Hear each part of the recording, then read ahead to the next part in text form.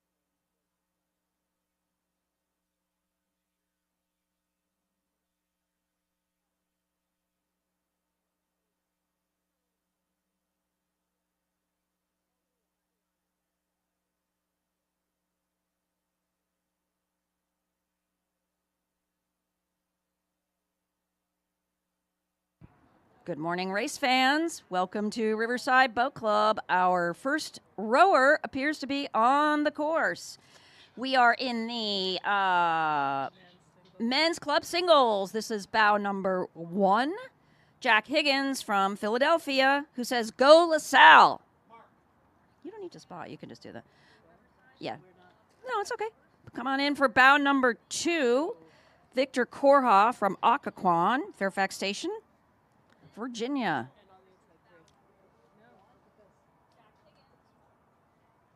We need you spotting now, spotter. Bow number 3, Michael Wilson from Cambridge, Mass. Penn Heavyweight Alumni Class of 2023. That is a youngster out there. Bow number 4, Andrew Weinstein from Potomac, rower at Potomac Boat Club, coached by Jack Burns from Edge Rowing. First time in the club single after being a championship lightweight. Bow number 5 coming up, Robert Murray from Seattle Scullers. Bow number 6 is James Barr from Unaffiliated Anywhere USA, head coach for the Holy Cross men's rowing team in Worcester and father of 2. Here comes bow number 7, Florian Carl from Great River, Connecticut, who is a French rocket scientist turned quantum physicist with a passion for rowing. So you know that boat's going to go very fast. Bow number 8 is Cody Webkin from Cincinnati Rowing Club in Newport, Kentucky. Shout out to my wife and son, Rachel and Charlie, who are here to support him all the way from Cincinnati. Way to go. Go ahead and jump in. It's fine, because we can see them coming through. All right. Bow number 9, Alan Wu from Riverside. Expect to hear a few cheers for Alan coming through with the striped oars. You can hear that right there.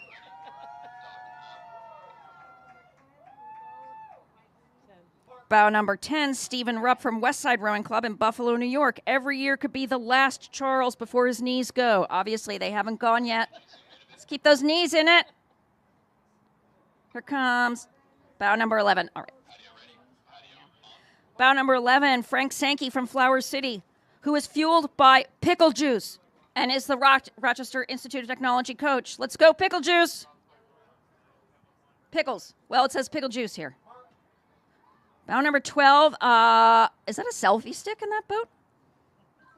Eamon Glavin from Penn AC. Tends to sit on his laptop watching YouTube and editing rowing videos all day. That is indeed, he's rowing, videoing himself. Self-proclaimed world's biggest rowing nerd. Right there, bow 12. Yeah. What do we have here? A very close race between bows 15 and 14 coming in. That's Ross Zuckerman from Quinsigamond and Ethan Penny from High Point University, High Point, North Carolina. They're followed closely by bow number 16 in the yellow hull. Colin Stewart from Undine in Philadelphia is the head coach of Ocean City High School girls rowing team. Bow number 13. Taking a wide line out there is Dylan Chan from Dallas. Coaching and training and competing to inspire the young men and women who train on Bachman Lake. And bow number 18, George Lawton, all the way from Northwich in Great Britain. Bow number 19, coming in close to the dock, is Floris Loffen from the Netherlands. In some very styling plaid tights there, with some Cambridge Boat Club blades. Those are some good-looking leggings there, bow 19. Bow number 20. Today, William Messenger from CRI. Woo! Let's go, William. William's a student at Brandeis and is a member of the CRI men's competitive team. Let's go, CRI. We're allowed to shout out for our own club. We'll introduce ourselves when this race is over. Bow number 21 is Noah Tichy, also from Philadelphia, from Undine, who learned how to row at Colby College. Colby College, where my daughter goes.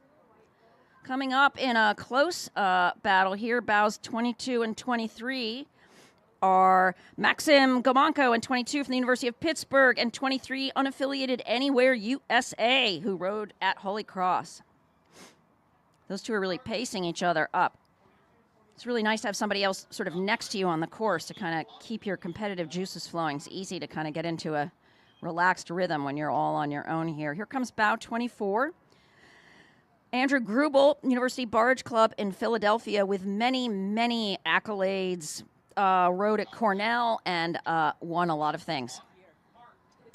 It's his 10th year at the head of the Charles. Woo! We think the rowers can hear us out there. Bow number 25, doing a nice tight line close to the dock, wearing a stylish bucket hat, is Derek Heath from Seattle Scullers.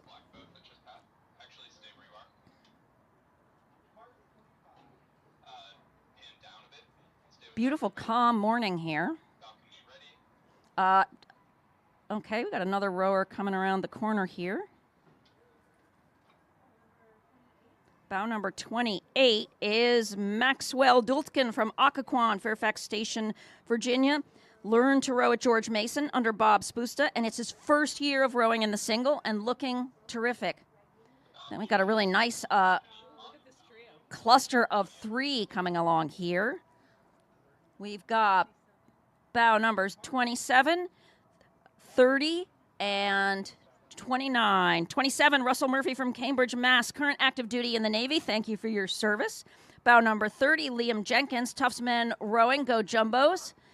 And bow 29, Joel Whaling from San Diego. Those 3 are really pacing each other along. Bow number 31, Michael Bain, unaffiliated, Anywhere USA, sophomore at Northeastern University, coached by his dad. And bow number 32, Michael Carenza Schultz from Independence Rowing Club in Nashua, former UMass Lowell captain and current physical therapist. His goal is a top 15 finish. He's looking really, really smooth out there today. 2 together. Coming up here, bows 33 and 34, nosing each other. 33 is Nicholas Krause from Calgary. And 34 is Edward Laundress from Undine in Philadelphia, who rode for Georgetown. A lot of folks from the Undine, is that how we pronounce it, in Philadelphia. Coming down, we've got 40 entries in this race this morning. And coming down to the last few here, a beautiful blue hull matched on the other side of the river going upstream. If you're watching the feed, the folks going the other way are rowing downstream to the start, which is at the BU Boathouse. This is bow number 35, Rahul Jayachandran from NYU. Glastonbury High School, Riverfront recapture. First appearance in a single and looking extremely good. Nice smooth pace there. Beautiful blue boat in the sunshine. Now we've got a little challenge going on here, which is 36 and 39, looks like. 36 and 38. Bow number 36, Matthew Kaczynski. And bow number 38, Nathan Whitaker. Matthew's unaffiliated. Nathan rows with Quinsigamond, an alumnus of Boston College. Here comes 39, right in on a close line to the dock, Dante Galistio from Dominican University, Orangeburg, New York, who's actually from Argentina and a sophomore at Dominican. Bow number 37, Frank Fuentes from Hollywood Rowing Club, Hollywood, Florida. It's his first attempt racing the Charles in a singles, second time on the course. Way to go. Looking good out there, 37. Looks like we have a little break in the rowers right now, so we will just introduce ourselves this morning. We're here at Riverside Boat Club. Oh, we got one more rower coming down in this race. Enjoying the sunshine, which I can tell you is not on the balcony here at Riverside, so it's kind of chilly, but we're making do.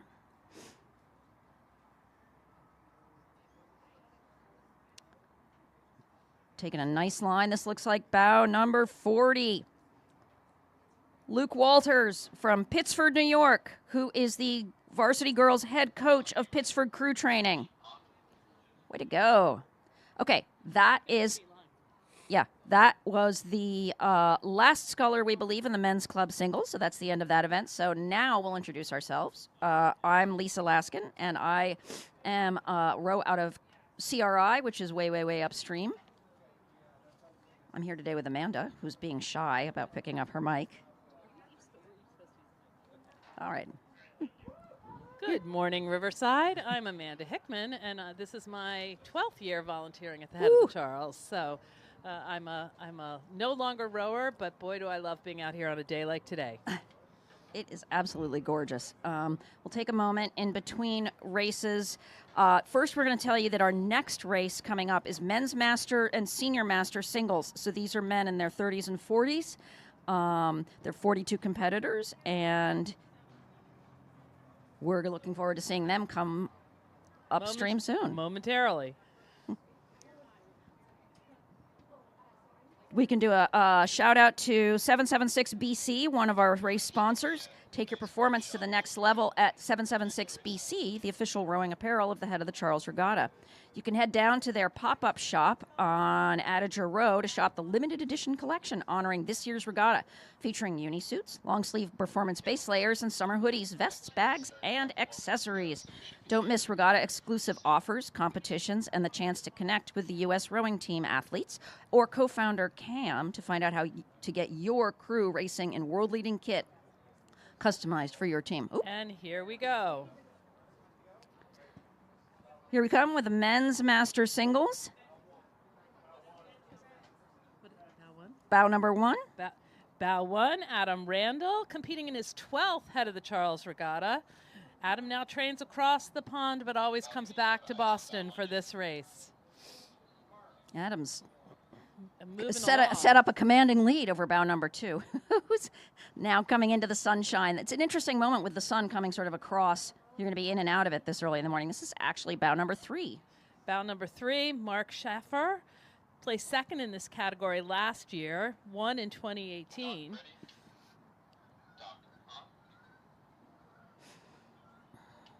Coming into view now is bow number four. Luke Wilhelm.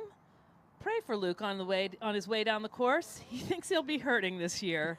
This race is dedicated to his wife and 3 kids, Colby, Silas, and Blaze. He's followed very quickly by Cody Lowry, bow 6 out of Undine, and bow number 7. Bow number 7 is Lee Greathouse, joined the Union Boat Club in 2022, rowing since 2019. Got bow number 8 coming in now. Looks like another Union rower. Jeffrey Toto, bow number 8. He's an English teacher and head rowing coach at BC High. Go Woo! Eagles! Go Teachers! Yeah, so the blades are a identifier often of the club that or the team that the rower rows with. Those black blades with the white chevron. That's the Union Boat Club, which is way downstream on the Charles River. Looks like we've got bow number 9 coming in. Bow number 9 is PJ Caputa. He's a lightweight rower, a U.S. rowing referee, competed in the 2023 World Indoor Championship, and has 6 kids. Oh, my God. 3 of whom are racing at the Head of the Charles with the Yale lightweight team, wow. Northeastern Huskies, and PNRA Youths. That is a lot of rowers. 1 family, 4 boats. Here comes bow number 10. Evan Day, he's a Harvard lightweight alum and a U.S. Marine Corps veteran. Thank you for your service. He won 5 gold medals at the Masters Nationals. Bow number 11 has some snazzy purple blades on. Holy Cross. That's Zachary DePace Holyoke. From Holyoke Rows, who wants to thank his family for their support for him being able to row. Wow, his wife and kids also row. We got a lot of families out here. In fact, a lot of the older athletes that you'll see are rowing, may have started because their kids rowed. Got a whole crowd coming through here. Bow number 14 on the inside. That's Timothy Wong. He won last year's 26-kilometer death row in Duluth, Minnesota, racing his single with a time of 1:56:27. Wow, a death row. Followed bow 13 and bow 12 are on the outer part of the race lane. Bow 13 is Randy Wilhelm from Maritime Rowing Club in East Norwalk, Connecticut. And bow 12. Bow 12 is Ariel Kensington, an anesthesiology fellow from London. Wow, all the way from London. This is a truly international event here. We've got 3 boats coming into view now. Bow 15, Bow 15 is William Massimi. It's his 9th head of the Charles over 15 seasons. Bow 17 is giving Bow 15 a real race here right on the inside. No wonder. That's Brendan McEwen. He won the head of the Charles 4 times. Well, there you go. They're followed closely by Bow 16. Bow 16 is Michael DeCisi from the historic Detroit Boat Club to the Charles River today. Once they leave this shadow from the Riverside Boat Club, they get into some sun again.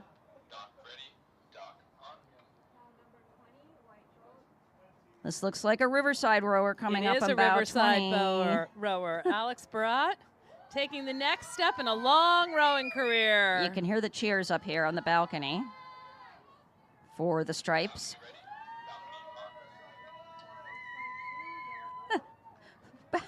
Bow number 23 is coming into view. Scott Stewart, S3 in your program number 1 in your heart. Oh, New York City native who's rowing when he's not sailing. And got a lot of stripes on his, too. This beautiful blue hull here is bow number 18. Bow 18 is Jack Shun. He's an international rower here from Shanghai. Over 20 years of coaching experience and came to the U.S. after retiring. Got a little break in the action here. Looking at a very high-vis double across the way that's going downstream to the start line. Yeah, taking safety hats to a absolutely new level. Nice and calm here this morning, too. Yeah. Which is great. Could make for good times. Yeah, I think wind is more the enemy of rowers than rain, honestly. We have a yellow hull coming into view. Looks like bow 24. From Conshohocken, this is Eric Menz. He rows out of Conshohocken Rowing Center. All right, balcony ready, balcony on. Having a lovely row this morning, looking nice and smooth as he comes in front of us. And then bow 25's coming, oh, and somebody right on the inside. Bow 25 is Karim Kanartug here from Istanbul, Turkey. Wow, all the way from Turkey. And closely matched by bow 26. 26 is Jeffrey Hoffman, Maritime Rowing Club. He's one of Maritime's masters in Norwalk, Connecticut. These two are really pacing each other right up this course, down this course. I never know whether to say up or down the course, right? They're rowing upstream, but we sort of say they're going down the course. Uh-oh, get ready for some more stripes talk here. Bow 27 and bow 29 are coming in. Bow 27 is Eric Schultz from Argonaut in Toronto, Canada. He was a member of the 2012 undefeated Harvard Lightweight 8. Wow. And 29 you can tell is he's a Riverside Alex rower. Twist here from Riverside. You can tell by the screams of the crowd with a host of accomplishments. The talent level in these races is incredible. It is. Every bio is somebody who's won a bazillion races, internationally, nationally. It's just extraordinary. I was doing the older racing yesterday, and those folks, it's even longer. Yep. We've got two boats coming in right on the inside here. Bow number 30 and bow number 31. Bow number 30 is Alexandra Sosels from Union here in Boston. He's been racing since the last millennium. Bow 31 is Stephen Payne from Victoria City, Victoria, British Columbia. He just hopes everybody has fun at the head of the Charles. Wow, he's come a long way. Bow number 30, interesting. He's got Riverside stripes on one side and Union chevrons on the other side of his blades. Well, he lived in the Union Boat Club boathouse for 14 years. I guess that'll do it. So he calls it home. Well, really, literally. Here comes bow 32. Bow 32 is Alex Millspaw from UNF. He rowed for Nisakuna High School and the University of Delaware. He currently lives in Niskayuna, New York. I have probably mispronounced that. And here comes bow number 33 right in front of us. Bow 33 is Charles Wu, former Riverside Boat Club member. Okay. Followed by bow 34 right on the inside. 34 is Shane Madden from Undine in Philadelphia. Always a pleasure enjoying this well-run regatta. Oh, that's nice to hear. Big shout out to all the volunteers. There are 2,400 volunteers helping to make this regatta happen. We got a whole bunch of them up here on the balcony with us today. Bow 35 is just going to be coming into view soon in a white hull. Coming into view, Stephen Lambers in bow 35 from Red Arrow in Bent Harbor, Michigan. Red Arrow Rowing Club is based out of Benton Harbor. Bow 36 is coming along. Bow 36 is Matt Beaton from Quinsigamond. He rowed at St. John's in Shrewsbury and at WPI, winning the New England Championship men's 4 times. Wow, let's go WPI engineers. And here comes bow 37, followed by bow 38. Bow 37, Vladimir Pavlovsky from Potomac. He's a former Ukrainian national team rower. All righty. And bow 38 is Brian Pack, here from Cincinnati Rowing Club in Newport, Kentucky. All right, Cincy. Previous coach of the University of Cincinnati rowing team. Wow, when I lived in Cincinnati, they didn't even have a rowing team. And here we have them rowing in the head of the Charles. Bow number 40. Here comes Frank Petrucci, bow 40, from East Arm in Greenwood Lake, New York, coming back from a disability. Bow number 39. Bow 39 is Henrique Mota from Row LA from Marina del Rey, California. Looks like rowing with some Cambridge Boat Club blades there.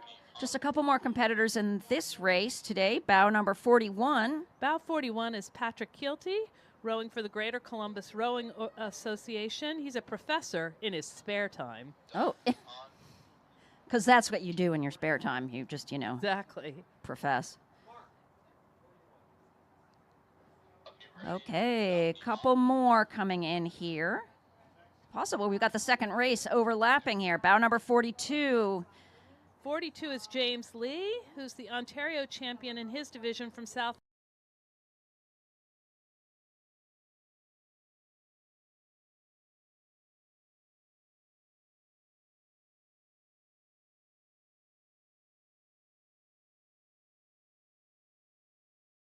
Former head coach of Middlebury Crew and current head of the outdoor programs at the college.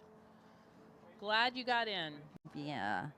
That looks like that about does it. That wraps up the men's master, senior master singles. It's time to move on to the women. Yay. Always looking forward to them. While we're waiting for them to come up the river, we'll hear from one of our sponsors. Concept 2 is the official oar and erg supplier of the head of the Charles Regatta. Forgot your water bottle or hat? Check out Concept 2's new apparel offerings at their booth. I suspect they're over on Adager Row. Indeed they are, and they've got, you can actually try out a Concept 2 ergometer, all rowers' favorite thing to hate in the world, ergs, and they've got a new funky strength machine thing there this year you can try out. And our next race will be the women's club singles. There are 36 competitors, and they're racing for the Peggy Hawes Trophy. Course record is 20 minutes and 7 seconds, set in 2022.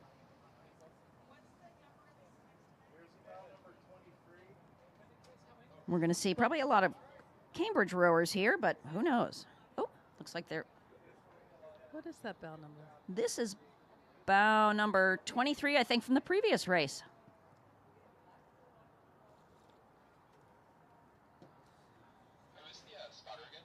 Coming through. Looking good, 23. Glad you got in there. Woo!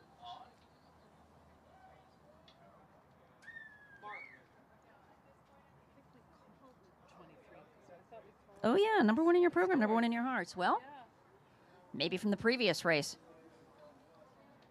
Happy to have you on the course anyway, 23. Glad you're on the water. It's an amazing day for rowing. And as Lisa said, we're so grateful to everyone who makes this regatta happen. That includes the Department of Conservation and Recreation, DCR. DCR manages the parklands that today's races take place in. The head of the Charles has been in partnership with DCR since 1965. Wow. And could not pull off the race without the incredible support we receive from their organization and their hardworking staff who are all around the river today. Mm-hmm. Thank you, DCR, for what you do. Another thing DCR does, I learned last night, is help manage the invasive species, the plants on the river, which is really important to rowers because where I row, way, way, way upstream, the river gets a little shallow and the plants get deep Yeah, no kidding. in the summer, and they catch your blades.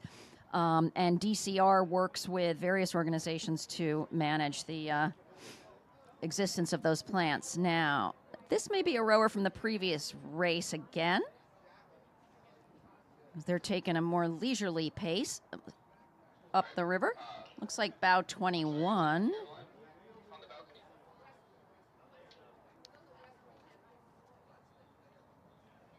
Bow 21. Jiajun Chen from Shanghai, all the way from Shanghai. That is a long trip. Welcome to the Charles.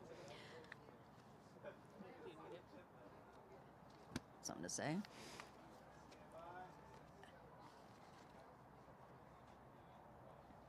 Just going to say, Jiajun is an avid rower with many years of training and competition experience. He's participated in the Shanghai Rowing Regatta, the Hong Kong Coastal Rowing Championships. Wow, coastal rowing. That is a fun sport to watch if you've never seen that. It's crazy. Waves, rowing, super fun. Sort of like surfing in a shell. Gotcha. I'm sorry, what was your name again? So we're waiting for the next race to start. Are there any Again, a few competitors rowing downstream to the start line. You can see them everywhere. You'll also see along the river folks on boats and on bridges, umpires. They're there to enforce the rules. Things like if a boat is about to pass you, you have to get out of its way. Don't try to speed up. Just get out of its way. If you don't get out of its way, well, one, you might get hit and lose time, but two, you'll definitely get a penalty. So that's one of the things the umpires are looking for. They're also looking to make sure you take the correct arch going through some of the bridges because there are safety issues with taking some of the shoreside arches. And don't interfere with another boat. Don't interfere. While we're waiting for the women to come up the river, let's hear from La Crema Winery. Savor the moments at Head of the Charles with La Crema. Join La Crema Tasting Room for the finest wine experience, exclusive tasting, and elevate your weekend with La Crema's exceptional wines. Here we Visit go. La Crema, the official wine of the Head of the Charles, at the Falls Bar next to the awards tent. All right, here come the ladies. Bow number 1 is Claire Botterill from San Diego. Spends all her time training and praying to not be sick. Followed closely by bow 2. Christy Bushman, who rows with the White Marsh Masters team out of Conshohocken, Pennsylvania. And bow number 3. Megan Northey. She's a 3-time NCAA D2 national champion. And this is her 4th year in club singles here at the Head of the Charles. She rows out of Lake Washington and Seattle. So those are our first 3 in the women's club singles. Heading down the course, up the river. to the next boat? Looks like we've got bow number 4 coming in. Morgan Robinson from Minnesota, who's a Wisconsin rowing alumnus. Raced the Head of the Charles last year in a club single for the first time. Works in agriculture research in eastern Minnesota. So this probably feels positively tropical. If you're coming from Minnesota here. And here comes bow number 5. In bow number 5, we have Christina Mattiotti. This is her 4th regatta. She's rowing out of the Thames in London, England. This is her 2nd time racing in a single. Well, she looks pretty good. Bow number 6 in a beautiful blue hull Is Natalia Kostenberg. She rowed at Tufts University.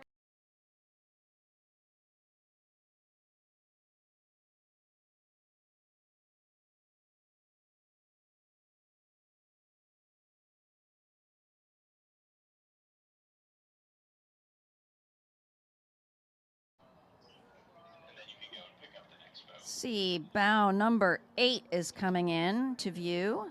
This is Allison Zolonsky. She's from New York Athletic Club out of Pelham Manor, New York. She's got a nice, smooth stroke going on there. Yeah. It's fun to see the rowers come out into the sun. Yeah. Bow number 9 is coming into view.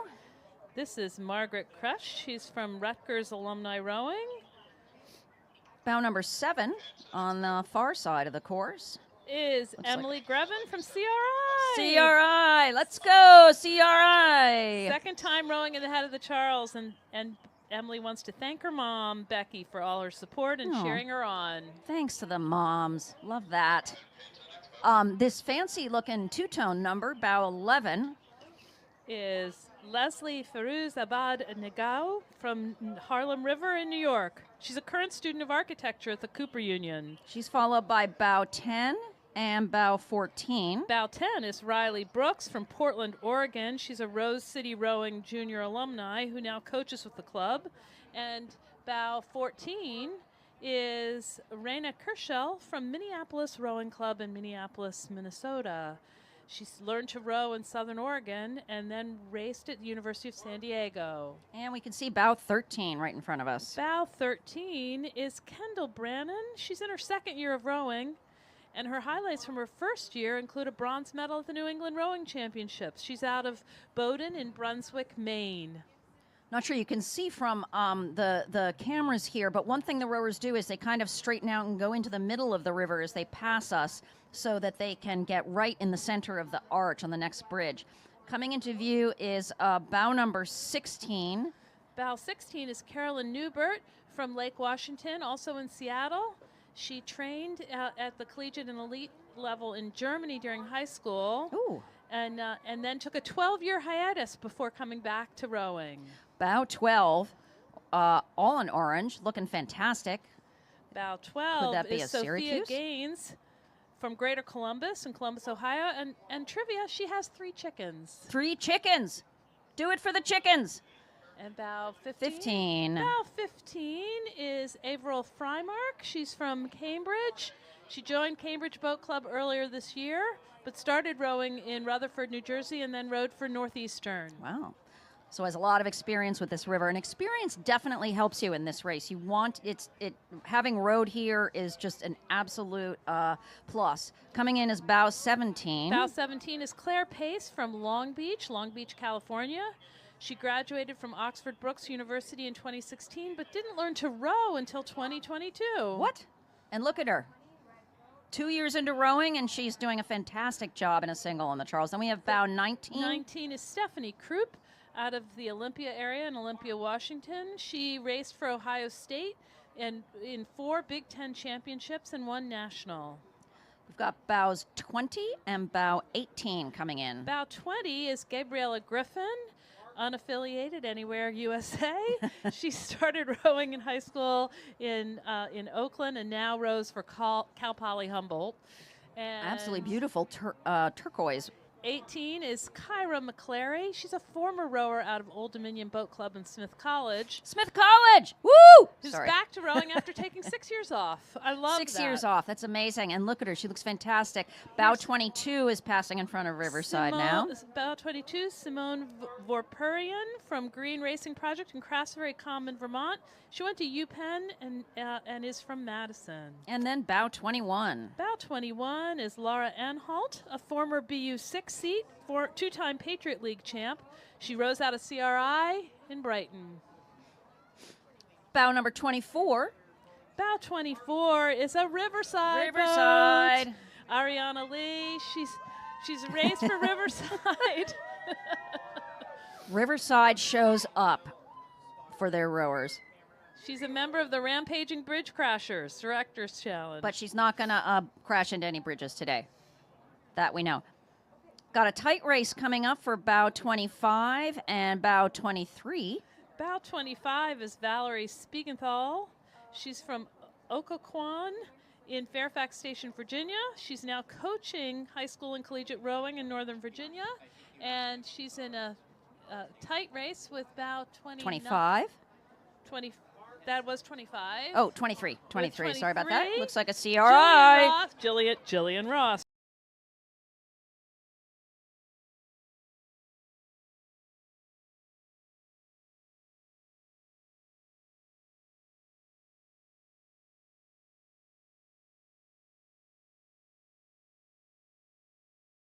Charles for the University of St. Thomas. Way to go. Bow number 28 is moving very rapidly up. That's Looking Kathleen Castle from Green Racing Project in Craftsbury Common, great. Vermont. Craftsbury. She just graduated from the University of Rhode Island and is from Florida. All the way. So this is She likes not to tropical row for her. fast. Well, she is rowing fast.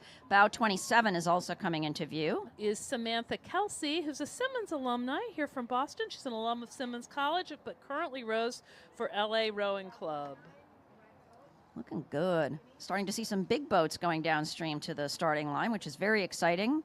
Here comes bow 29. Bow 29 is Lu. She's training out of CRI with the CRI, Sculler Group, let's another go. CRI racer. We're allowed to be partisan for our own clubs. Lisa keeps explaining that. Oh, but as long as we don't denigrate any other rowers. We're actually partisan for all of you rowers We are out partisan there for on the all river, of you, on the river. but we have particular things that we're very, very excited about. We've got two brightly colored hulls coming in a close race. Bow number 31 and bow 30. Bow 31, Amy Sullivan out of College Club Seattle. Boats, bears, and beer. Okay. And bow 30. 30 and 31 right in Thir- front of us. Bow 30 is Sarah Fish out of Clarkson University Crew Club in Potsdam, New York. You can tell her colors are Clarkson. And 32 is Nicola Lawless from the Potomac in Washington, Virginia. She learned to row on the Thames in London with St. Paul's Girls' School and then came to the U.S. to row for the University of Virginia. Wow, UVA. It's Wahoo or Go-Hoos or something. Here comes bow 34. 34 is Hannah Wayman Steele out of Riverside. Riverside. Here she comes. Right? I know. Bow 33 is Brooke Downs from UC Santa Barbara. And bow 35. She's the women's varsity coach and a 2019 graduate of USC. Bow 35 is Jenny Withcomb from Wilmette Rowing Club in Portland, Oregon. She's the women's captain of the master's program. And just so you know, people will get their shout outs all along the river. So when the Cambridge Boat Club rowers go by CBC, they'll get a big shout out. When the Harvard rowers go by Weld. So it's not just Riverside. Here comes bow 36. Bow 36 is Mara Jones from Argonaut in Toronto, Ontario. She was a member of the Canadian national rowing team from 2002 to 2006. She was a member of Riverside Boat Club in 2000 to 2001. That looks like it's about it. That's our race for the women's club singles, which is pretty exciting. So we are starting to see, as I said, some of the bigger boats heading downstream to the starting line, some of the eights. It's going to be really fun. I think we start into, we've got another category of singles coming up, women's masters and senior master singles, women in their 30s and 40s. There will be 40 competitors in that race. But you can see if you look upstream, the way that the rowers, so when I was saying earlier, they come around the bend here, and this is not a tight turn. They just have to sort of hit a straight line, angling away from the shore a little bit so that they can get a nice straight line through the next bridge. The next two bridges are called the Powerhouse Stretch because there's an old power station. And it's a very nice stretch where you can really sort of set yourself up, and then the course goes into the god-awful turns at Weeks and Elliott. This race is a race of incredible competitors. Yeah. Ideal conditions led to 2 course records falling in this event in 2022, and many of those rowers are back for this year's race. Shannon Kaplan, who's rowing bow 1, set the senior master record in 22 and came close to beating her own record in 23. She returns again, but not without competition. Starting at bow 2, we have a multi-Olympian in Aisha Chow, who's rowing for Bear Island Athletic Club out of Redwood City, California. And for master scullers, age 30 plus, and here they come. Here comes Shannon. Shannon Kaplan, bow number 1 from Penn AC. She loves the head of the Charles. It's one of her favorite races. They all say that. And it's true. True. It's true. Bow number 2 is Aisha Chow from athlete to represent Trinidad and Tobago in rowing at the Olympics. She competed in the 2016 Summer Olympics in Rio and the 2020 Summer Olympics in Tokyo. She's rowing out of Redwood City, California. Bow number 3 is coming in, followed by bow number 4. Bow number 3 is Mary Caleta from San Diego Rowing Club. She raced at both Henley and Henry Royal for the first time this year. Bow number 4. Bow number 4 is Aisha Rafay from Hydro Rowing here in Boston. She's Hydro. Two-time Olympian, Rio in 2016 and Paris in 2024. So Hydro fans, you may have seen Aisha on many, many wonderful rowing videos. You may also have seen Aisha running because she competed in the Boston Marathon in 2022. Here comes bow 6. Oh, what a surprise. Another Riverside rower, I think. Maybe not. Maybe just somebody launched. Bow 6 is Eleanor Ayeo from the Olympia area in Olympia, Washington. Bow number 5. And bow 5 is Heather Moons Vogels from Austria. In Vienna. She is a former Riverside Boating Club member. Aha. That explains the stripes and the cheers. Bow number 7. Bow 7 is Elaine Brett Evans. She's an alumna of Boston University, but now rows out of Hanlon in Toronto. What a surprise. Another Riverside rower coming up. Here comes bow that number Riverside 8. rower, Ilana Zeif. Ilana's been rowing for a long time. Too long, in fact, she says. Never. You can never row for too long. That's the brilliant thing about this sport. You can do it, as we saw yesterday, into your 90s. Bow number 9 is coming up. Bow number 9 is Catherine Infantino from Union here in Boston. This is her 26th consecutive race in a single at the head of the Charles. Wow. 26 races in singles at the head of the Charles. That's an amazing accomplishment. Remember, this is almost a 5-mile race, folks.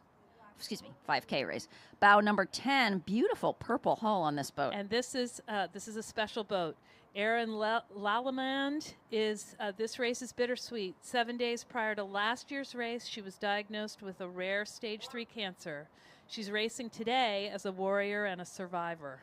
All righty, way to go, bow 10. Good to see you out there.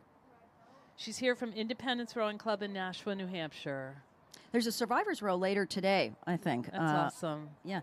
Bows number 12 and 11 are neck and neck. 12 is Sally Scoville from San Diego Rowing Club. She was a member of the U.S. national team. Bow 11 is Sally Machin from Stonington Rowing in Stonington, Connecticut. The two of them are just really pacing each other nicely up the river. Here comes Sally bow and number Sally. 13. 13 is Leslie Smith from Don Rowing in Mississauga, Ontario. She has a host of credentials and wins in Canadian competitions as well as Henley. You can hear the cheers again as another Riverside rower comes by in bow number 14. That's Libby Bogosian. She's competing in her 19th head of the Charles this year. 19 head of the Charles. Way to go, Libby. She's right next to bow number 15, who's giving her a real race. That's Alice Taggart from Union here in Boston. Her children wrote her bio. She loves ice cream, penguins, and the color orange. Oh, fantastic. She's got an orange visor on, too. Bow number 16 is coming into view. This is Elizabeth Avery from Cambridge. She's run 11 marathons. Oh, my God. And hopes to row in Torino in November. Wow, very exciting. We should note that the Riverside is all about the stripes. Hats are striped, blades are striped, jackets are striped, even the boat slings are striped here. It's kind of cool. Bow number 17 coming into view. Bow 17 is Megan Delaney from Narragansett. This is her 3rd year competing for Narragansett. And bow number 18 is Louisa Palmer. She's out here just trying to keep the dream alive. And she is doing a fantastic job keeping the dream alive in a very snazzy pink and green setup. That looks like it goes with her boat. It does. The blades, the uni, the boat. That is a good look, bow 18. Here comes bow 20. Bow 20 is Lori Criado from Buffalo River Rowing Club in Buffalo, New York. Buffalo, New York, land of my birth. And followed by bow 19. Bow 19 is Chandra Grimm from Union here in Boston. When she's not rowing, she's competing in ultra competitions. Oh, just another average person on the No Charles kidding. River today.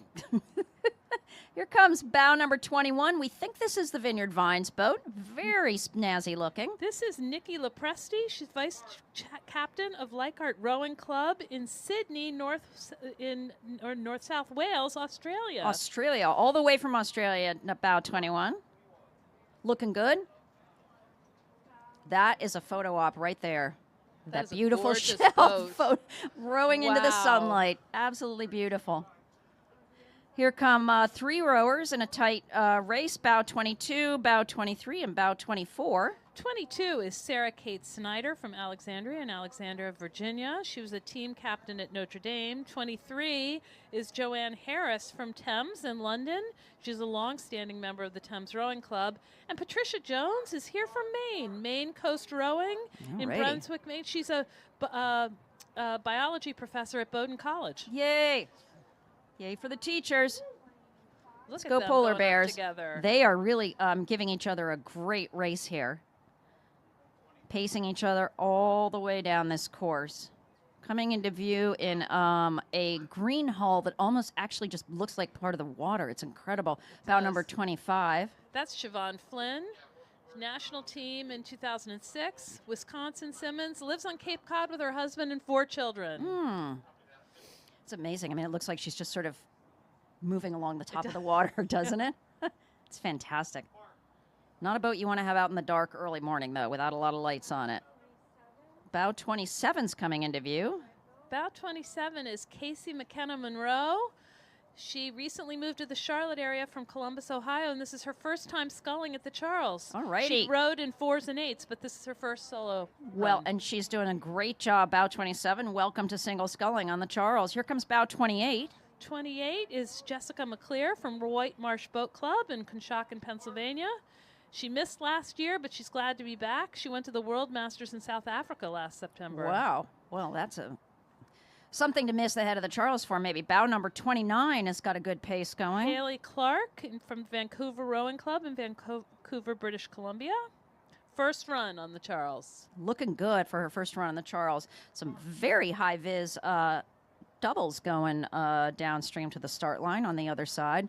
You can really see the traffic starting to pick up on the lane going down to the start. Yeah, sign of good racing to come later today. Going to be very exciting. And we've got a couple more singles still in this women's Masters and Senior Masters race. Bow 31 and bow 30 are coming into view. Bow 31 is Caitlin Bannister from San Diego. She rows for ZLAC. She attended the head of the Charles first in 1995 to watch her dad, Mike Oh. Bannister, who rowed for Riverside. Aw, She's coxed the course many she's times. a daughter of Riverside in bow 31. Bow 30. Bow 30 is Willow Piper Arts, strokes and transition from Ann Arbor, Michigan. She's a transgender athlete. Let's go, bow 30. And bow 34, followed by 26. 34 is Brenna McCartney from Riverside. Right. Followed by 26 is Sabrina Lee here from Shanghai. All righty, Sabrina, all the She's way an- from Shanghai. She is an art director in fashion Bow and rows. 33, 35, and 36 coming Bow into view. 33 is Larissa West from Greater Columbus. Bow 30.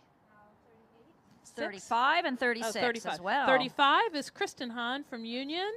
This is her first time braving solo. And 36 is Lindsay Barsky from Cincinnati Rowing Club. First time at the head of the Charles. Here comes bow 38, Libby McCann, who claims to be unaffiliated and from anywhere USA, but we know she is here. She just, happened to earn a doctorate in physical therapy recently. And this is her 21st head of the Charles. Let's go, Libby! Thanks, folks.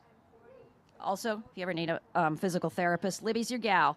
Bows 39, 40, and 37 are in a tight race coming through here. 39 is Carolyn DeLong from Auckland, New Zealand. That's a long flight. 40 is Sarah Pigeon from Don Rowing in Mississauga, Ontario, followed by Lori Petrucci from East Arm in Greenwood Lake, New York. Lori's an equestrian turned rower. Wow. That's a transition. That's quite a transition. I'm not sure what's easier here. So I think that is the end. of that event. Yeah. So we'll have a little break here. And Start- we'll move on to doubles. Moving on to doubles. That'll be really exciting to watch. You'll really start to get to see the amazing sport of rowing when it's done with more than one person. One thing we're also seeing here is boats coming back to Riverside who've already raced, and then boats launching. This is always an exciting moment when a boat launches. They have to make their way across the competition case and then thread their way into the steady line of traffic on the other side.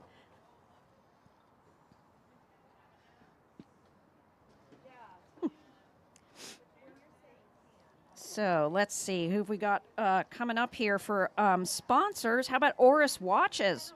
Independent Swiss watch brand Oris is proud to be at the head of the Charles Regatta. Make sure you visit the Oris Airstream located at the Elliott Bridge display area to discover their all-mechanical watches.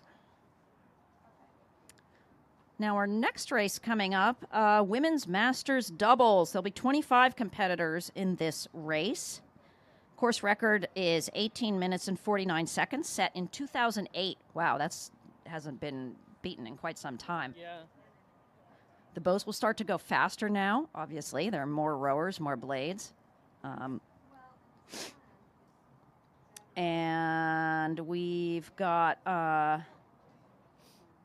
Alexis Sneff-Belakovsky and Tina Vandersteel of Riverside, who will be starting at bow number 1 in this race. So we'll be looking forward to seeing them.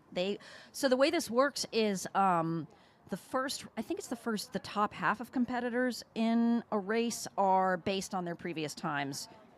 So that's how they're seeded. Yeah, so that's how they're seeded. So basically, if you win, you're going to start bow 1 next year, and so on. And then I believe, and someone will correct me if I'm wrong, at the bottom half is you submit times, and then there's a draw for them, I think. Which makes sense. Yeah, but you have to submit a time. You have to be able to show that you can handle this. There are races later today and tomorrow called Directors Challenge races, which are fundraisers actually for the head of the Charles Foundation, which does all kinds of good things to promote rowing. And those are ones where boats will put boats together and pay and then enter a lottery to get a spot in the race. They're super fun races, a little bit crazy sometimes. So fun to see those 8s headed down the river. Yeah, it really fun, is. Isn't it? Looking forward to seeing some of that. One of the sponsors of the head of the Charles is Vineyard Vines. Get the good life. We're proud to announce that Vineyard Vines is the official style of the 2024 head of the Charles Regatta. Stop by their location next to the Elliott Bridge enclosure and check out their limited edition gear. Limited edition. So, like, if you see all the people in green vests running around, those are, we volunteers get them from Vineyard Vines, which is very nice of them. So you can tell who's a volunteer. Coveted swag. The really impressive thing is when you see somebody with, like a head of the Charles, 2008. Exactly. Volunteer gear on. They've also given us snazzy white hats this year as well. Fortunately, it didn't rain. Last year, somehow they knew it was going to rain, and we all got rain jackets. That's true. Which was very valuable. Kind. This is an amazing weekend. If you're watching on the YouTube now, come down to the river. There's going to be racing all day today. Tomorrow, the weather is absolutely perfect. Still, sunny. Couldn't be better. And unlike a marathon, it's okay if it's warm. Here comes our first double. Women Masters double. Those Riverside rowers in their stripes. This is boat 1. It's Alexis Sneff-Belakovsky and Tina Vandersteel from Riverside. So viewers at home, now you'll really get to see what it means to do this sport in a boat with more than one person in it. Because it's really amazing to watch. Their hands are moving at exactly the same time. Their knees are moving at exactly the same time. Their bodies are moving at exactly the same time. It's not as easy as it looks. Bow and number here 2. Comes bow 2 from Lake Union, Elizabeth Jallinger and Kathleen Pratt. They've been training on Lake Union for years now, and they enjoy coming and navigating the twists and turns and bridges on the Charles. Well, enjoy is one way to put it, Exactly. I would say. Bow number 3. Here's Emily Crowley and Jody Heidemus. Jody and Emmy are thrilled to be back at the Charles racing on this challenging course. They're from Capitol in Washington, D.C. Wearing some red, white, and blue, black there. Bow number 4. Is Tara Jones and Leslie Spencer. They're racing today to practice for their dream of winning the 60-plus women's double in the year 2040. Wish them luck. They're from Good luck. Station L in Portland, Oregon. Awesome. Good luck, ladies. And you know they'll be there because this is a sport you can do, as I said, into your 90s. Bow number 5. Is Joanna Rubini and Lauren Rubini. They're sisters. They've been rowing together since the 1990s and often coached by their dad. Wow, a family affair. They're from Alexandria and Alexandria, Virginia. They and apparently get along well enough to do that in the same boat. Bow number 7. Bow number 7 is Laura Christoph and Sandra Fair from Riverfront Recapture in Hartford, Connecticut. They're both former collegiate lightweight rowers. Laura rowed for UMass and Sandy rowed for SUNY Oswego. Bow number 8, coming right up close here. Is Camilla Oxley and Jennifer Scaling from Vesper in Philly.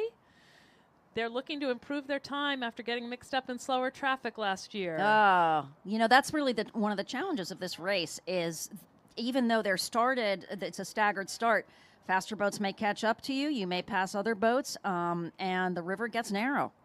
You got to pay attention, head on a swivel. Bow 10.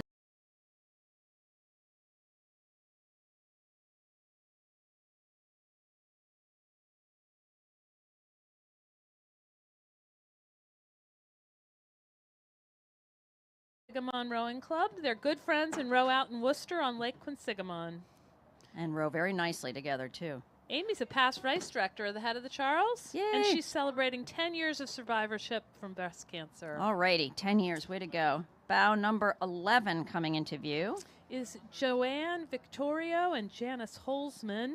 They both work at Row, New York, and they row out of Passaic River in Lyndhurst, New Jersey. Bow number 13. Looks like a Cambridge Boat Club. It is. Elizabeth Sunshine and Megan Wheeler. They were members of the U.S. national team for several years. Oh, just a few more national team members on the Yep. on the water. Bow number 14. Veronica Jones and Ellen St. Clair from Vesper. Flower Power double for life. Ooh, flower power. Bow number 12 is coming in closer to the dock. From Beijing. Beijing. Yu Zhang and Feng Gao, established in 2016, initiated by members of the former Peking University rowing team. Welcome to the Charles. Bow 12. Here comes bow number 16, the high vis boat from earlier. Moving very fast. Laura Brown and Caitlin Pauls from Ridley Graduate in St. Catharines, Ontario. You can really see, so they're going at a much higher stroke pace than some of the boats ahead of them. But so it's really a question of whether you have more efficiency at the higher rate or whether you're more efficient, i.e. getting more speed with more press and a little bit slower of a rate. Bow number 15 looks like a gentle giant boat. It sure is. Catherine Kern and Courtney Patricia. Followed by bow 17. A Cambridge University Boat Club boat, Karina Graff and Jenna Armstrong, two-time winners of the Oxford-Cambridge boat race. Looking very nice. These are strong rowers for the middle of the pack. Yeah, absolutely. This is an amazing race. You can see boats lining up upstream there to make it through the bridge. Bow number 18 is coming in front of us now. Elizabeth Taylor and Abigail Smith from Toronto Sculling in Toronto, Ontario. So there will be an umpire up at that bridge to make sure that the boats, yield if they need to yield and give each other the room to get through. However, the two bridges that are upstream from here are relatively easy to get through because they're, as I said, on a straightaway. It's farther downstream where the bridges actually go over, I don't know, a turn. The things get really nutty. Coming into view is bow number 19. Michelle Clark and Sarah Connolly from Fat Cat in New York. They're Princeton stars from the late 1990s. When you see orange and black. Ooh, and some really snazzy leggings on the stern rower there in bow 19. Bow number 21 is Melanie Taney and Penelope Smith from Ridley Graduate in St. Catharines, Ontario. Former collegiate rowers. Behind them, we've got bout 20 and 22 really pacing each other. 20 is Kelly Moore and Anna McDonald from the Port Jefferson Rowing Club, and 22 is Vanessa Moores and Jill Hardy from Riverfront Recapture in Hartford, Connecticut. So there you can see the two different styles. 22 looks like they've got a little bit faster of a stroke rate, and bout 20 is doing a slower rate but pressing a little harder. 22 looks like they're trying to get past there to get some advantage going up to the bridge, but also the angles here are a little bit deceiving. Yeah, I think. it's hard to tell from here. Yeah. It looks really different when you're out on the water. Absolutely. Bow number 23 is coming in. Bow 23 is Ashley Chenard and Jillian Wilson from LaSalle in LaSalle, Ontario. They placed third in the women's masters doubles at the head of the Schuylkill. Oh. Looking good. And bow 24 is coming in. 24 is from Genesee in Rochester, New York. Carolyn Rochester. Schoenecker and Rachel Van Dongen. Got some nice pink blades there. Yep. I'm going to put a coat on. I'm getting just a little chilly. Here comes bow 25, Constance Chang and Charlotte Mahaffey from Vesper. They started rowing together 3 years ago.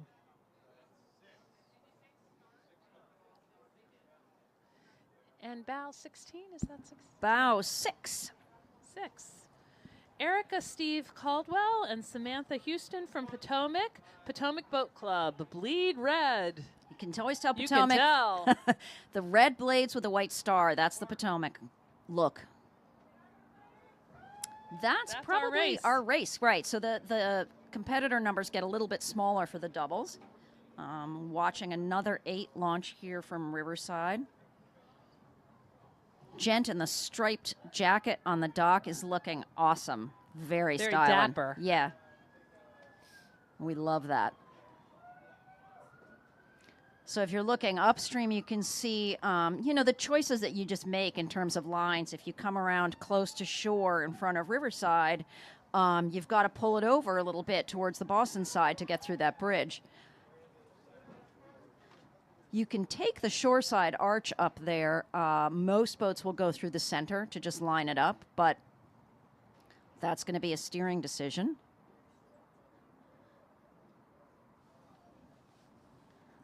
Alrighty, our next race is going to be the men's masters doubles. So same setup, just men in the boat. Course record 16 minutes and 55 seconds.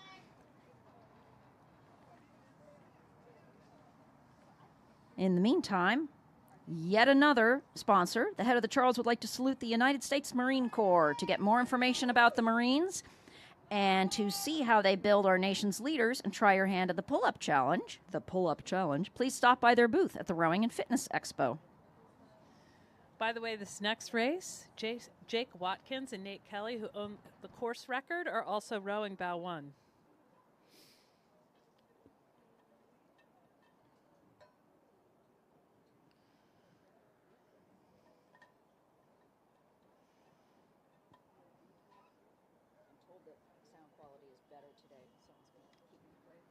Good. I do. I noticed that it away, and then I'm like, So we've been talking about steering. The singles, it's when it's just you in the boat, you just steer with pressure. Just you push the blade a little harder on one side or the other. The 4s, the quads, the 8s, they all have rudders on them.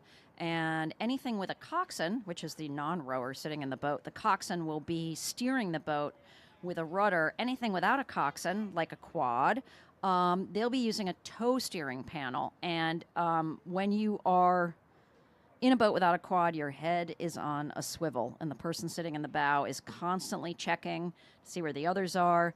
Also, the racers are talking to each other on the water. You know, they're if we're going to pass, you're going to say we're going to pass you. You might tell somebody you're ahead of them or behind them. That's all part of the race.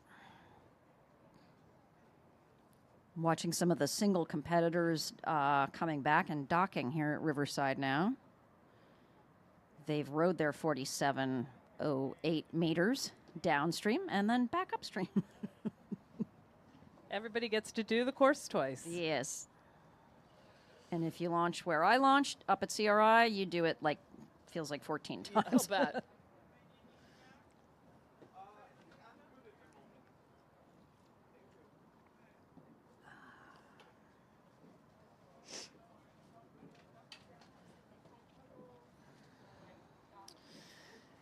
We'd like to say thank you to our partner, Gentle Giant Moving Company, as the official logistics partner of the Head of the Charles. Gentle Giant is the force behind Regatta operations, transporting and storing tens of thousands of pounds of gear each year. Gentle Giant, by the way, is currently hiring. Stop by their booth at the Rowing and Fitness Expo to learn more. Gentle Giant also sponsors, as you have seen over the river this morning, a rowing club. They have youth programming and adult programming, so Yeah, we've it's seen awesome. some racers. Yeah, but the logistics of this thing are unbelievable. There are 12,000 competitors, I think we've heard, 2,400 volunteers. It's, almost a 5K course along this twisty, turny river, which is a public waterway in Boston. How many temporary launching docks? Oh do my they put gosh, up, yeah. at Falls? So Umpires, it takes an absolute vast army to put this on, and it is, I think, one of the premier rowing events in the world, as you've seen from the international competitors who show up, which is really super exciting.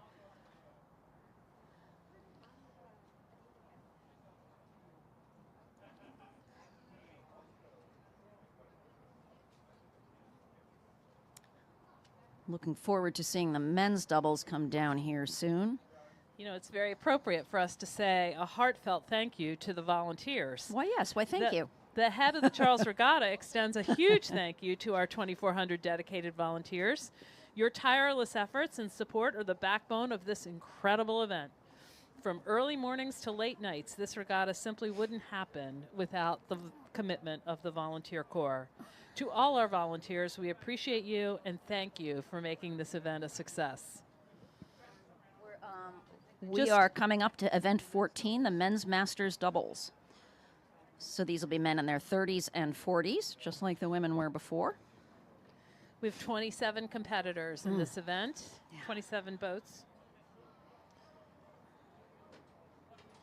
I guess that technically means we have 54 competitors in this That's event. right. That's right. Watching some of these eights go through their warm-up as they're heading downstream is really interesting. You can see some of them rowing very slowly, which is a way of just getting them in sync. They drop their blades and they press. It's actually really hard to do that. And then some of them are rowing faster. If you're a photographer, bring your camera down. There's some amazing opportunities for photographs. And they're actually official photographers on the course. They are typically upstream of bridges, sort of behind the bridge abutments, and they will take photographs of the boats as they go by, which is sometimes results in kind of hilarious photos if you happen to be the one who catches a crab at that moment or is grimacing. Right, or exactly. It's the facial expressions in particular. Yes, but they're always eagerly awaited by the competitors to see the photos coming out from Road 2K and Sculling Fool and all the other professional photographers who are on the course today. It is just amazing to see so many boats all in one place. There, very few places or times in the world that you would see this many boats together. And if you want to see a whole, if you are on the river today walking around, head down to what's known as Adager Row, which is on the Boston side down in Herter Park. And that's where, rowing people just kind of geek out because all of these equipment vendors are there and the clothing vendors, and you can learn all sorts of stuff coming out. Okay, here comes our race. Bow number 1. Bow number 1 is Jake Watkins and Nate Kelly, the course record holders. They row out of Maritime Rowing Club in East Norwalk, Connecticut. Looking very smooth in bow number 1. Jake's a bird watcher and a 20-year member of Connecticut Audubon Society. Good for you. Here comes bow number 2. This is Matthew Thomas and William Meeker from Mobjack in Aquan in Fairfax Station, Virginia. They are the 2022 and 2023 Men's Masters AA national champions. Meeker's also a new father as of June this year. Hey, shout out to congratulations. Cole and Emily watching at home. Here comes a Riverside boat, bow number 3. Niles Kernonen and Andrew Hashway. They both work for Gentle Giant Moving. Oh, what a surprise, but they don't row for Gentle Giant. Looking very nice there.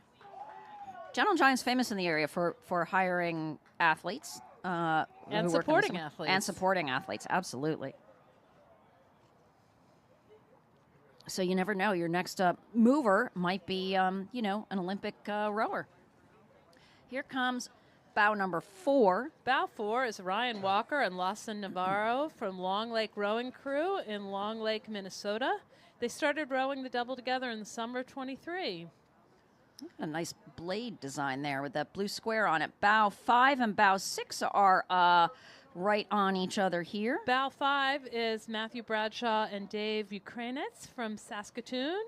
And bow 6 is Joshua Huter and Dyer McCabe. They came out of retirement as alumni co-captains from Rutgers University Lightweight Crew. Bow number 8, setting a quick pace.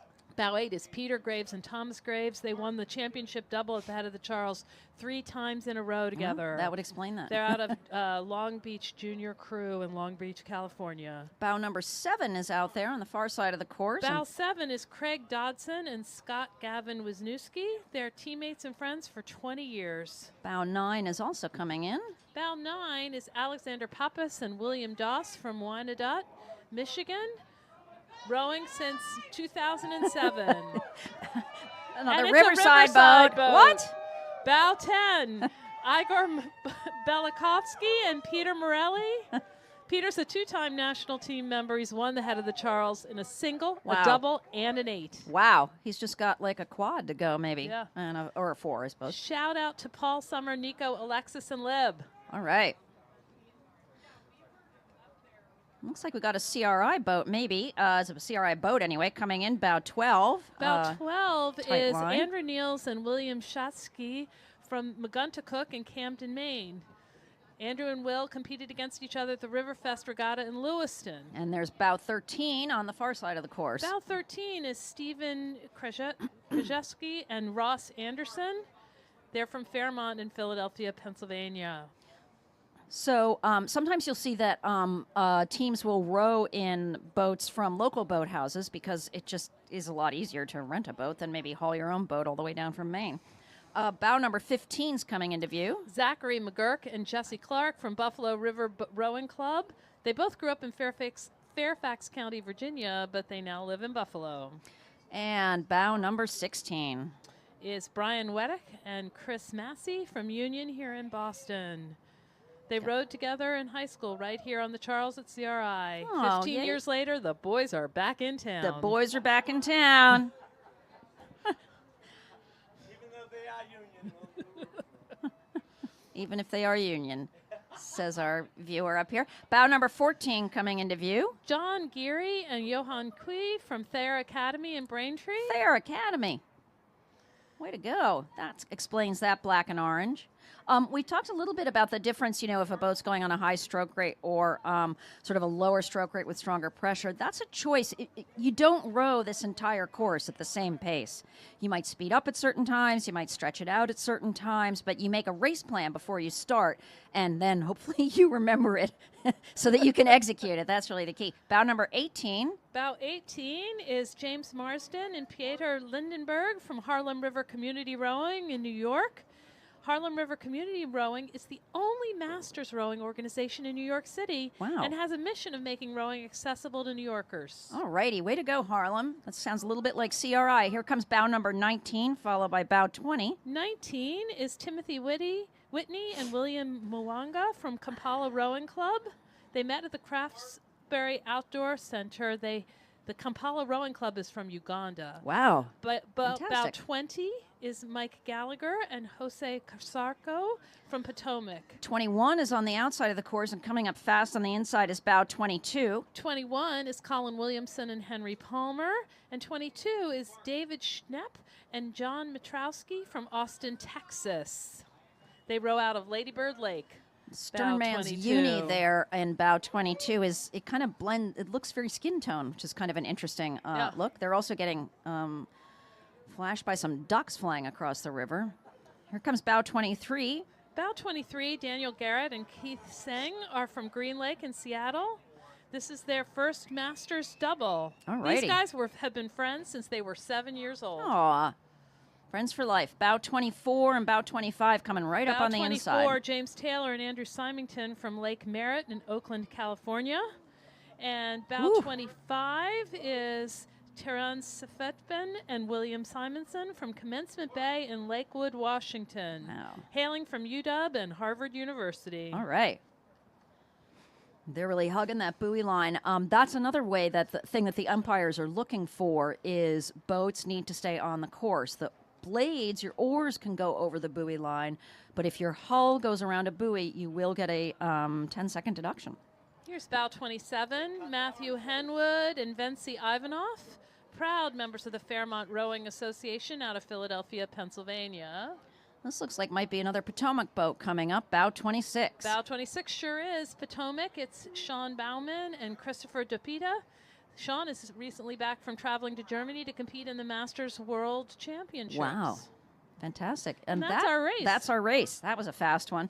They're just going to get faster, folks, as the day goes on and the boats get bigger. And we've got the big boys starting Woo! now. Very exciting. Our next rate is... Rowers are younger. It's true. Right.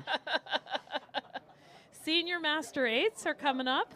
These are rowers 50 and older. The course record was set last year in 2023 by a boat called Ex Nemo that is rowing its bow number 1 this year. Ex Nemo is our Harvard alumni rowers who get together and row as alumni groups. And With one goal, to beat Yale. well, as it should be. The course record for this race was actually set by Ex Nemo last year at 15 minutes 11 seconds. So the times are just going to drop as the boats get bigger and the blades they get more blades, more legs. Everything about these big 8s is going to go super fast. Yeah, down that the course river. record is a full 2 minutes faster Yeah, than the doubles. That's incredible. Yeah. And the other thing is that the rowers in these boats in the 8s don't have to steer. They don't have to think about it. All they have to do is press and row hard because they've got a coxswain who's going to steer them down this course and pick the best lines around those turns. This is really sort of a coxswain's race, the head of the Charles. Your coxswain can win it or lose it for you, frankly. Absolutely. Well, it's just one of the more technically complicated races. The turns on it are incredible. And as somebody who's going to be rowing bow seat and steering a quad later today, I'm psyching myself out for it a little bit. But it's really great to all these rowers have to think about is just the speed, the power, and listening to what their coxswain's asking them to do. But what we were saying is they you might start out at a high rate, settle into a medium high rate, bounce up if you're going to pass a boat, bounce up just to get your head back in the boat. Your coxswain will call all of that for you as you're making your way down the course. Slow down to get positioned Yeah, around a bridge exactly. or a turn. Yeah, exactly. They'll call for pressure on one side or the other. By It the way, loud. this race that we're about to see has a remarkable number of international entries. We will Cool. see boats from Great Britain, Ireland, Switzerland, Hong Kong, and the Netherlands in the race ahead. That's exciting. Let's do a shout out thank you to the Hyatt Regency Boston, Cambridge, the official hotel of the head of the Charles Regatta. From views of the Boston skyline to a stroll along the Charles River, immerse yourself in New England charm during your stay at the Hyatt Regency Boston, Cambridge. Visit the nearby tech hub of MIT in Kendall Square, as well as Harvard University, and embrace the best of Beantown.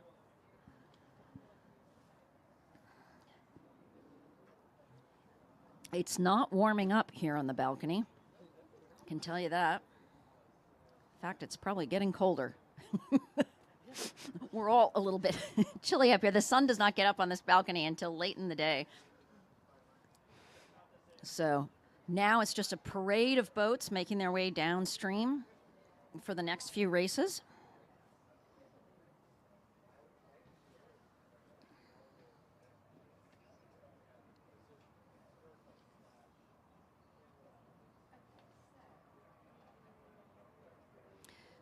And we are looking forward to seeing some of these boats coming back upstream soon.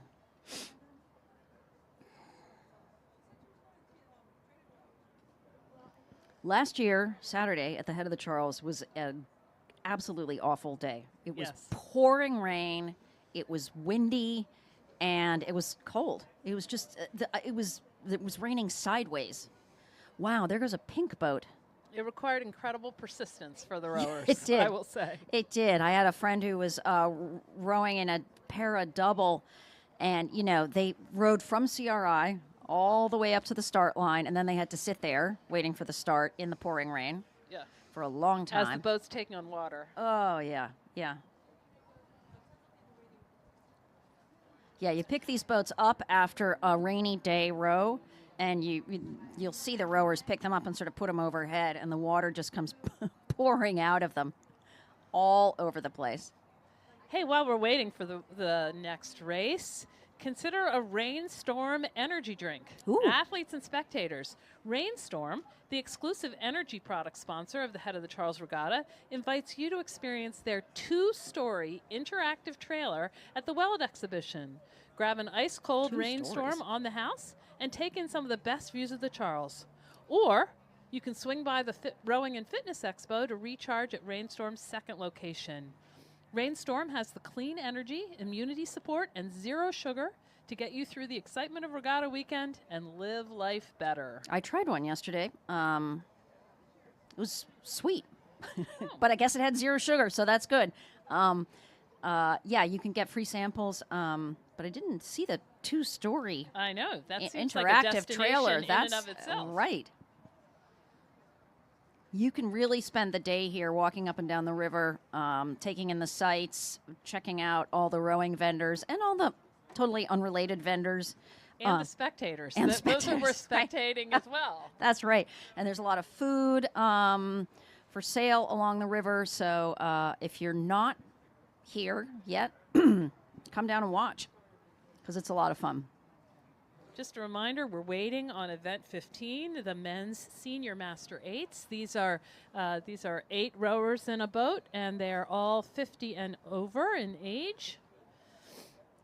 We've got 33 boats in this race, so we're going to see an impressive number of athletes go by in just the near future. Riverside is a great space to watch from because it's one of the first, it's where the course starts to widen out a little bit, and it's one of the first places that you might pass a competitor if you're rowing. You can pass when you're in the starting chute up through the BU bridge, but it's not a great thing to do. Saying that as somebody who was once passed there, it was really awkward. But once they get through the BU bridge, the course starts to widen out a bit. You can see in front of us, if you can see the buoys in the river on the camera, the orange buoy is the far side. Here we come. Boat number 1. And this is Ex Nemo, a bunch of old guys. Old guys. Come But on, boys. They hold the course record. They are primarily Harvard alums Let's beat Yale. with that beat Yale goal. Looking good. You can see how fast these boats are moving compared to the ones that came Unbelievable, before. isn't it? Bow number 2. Bow number 2 is Marin from Greenbrier, California. They are excited to race across the U.S. They from are their in a hometown. Beautiful blue hull, and again, fascinated with the sort of camera stick Nice there. hat on the cocks. Yeah, beautiful little boater there, looking stylish. This is a very spirited competition in this one, the senior master 8s. I honestly think that the Many of older these- they get, the more competitive people get. Well, This and many of them have known each other and raced Oh, against yeah. each other for years and Yeah. years. Bow number 3, Bow number 3 is RCA alum from Victoria, British Columbia. all the way from British Columbia. 1976 Montreal Olympics competitor in that boat, Wow, as well as someone fantastic. who was in 2016 in Rio. Yeah. So the way that the age works, the average age has to be over 50 in the boat. So Oh. that's why you would have Right. somebody Somebody who from competed in 2016. 76. Yeah. Yeah. Bow number 4 coming in. From Chinook in Malaffa, Virginia.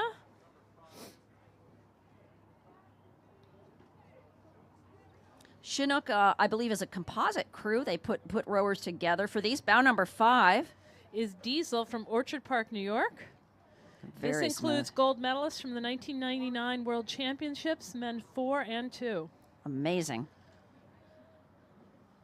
Looks like they're hitting a little bit of wake out there, getting themselves back together, pressing right on the boat in front of them, which is terrific. That is the byproduct of these bigger boats in the Yeah. water. Yes, they actually leave a wake. Coming Right. into view, bow number 6, followed closely by bow 7. Bow 6, also Diesel from Orchard Park, New York. Diesel rocks, another all-star crew of former national team oarsmen. Bow 7 are the Irish Masters Woo! Boating Club.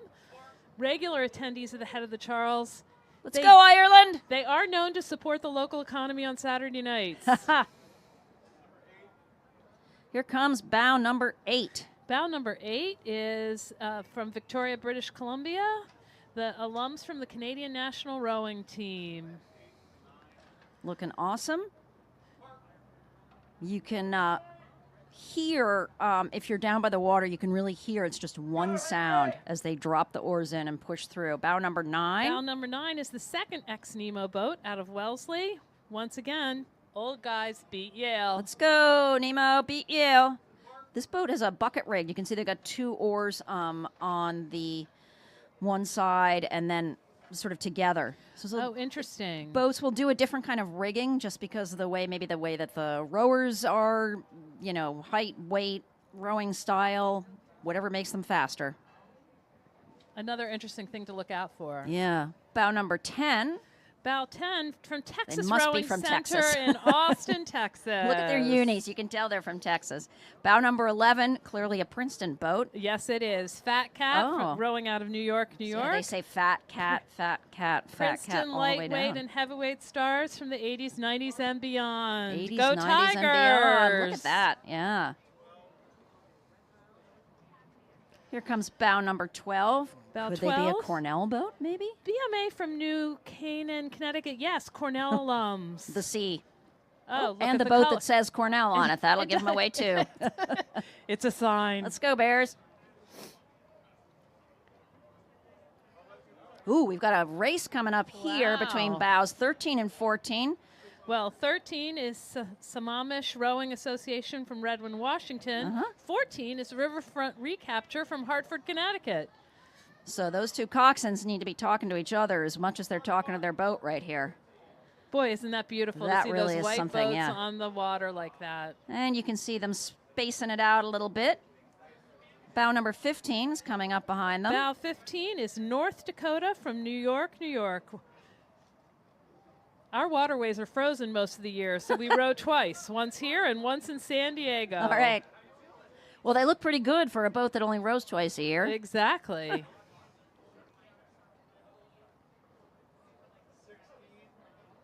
Here comes bow 16, the Olden Bears from Montclair, New Jersey. They are They're not oarsmen who old. generally, but not exclusively, rowed for the University of California Golden Bears. Golden Bears. Love that Olden Bears. That's brilliant. Bow number 17 is coming in. Bow 17 is Bulldog from Lincoln Park, New Jersey. They're the Yale alumni crew. All right, Yaleys. Go What do you Eli. got? You can see looking upstream, those two boats, I think it was 13 and 14, they're going to go right through that bridge together. They are neck Holy and neck. cow. That's going to be a good race as they hit those turns up there.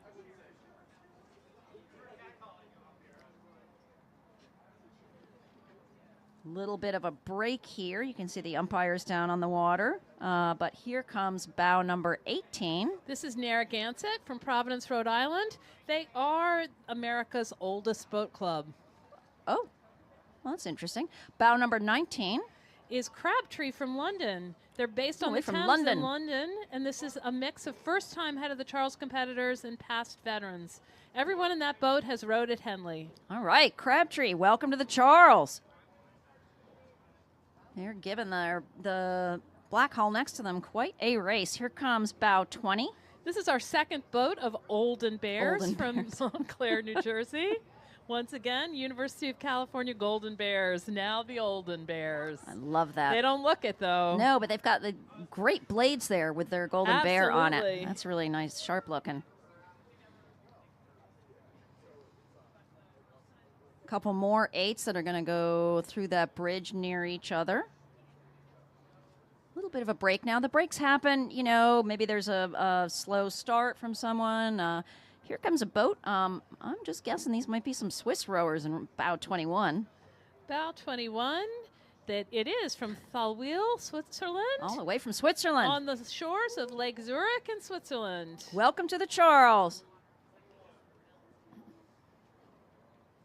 Looking very nice in a Swiss cheese yellow boat. Here comes bow 23. Bow 23 is the Crimson Death Barge from Wellesley. Crimson Death Barge. I think they're related to the ex-Nemo people. Just guessing. They don't look very They death are bargey, returning but for their 5th head of the Charles. wow, 5 head of the Charles. Bow number 22 is behind them. Bow 22 is Friends of Phillips Academy. Combination of teams from West and East Coast, all rowers with no or thinning hair to relive their youth years. So they're all wearing hats except for their stroke seat.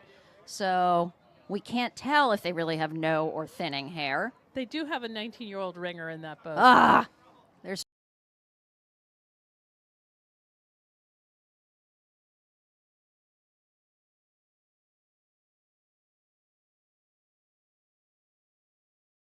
25 right on each other. 24, Penn 1980 lightweight Yep. crew alums, now rowing out of Washington, D.C. Mm-hmm.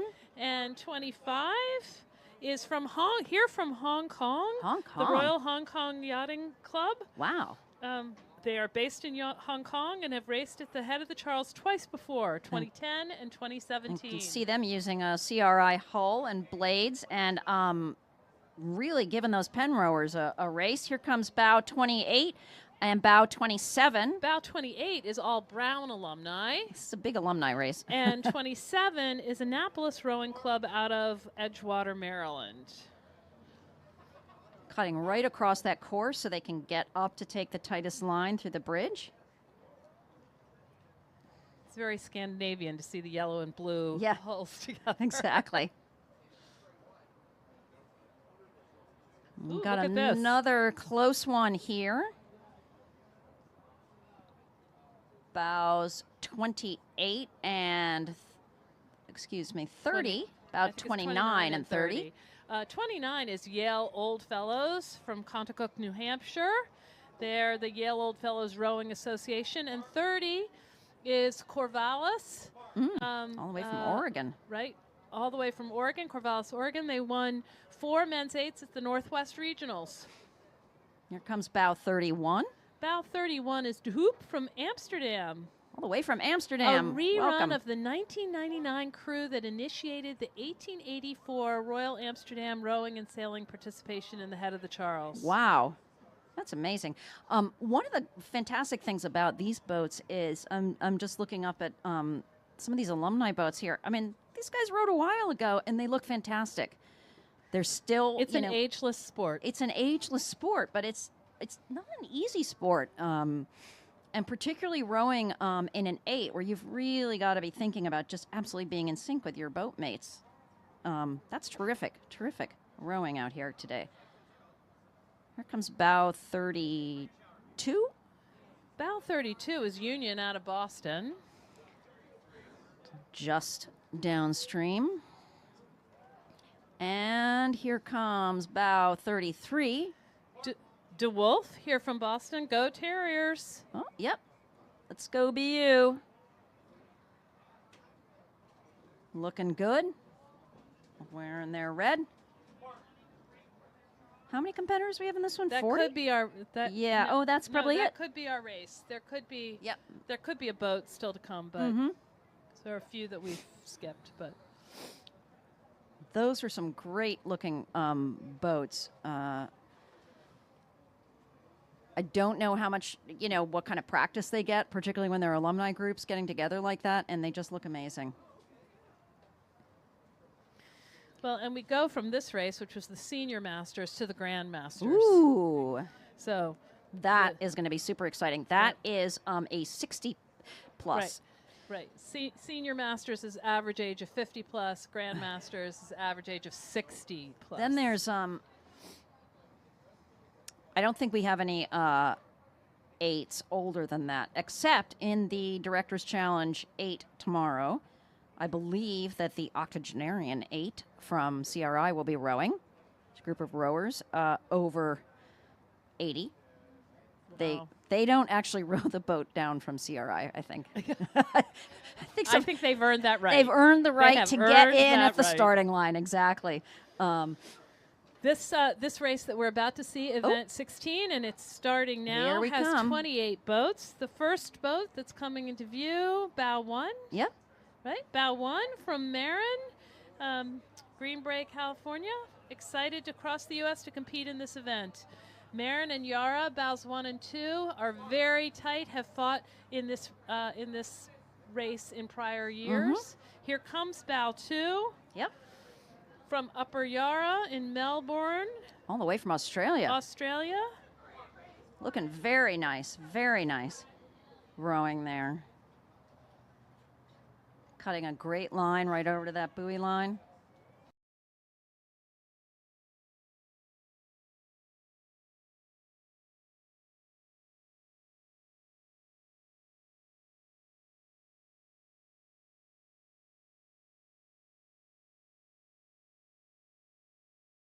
San Diego, University of San Diego alums from Coronado, California.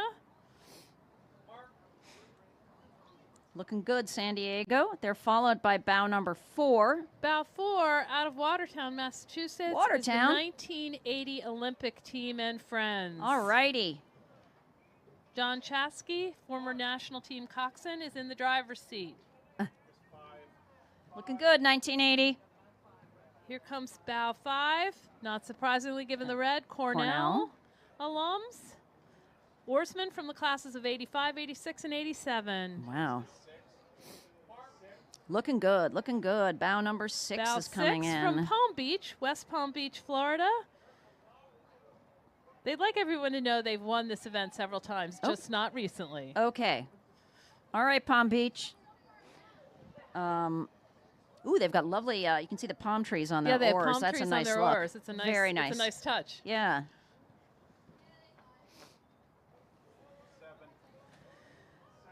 Bow 7, Upper Valley Rowing from Hanover, New Hampshire. They row on the Connecticut River in Hanover, New Hampshire. Not in the winter, though, that's for sure. For sure. Oh, uh-oh. Get ready for a big cheer. Yep, here it 'Cause comes. Here comes bow number 8 from Riverside. Go Riverside. These guys are looking good. They're moving. And the stripes, it's just a great fashion statement. I mean, look at that.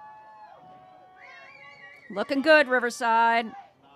Really pressing hard there. Here comes bow 9. Oh, could be a Princeton boat. Fat Cats. Here come the Fat Cats. They are Princeton lightweights and heavyweight stars from the 1980s. I'm impressed with their sartorial discipline. Oh, yes, the Orange, alternating black, orange and yeah, black. and Well done. They also alternate fat cat. Oh, look at that. Yeah. Do you think it required some T-shirt swapping right before they got on the boat? Probably. Oh, no, I brought the wrong one this time. Exactly. How many competitors do we have in this one? 28. 28 competitors. We've Here got comes bow number 11. from California, based in Oakland, California. Closely followed by 10. 10 is Corvallis from Corvallis, Oregon. And then bow 12. Bow 11's won the head of the Charles 70 plus bow several 12 times. is Bow 12 right out there. from New Haven in Oxford, Connecticut. They host the head of the Housatonic on the beautiful Housatonic River in early October each year. These 3 boats are really pressing each other on the pace, which is great to see. Bow 13 is from Warren in Sharon, Massachusetts. Warren Rowing Club was founded by Harvard lightweight rowers in 1982. So that would be some more Harvard rowers. Looking very nice. They're used to being on this river. Sure are. Bow number 14. Bow 14 from Cambridge, Massachusetts is Cambridge Boating Club Club? members and head of the Charles volunteers Oh, on nice. that boat. Nice. Looking good, CBC. There.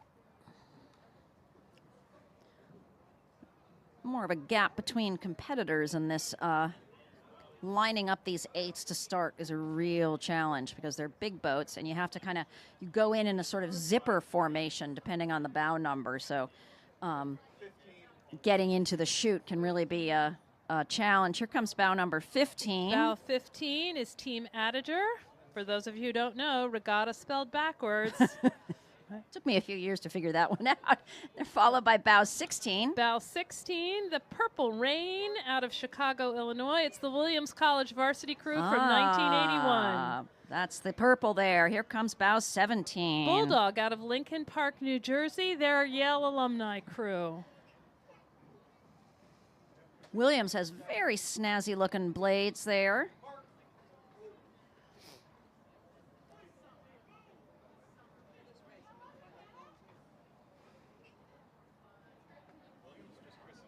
A lot of 4s going downstream to the starting line. That's going to be a big entry coming up in that one.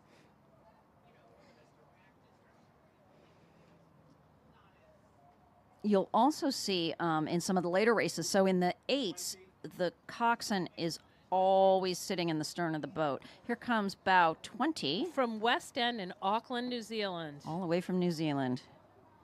That is a trip to come row. Then we've got 2 boats coming in very close together, 18 and 19. Bow 18 is Northeastern alums. I think 19 is probably the same. 19 is Wesleyan from Middletown, Connecticut. They are both wearing red and black, so they're looking very similar in the boats, except for their blades. And they're going to press each other right up to that bridge, and they're not letting 20 get away with anything either. Here comes bow 21 from Upper Yarra in Australia. And bow 22. And bow 22 from Chinook in Melfa, Virginia. They have no brick and mortar, but meet up for camps and regattas with athletes from all over the U.S. and Canada.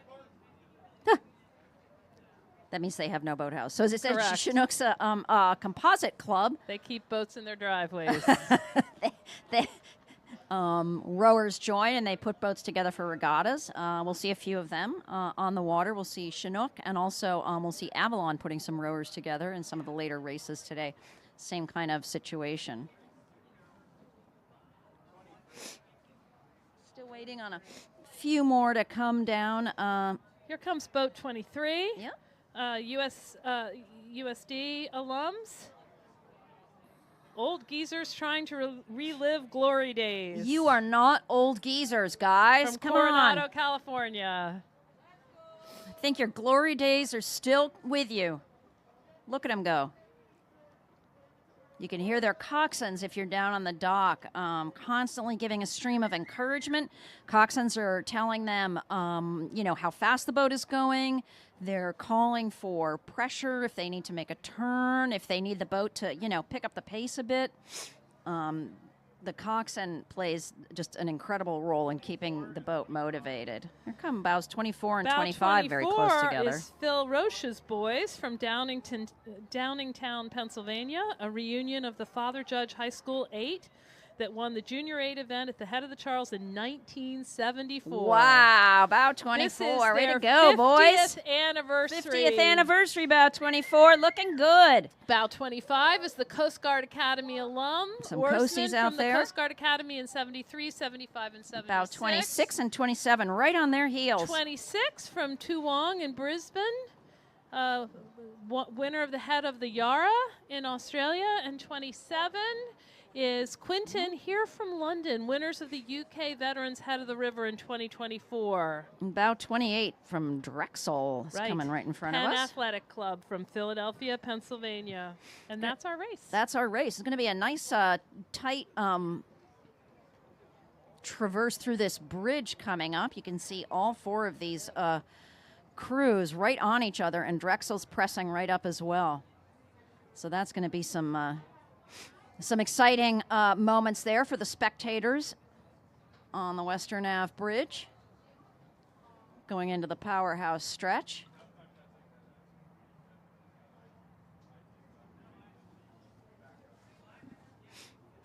We're going to see some women's 8s shortly. Women's Senior Masters 8s will be coming through. Course record 17 minutes, 22 seconds. Yeah, Endeavor. Endeavor is another composite club. Intrepid is another one. Several of them around here. You know, it's kind of a personality type if you like to row in a boat with other people or you want to be a single. It's just, they're very different kinds of people. I myself like to do both, but everybody has their choice. So many fours heading downstream. No kidding. Yeah. That's going to be a big one. How many competitors do we have in the senior master? We've got women's. 31. Yeah. 31 boats. With a number of former national and Olympic team members scattered I throughout don't think these there's any boats. race in this entire 3 days that doesn't have a number of former national and Olympic team members from countries all over the world, not just Yep. from the U.S. Absolutely. And one of the amazing things about this regatta is that we have events like the Director's Challenge coming up later today and tomorrow where, you know, some old Olympians might just throw a boat together and get in the Director's Challenge. And they race people like me, who is not an old Olympian or any kind of Olympian. So it's But a little they get humbling. back on the water and it comes right back. It comes right back. It comes right back. It's a little humbling for us, but it's also fantastic. You know, that we get to row in this amazing event on this beautiful river. And on this perfect day. Oh, perfect day, yeah. While we're waiting, here's a note from Rivian. Attention, everyone. We are thrilled to welcome Rivian as a proud sponsor of this year's Head of the Charles Regatta. As pioneers in electric adventure vehicles, Rivian is committed to innovation, sustainability, and exploring the great outdoors, values that align perfectly with the spirit of this iconic rowing event. Be sure to visit Rivian's booth along the race course to learn more about their cutting-edge electric vehicles and how they're paving the way for a cleaner, greener future. A big thank you to Rivian for supporting our athletes and this incredible event. Enjoy the races.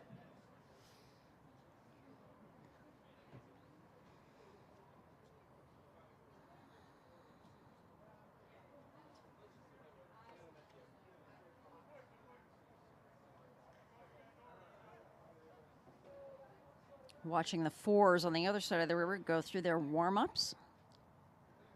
Boats will sometimes start with shorter strokes, just doing arms only. Then they'll add the body in. Then they'll add the legs in to sort of get the body warmed up. Oh, here comes our first 8 in the Women's Senior Masters 8s, bow number 1. Endeavor Racing Alliance from Mesa, Arizona. Winners for the last few years at the Head of the Charles, driven by the amazing Kristen Kitt of Team Canada, who won gold in Tokyo and silver in Paris. We're lucky to have her. Fantastic. And look at their port blades are blue, their starboard blades are orange. Yeah, what a handsome boat. Yeah, amazing. Here comes bow number 2. Out of Atlanta, this is a Team USA Atlanta Rowing Club, rows on the Chattahoochee River in Roswell, Georgia, and is currently celebrating its 50th anniversary. You can see they've got a bucket rig boat there too, with a pair in the on back. port and starboard. Yeah. Yeah. Here comes bow number 3 Bow from Texas. 3, yep, from Texas Rowing Center in Austin, Texas. You can always tell the Texans because they have a Lone Star. They're very proud and will wear it on their unis. Yep. Bow number 4 will be coming into view soon. That's from Sarasota County in Osprey, Florida.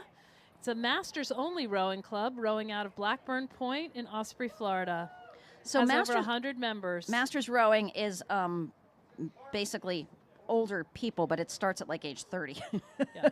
So Which doesn't feel that old to me. that's I don't right. Know No, about you. I agree. I totally agree. But that's the category you compete in once you're done with elite, I guess. Bow number 5 is coming into view. Yeah, DeWolf, based here in Boston, Massachusetts. Looking good, ladies. They have spent some time on this river for sure. Bow 6 is here from across the country, Oakland, California, East Bay Rowing Club. You'll see them coming into view in a This second. crew wants you to know they are a group of fierce women. Fierce women. They are certainly setting a beautifully smooth, fierce pace coming through. Bow number 7 is coming through. Bow Bow- number 8 is coming through. Bow 7, Cornell alums. You could guess by the color. Also- now rowing out of BMA in New Canaan, Connecticut. They want you to know they were the 1989 national champions. There It's you from their go. boat. Bow 8, Sammamish Rowing Association in Redmond, Washington. Sammamish is looking beautiful coming in here. Here comes bow number 9. 9 from Hillsborough, New Jersey, Philo, F-I-L-O. Mm.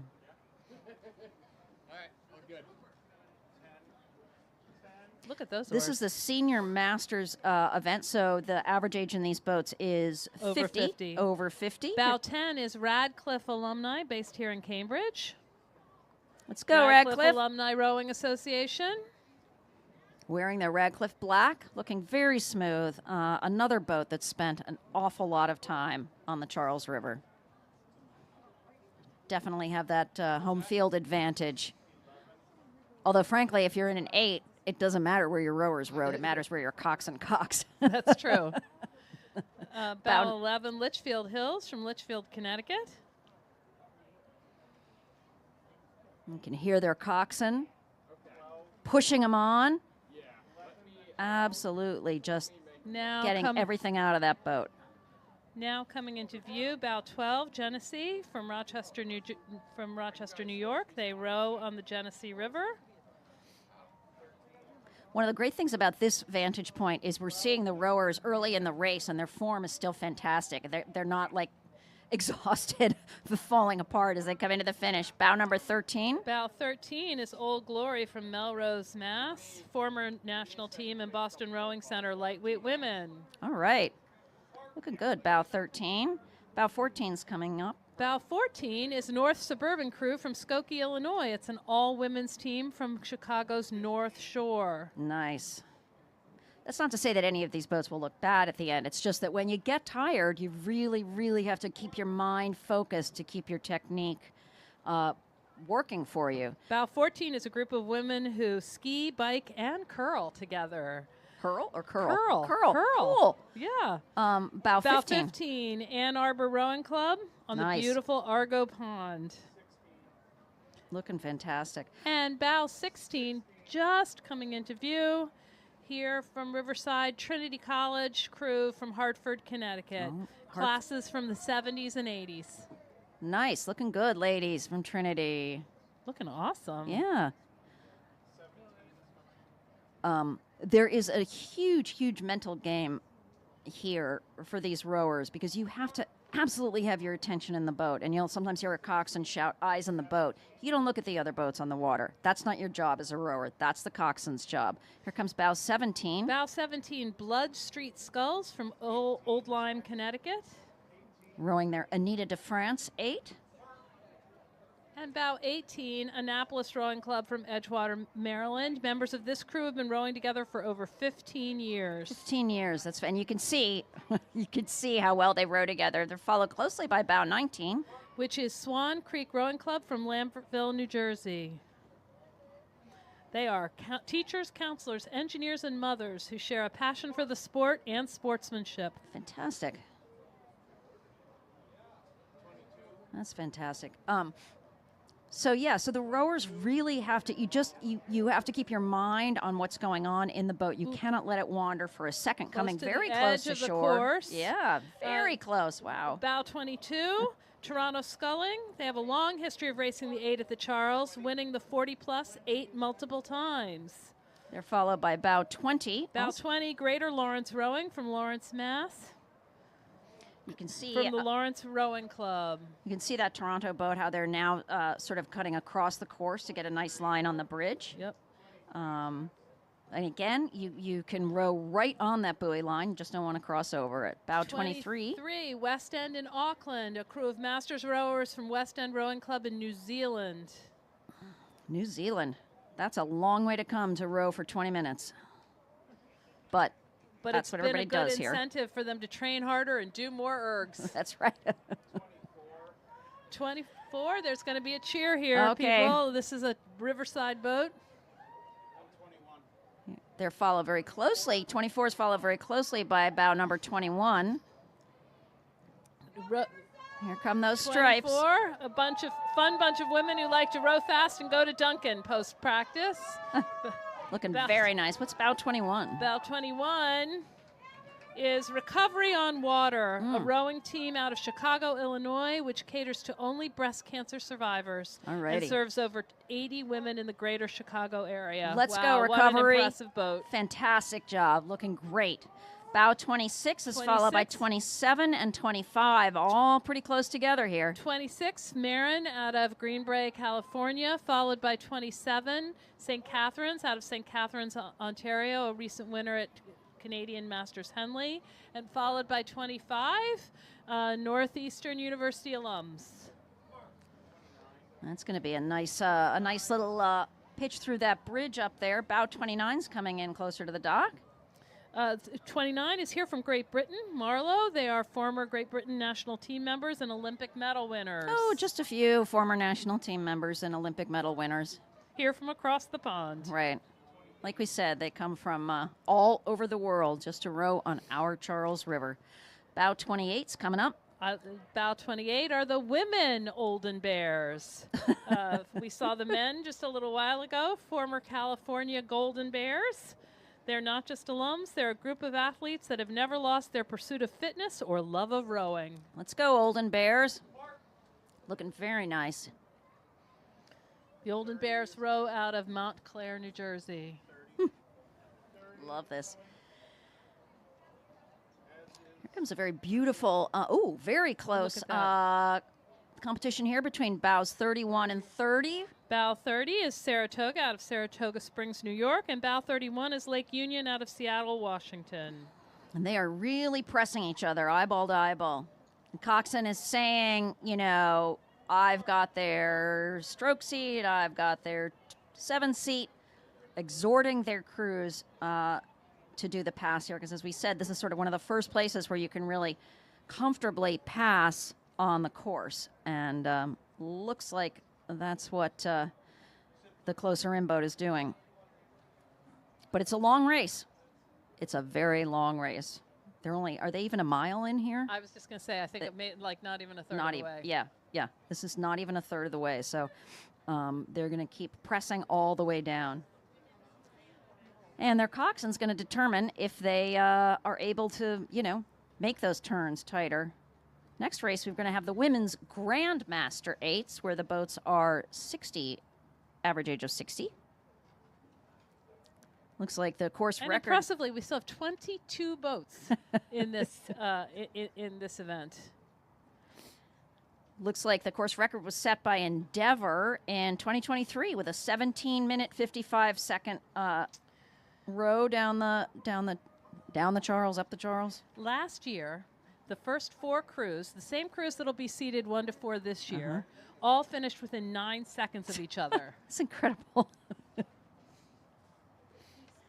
And remember, you are literally racing the clock here. But the start time is, they're just started a few seconds apart in the chute. So that's how boats will pass each other on the course. But ultimately, you are racing the clock. You can tune into some of the other live streams upstream of us at the Wells Boathouse, Cambridge Boat Club, and the Finish Line to see what's going on. Here comes Bow 1 in the Senior Master Grandmaster Grandmaster 8s, Bow 1, Endeavor Racing Alliance out of Mesa, Arizona. They Looking- set a course record in 23, and they're looking forward to doing it again. They're certainly looking very, very good right now. Well out in front of the next starting boats, as far as we can tell. And as we said, these first 4 boats were only separated by 9 seconds last year. Yep. Bow number 2 From coming Great in. Britain, Upper Thames, Upper Remenham, Thames. Berkshire. They raced last year, came in second. Let's go, Upper Thames. Looking very nice. Very nice as they smoothly row by the Riverside Boat Club. Bow number 3 is coming into view. From Marin in Green Bay, California. They're excited to be racing again. The head of the Charles is always the highlight of their rowing year. Oh, that's very nice to hear. Isn't it? You can see them coming up. Here comes number 4, who I know by their colors are the Lucky Charms, cutting a very close line to that buoy. The Lucky Charms rose out of Woodbridge, Connecticut.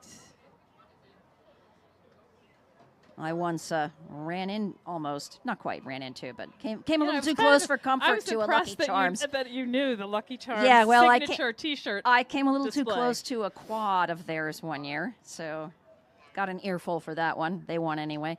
Bow number 5, Chinook. another composite group, looking very nice. These athletes come from U.S., Canada, and the U.K. This is their 10-year anniversary. Wow, that's amazing. They also have a beautiful blade design there. Bow number 6 is coming into view. Conabear from Seattle, Washington. They're the women's master team from Seattle, established in 1984. And you can just tell how much they're practicing together. Absolutely smooth. Yeah, just beautiful to Yeah. watch, isn't it? Yeah. Clearing the puddles. One thing that they'll talk about in racing is clearing the puddles. So the bow rower, the first person in the boat, will make a puddle with her blade when it goes in. And the idea is the boat wants to get well past that before the stroke blade drops in. Got a close race coming up here with bows number 7 and 8. Bow 7 is Three Rivers from Pittsburgh, Pennsylvania, and bow 8 is Saugatuck from Westport, Connecticut.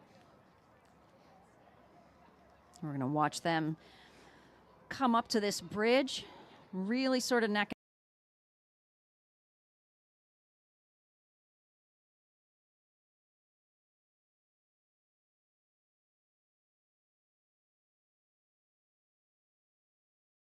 In the other boat make the call, and we all Yeah, we did the wrong follow thing because that. we heard them. There's some geese sitting out there who look awfully placid it's a for quad being of right geese. right on the course.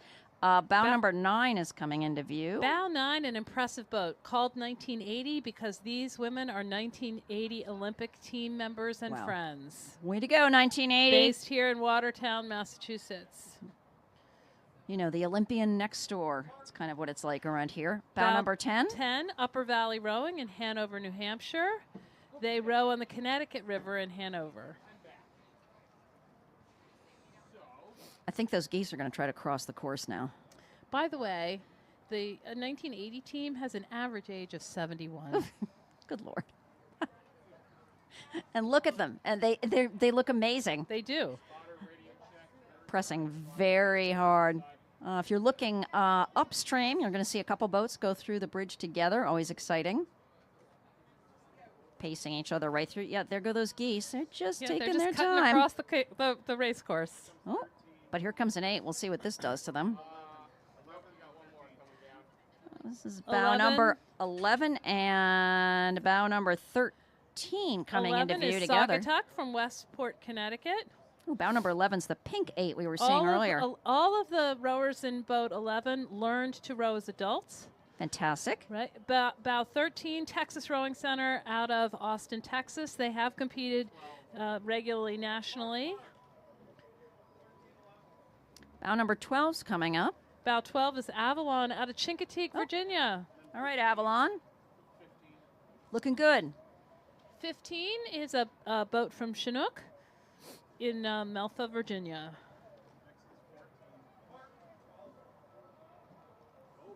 So Avalon and Chinook, both composite crews. Watching some. 14 is as well. Ooh, a whole bunch Intrepid coming up Rowing here, Club yeah. out of Iowa City, Iowa. Uh-huh. And now 17. This is And 17 is the 1984 Canadian Olympic. All Women's right. 8 from Los Angeles, returning to row together. Nice job, Canada. And here comes boat 16 16. Is Northampton. Northampton. NCR women excited to be back on the Charles. Looking good, Northampton. Got a whole bunch of boats here coming up together. This is No going to be an kidding. exciting race if these boats all stay together going through those turns upstream. Busy umpires on that bridge. Absolutely. Watching very carefully. Not to get boats in trouble, but mostly to keep people safe. I mean, that's the main reason for all of these rules Absolutely. is safety is absolutely Bow number 18 one. are the Chargers from Liverpool, New York, followed by their neighbors, 19. Saratoga from Saratoga Springs, New York. bow number 19.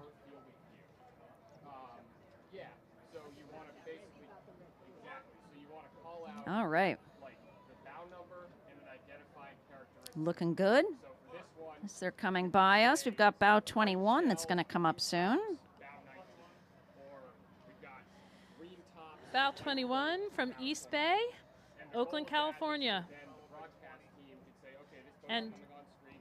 This in the blue hull, 20 Mm-hmm. from Cape Cod Rowing from Centerville, Massachusetts. All right. We row everywhere in Massachusetts. Absolutely. Cape Cod Rowing rows on Lake Wequaquet Uh-huh. in Centerville, Mass. There you go. So, and you want to pick like the most. And they've got a nice, they're doing a great job out there. And we're going to have a boat coming in on the inside Yeah. of the lane, bow number 22. Yeah, that close to the edge of the race course Yeah. is Rio Salado from Tempe, Arizona. They row year-round in the desert. The sand is our secret sauce. Go, ladies. This is not the desert. And It's that's our true. race. That's the race. Wow. Just like That one went by quickly. Sure did.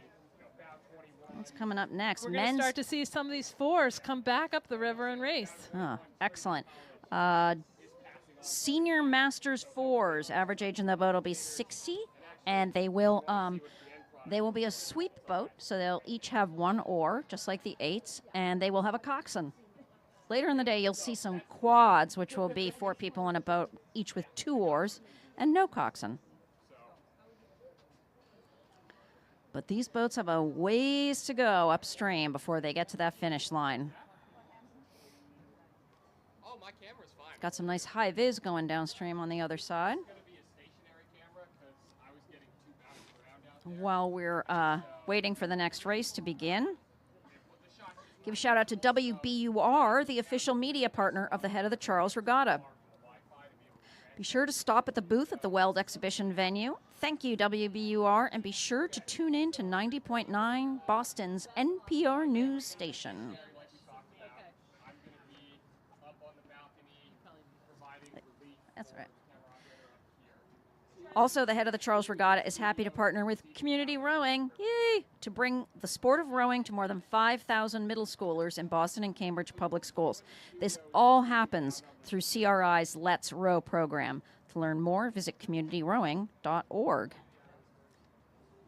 And I can say that from personal experience, Community Rowing is an amazing place to row. I think one of the few places, certainly in the Boston area, where you can go in as a 50-year-old who rowed in high school and say, I want to get back into it, and you are welcomed with open arms.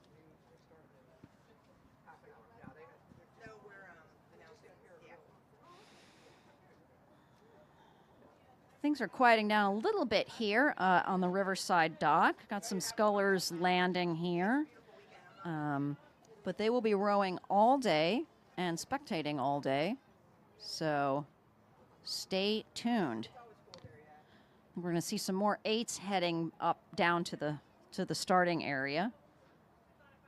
The starting line is at the Boston University Boathouse, and the boats collect downstream from that in a sort of massive moving parking lot of shells. Everybody sort of trying to stay warm, stay loose, and get themselves into the starting line on time. So we'll just kind of so there's backup to filming. Hey, we want to say thank you to Meet Boston for the continued support of the Head of the Charles Regatta. The Meet Boston mission is to elevate Boston's vibrant neighborhoods and diverse people, amplifying their stories and sharing them locally and across the globe. Be sure to stop by the Weld exhibition and visit the Meet Boston truck while you're at the regatta today.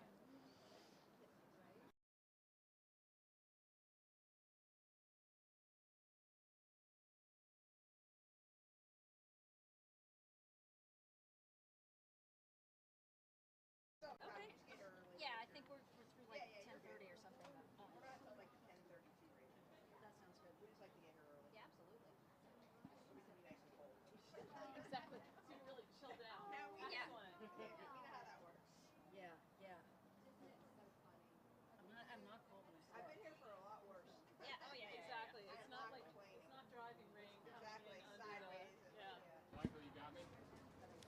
So we're just waiting here for the men's senior master fours to start. Course record here was set last year by the Crabtree A boat, 17 minutes and 3 who's seconds. They're returning in bow 1 position for this year. Of course. Yeah, I Crabtree's- would too. Yeah. Once you get in, you get in. People are really very, very devoted to the head of the Charles in a way that I don't know if people feel that way about quite that way about other regattas in the season. But this seems to be one that people will put together a boat for and do their very best to get back to every single year. As you've been hearing some of our competitors in their 10th year, their 20th year, all kinds of stuff. So you can't have a regatta without docks. Nope. Right? This Nope. year's official dock supplier, Connected Dock, is the leading choice for rowing docks across North America. Trusted by rowing clubs and regattas everywhere, Connected Dock delivers unmatched stability and performance. Visit the Connected Dock booth to see why it's a rower's top choice. Have to say I never really thought about a dock before, but very glad But we it have is them. pretty key. It's You pretty kinda key. Yeah, you count kind of on it. have to have them. At 2 important points. Right.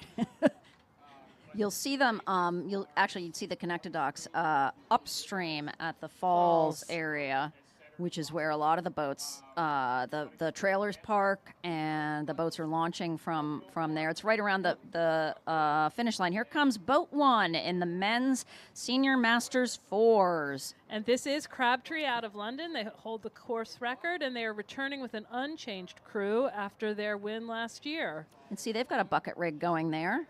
They are wiser and as keen as ever. Also, what you're going to see in most of these fours is a bow-loaded coxswain, which means that the coxswain is squashed into sort of basically like a coffin shape in the bow of the boat. They're lying down. Here comes bow number 2. Bow number 2, also from Great Britain, Molesey from East Molesey in Surrey.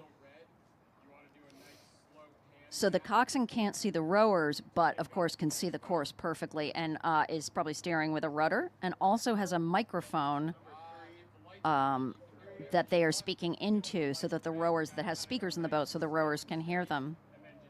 Here comes bow number 3, Bow number 3 is Diesel out of Orchard Park, New York. followed closely by bow number 4. 4 is Marin out of Green Bay, California. You're starting to sense a pattern. Some of these clubs send a lot of boats to this regatta. Boy, Marin's really moving. Yeah, they really are. All with the bow-loaded coxswain. Bow 5 is coming into view from Palm Beach, West Palm Beach, Florida. They've won this event several times in the past. And they have those palm trees on their oars. Or maybe not this Oh, boat they does. look like, they've got stripes there. They have But stripes. here comes bow number 6, really clipping along here. Bow 6 is from Atlanta. Bow 6's hull is named No Mercy. 6 is giving you no mercy on this course. Here comes bow number 7. Bow 7, ex-Nemo, those former Harvard people. University guys. I don't know how that coxswain is fitting into that seat. The place where the coxswain sits on these boats is like made for sort of 12-year-old boy physique. Bow number 8. Bow 8 from Potomac in Washington, Virginia. Potomac Boat Club was founded in 1869. It's the oldest rowing club in the D.C. area. And I can tell you that, so in my boat club, we all have to take turns coxing, and I tried to get into one of those once and did not end well. I don't think I'd worry about getting in. I think I'd worry about getting out. I couldn't get in. It was so uncomfortable. That's the only thing that's a young person. Oh, here comes a Riverside boat. We'll hear a cheer momentarily. Did you get that one? Bow 9 is a Riverside boat. Riverside! Come on, Riverside! They're not partisan or anything around here.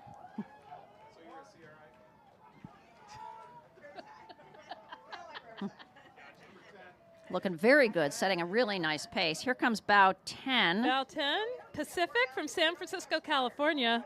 Gonna rock down to Electric Avenue. Oh, And then Love they'll it. take it higher. and then And here comes bow 12, River City, West Sacramento, California. Pleased to be returning again to the head of the Charles.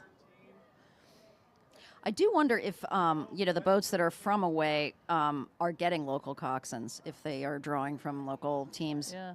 Bow 13, Argonaut from Toronto, Canada. They moved into Senior Masters 4 a few years ago. Sounds They've like they been never together looked for back. close to 10 years now. And you can tell why they're rowing.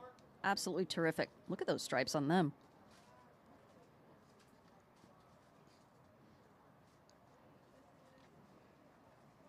So these boats are moving a little slower than the 8s, obviously, but still setting quite a good pace down the river.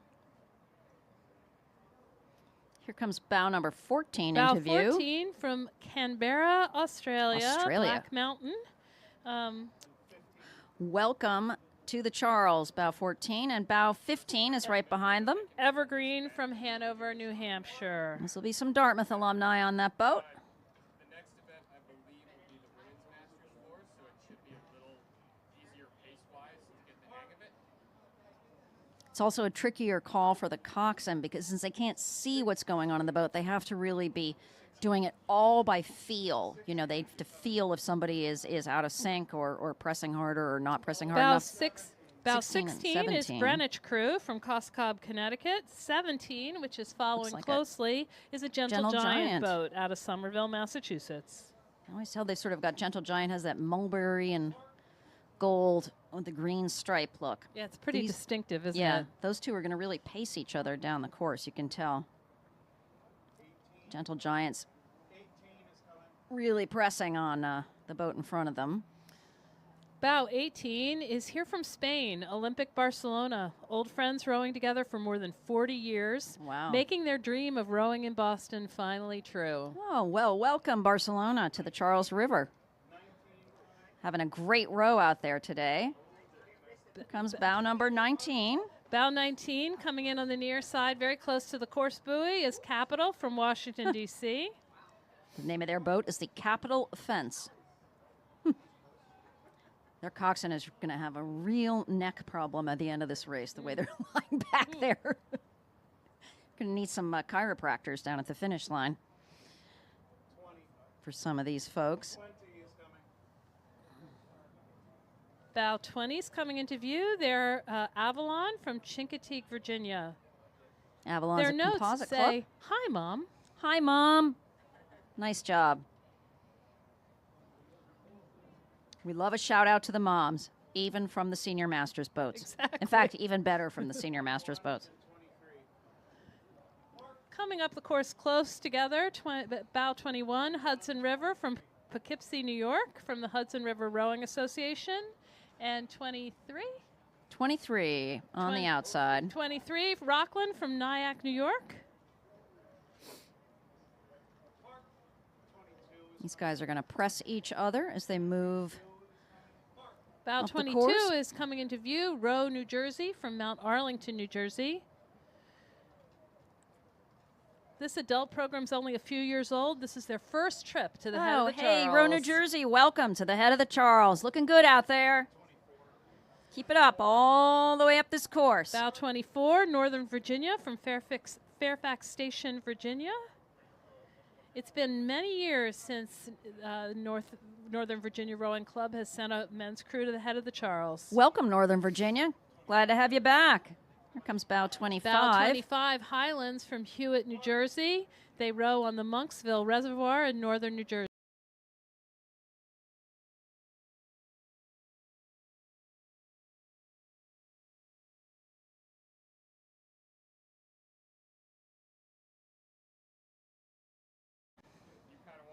You can see that bucket rigging going on there. Just a choice of the club and the crew as to what makes their boat go the fastest. Honestly, if they, could put them all on one side and it would go fast, that's what they do. Got a close race coming up here between bows 28 and 26. 28 is East Bay Rowing from Barrington, Rhode Island. 26 is Club Nautique de Sherbrooke from Sherbrooke in Quebec.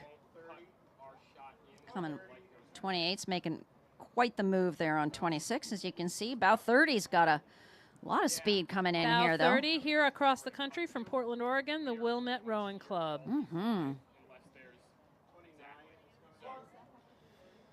30 is looking very nice coming through here. Beautiful, smooth rowing. I think they're going to press up on those two boats very soon. I think they're probably going to pass them on a turn later, but who knows? Anything can happen out here. Bow 29 coming in. Upper Valley Rowing from Hanover, New Hampshire. They row on the Connecticut River in Hanover. When it's not frozen. It really is a case of anything can happen. You know, as we talked about, having to keep your head in the boat. It's 15 to 20 minutes of pushing yourself impossibly hard and staying focused. One person loses focus for 1 second and you'll catch a crab, which is actually something, if you don't know what catching a crab is, it's when your blade dips a little too deep and all of a sudden gets caught under the water and sort of turns under you.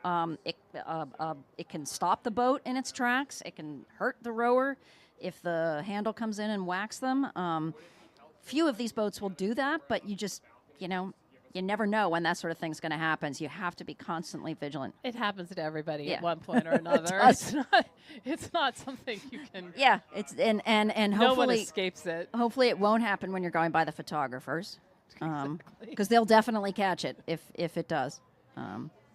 There's also a thing called an ejector crab, which is where the crab is. You're going so fast, and you crab in such a way that it basically throws the rower out of the boat, and that does happen.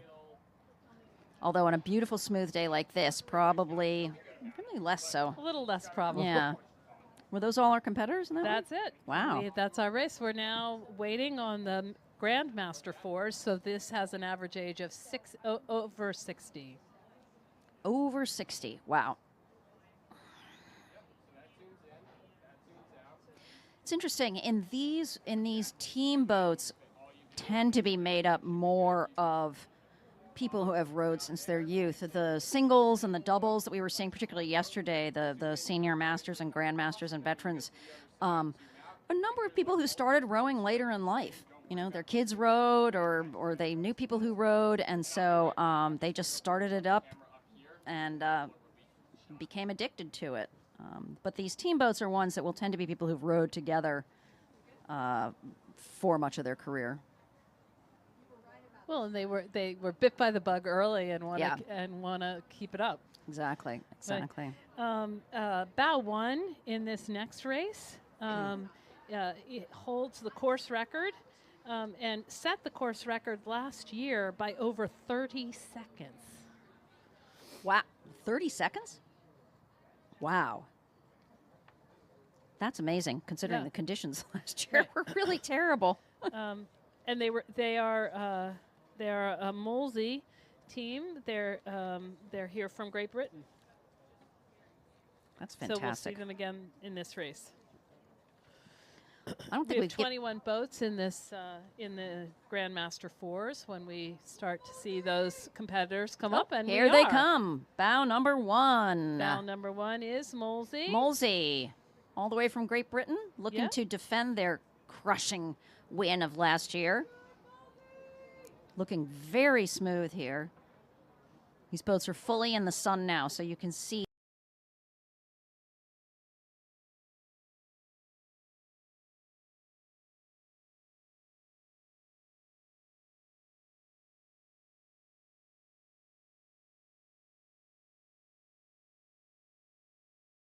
So they have got their sights on that number 1 They bow. sure do.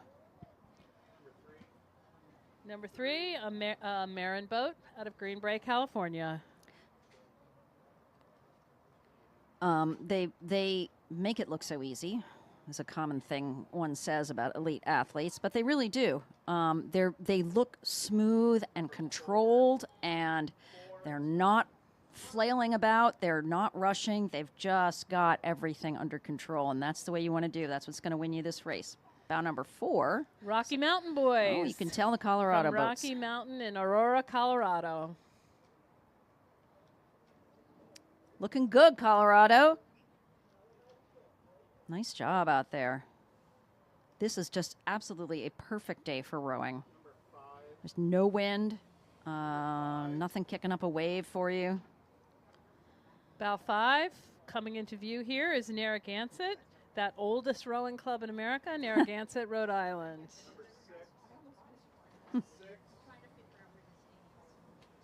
Bow 6 is coming right up on bow 5 here. Bow 6 is a Cambridge boat here from Cambridge, Massachusetts, and the Cambridge Boating Club president, Tom Pounds, is stroking the crew. Oh, nice.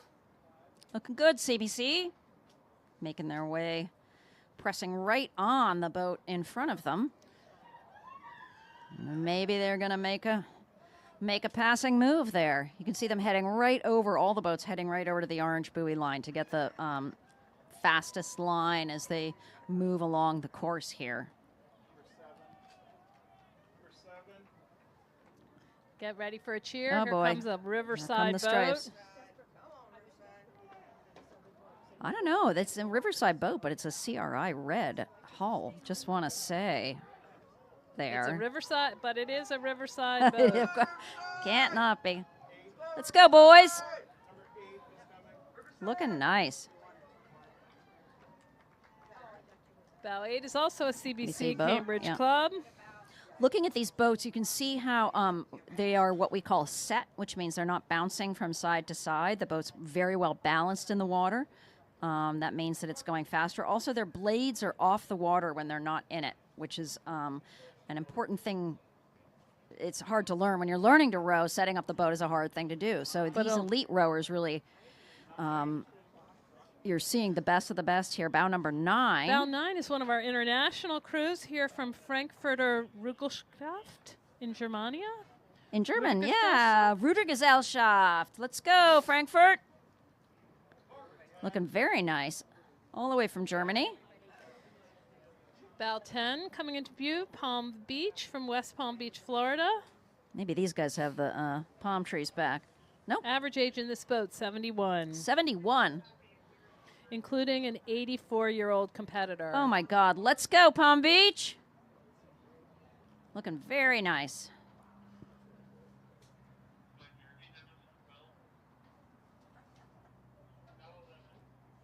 But keeping the blades off the water is really important because that's one of the things that just slows you down. I mean, anything that's not pushing the boat is slowing it down, basically. And if you're not pushing it together, you're not maximizing the speed out of it. Another thing people may not know, if you don't know much about rowing, coaches like to say it's a push sport, not a pull sport, because the leverage on the oar and the power is really coming from the press of the legs on the foot stretchers, and then the seat slides back. Bow 11 is Purple Rain, those Williams College alums. Ooh, close. This is a Williams College varsity crew from 1981. And here comes 14 and 13, excuse me. 14 is Diesel. Yeah. Out of Orchard Park, New York. And Diesel's making a move there on 13 boats is 11 San Diego and 13. Rowing Club. San Diego Rowing Club Masters Men. So what is looking like is happening here is that Diesel's throwing in some power strokes here to try to get the position ahead of those two boats as they head through the bridge. Bow Number 12 is Riverfront Recapture from Hartford, Connecticut. So that's what we mean when sometimes a boat will speed up to take the pass, or they will lengthen it out if they are looking to press a little harder with their legs and get their control Bow of their stroke 15, back. Grosse Isle, Michigan.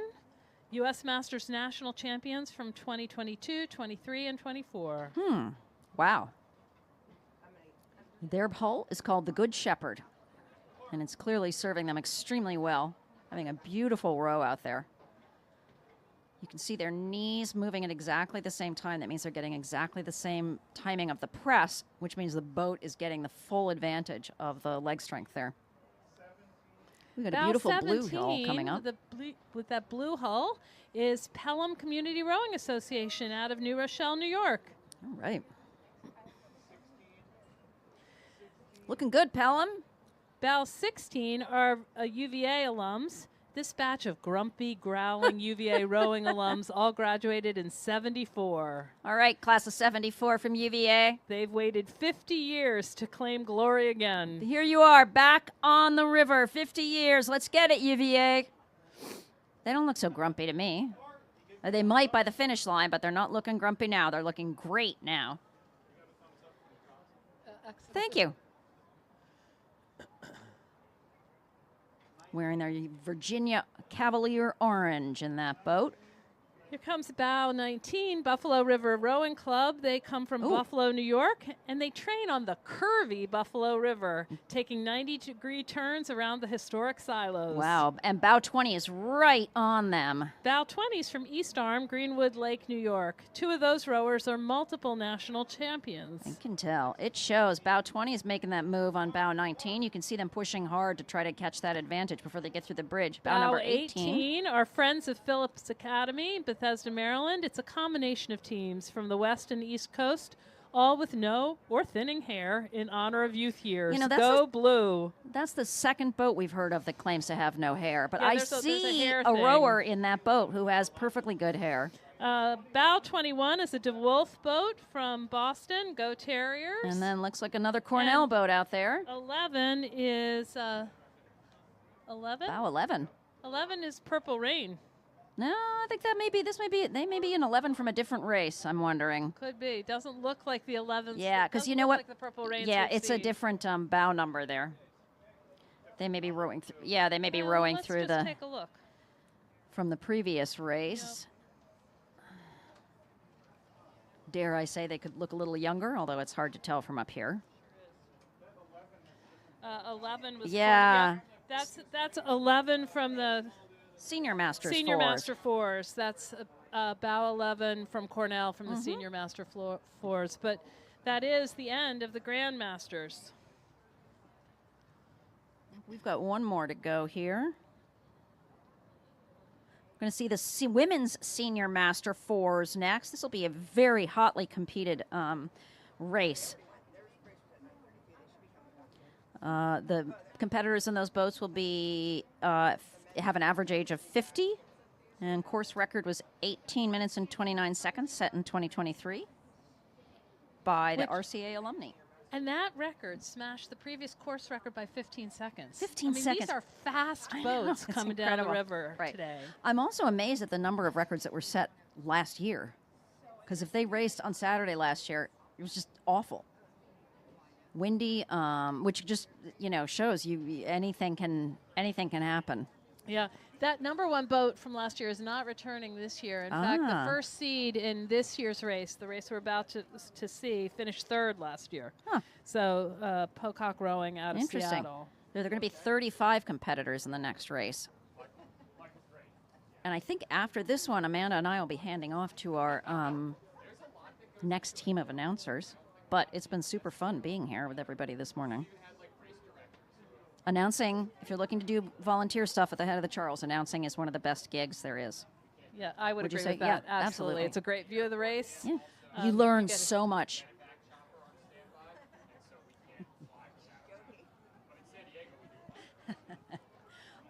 As a rower, it's just fantastic to watch people row really well, and to just sort of see what they're doing, how they're getting through this course. Ooh, there was a big boom somewhere downstream.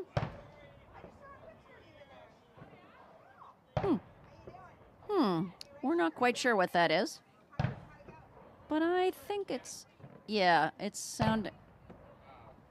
It's a BU. You should have a bit easier time now because I'm on the other side of the balcony. Oh, they're demolishing some buildings at BU is what we're being told.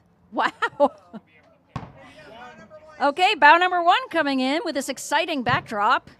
The Pocock Rowing Club from Seattle, Washington. It's the Pocock Rowing Women's Competitive Team. Pay no attention to the explosions in the background, ladies and gentlemen. That's really freaky. I'm sure that's probably thrown these boats a little bit as they're coming upstream. Absolutely. Talk Bow about trying to keep 2 your- is from Wilmette in Portland, Oregon.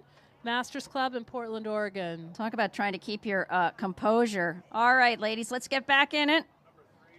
Bow Willamette. 3 from Alexandria. Placed 5th in this event in 2023. Bow number 3 is in Now some they're in the 3rd seed. fabulous high-vis pink there. Rowers are working very hard right now to get their minds back in the boat and on the task at hand, which is rowing downstream, but they have a lot of practice at this. This is what they do. 4 has a fabulous purple hull. And that purple hull is from Narragansett, Narragansett. Providence, Rhode Island. We should all have their hull is also named the highest standard, and that's what they're showing us today. Some amazing rowing from Narragansett right there.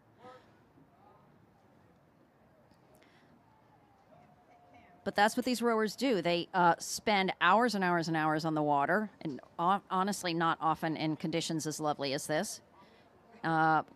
Bringing their head back in, focusing on the boat, focusing on the task at hand, working on paying attention to each other in the boat, and listening to their coxswain.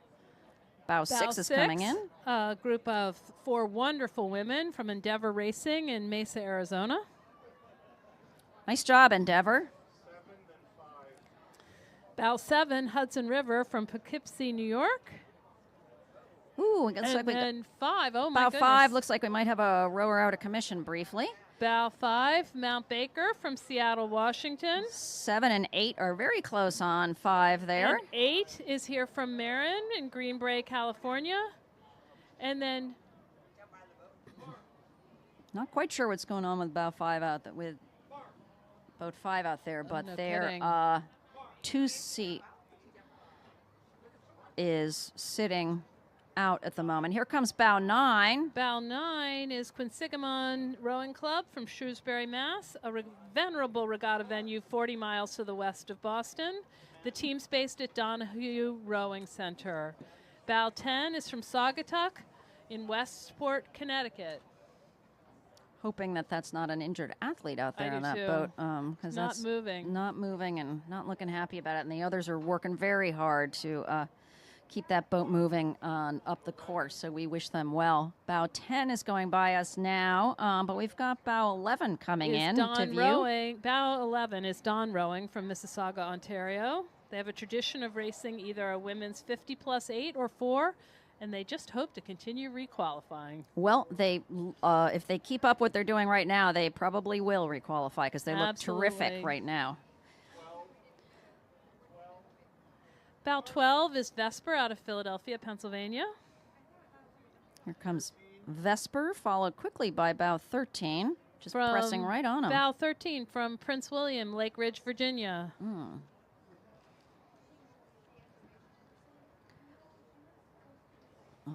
I have to wonder if all these athletes were a little bit shook up by all of that exploding noise, literally right across from the start line, because it looked like it was right at BU.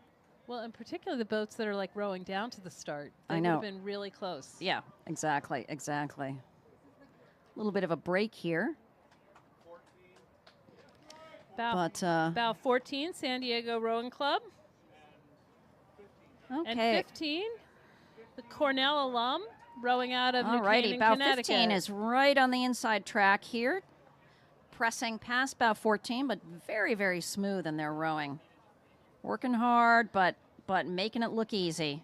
It's interesting the number of boats that have taken this close in line and then moved to the center Yeah. to go under the bridge Yeah, today. it's. I'm trying to think. Is that what I'm supposed to do this afternoon? Exactly. Okay. Bow 16 is Yeah. here from Capitol in Washington, D.C. They've got a beautiful stroke going there in the Capitol boat. Looking really, really great, Capitol. Nice job. And Here comes vivid bow visors. 17. Yeah, very vivid. Bow 17 is here from Baltimore, Maryland. All right. Reach High Baltimore is their hull, and they've got that snazzy Maryland thing on their blades. Absolutely. Go Balmer. Looking nice. Very nice rowing there from the Baltimore boat. Another little bit of a break here. A lot of entries in this category. Well, I do wonder if launching was disrupted. I wonder if it was. Yeah, Right. that might be what's been Bow turning some of 18 this is a off. Gentle Giant boat here from Somerville. All the way from Somerville over to row in the Charles. Local ladies. Let's go, Gentle Giant. And 19 is the Intrepid Rowing Club from Iowa City, Iowa. Intrepid. I think Intrepid's one of the composite crews. Yes. I don't Rowing think they have very- a lot of training space in in Iowa. City. But they're looking very good wherever they're training. Intrepid is a group of awesome women who created a club in December of 2023 to provide camp, clinic, and racing opportunities. They gather people from all over the country. And they're doing a nice job moving right up on that Gentle Giant boat. Well, they say they have a blast working hard to go fast. Well, they're clearly showing that to us now, for sure. Bow 20 is here from Great Britain, from Oxford. They are all veterans of the Oxford-Cambridge boat race. The Oxford-Cambridge boat race is sort of the England's version of the head of the 20 Harvard-Yale race. Bow Ooh. 22 is from Los Gatos, California. 22's Close on the in inside with 21. With 21, Hudson River from Poughkeepsie, New York, the And Hudson 23 River Rowing is Association. right behind them, right on them. And that's the Sammamish Rowing Association from Redmond, Washington. 23 is working very hard to press those boats in front of them. This is going to be an interesting navigational test for these coxswains coming up. Gonna, particularly as they get close Looks to like the bridge. 22 is doing exactly what they should be doing, which is making a little bit of room. You got to make the room for the boats that are coming up on you. You cannot hope to outrace them. Bow 24 coming into view here at Riverside is Three Rivers from Pittsburgh, Pennsylvania. Oh, Pittsburgh, from 3 rivers to 1 river. Right here on the Charles. Let's go, Three Rivers! Got some Bow 25 are Pittsburgh Martha's fans here. Moms. Martha's from Moms. Seattle, Washington. A women's crew celebrating 40 years of rowing this year. All righty. Way to go, moms. The question we all want to know is, who's Martha? Looking nice, Seattle. Rowing in a Harvard Radcliffe boat with some Radcliffe blades. Maybe they're Radcliffe alumni. It could be. Could be. Yeah. Starting to see a Simmons crew. Are they coming or going? Looks like they're taking their oars in. Here comes bow number 27 in some very high vis. Greenwich crew from Coscob, Connecticut. They're followed by bow number 26. 26, East Arm from Greenwood Lake, New York. They are all graduates from the Adult Learn to Row program. All right. Woo-hoo! Way to go, Adult Learn to Row. We love to see it. This is what we're talking about when we say rowing for all. Fact is, you can join this sport at any point in your life and have a ball doing it. Bow number 28 is coming in. Looks Bow like a number Cambridge 28 Boat is a Club. CBC boat from Cambridge, Massachusetts. The women in this boat have rowed and competed together for over 50 years combined. Wow. 50 years of combined competing here in bow. Hey, that looks like Courtney Wilson out there in bow 28. Bow Let's 30, get it. Whoop. Bow 30 is Conabear from Seattle, Washington. All righty. Bow 30's pushing on them.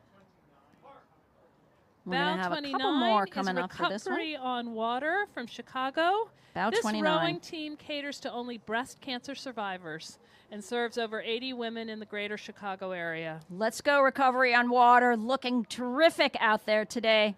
Woo! Rowing hard, making it look like you're hardly rowing.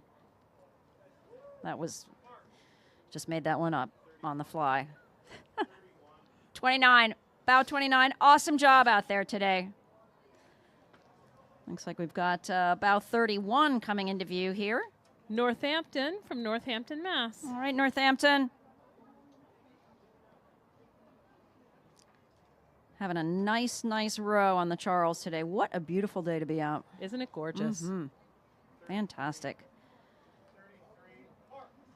You got it, Northampton. Looking good out there. Here comes bow number 33. Bow 33 from Row, New Jersey is from Mount Arlington, New Jersey.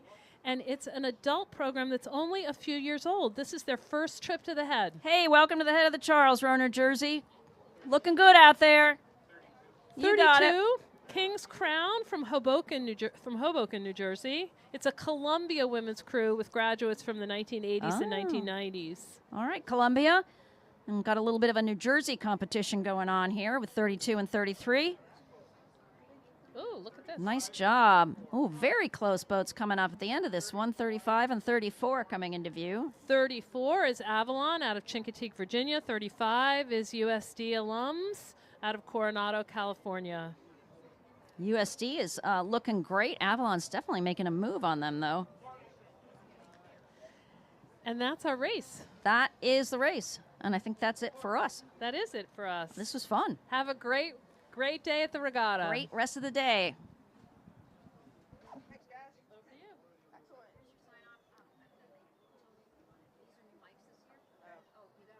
Okay. But that's actually good. That is good. It's very good. It's okay. Yeah. It's a good thing. And you've got Spotters Deluxe. I know. That's like new. you've got, like, That's yes. brand new. Yeah, I Like, like that. usually it's me. I'm like, what balls that? This is the live feed, so you've got all the spotters. got all that. It's kind of fun. You can do more. Oh yeah, I know. We've Yeah. done it every year, and every year they keep. I know. I love when I see you guys they keep- arriving. they I'm keep- like, they I keep- know they're they here keep today. pushing us to Test. play. Yeah. Have a great day, guys. You too. Have fun. Oh, you too. Thank you very much.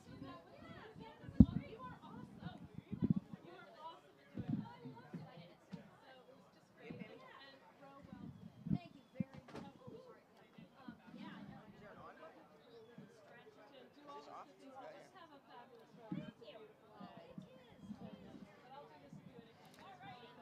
Good morning, Riverside. Happy to be here. Got your new announcing team of Pam Sear and Joyce Holupka. delighted to be here. Riverside rower here myself. Had the great opportunity to row in this race a few times. And amazing conditions for the rowers today. Really excited to be here with you.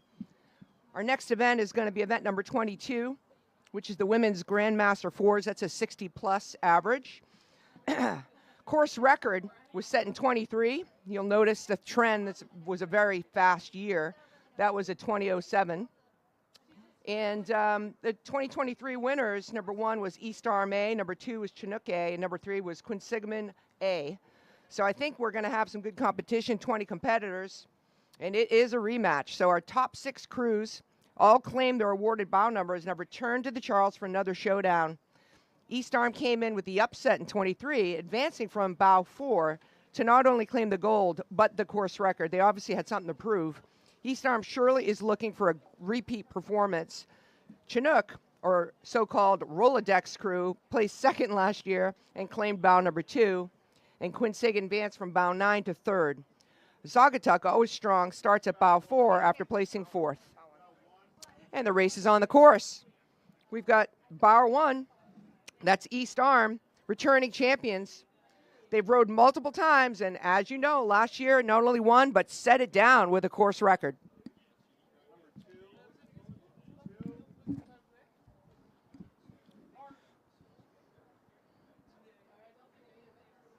Bow 2 is crossing in front of Riverside right now. This is Chinook out of Virginia. This is by the way, their 10th anniversary, and it's a lightweight crew, looking fine, very strong, very strong looking crew. Good separation between 1 and 2 so far. Now we got some boats that are coming here a little bit closer together. The Cambridge side of the river, hugging a tight line. That's Quinsig. They're based out of the Donahue Rowing Center alongside a lot of collegiates, so they get pushed a lot, I'm sure, when they're training.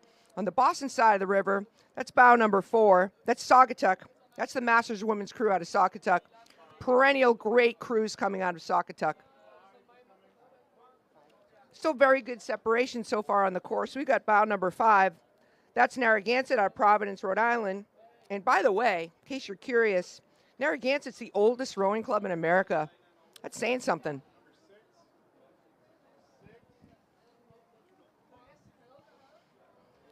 Still maintaining very good separation along this race. We've got bow number 6. That's North Suburban crew out of Skokie, Illinois. It's an all-women's club on Chicago's North Shore, supporting women in sports. They're winning gold medals in 23 World Rowing Masters Regatta in South Africa, and recent gold medals at U.S. Rowing's Masters Nationals in OKC. This group is a tight group. They bike, they ski, and they curl. They curl together. It's a good day, curling. Just in front of Riverside right now, we've got bow number 7. That's another Narragansett Boat Club boat coming through. Again, maintaining fairly good separation, but we got bow 8 making a slight move on the inside, or the Cambridge side of the river. Bow 8, that's the White Marsh Boat Club. out of, I'm not going to. Conshohocken, Thank PA. you. My Pittsburgh native helped me out there. The crew's been rowing together for several years on the Upper Schuylkill, and it's definitely not their first rodeo, as evidenced by very nice line and some movement so far through the beginning of this race. We've got bow 9. This is Lake Washington, all the way from Seattle, Washington. And they're returning to defend their title in the veteran women's 4.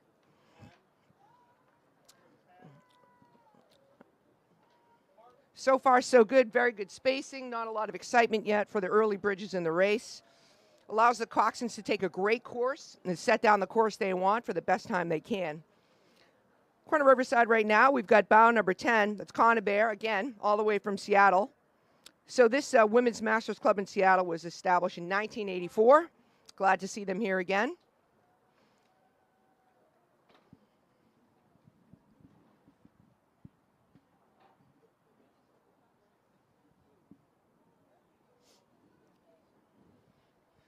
Again, as you look down the river and you see great separation, you see a lot of room for these crews to take the line they want through these bridges into the powerhouse stretch. Really makes for allowing you to take your game plan that you establish on the way in and row it, which is, there's a lot to be said for that.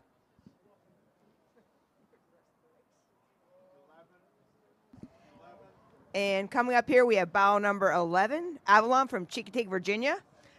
Their normal theme is Hi Mom. So, and we have on the inside, bow 13, Lake Merritt from Oakland, California. This is the first time Lake Merritt has entered a 60+4. Go Lake Merritt. Bow 13 with a very strong move on the inside, passing 11 and 12. We've got 12 on the Boston side of the river. That's Chinook. And we've got 11 a little bit closer in Avalon, as we've discussed. Also making a strong push here. It's going to be tight.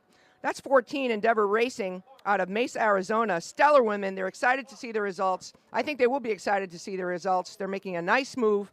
This will get exciting at these bridges, so keep an eye down down the river as these boats approach the first bridge.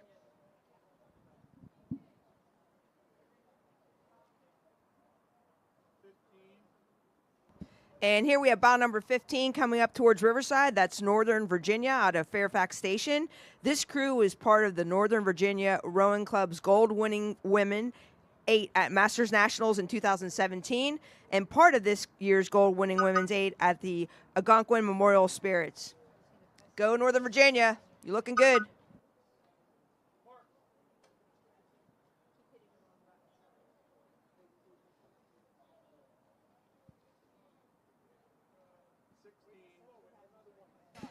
And here we have bow number 16, Upper Valley Rowing from Hanover, New Hampshire. Nearby New Hampshire crew, LVRF rows on the Connecticut River in Hanover, New Hampshire. And on the inside, putting on a strong move with a great line, that's Sammamish Rowing Association out of Washington. Trying to put the move on the inside before they get to the River Street Bridge, which, by the way, is a very tight spot right now if you look down the course. A lot of crews going through River Street right now together. And here's bow number 18, all the way from Canada, Ottawa, the Women's Masters 60+4. Welcome to the U.S., Ottawa, Canada. Bienvenue.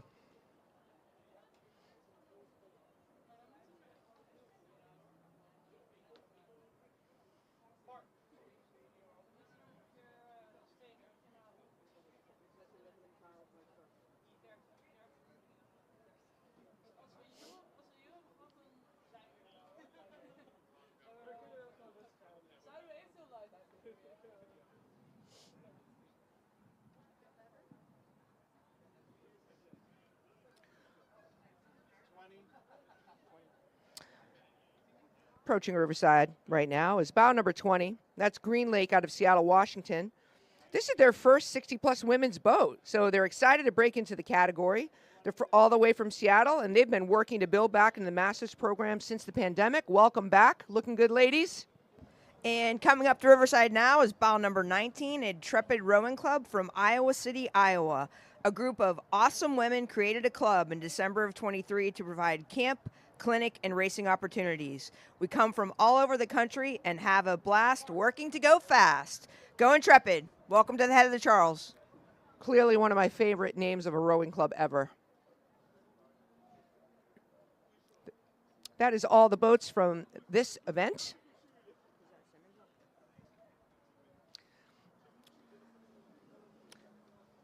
The next event that will be on the course will start at 10:51. It's the men's Alumni 8s. So the course record, and you'll note a trend, was set in 2023. Ex-Nemo A at 14:14.9. That's a pretty fast course. The previous record for reference, which was set the year before, was a 14:30. So Ex-Nemo really came and brought it. So 2023, you've had Ex-Nemo at 14:14, the UW Alum at 14:33, and Evergreen at 14:42. This year's race, we're going to have 47 competitors. And it's time for some speed. These men's Alumni 8s are generally made of recent college grads. Our top 12 crews all claim their award after their awarded bow numbers after strong performances in 2023. Ex-Nemo, of course, Harvard alumni, smashed the course by 15 seconds to claim the pole position with bow number 1 for this year. But I'm certain that UW, who set an impressive course record in 22, have been training hard to knock these guys off the record board. Keep an eye out as well for bow 6 Blue Star, who has a Paris Olympic gold medalist and head of the Charles medalist Cox. From lower in the pack, Penn at bow 33 is also one to watch, as they're recent grads. And additionally, watch out for 1877 at bow 42, crew of very successful athletes with medals at numerous international competitions. Welcome back, Riverside. Hi, Janice. And a couple of our sponsors here. We want to thank Gentle Giant. You've seen them out there on the river rowing. We want to thank our partner, Gentle Giant Moving Company, the official logistics partner of the Head of the Charles. Gentle Giant is the force behind regatta operations, transporting and storing tens and thousands of pounds of gear each year. Gentle Giant is currently hiring. Stop by their booth at the Rowing and Fitness Expo to learn more. And one more sponsor, Orvis Watches. Independent Swiss watch brand Orvis is proud to be at the Head of the Charles Regatta. Make sure you visit the Orvis Airstream located at the Elliott Bridge display area to discover all their mechanical watches.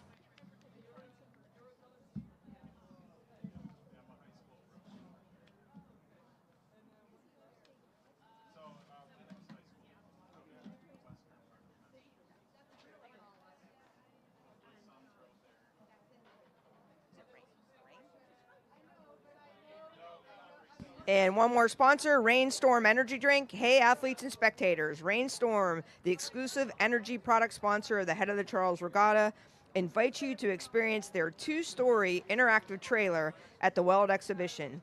Grab an ice-cold Rainstorm on the house and take in some of the best views of the Charles. Or you can swing by the Rowing and Fitness Expo to recharge at Rainstorm's second location. Rainstorm has the clean energy, immunity support, and zero sugar to get you through the excitement of regatta weekend and live life better.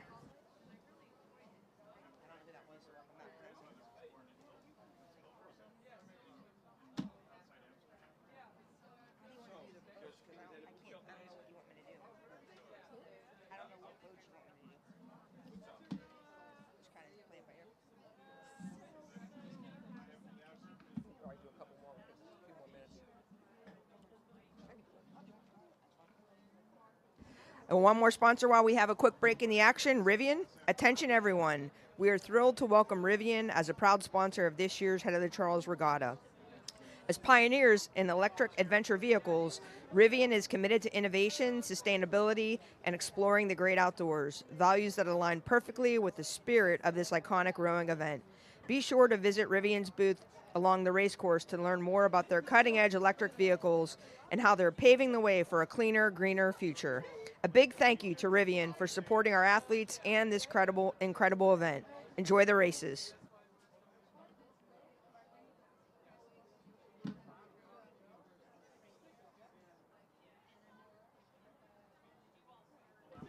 And one last one, Teddy Peanut Butter, a favorite of athletes everywhere. The Head of the Charles is pleased to once again have Teddy Peanut Butter as a proud supporter of this year's regatta. Teddy Peanut Butter is all natural and the perfect fuel for your rowers and elite athletes and volunteers. Have you had your teddy today?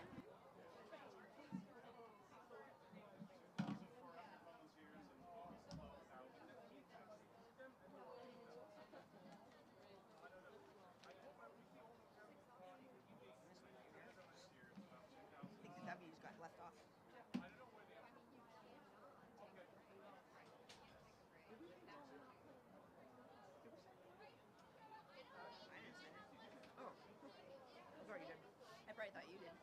Why would I do that?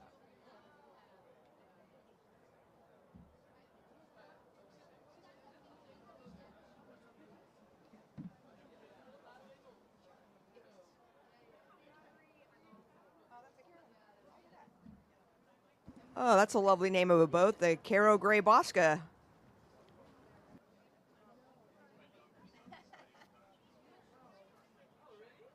She's not coming today.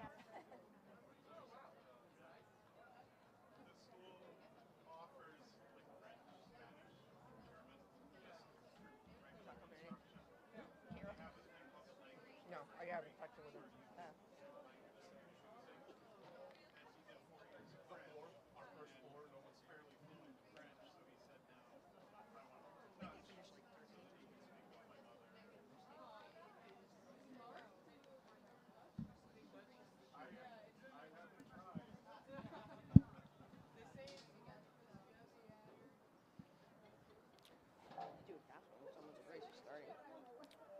Some beautiful weather the rowers have today. A couple more of our sponsors, Wintech Racing.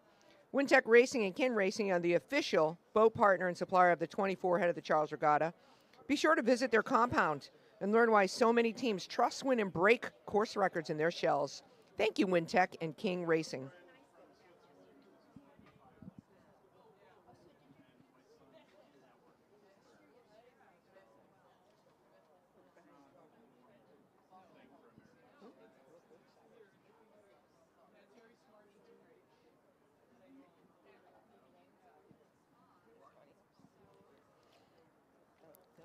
One of our sponsors, WBUR, is the official media partner, the head of the Charles Regatta. Be sure to stop by the booth at the Weld exhibition venue. Thank you, WBUR, and be sure to tune in to 90.9, Boston's NPR news station.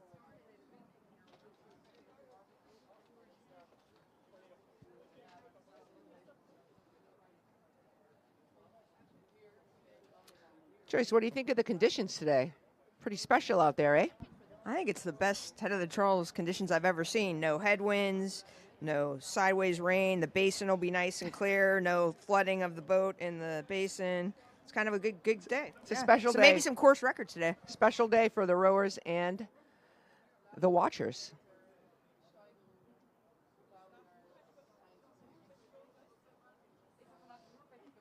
Although you do know, Joyce, that even if it's a light wind, at some point it will be a headwind because of the 180-degree turn in the river.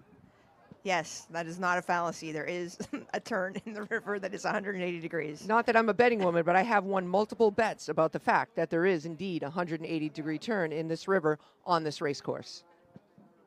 People don't believe it until they row it.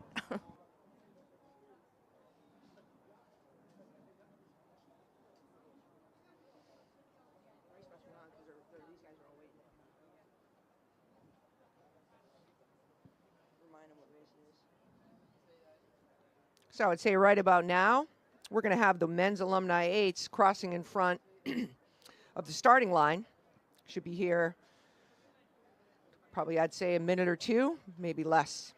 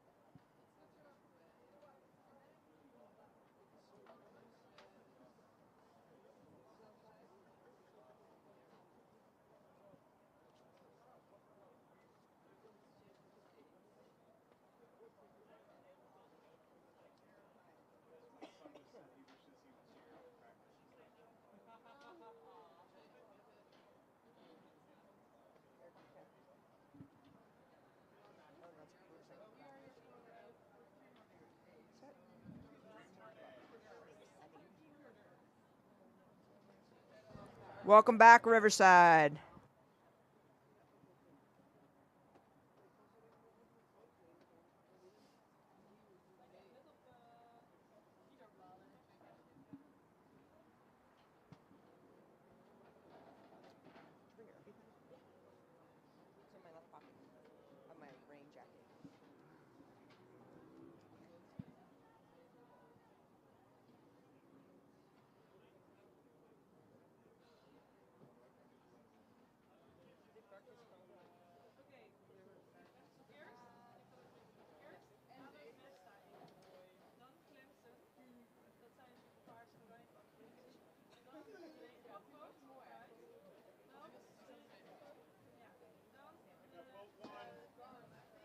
Races on the course. This is the men's Alumni 8, bow number 1, who set the course record last year. Harvard University Boat Club, less the old guys, beat Yale, looking very strong, moving. Bow number 2 is chasing them, UW Alumni. You can call us the extra Huskies. They're throwing their weight around and winning stuff, and they are throwing their weight behind the oars right now. This is going to be an exceptionally exciting 1-2 race down the river. I expect an incredibly, incredibly fast score out of these two crews.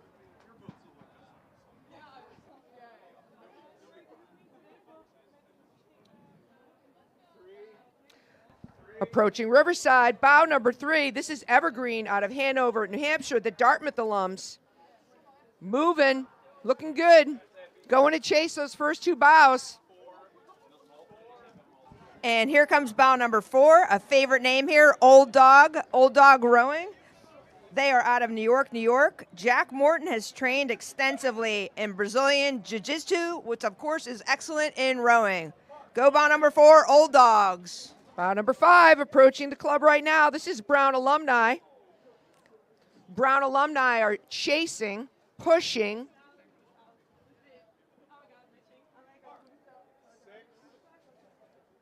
Number 6 is Blue Star out of Newcastle, Northumberland. 7 of this 9 crew placed 6th last year. They contain Paris 2024 Olympic gold medalist for Great Britain, James Rudkin, and numerous first 8 rowers from their first time at NUBC with multiple national championship wins amongst them. All still row at a high level in the UK at the Thames Rowing Club. Also at Leander and others. By the way, the Coxons are previous HOCR medalists, so knows the course.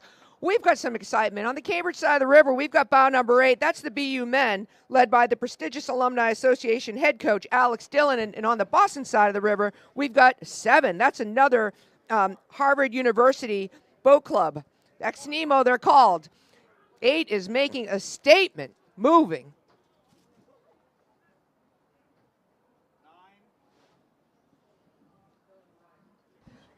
9 is the MRA alumni from Ann Arbor, Michigan. 2-time world champs, Joyce. Yeah, go Michiganders. They've got a nice clean course in front of them. It's a good opportunity for them to make some hay. Bow number 10 is Purple Calf Boat Club out of Hampton Falls, New Hampshire. Williams College classes 2017 through 2021.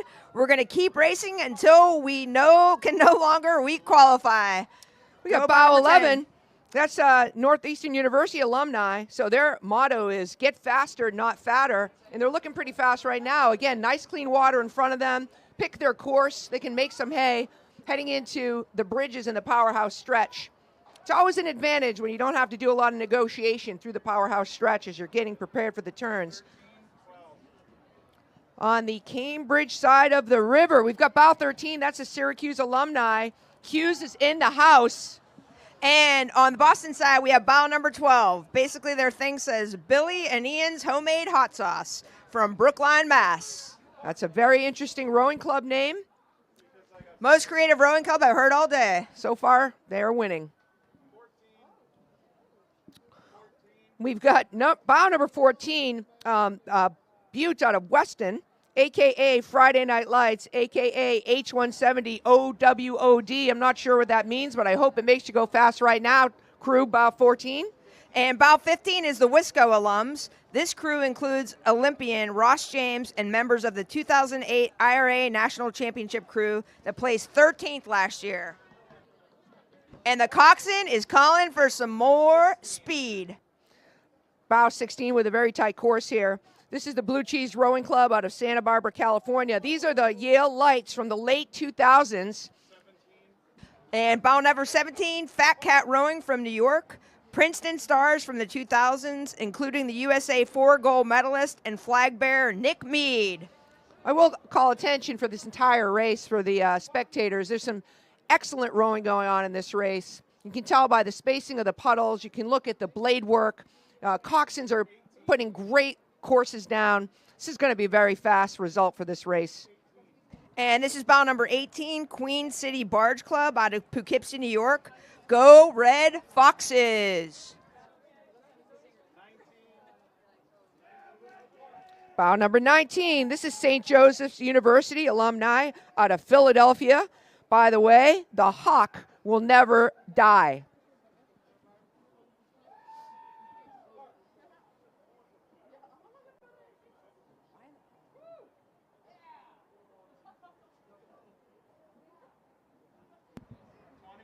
And this is bow number 20, Temple from Philadelphia, PA. Go Temple Owls!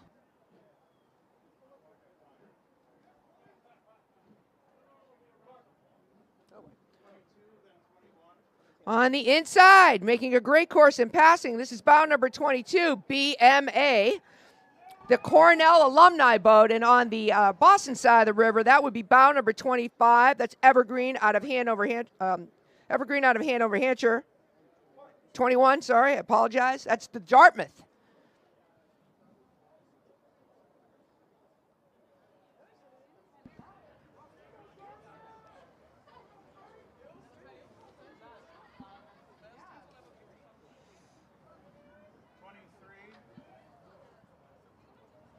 Bow number 23, approaching Riverside Boat Club. This is the Hobart alum out of Darien, Connecticut. The Hobart crew, they say they come from behind, and they are pushing.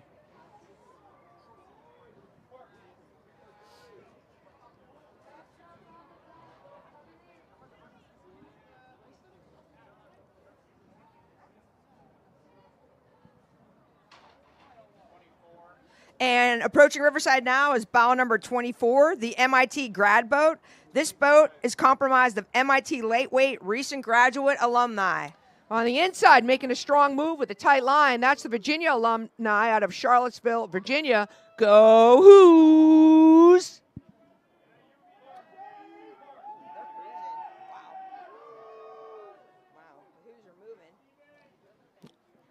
The Hoos are putting a strong move on. They definitely want to get in front of the boat next to them before the bridge.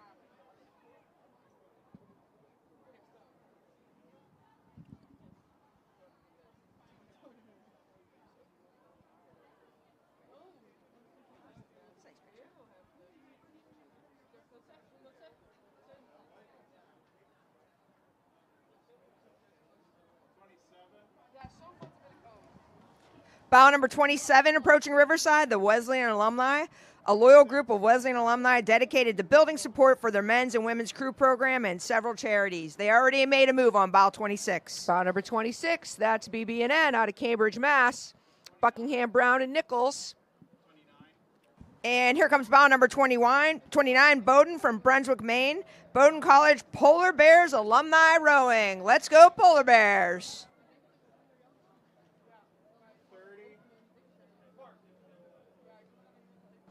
And here comes bow number 30, approaching Riverside, Friends of WPI. It's a variety of alumni, including recent to older graduates. A nice, very vague way to say older graduates. Go WPI. Mr. Polly, go. Bow number 31. This is Oregon State alumni out of Corvallis, Oregon. This is the Oregon State alumni crew passing by Riverside right now. Bow number 31. And here comes bow number 32, approaching Riverside, the Stanford men's alumni from the Bay Area in California. Stanford alumni men's crew looking to convince Peter Chatain, Olympic bronze medalist from Paris, to join. He's in the 5 seat. Welcome, Stanford.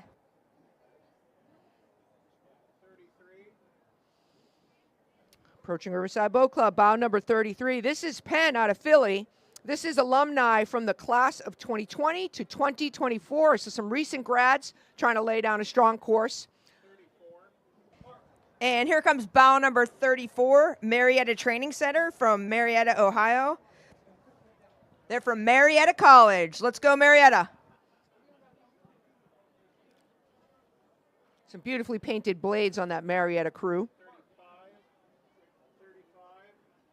And here comes bow number 35, SCU, Santa Clara, California. This is a young alumni boat. They're Another calling vague themselves but a young yum. alumni boat. That always puts the pressure on. Moving well with some clean water right now. They can pick their line.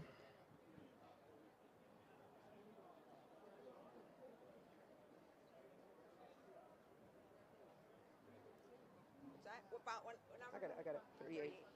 This is bow number 38, Baltimore Social Club. Former lightweights taking on one last spin of the Charles before becoming permanent fixtures on the Elliott Bridge enclosure. Bow number 38's got some nice clean water, but coming up is quite a race. On the inside, we have bow number 37, BHRA. This is the alumni from the Scholastics program from Bromfield, Acton, Boxborough Rowing, located in Harvard. And on the Boston side of the river are Friends of UNH. This boat contains alumni from the University of New Hampshire rowing program. And then we've got bow number 39, the Blue Hull. This is Georgetown out of Arlington, Virginia, the GU alum. And then bow number 40 right here is Purple Haze. The Purple Haze Rowing Club is a group of Williams College alums from the class of 23. That's Haze, H-A-Y-S, not H-A-Z-E. Keep looking down at that River Street Bridge. It's going to get exciting there in a little bit. Might have some paint swapping on those oars. We've got 42 on the inside. This is Durham, England, Durham University Boat Club. On the outside, we've got bow number 41. That is King's Crown out of Hoboken, New Jersey, a Columbia alumni boat. That bow number 42 won the under-23 World Champs 8s, won the boat race 2024. I could talk for 25 minutes. This is a very decorated crew in that boat, and I expect they're going to be putting some moves on, also with some pretty special-looking unis as well. Keep an eye on that boat. They're moving well.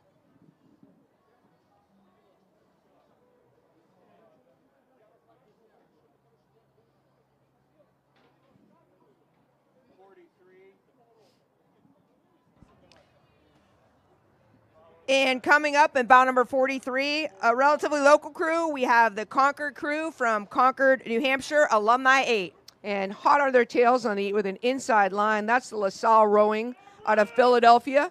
The LaSalle 8 was composed of younger alumni eager to follow in the team's recent success, looking strong right now in front of Riverside.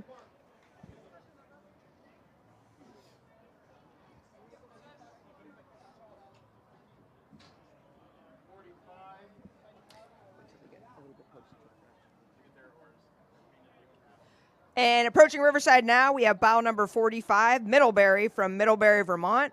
It's the Middlebury Alumni Crew graduates. I always enjoy the cow oars from Middlebury. Coming in front of the boat club now, we've got bow number 46, the Colgate alum out of Hamilton, New York. This is your Colgate alumni boat passing in front of Riverside.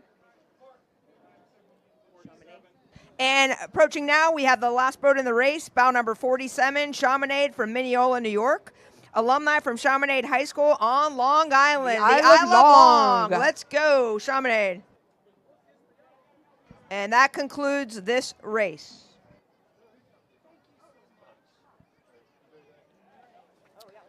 So now that the men's alumni event has completed, the next race on the course will be event number 24, scheduled to start at 11:10 a.m., the women's alumni 8s, a course record set last year, the UW alum, and the previous, by the way, that was at a 15:41, and the previous record was from 2017, Virginia at 15:48. So there's also a trophy to be awarded, the U.S. Women's Olympic 8s trophy. Last, the 2023 results were UW, Stanford alum, and the Longhorn Legends. 52 competitors in this race.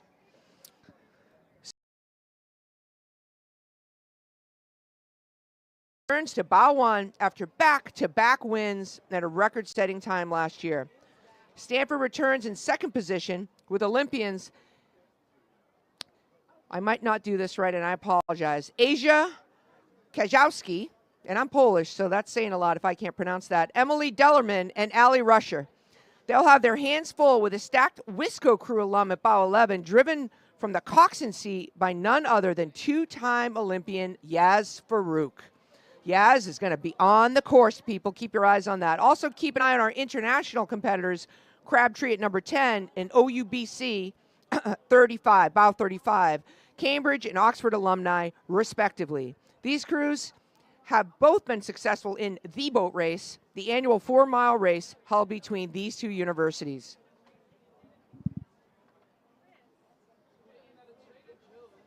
Okay, while we have a second of a break in action here, let's get to one of our sponsors, a favorite of rowers worldwide, the ERG, Concept 2. Concept 2 is the official oar and erg supplier of the Head of the Charles Regatta. Forgot your water bottle or hat? Check out Concept 2's new apparel offerings at their booth.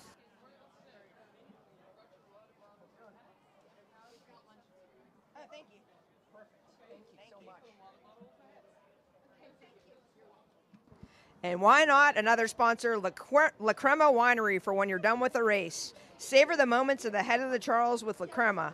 Join La Crema Tasting Room for the finest wine experience, inclusive tasting, and elevate your weekend with La Crema's exceptional wines. Visit La Crema, the official wine of the Head of the Charles, at the Falls Bar next to the awards tent.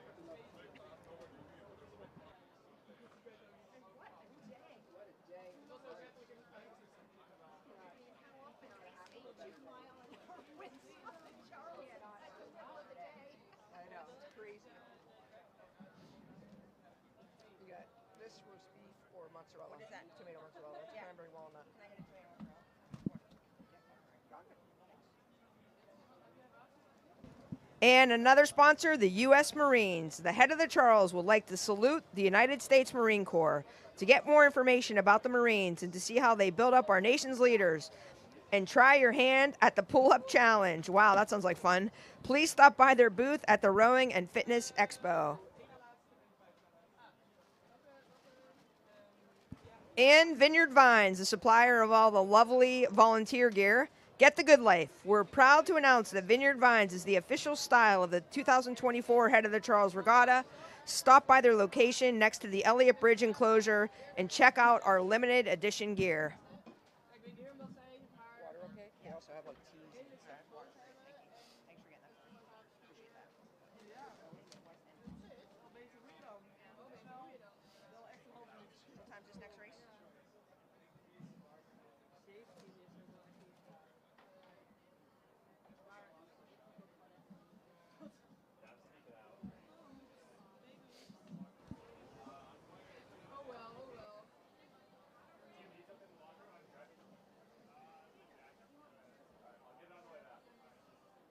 One other one, the West End House. Attention, everyone. We're proud to share that the West End House Boys and Girls Club is an official charity partner of the Head of the Charles Regatta. Thanks to the incredible generosity of our charity competitors, more than $150,000 has been raised for our official charities. Your support is making a lasting impact on our community, and we sincerely thank you for your contributions.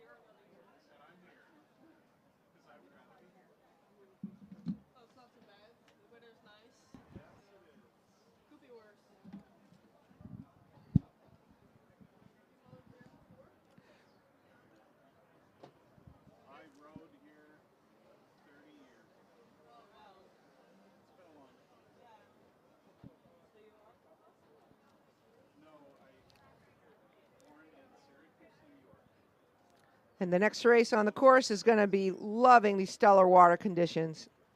As a reminder, it's going to be event number 24, the Women's Alumni 8s. Like last year.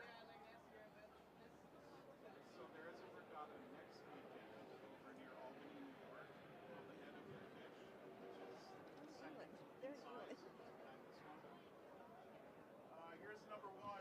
And the race is approaching Riverside Boat Club. This is the returning champion, bound number 1, UW alum, 2023 Alumni 8 championships, and also laid down a course record, looking to push strongly through and do the same this year, hot on their heels. Bound number 2, this is a Stanford alum out of Redwood City, California.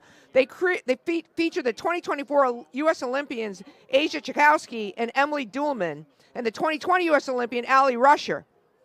Very strong and stacked crew, putting a push right now against bound number 1.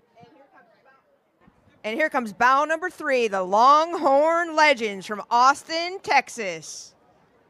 Good luck against Georgia in the football game tonight, too, Texas. Go, Texas. We have a little separation between the first 3 boats and the next boats coming through. Sometimes that can be a good sign or a bad sign, but what is known, then they will have clear water and can pick a course as they come around the corner next.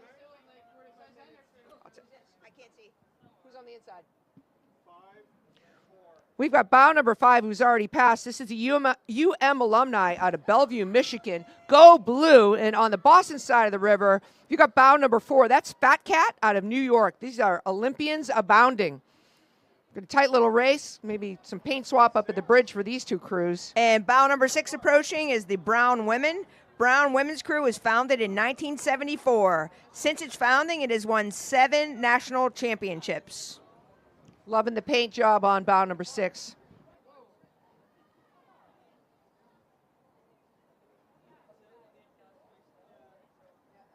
Some very nice rowing going on with these top 6 boats. We've got bound number 7. This is Radcliffe. Radcliffe alum. Know the course well. Taking their time, picking their course. Nice fresh water, open water in front of them. And here comes from Ireland, the Old Collegians from Dublin, Ireland, an alumni crew from UCD Ladies Boat Club, Ireland. Our 2nd year racing the event. In 2023, we finished 7th after starting at 48th, and we can't wait to do it again. Pushing hard down the course, we've gotten crossing in front of Riverside Boat Club right now by number 9. That's the Penn Alumni 8. Go Penn.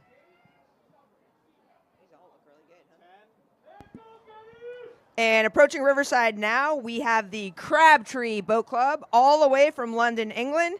It's a reunion crew from across the pond, all members of the Cambridge University crews that were victorious in the Oxford-Cambridge boat races between 2018 and 2022.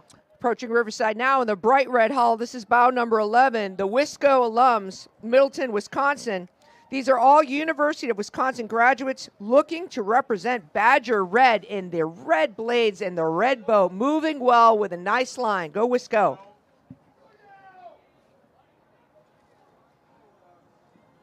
And here comes bow number 12, Bula Bula. Bula Bula. Let's go Bula Bula. It's a local crew knowing this course quite well.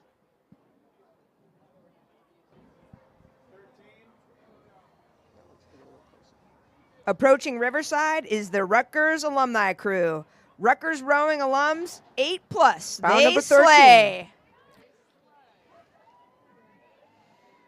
Let's go Rutgers.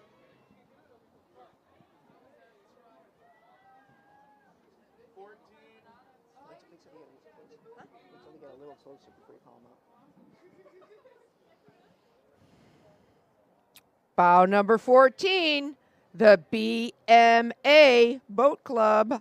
Does anyone know what that means? It's the Cornell alumni.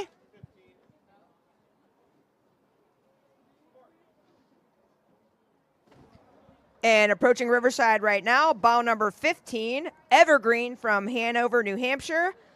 Dartmouth alum. Let's go Dartmouth. Again, we have some continually nice spacing, so these crews coming through right now are really picking their line. Really, the coxswains are able to do whatever they want on the course. Approaching Riverside at this moment is bow number 16. This is the Syracuse alumni out of Poughkeepsie, New York. Syracuse women's rowing officially started in '77, and this group of orange women span its affiliation with the Eastern Sprints of the Big East and now the ACC. And right in front of Riverside now is bow number 17, the Brown women. And bow number 18, hot on their heels, some awesome uni, is the Northeastern University alumni. Locals know the course well, picking their line and looking pretty fine in pink.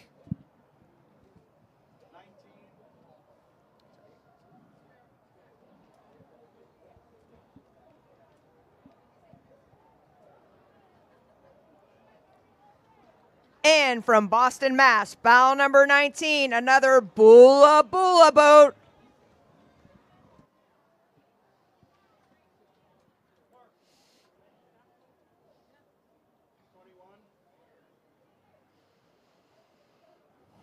Bow number 21, we got the locals. This is the Radcliffe alumni boat. Again, locals who know this course exceptionally well, picking their line with some smooth water in front of them. And bow number 20 approaching right now, King's Crown from Hoboken, New Jersey. Columbia Women's Alumni Crew with graduates from the 2020s.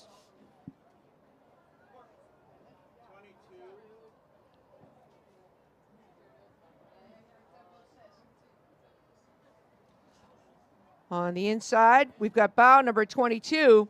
We've got another Radcliffe alumni boat coming through. Locals who know this course well, picking their line with clean water in front of them again. And on the Boston side of the river, we have bow number 23, X-Boat from New York, New York. Bates College alumni who race with a data-driven platform. Wow, X-Boat. We are a group of strong, fast, and beautiful women who love racing, love Bates, and love each other. Scratch 'em up, cats. Bow number 24, you've got your Georgetown alumni. This is the lightweight alumni from 2021, the second place finishing boat from that year. Looking good, making a move out of bow 24.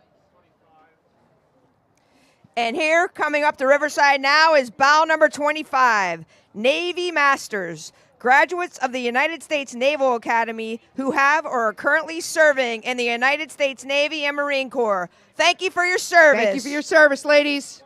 Bow number 26, you've got the Queens City Barge Club out of Poughkeepsie, New York. And I'd like to say, go Red Foxes, bow number 26. Bow number 27, another local crew. It's from DeWolf. BU. Let's go BU. Boy, these local crews really are getting to pick their course with some good water, some clean water in front of them.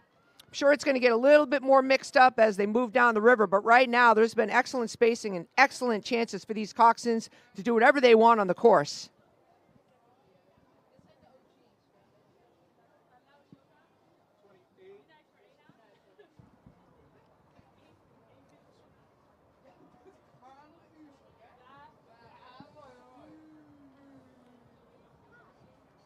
Approaching Riverside, we have bow number 28, Trinity from Hartford, Connecticut. Trinity women alums, including NCAA champions from 2005 to 2014.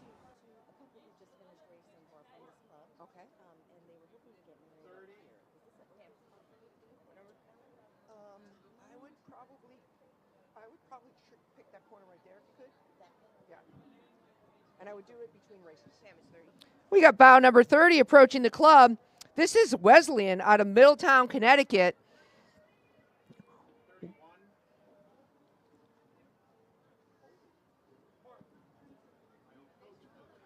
And on the inside with a tight line, we've got approaching the club, bow number 39. This is Colby College. I'm sorry, bow number 31. Apologize. This is Colby College out of Sydney, Maine.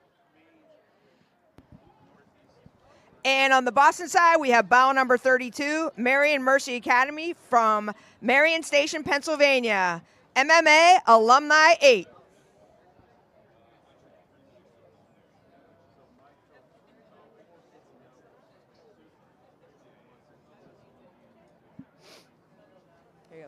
Oh, we've got some excitement coming to the in front of the boat club just at this moment. On the inside, or the Cambridge side of the river, we have bow number 35, OUBC alumni out of Great Britain. All these ladies are veterans of the Oxford-Cambridge boat race.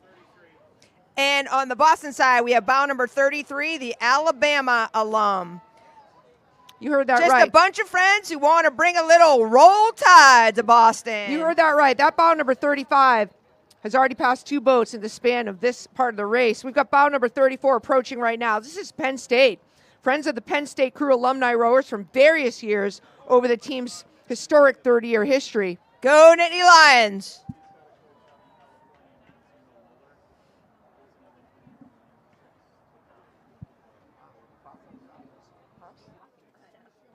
They're crushing it. I know.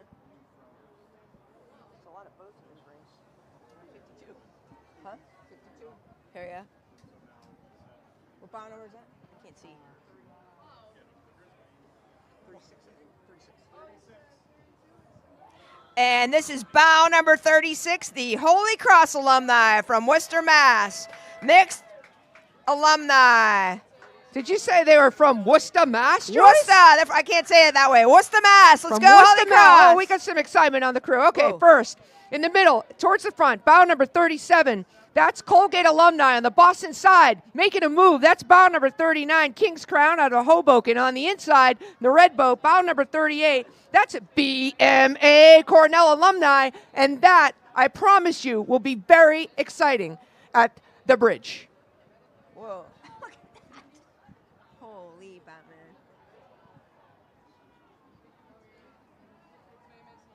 Wow. Okay, who's this? 41. 40 and 41 coming. Approaching now is bow number 40, Bowdoin from Brunswick, Maine. It's the Bowdoin College Polar Bear Rowing. Being pushed on the inside, right behind them at bow number 41. This is the Huskies Forever out of Norwalk, Connecticut.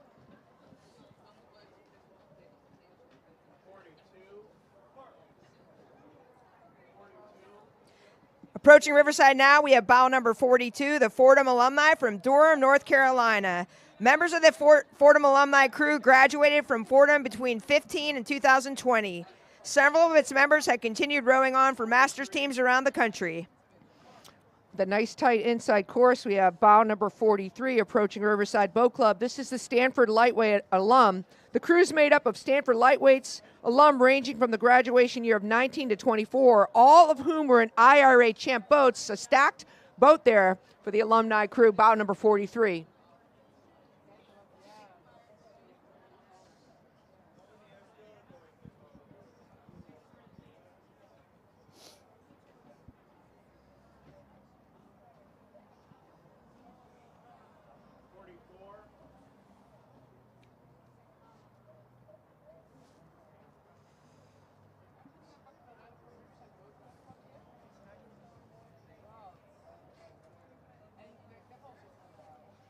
Approaching Riverside now is bow number 44, Friends of UNH from Durham, New Hampshire. This boat contains alumni of the University of New Hampshire rowing program.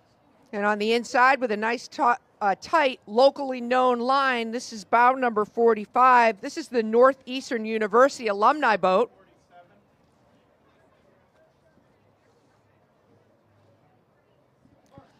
Also with a tight line, we've got the alumni out of Columbus, Ohio. The women in this boat are all graduates of the Ohio State University, ranging from the class of 18 to 24. The alumni. Who's on the inside? Passing on the inside, bow number 48. This is the Smith alumni crew out of Northampton, ranging in years from 2021 to 2024. And on the outside, you've got bow number 46. That's the Archbishop Carroll out of Radnor, Pennsylvania. It's a group of alumni from Archbishop Carroll High School in Radnor, reuniting to enjoy a ride down the course. And in front of Riverside right now, bow number 45, the Rutgers alumni from D.C., class of 2024 Rutgers women's rowing graduates.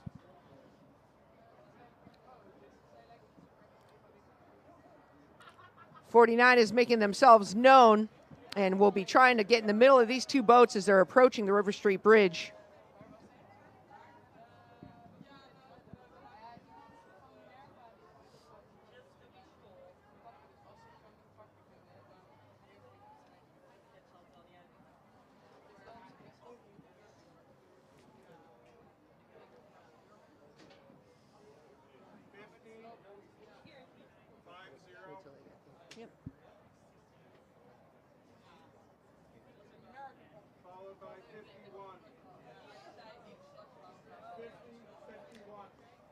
Approaching Riverside, bow number 50 from Middlebury, Vermont. A women's crew from formal Middlebury students. Last time competed in the 2022 and placed second from the end. And bow number 51 with that local line, a local crew, DeWolf.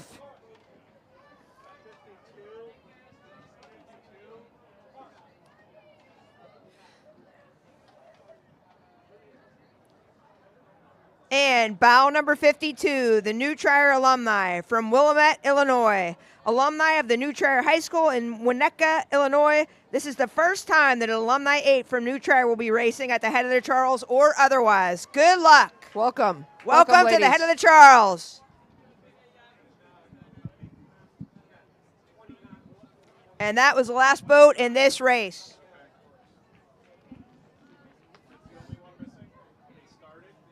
Oh, they started? Oh, is there another boat? Oh. Wait, there might be one more boat, so we're waiting. There potentially is one more boat coming down the course. And then when there's a cluster, I don't know, boat number 29, he said. I don't know. This does happen occasionally. It is very confusing up at the start. There's a lot of boats moving around. So this is still in the prior event. This is bow number 29. This is the Amherst alumni, Cambridge, Mass. Amherst rowing team was halted for a year and a half during COVID and have had to work to rebuild the program. The women's team found success this spring, winning the 4 varsity events at New England Regional Championships. Welcome and good luck. That does conclude event number 24.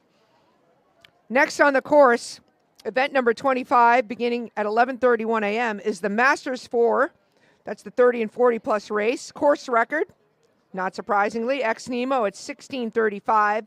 So from 2023, first was Club Nautico de San Juan. Second was ex Nemo, and third was Potomac. There are 22 competitors in this race.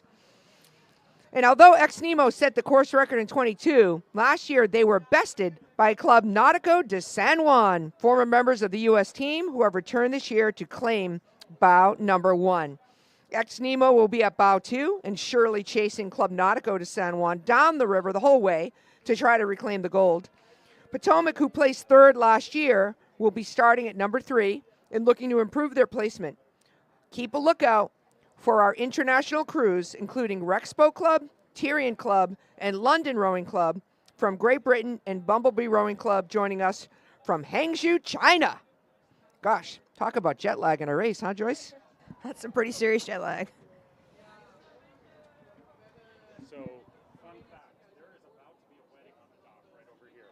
So, in like 5 minutes. no way. Yeah. Yeah, So, they set up here, and I'm like, let's start up here. I'm glad they yeah, no, they moved down there. So, if you see something happening, it might be worth like, Do you know their names? yeah, Mike and Sarah. Mike and Sarah. That's awesome. Are they from Riverside or? Yeah. Oh, awesome. They met at Riverside. No way. There's been a lot of weddings from Riverside. Sarah Finkel. Okay, I know. She's a coxswain. Okay. And Mike Feldman. So, Sarah Finkel and Mike Feldman. Got it. Good luck, Riverside. So, did you know that Sarah and Mike are getting married on the dock in like 5 minutes? Hi. No. Yes. No way. Are you like? This is Mike Feldman. This is Mike Feldman. Congratulations, buddy. You're getting married? Good. To my coxswain. You got some. No wonder. You got You some guys, I whiskey. brought you That's some good. pretzels Congratulations. from Going Philly. out. No. Oh, that's a good one. Plans. Oh man. He has plans right No. there. You want some? Yeah, sure. Not yet, not yet. Oh my God. Give it to the We have to announce a little longer. But It'll make the announcement he has more fun. a Riverside jacket going. I would never turn down plans except for the fact that I need to talk. Hi, Janice. Or I can Wow. hand these out. We have snacks. Hi, honey. We tried to cheer you coming back in. Yeah, I know. I heard you. We weren't announcing, so Here, we'll have some, but definitely hand them out to others. I don't want to be hogging them all. Available. The whole announcing thing is like, it's Wait, raw. when are you getting married? I Like I 5 know. minutes? It's great. Yeah, one of my friends is coming to Down there, right? Really? Oh, they sit down there. I get it. It's nicer down there with the sun. off the dock. Sun. It's nicer down there. You want the sun on your Yeah. back. And it's very hot. It's too busy up here. It's like prettier down there. We'll make sure we announce it. Congratulations. Thank you. That's so awesome. You're getting married. That's amazing. It's so cool. They're going to get married on the dock.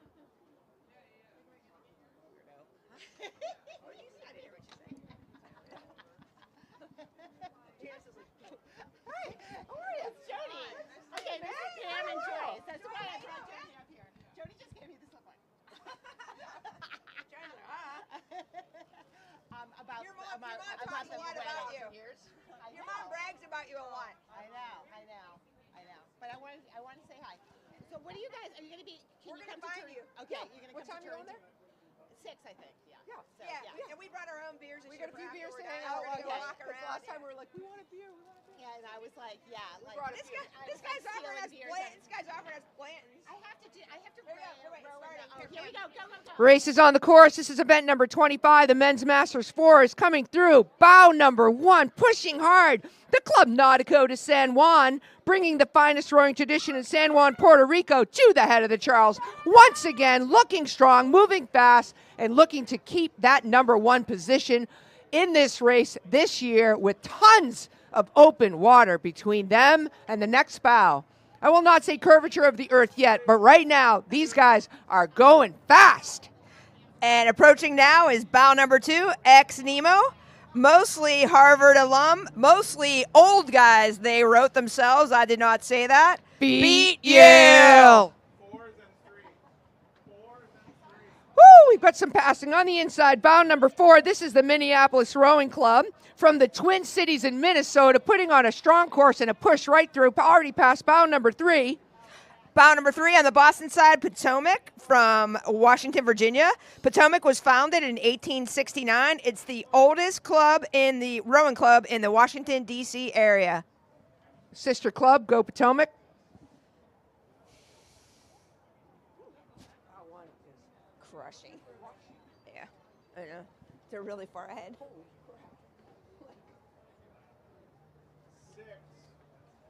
6.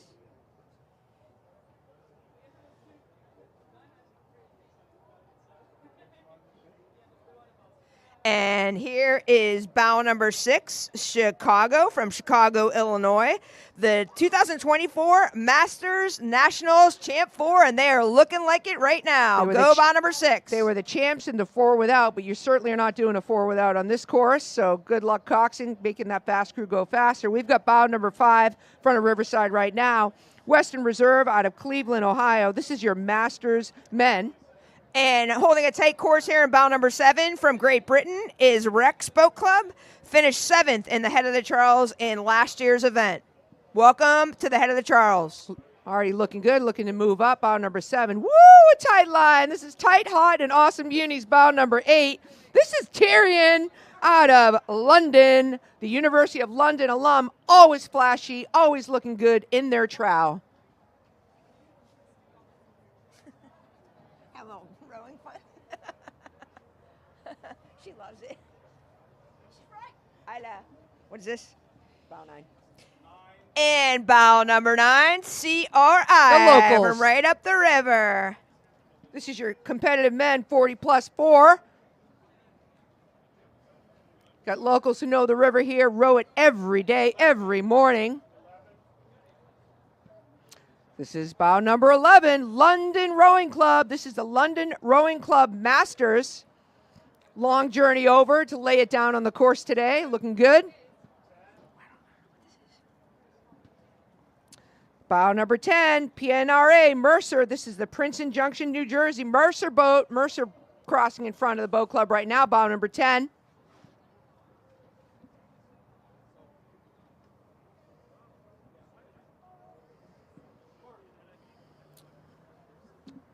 So far, all these boats that we've announced over the last 30 or so seconds, they have good spacing, good opportunity to pick a course. Oh, on the inside, we've got bow number 13. The locals from Union making a move on the inside. On the Boston side of the river, you've got bow number 10. This is your crew from China. That's bow number 12 on the outside, all the way from China. Welcome. That's the Bumblebee crew. They're excited to be back. Bow number 14, also putting a strong move with a nice line on the inside. That's Pacific out of San Francisco. They're rowing the Seas of Cheese. Not sure I know what that means, but they're looking very strong. Joyce, what do you think the Seas of Cheese means? Let's see. They're from San Francisco. I have no idea. I would have got it if it was chocolate, but not cheese. If it was Ghirardelli chocolate, completely understand. But Seas of Cheese, no. Oh, Seas is chocolate in San Francisco. Aha. Maybe that's it. Not sure I get that either. They get chocolate when they're done. Chocolate and beer and wine. I don't know.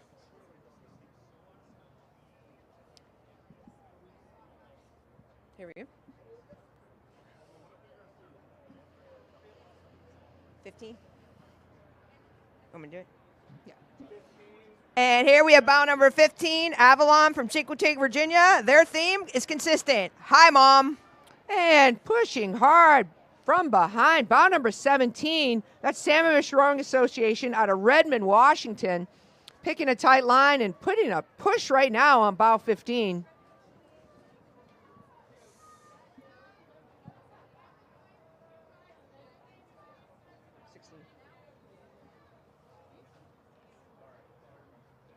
And in front of Riverside right now is bow number 16, Buffalo River Rowing Club from Buffalo, New York. It's the Rowing Club Masters team. We train on the curvy Buffalo River, taking 90-degree turns around the historic silos. Joyce, is this bow number 19 right now, pushing from the back? The Wisco alums out of Middleton, Wisconsin. This crew comprises alumni of the University of Wisco men's rowing team. Joe and Max were members of the 2008 IRA National Champs, 3R Eastern Sprints champs, and 2R Eastern Sprints bronze medalists. Strong crew. On the Boston side of the river, we have bow number 18, East Bay Rowing from Barrington, Rhode Island. They're a nonprofit rowing club based in Barrington. And on the inside, we've got bow number 20. That's Fairmount from Philadelphia, and they are looking for redemption. So far, looking good on the course as well. And we have bow number 21 approaching Riverside, Rose City. For those of you who don't know, that's Portland, Oregon is the Rose City. A bunch of old junior alumni from Portland, Oregon. Go Rose City. And then approaching Riverside, the black hull and the nicely painted blades, bow number 22, Potomac out of Washington. Potomac Boat Club, founded in 1869, is the oldest rowing club in the Washington, D.C. area. Got that telltale star on the red blades for Potomac. That concludes event number 25, the men's Masters Fours.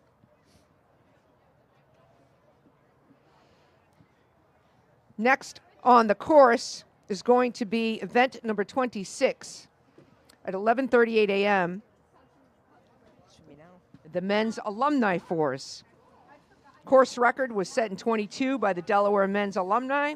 Last year's results were number 1, BMA A, number 2, Bowdoin A, and number 3, Friends of Vanderbilt. There's 23 competitors in this event.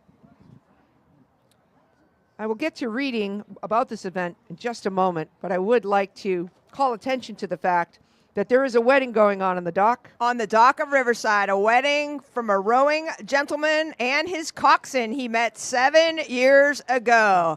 There is love in rowing. Mr. Mike Feldman and Miss Sarah Finkel. Congratulations. We've got the race on the course. This is bow number 1 and event number 26, BMA. You got your defending champs from last year, the Cornell alumni, who are slicing up clean water on their way to trying to defend. And now approaching is bow number 2 from Bowdoin, from Brunswick, Maine, the Bowdoin College Rowing Alumni. Giving some nice backdrop to the wedding, some lovely crews going by. Bow number 3 approaching Riverside Boat Club. This is the Friends of Vanderbilt, Connor Goodrich, class of 23. John Micey, law class of 23. Jason Garrett, 3-seat. Daniel Ingber, and Justin Stevens. Very decorated rowers. And coxswain in bow number 3. And back to the wedding, I hope the groom has something to read because the bride looks like she's reading a novel, so I hope he has something to say. Sorry, Mike. Well, way to go, coxswain. Bow number 4, the Purple Calf Boat Club out of Hamilton Falls, New Hampshire. That's the Williams class alum 23 and 24. And overtaking them on the inside is Belmont Hill from Belmont, Mass. It's a Charles River alumni crew who know this course like no other, and they're showing it.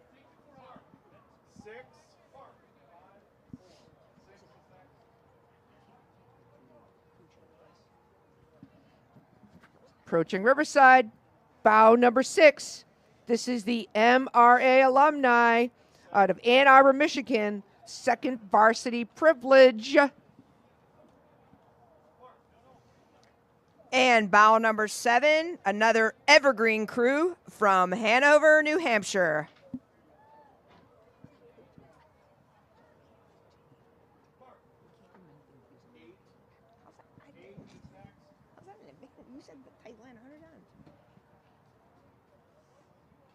Approaching Riverside, this is bow number 8, Bowdoin, the Bowdoin College rowing alumni.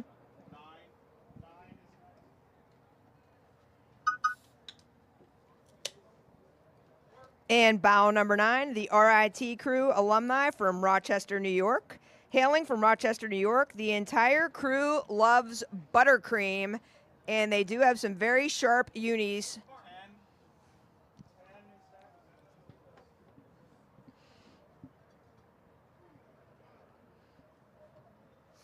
Bow number 10 is approaching Riverside, the UVM alum out of Portsmouth, New Hampshire.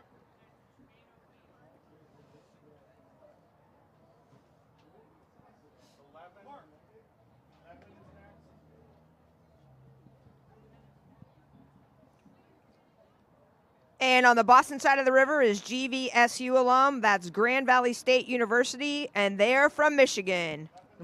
Putting a strong move. We got bow number 13 on the Cambridge side of the river. This is Crabtree out of London, Great Britain. Rowers from the Cambridge University who competed in the boat race in 21, 22, 23, and 24. And they are moving.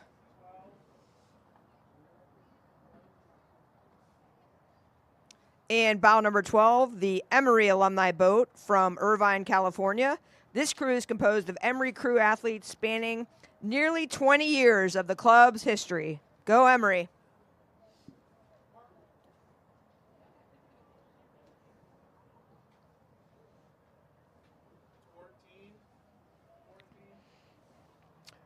Approaching Riverside Boat Club on the Boston side of the river in the dark hull. This is bow number 14. Northwestern University alumni rowing out of Skokie, Illinois.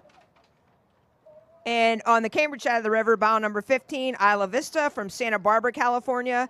From the depths of Isla Vista, California, feast your eyes on the reigning, defending beer dye champions of the nation. 17.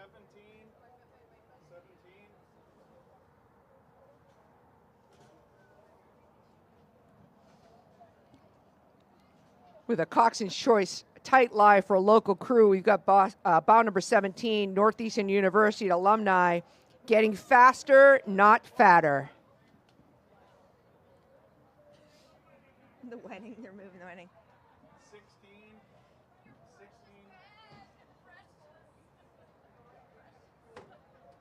And bow number 16, Tulane, all the way from New Orleans, Louisiana. Alumni from Tulane University, men's rowing. Nolans.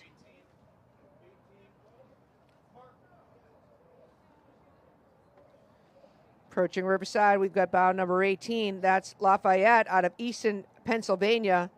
Lafayette's finest and oldest rowers. Go Lafayette.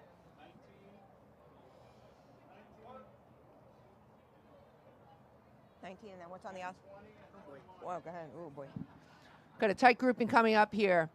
In the middle, bow number 19, that's CPWRC out of Wallingford, Pennsylvania. Passing on the inside is bow number 20, that's Gordon College out of Wenham, Mass. And bow number 21 on the Boston side of the river is Middlebury out of Middlebury, Vermont, the mid crew. And a nice tight grouping should make for some fun over at the River Street Bridge in just a few moments.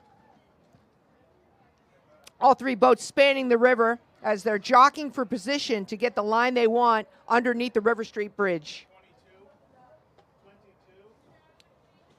And bow number 22, Bucknell alumni from Lewisburg, Pennsylvania. Alumni who are still rowing competitively. Go Bucknell. The bridge. Oh boy. Can three boats fit through there? They can, but it's going to be pretty, Tell them to watch. pretty tight.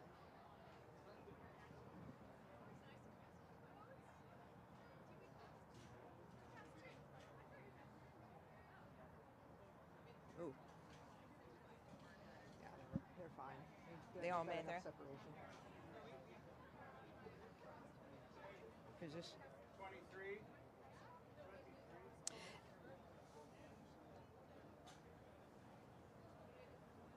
And this is bow number 23, Virginia alumni from Charlottesville, Virginia. Go Who's! And as bow number 3 crosses in front of Riverside, that concludes event number 26, the men's alumni fours. And we saw a kiss on the dock, so we think the wedding is now official. Woo! Congratulations, Mike and Sarah.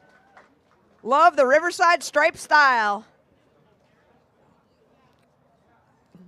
There's a lot of excitement here, Joyce, but let's talk about our next race, shall we? It's event number 27.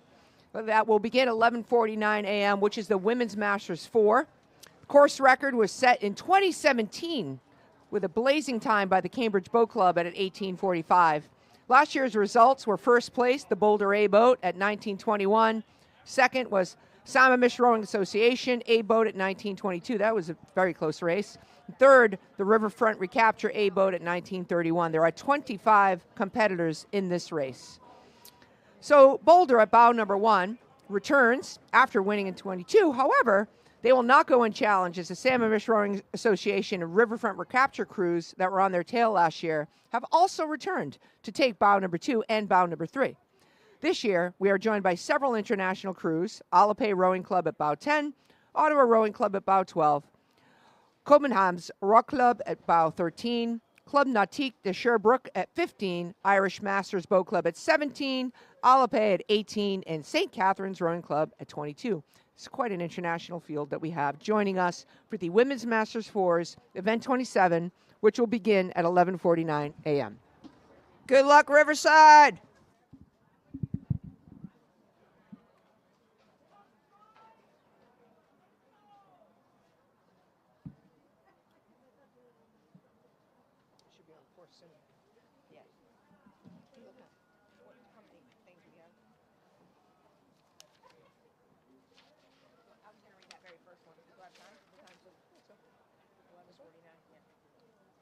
And back to a couple of our sponsors, 776 BC.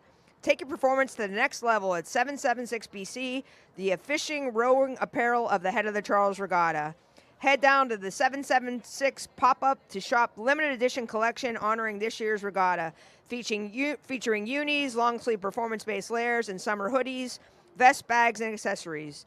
Don't miss regatta exclusives, competitions, and the chance to connect with the U.S. rowing team athletes and co-founder Cam to find how to get your crew racing in world-leading kit customized for your team. See you there.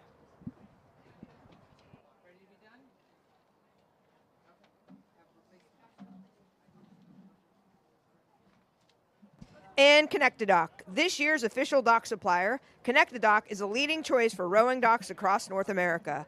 Trusted by rowing clubs and regattas everywhere, Connect-A-Dock delivers unmatched stability and performance. Visit the Connect-A-Dock booth to see why it's a rower's top choice.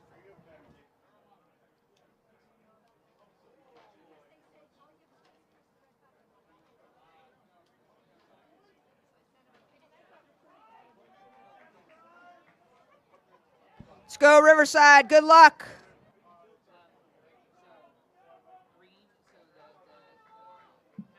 Special shout out to our Head of the Charles volunteers. It extends a huge thank you to our 2,400 dedicated volunteers. Your time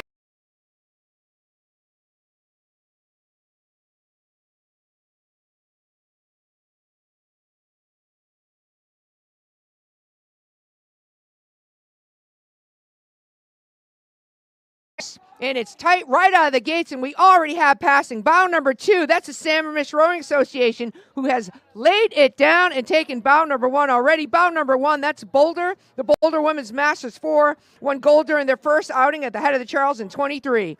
It's a new combination this year. They're looking to hold on, and bow number 2 had something to say about that.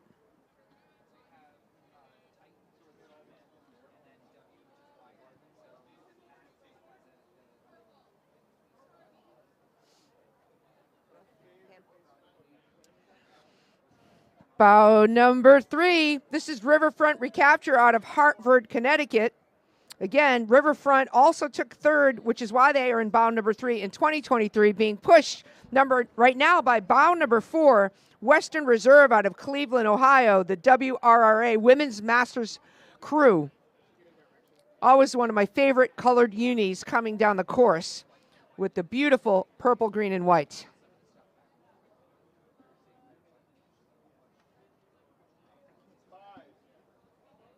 And this is bow number 5, Carolina Masters crew from Carbo, North Carolina. This is the 7th guaranteed entry appearance in this event for the small but mighty club from North Carolina. Carolina Masters thanks all who contribute to make this regatta the best in the world. Yes, Joyce, you cannot overstate the importance of a guaranteed entry. Go Carolina Masters!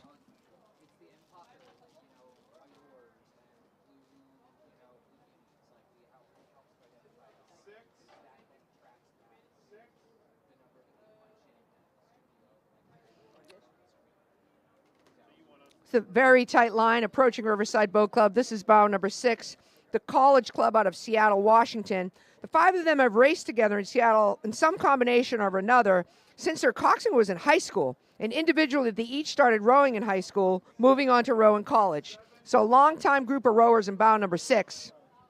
And this is bow number 7, Western Reserve from Cleveland, Ohio, another WRRA Women's Masters crew. Joyce, they're being pushed pretty strongly by bow number 8. That's Capital out of Washington, D.C., trying to make a move. Both crews looking very, very strong. We get the bucket rig out of bow number 8. You'll notice that there are 2 rowers back-to-back. That's called a bucket. Sometimes can be considered an advantage in certain racing situations.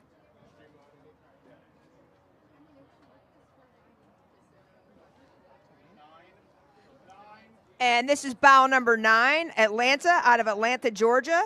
Atlanta Rowing Club rows on the Chattahoochee River in Roswell, Georgia, and is currently celebrating its 50th anniversary.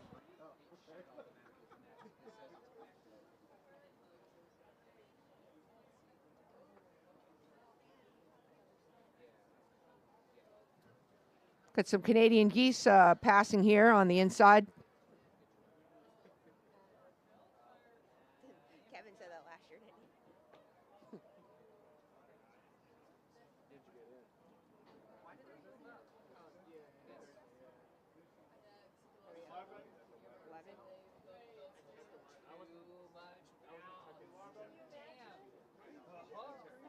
You got that one?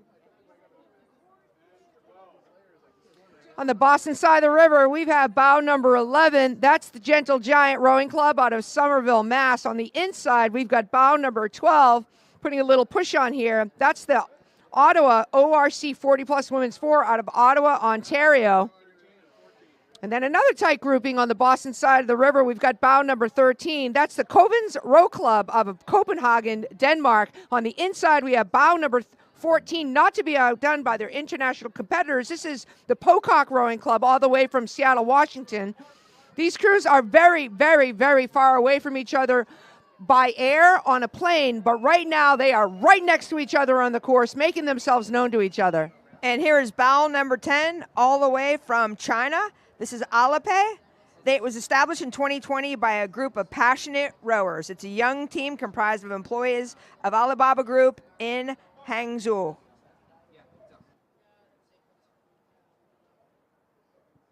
And Joyce, although they hold very demanding jobs in tech in China, they practice often on the beautiful West Lake in Hangzhou and have won a couple of races in China. Welcome.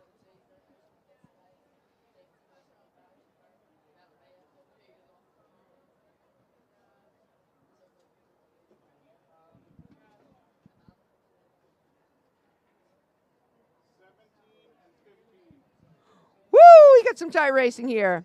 On the inside, we have Bow 17 with a move. This is an Irish Masters Boat Club out of Ireland, and we have paint swap.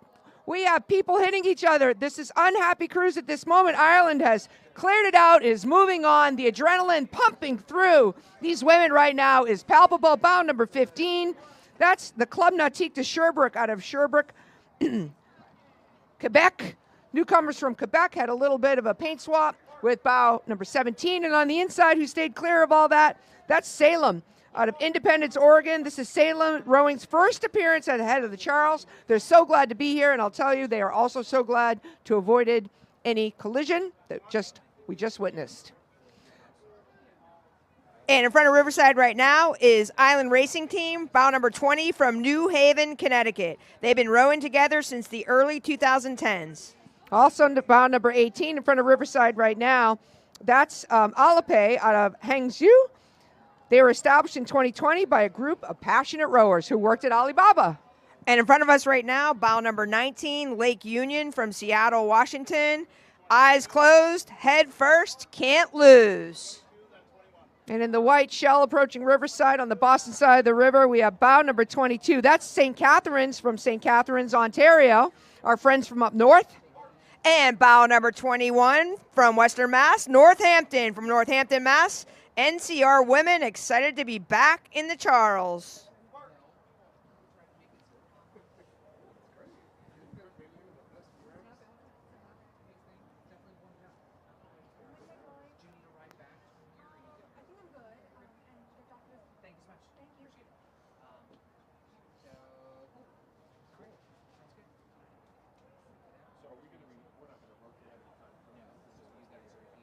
How many more are there? Like two?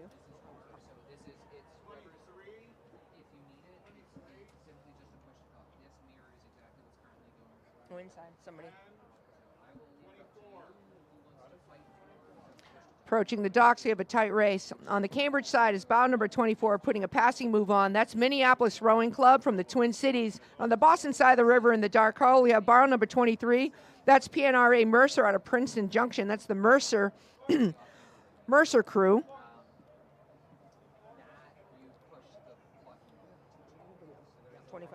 Huh? Yeah. You want to take that or want me to take it?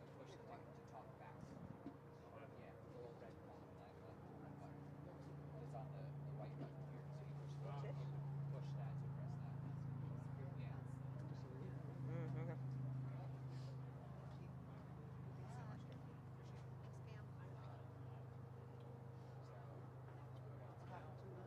I don't know. And here comes the final boat in the event, bow number 25. It's the Milwaukee Rowing Club from Milwaukee, Wisconsin. In their first entry since 2011, the Masters women are competing in the Masters 40 plus 4 plus, including former Wisco, Harvard, and GW rowers, and a two-time Head of the Charles Club 8 plus medalist. This crew is excited to be back in Boston. Welcome, Milwaukee. We're excited to have you. And that will conclude event number 27, the Women's Masters 4s. The next event is event number 28, the Women's Alumni 4s, with a course record that was set last year by the MIT grad A boat at 1836. By the way, who broke the previous record set by the MIT grads in 2022 at 1913. Go Riverside! So returning for the 2024, after smashing the 2023 record and setting run, the MIT grads, Alumni 8-4, returns to Head of the Charles to defend their title against the likes of Brown, number 22. And here they come, crossing in front of Riverside Boat Club right now is bow number 1. This is your returning champions, returning course records, MIT grads, setting it down, followed very closely by bow number 22, Brown. These two will be fighting, bow number 2, these two will be fighting the whole way down the course. This will be an exciting race for the next 16 or so minutes.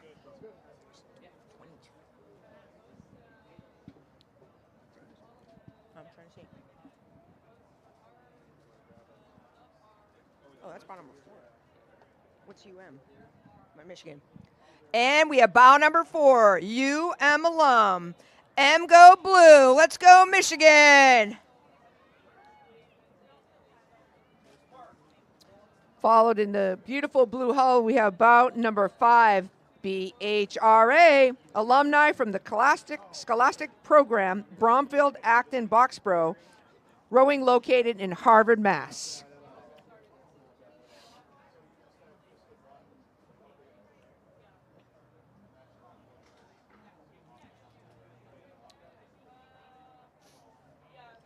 I can't see. What number is that? That is 6. Bow number 6, Bowdoin. Bowdoin College rowing alums. Let's go, Bowdoin. Nice, a lot of open water in front of you, whatever course you want.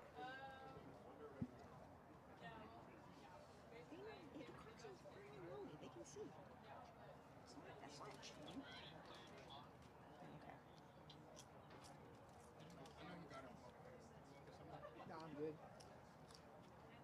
Never use that. I always use this anyway. Not from our spotter. Was that 7? I can't see. Bow number 7, Simmons alumni, Simmons College alumni rowing, coached by the late great Nikolai Karmakov, rose out of Riverside. Rest in peace. Go Simmons! On the Boston side of the river, we've got bow number 9, Rhode Island women out of Kingston, Rhode Island, the URA alumni 4. On the inside, we've got bow number 8, Purdue out of West Lafayette, Indiana. It's the second year that the women's alumni are representing Purdue at head of the Charles.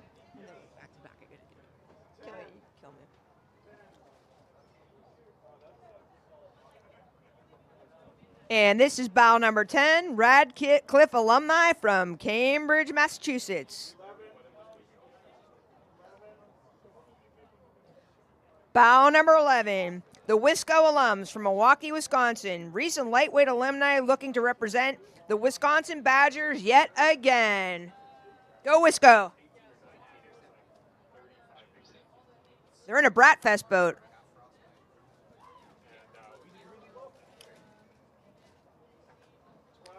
Bow number 12, Lafayette from Easton, Pennsylvania. Lafayette's finest yet oldest rowers. Go Lafayette.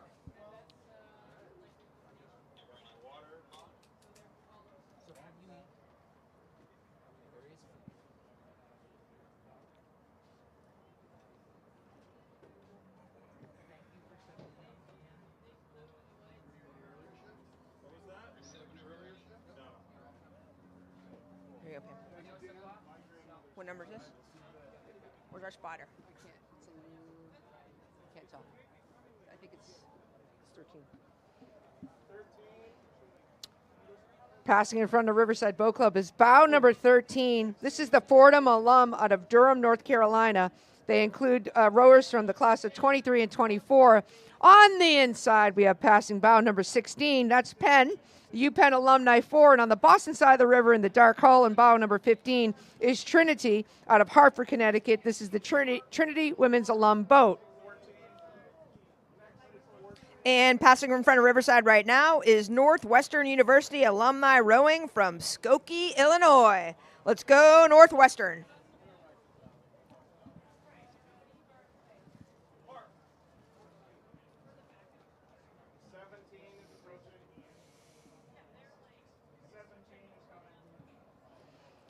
Approaching Riverside Boat Club is bow number 17 out of Great Britain, the OUBC alum out of Oxford. All of these athletes are veterans of the Oxford-Cambridge boat race.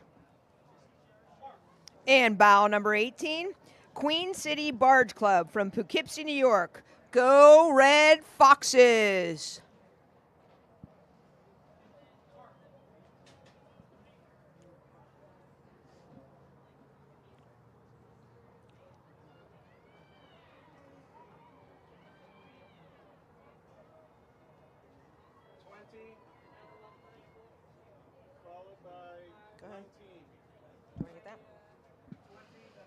We had some passing that occurred here, approaching Riverside Boat Club in the Red Hull. Bow number 20, that's a USD alumni out of Coronado, California, the University of San Diego alumni women reliving their glory days in the Brightwood Hall, moving nicely. Bound number 19, that's Rhode Island women out of Kingston, Rhode Island. That's a URI Women's Rowing Alumni crew.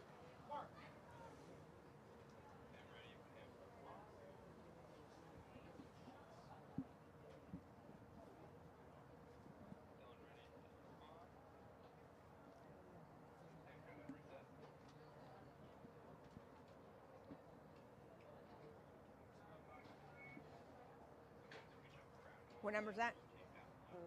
That is 21. And this is bow number 22, the RIT crew alumni, 21 RIT crew alumni from Rochester, New York. Hailing from Rochester, New York, go Tigers and go Buttercream. I'm going to have to figure out what the Buttercream means. With a very, very tight line in the white bow, number 22.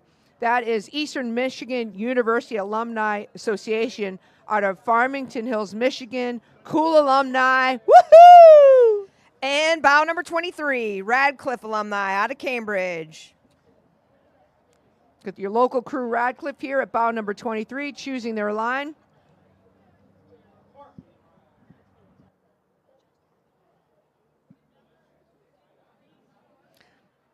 And that is the conclusion of event number 28, the Women's Alumni Fours.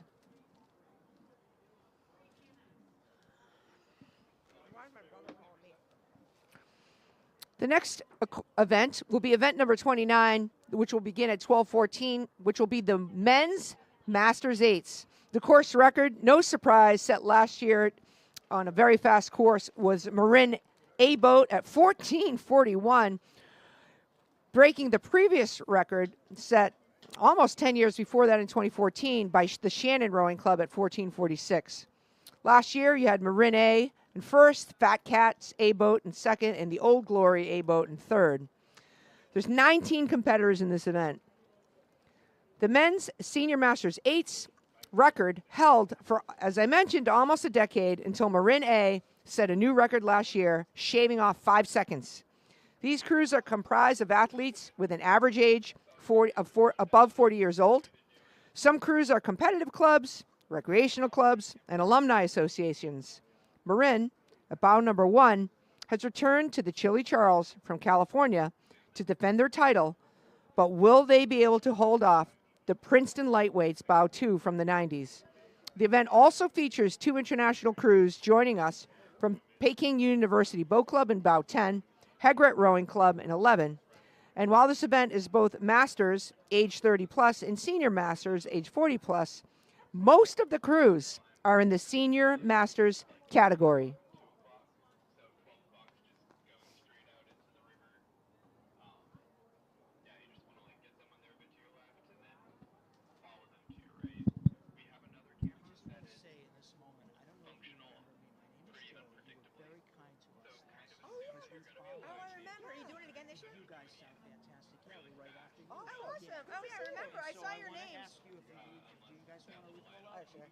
Oh, yeah. I would love one. Thank you so much.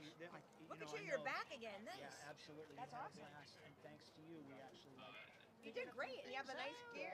Yeah, awesome. So much Glad fun. you made it back. Yeah, of course. What time Thank is it you. starting? We got a few minutes. We can read some things. And a quick shout out to our sponsors, Hyatt Regency, Boston Cambridge, the official hotel of the head of the Charles Regatta. From views of the Boston skyline to a stroll along the Charles River, immerse yourself in New England charm during your stay at the Hyatt Regency Boston Cambridge. Visit the nearby tech hub of MIT in Kendall Square, as well as Harvard University. Embrace the best of Beantown.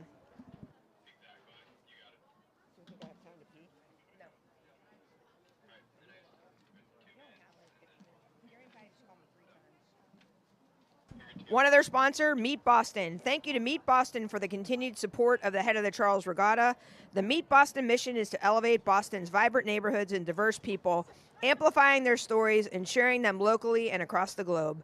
Be sure to stop by the Weld exhibition and visit the Meet Boston truck.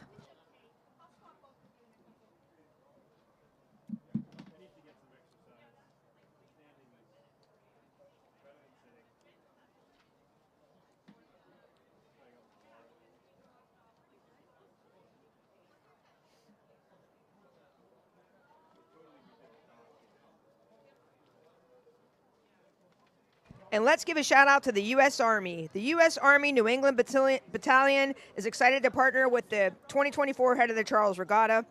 Visit our booth located in the Weld exhibition to speak with a recruiter and explore opportunities you never knew existed. Be all you can be in the U.S. Army. There's no limit to what you can achieve. Explore passion, purpose, and community at goarmy.com.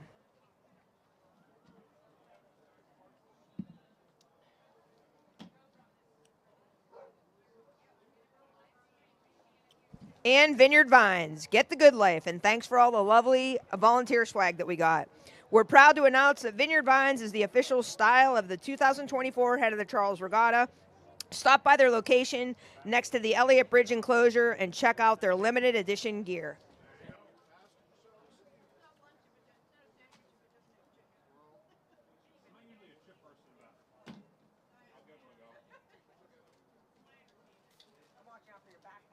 I'm sorry. I'm gonna get taken out by that thing. I'm like, I just want my water here. I'm I don't over here have like to that. I'm like reach this. it I'm yet. like. Feel free to. No knocking anyone into the river. I'm like, Okay? I'm just like laughing. I'm like, oh. I'm like, No injuries on this watch. I'm laughing. I've dealt with many backpacks in my life. I have throat problems. Yeah, push me out of the way if I'm you need. kidding. I'm kidding.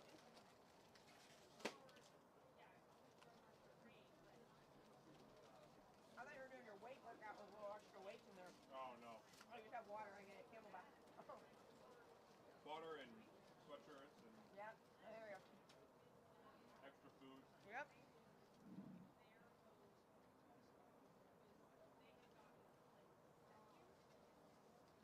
Thank you. The spotting is very helpful. Usually we have to do that ourselves. Usually we do it ourselves, so Yeah, that's why I brought it makes it so much easier. You guys do this every year? Yeah, we've been volunteering for like 25 years. I'm part of your timing crew. Well, we have there. It's very helpful. You had the previous announcers said, or someone said that the spotter that was supposed to be here either showed up left or Oh, did arrived or. oh, we always bring our own because it's like we just done it so many years and never had a spotter, and it's really hard to see. It can be. And the bows, some of the bows are like sideways, bow numbers. And right now with the glare of the sun. Yeah, exactly. Numbers under the bow. Yeah. It's very helpful, so thank you. Certainly. I'll be here all day tomorrow too. Oh, wow. We won't, but we appreciate it. What? Stretching. I'm trying to figure out what Garen had to call me like 4 times. If you need to go take it, I'll do the race. No. Yeah. I'll see what Gary just texted back. You guys do this as a pair together? Well, yeah, typically, yeah. So a reminder, the next event on the course is going to be event number 29, the Men's Masters 8s.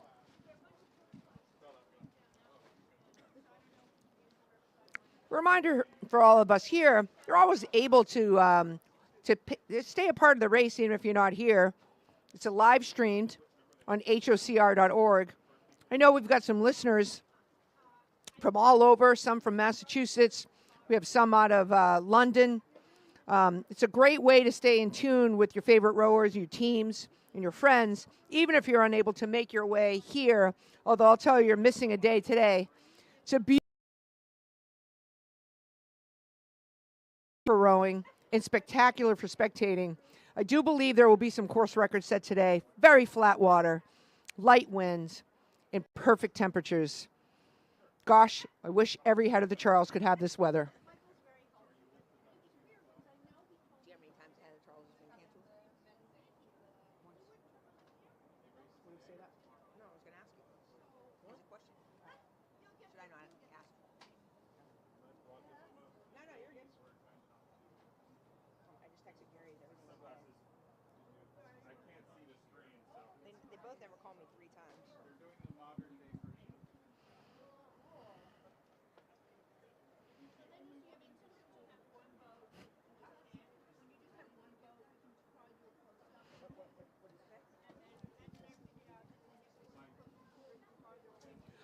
Races on the course. With a tight line, moving, bow number 1. This is Marin out of Green Bay, California, excited to cross to the U.S. to compete in this incredible event. 3, That's the Marin A boat. Bow number 3. This is the Old Glory Boat Club, calling themselves out of Melrose, Mass. At the John Parker Center for Kids who can't row good and want to learn to do other stuff good too. And bow number 4, moving, Penn AC, cranking up the Penn AC rowing engine yet again. Let's go, Penn AC. So we have 3 boats moving well, beautiful oars work, lots of spacing, pushing the puddles back. Joyce, I do have to ask what happened to bow number 2. There may have been a mix-up out of the start. Maybe they got out of order. Yeah, they must have, Pam, because this is bow number 5, Blue Cheese Rowing Club. Who can't love a name like Blue Cheese? Out of Santa Barbara, California. Yale lightweights from the early 2000s. Let's go, Blue Cheese. Bow number 6. This is the Brown Alumni, New York, New York. Brown crew. Very good spacing so far in these first 5 boats that have come through.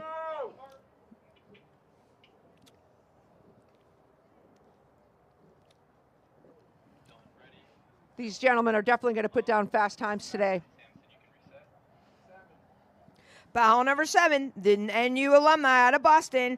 Get faster, not fatter. Gotta love that slogan. You got the locals from Northeastern laying it down. Bow number 8. These are the Olden Bears out of Montclair, New Jersey.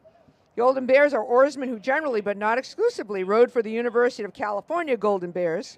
The Olden Bears are not just alumni. They're a group of athletes that have never lost the pursuit of fitness or their love of rowing. Row strong.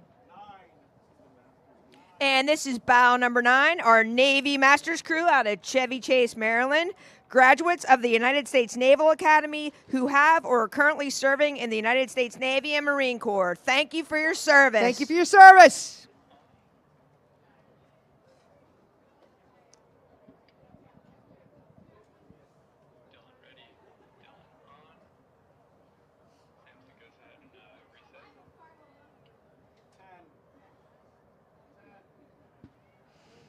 Approaching Riverside, sporting some form of a camera on their bow, is bow number 10 out of Peking, established in 2016, initiated by members of the former Peking University rowing team. Traveled a long way from China to be here. Welcome and good luck.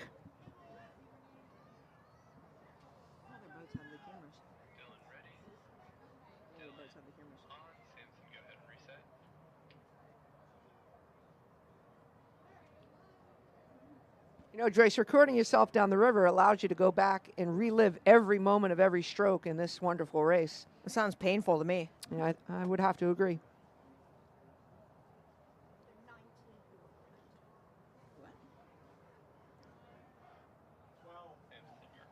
And this is bow number 12, King's Crown from Hoboken, New Jersey. A group of Columbia rowers from the 90s and 2000s. Roar, Lions, roar. Hot on their tail in bow number 13, ex-Nemo, our locals, mostly Harvard University Boat Club, mostly old guys, and yet they still want to beat Yale.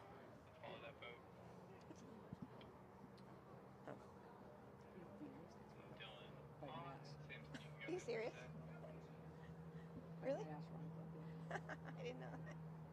I wonder what Nemo stands for. I have to look that up.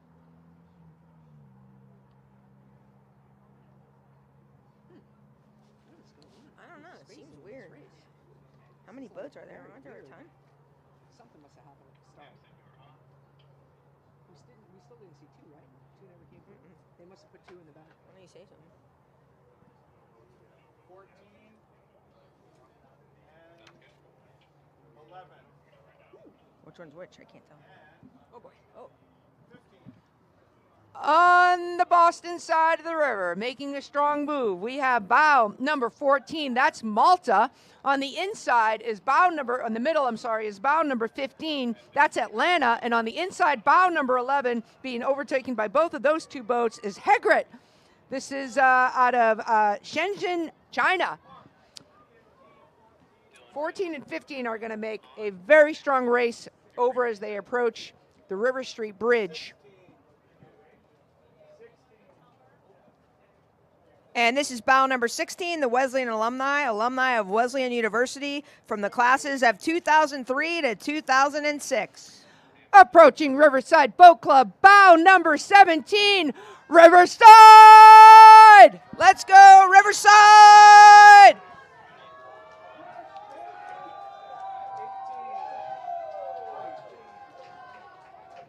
And this is bow number 18, Western Reserve from Cleveland, Ohio.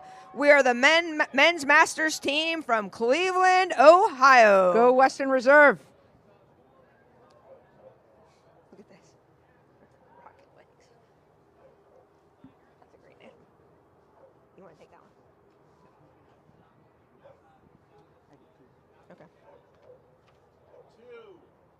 Two. Oh, crap. Oh, there they are. Bow number 2. That's Fat Cat, never to be left out of a good race. I'm sure something happened at the start, but they are laying it down now. I'm sure there is a lot of adrenaline for the Princeton lightweight stars from the 1990s. And a fun crew name, bow number 19, Rocket Legs Rowing Club. It's a mix of alumni from Rutgers and Miami Rowing Club. Let's go, Rocket Legs. And that will conclude event number 29, the men's Masters 8s. We shortly followed here by event number 30, beginning at 12:24 p.m., the women's Masters 8s. Course record set last year by the Capital A boat at 16:59, crushing the previous record set by Capital in 2022 at 17:08. Your 2023 1, 2, and 3 places were Capital Rowing Boat A, Texas Rowing Center Boat A, and Bayak Road A. 15 competitors will cross the line in this event.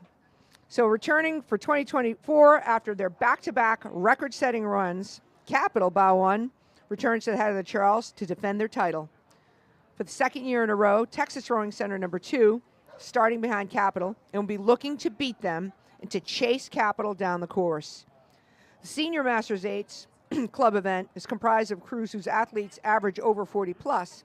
These athletes may come from competitive clubs, recreational clubs, or alumni associations and more. There's also a senior 30 plus age group in this event.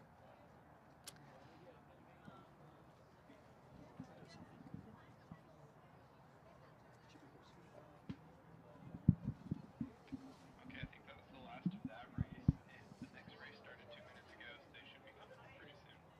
The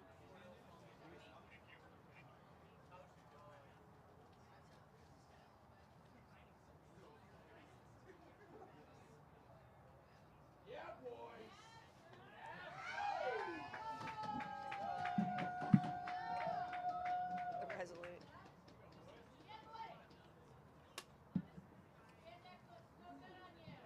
Bow number 11. Time for a quick sponsor, Community Rowing. The head of the Charles Regatta is happy to partner with Community Rowing to bring the sport of rowing to more than 5,000 youth middle schoolers in Boston and Cambridge public schools. This all happens through CRI's Let's Row program. To learn more, visit communityrowing.org. Joyce, that's a great program. That's where I learned to row.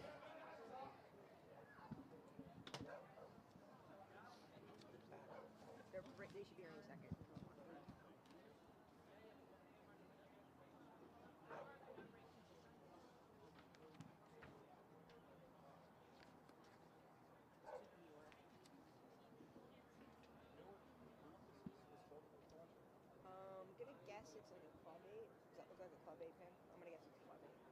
Just purely a yes. Oh, nice. Here it comes, man. The race is on the course. Here are your defending champions for event 30 in the women's Masters 8. This is bow number 1, Capital. Not only are they defending, they have the course record from last year. They are looking to maintain this lead and win again. Number 2 will have something to say about it. This is the Texas Rowing Center, who took second last year and is going to chase bow 1 down the course the entire race. This is going to be fun to watch for the entire length of this river. Good luck, ladies.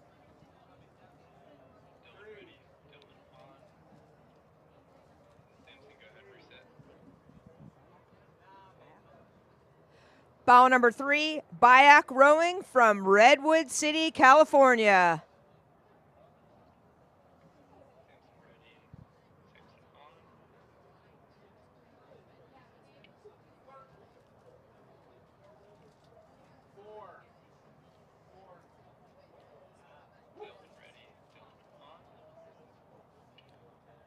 And approaching Riverside right now is bow number 4, Endeavor Rowing Alliance from Mesa, Arizona. Back again. Let's go, Endeavor.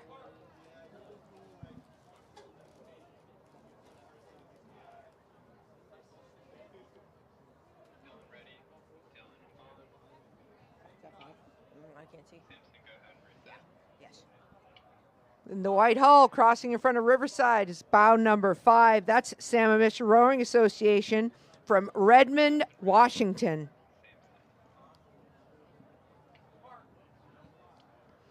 I have to comment again the wonderful conditions that these rowers have for this race today. Bow number 6, our friends from Canada, Argonaut out of Toronto, Ontario.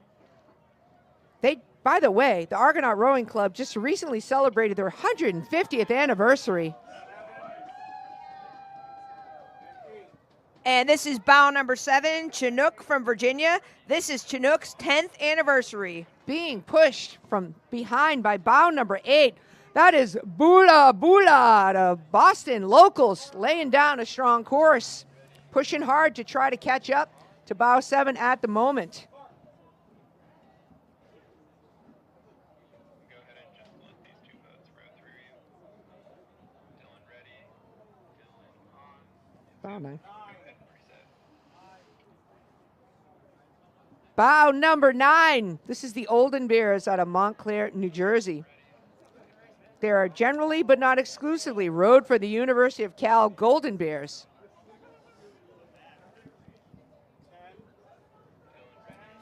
Some of my favorite blades on that boat. Beautiful paint jobs. And bow number 10, we have another crew from Endeavor Racing Alliance in Mesa, Arizona. This is a new entry that they're very excited about. Digging the mixed color blades there, ladies. Let's go.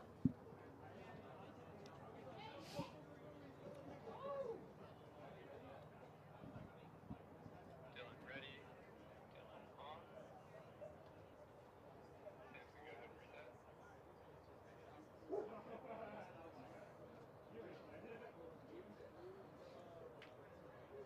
Like to wish good luck to the 2 Riverside boats that are pushing off to go get ready for your race. Good luck. We still have a few more boats left in this race. It seems like there was a little bit of a slow up at the start there. 11.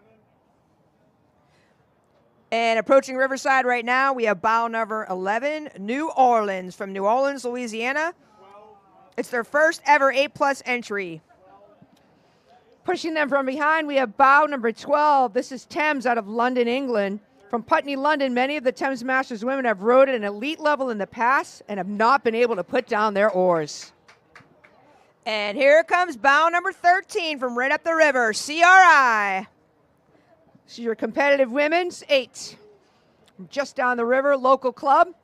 Always strong performances out of CRI.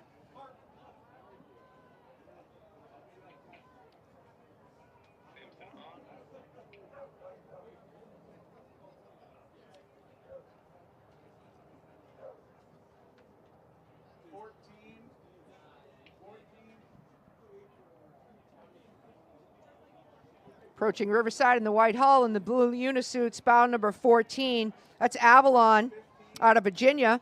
And I'd like to say, hi, Mom. And bow number 15, Carnegie Lake from Princeton, New Jersey. Carnegie Lake's Rowing Association is a Masters Club rowing out of Princeton University Boathouse on Lake Carnegie. And that is the final boat in this event. That concludes event number 30, the Women's Masters. Good luck, Riverside. Good luck, Riverside.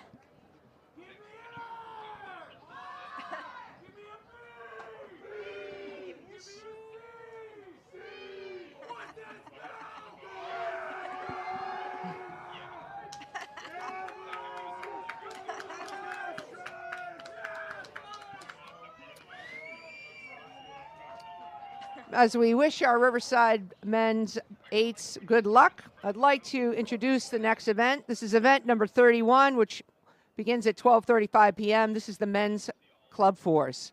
The course record set last year with the Dartmouth A boat at a 16:01, besting the previous record that lasted for a decade, set by Union Boat Club in 2013 at a 16:05.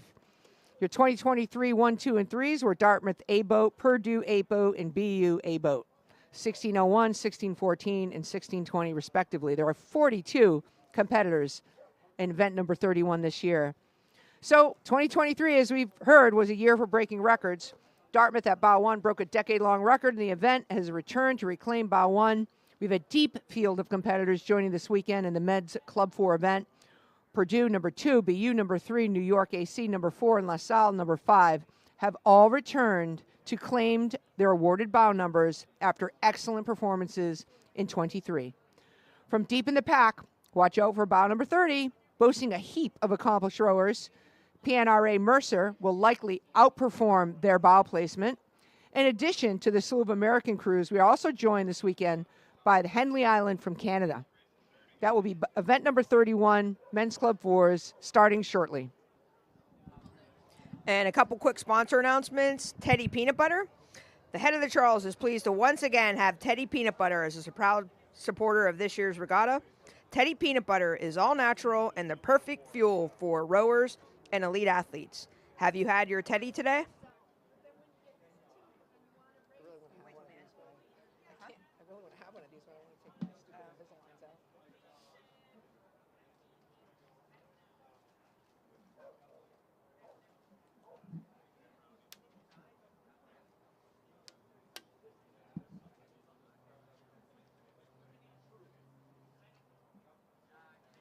And a big thank you to the DCR, the Department of Conservation and Recreation, who manages the parklands that today's races take place in. The head of the Charles has been in partnership with DCR since 1965 and could not pull off the race without the incredible support we receive from their organization and hardworking staff. Thank you, DCR.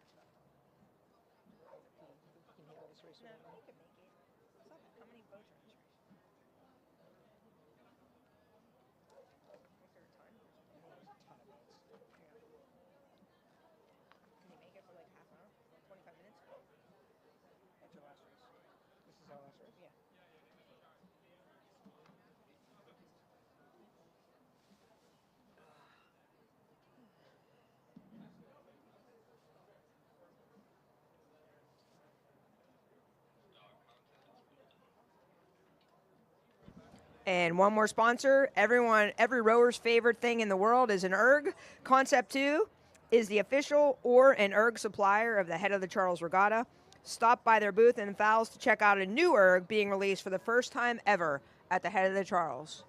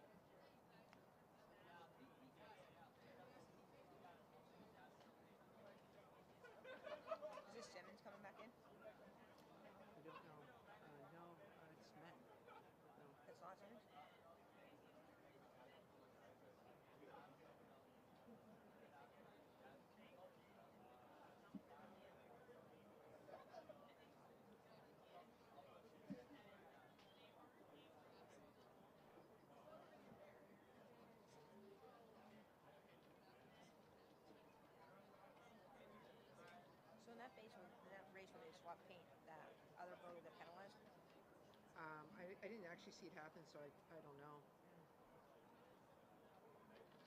Pam. Event number 31 is on the course. You've got your champions and current record holders for this event. Bow number 1. This is Dartmouth. Laying it out right now. Not wanting to give up that course record or the number 1 spot to anyone. Pushing the puddles back. Excellent oars work. Looking strong moving down the course in front of Riverside.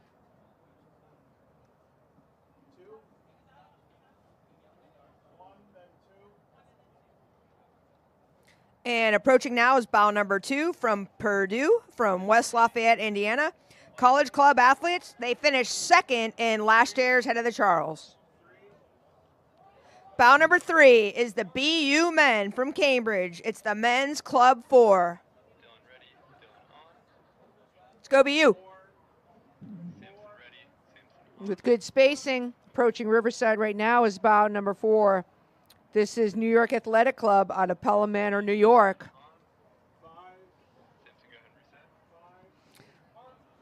Bow number 5. This is LaSalle Rowing out of Philadelphia. This is the LaSalle JV4.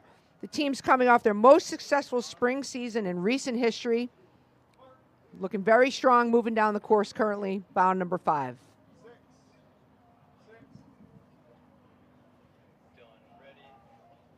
And this is bow number 6 from Harvard University. This is their A boat. Being pushed very strong. Bow number 7. This is Riverside Boat Club. This is the Let's Riverside, go, Riverside! A Club 4. Moving fast on their home course. Chasing down bow number 6, Harvard University. Putting a good race on right now with your bow rig. Bucket rig, sorry.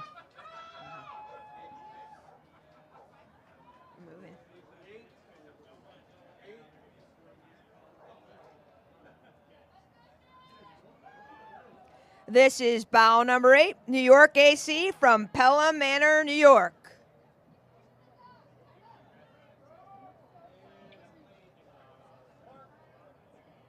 Oh, bow number 9.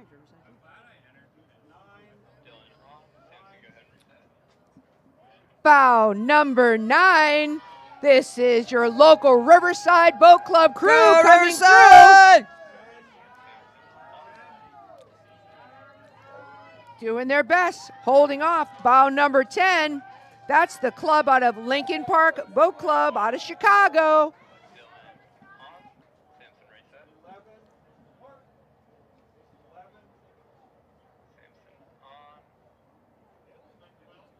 And this is bow number 11, West Point from West Point, New York.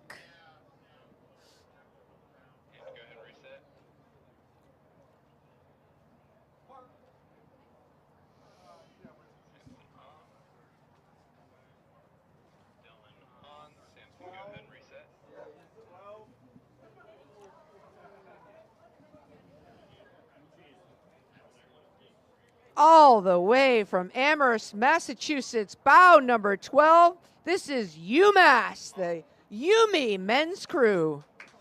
Also doing a bucket rig. You'll notice seat 3 and seat 2 right behind each other. Many crews consider this an advantage on some courses. It's the second boat I've seen cross by in this race with a bucket rig. Not to be outdone by bow number 13, also with a bucket rig. This is CRI, the competitive men's 4.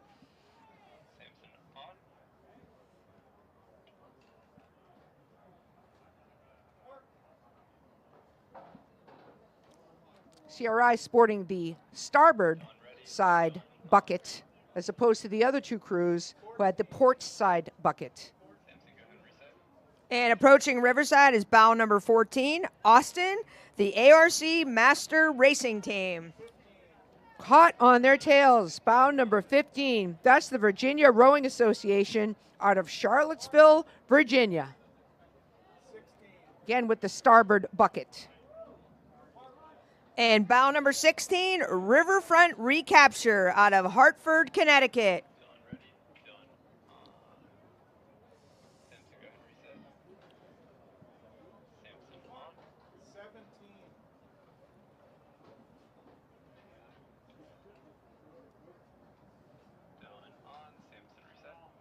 Approaching the boathouse right now In the white hull, bow number 17. This is Harvard University, locals.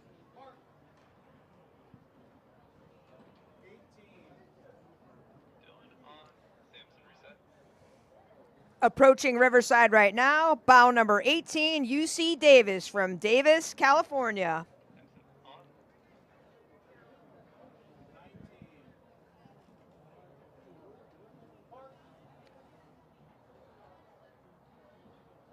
And this is bow number 19, the UNC men's crew out of Chapel Hill, North Carolina.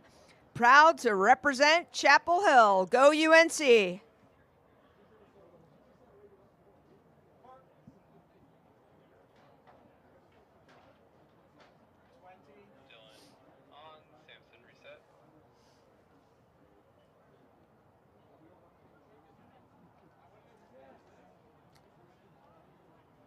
Bow number 20.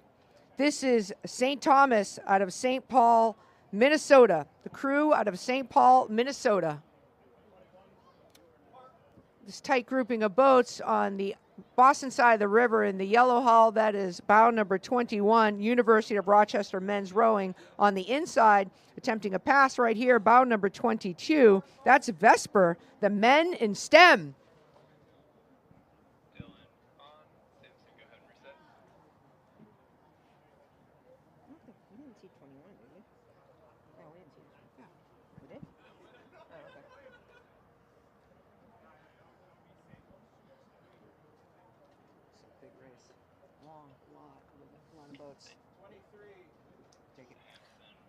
Approaching Riverside right now is bow 23, Southern California.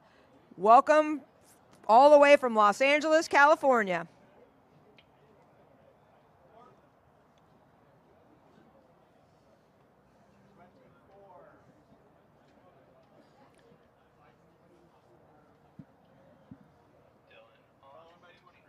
And bow number 24, another boat from LA, Los Angeles, from Marina Del Rey. Arf, arf, go Sea Lions. Bow number 25. This is CPWRC out of Wallingford, Pennsylvania, sporting the orange oars in the sleek gray boat, bow number 25.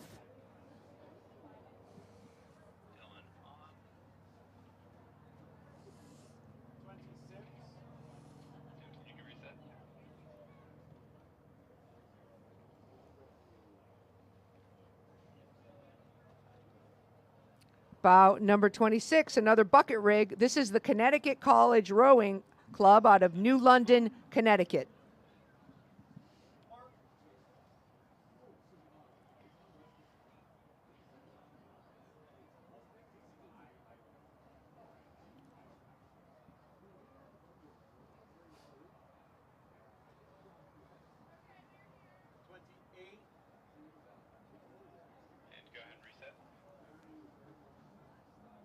Approaching Riverside now is bow number 28, Potomac, out of Washington, Virginia. They were founded in 1869. It's the oldest rowing club in the D.C. area. Bow number 27. This is Rowing in Color out of Dania, Florida. A strong BIPOC men stand together now for the next generation.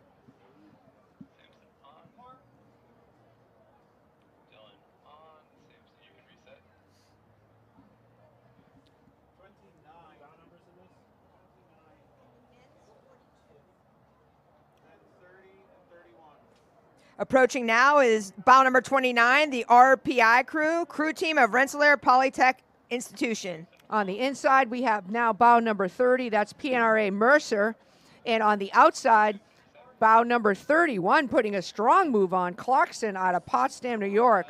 Trying again for that elusive guaranteed build. We got some nice racing here between these three boats.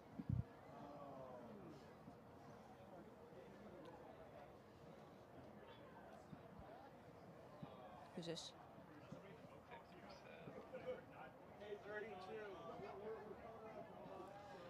Bow number 32, the Rowing Club at NC State out of Raleigh, North Carolina. The strong North Carolina State University rowers are at the head of the Charles to prove themselves.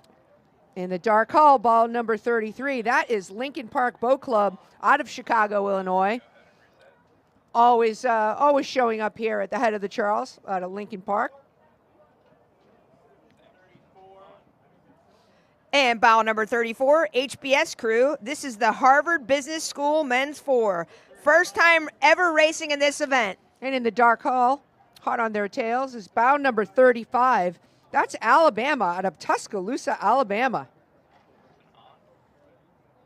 The team is excited to compete against the best collegiate crews from across the U.S.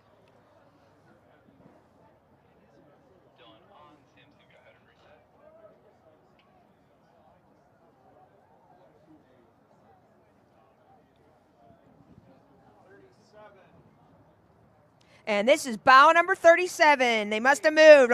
U.S. Merchant Marine Academy out of Kings Point, New York.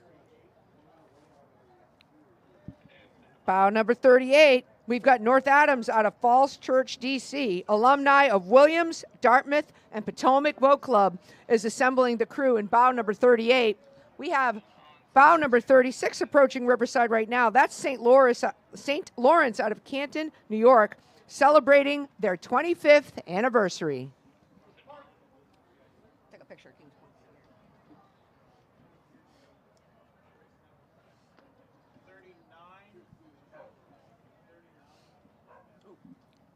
39. 40. Making a move on the inside, you've got bow number 40. This is Henley Island from St. Catharines, Ontario. On the Boston side of the river, bow number 39 in the dark hull. That's UC Davis out of Davis, California. These two crews will have a nice time pushing each other for the next, say, 20 or 30 strokes or so until they get to the River Street Bridge. And now approaching is bow number 41, Minneapolis Rowing Club from the Twin Cities, Minnesota. Let me say Minnesota.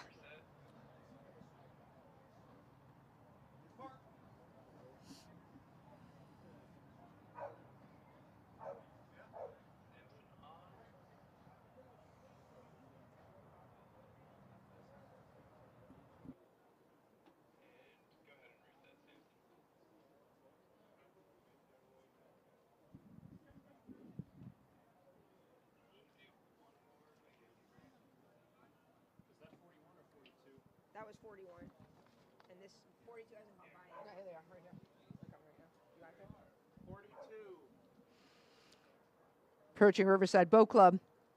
The red Utissuits and the white boat. This is bow number 42, Great Bay out of Dover, New Hampshire. They're rowing for the Great Bay Rowing, a community club based in Dover, New Hampshire. That's bow number 42.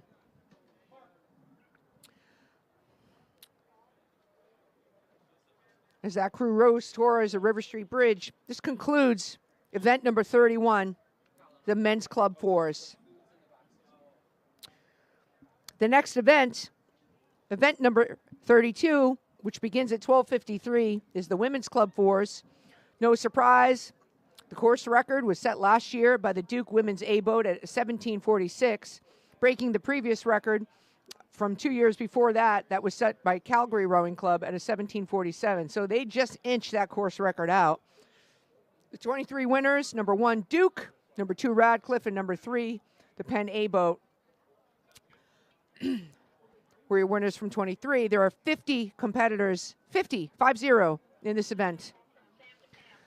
With the record-setting winner of last year's Women's Club 4 not returning, number 23 Duke is not returning. Penn has moved from the third place finish to claim bow 1 with hopes of bringing home a victory to the city of brotherly love. It will not be easy for Penn, however, as there are 50 competitors in this event, 50 joining us from high-performance rowing clubs all across the nation, as well as a strong crew from the Netherlands, bow number 25, and Great Britain, bows 30 and 38.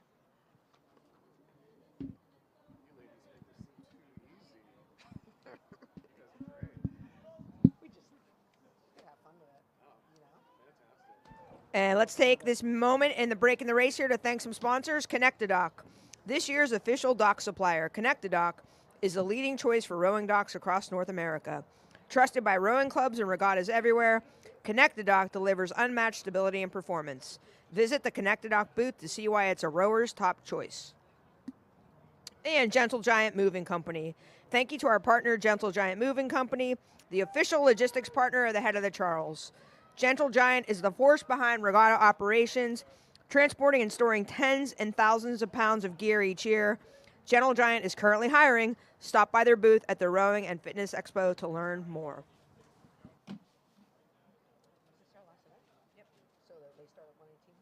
Yep, they start the next. Yeah, this is our last event, and then you guys. Are you doing this or no? Oh no, it's the other guy who's doing announcing. Joey, right there.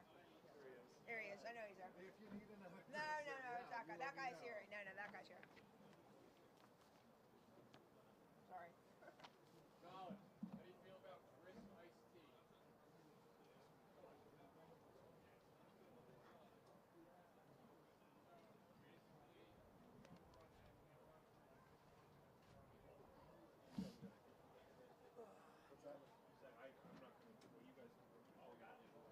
This is over. I'm running to the bathroom. Okay. And then I'm going to come back.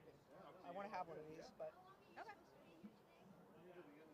We're taking those, right? yeah, Janice left them, so we'll bring them inside or something. Yeah. Ask him if you want one of us to do it. Oh, I see. Right, because there was that other location. Yeah.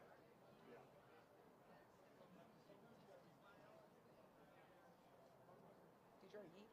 I just had a few bites, but I can't take any more because it's too. I know, I can't. It's kind of dry. I can't eat and talk. I'm not that talented. It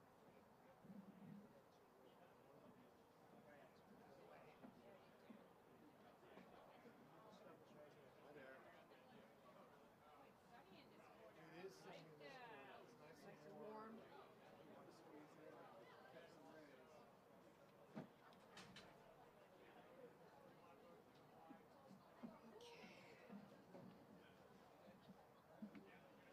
How are you? Good, how's it going? Good. Oh, you're back for this year? Oh, awesome. Yeah. We're back. Excellent. Yeah, this is our last race, and then you guys are up. So Yes. What? So much nicer than last year. I know. Last year was like freezing. We were all quite chilly last year. Yes.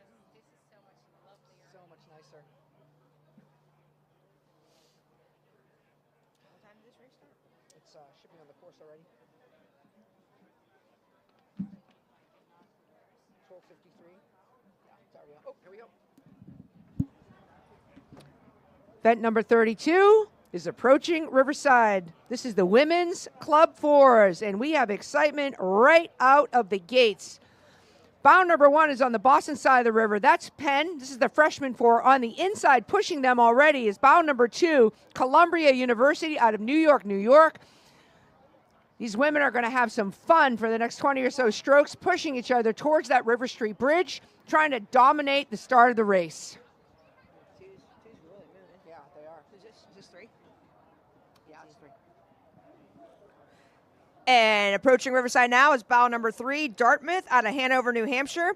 They took 5th place in the Club 4 in last year's event. Let's go, Dartmouth.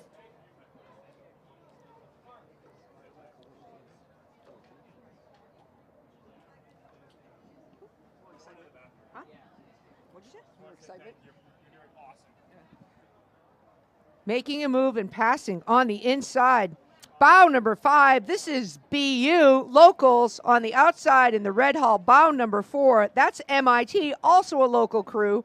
These crews probably see each other training quite often on the river, both local clubs, both laying down a very strong course and pushing each other right out of the gates.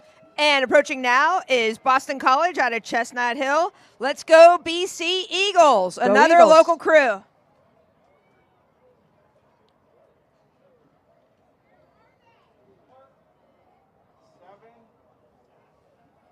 and 8. Ooh, who's moving? Is it inside? 8 on the inside? Is 8 on the inside? 8's on the inside. Okay, go ahead. At Riverside right now, we got a tight race on the Boston side of the river in the dark hull, bow number 7. That's Georgetown returning the head of the Charles out of Washington, D.C. and pushing them in the white hull on the inside. That's bow number 8, San Diego out of San Diego, California. Again, 2 boats side by side in a stretch approaching the bridge, pushing each other for at least 20 or so strokes to see who's going to get there first. Approaching Riverside now, bow number 9, Fairfield out of Fairfield, Connecticut. They had the highest finish place in this event, the fall of 2023. Can we keep climbing the ladder? Samson was doing this.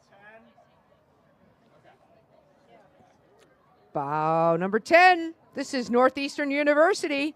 In 2024, Northeastern won their 10th consecutive CAA champs and rode in their 10th consecutive NCAA champ. Local crew, Northeastern, looking good on the course.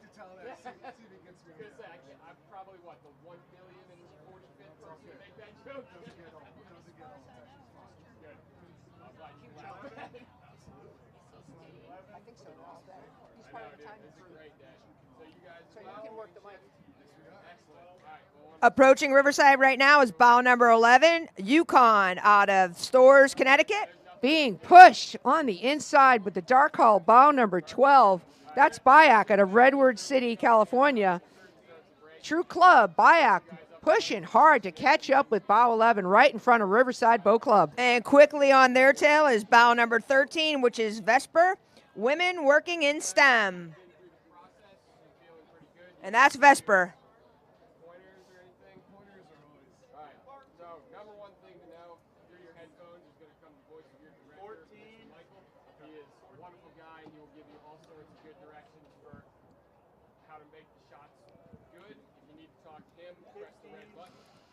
Sliding through in front of the club right now in the light hull, bow number 14. That's Pocock Rowing Club out of Seattle, Washington. This is their women's competitive team. And this is bow number 15, Austin out of Austin, Texas, ARC Masters Racing Team. Rowing in the boat named Xanadu, which I love. All on the inside, putting a push on this team is bow number 16. This is Sacred Heart University out of Fairfield, Connecticut.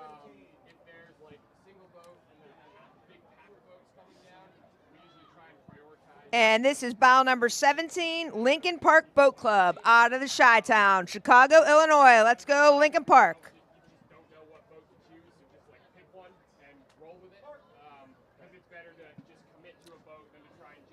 Very interesting, Joyce. The men's event had many bucket rigs, and the women have, so far, no bucket rigs have passed us. Strategic decisions in how you take care of your boat and rig your boat for these races. Approaching the club right now in the light hull, this is bow number 18, Stetson out of DeLand, Florida.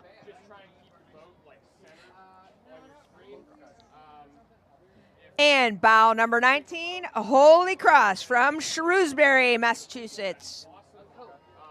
Shrewsbury is close to Worcester.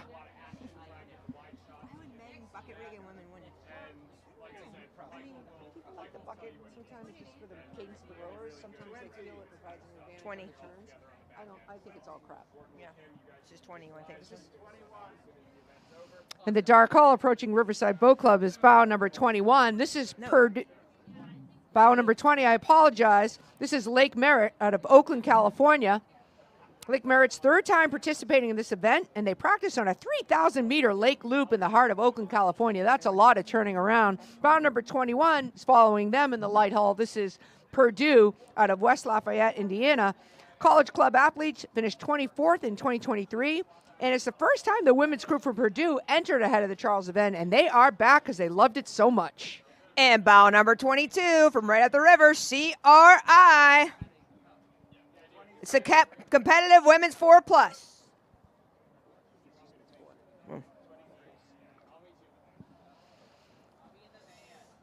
In the red hull approaching Riverside is bow number 23. This is Flower City out of Rochester, New York, in the bright red hull.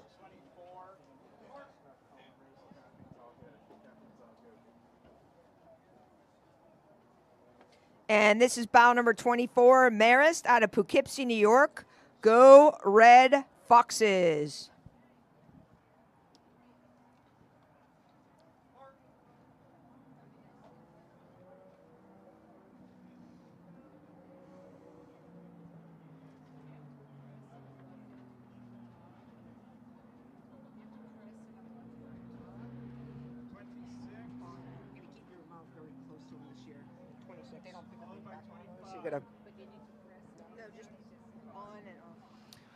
Approaching Riverside in the light hull, this is bow number 26, Monmouth University out of West Long Branch, New Jersey.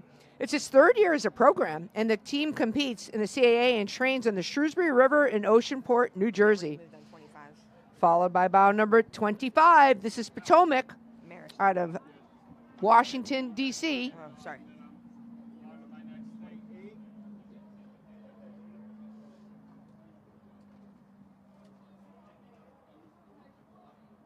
Bow number 28. This is Loyola out of Baltimore, Maryland.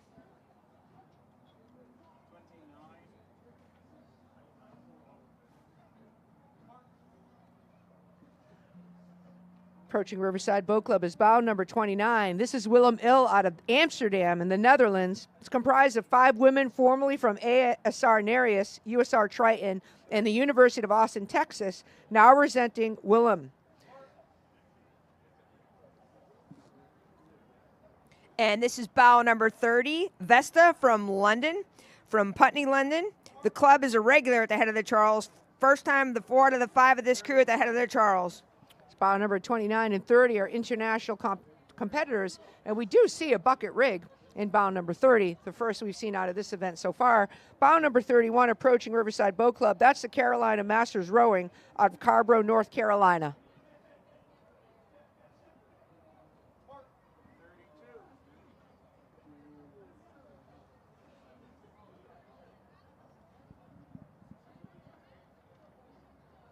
And this is bow number 32, New York Athletic Club out of Pelham Manor, New York.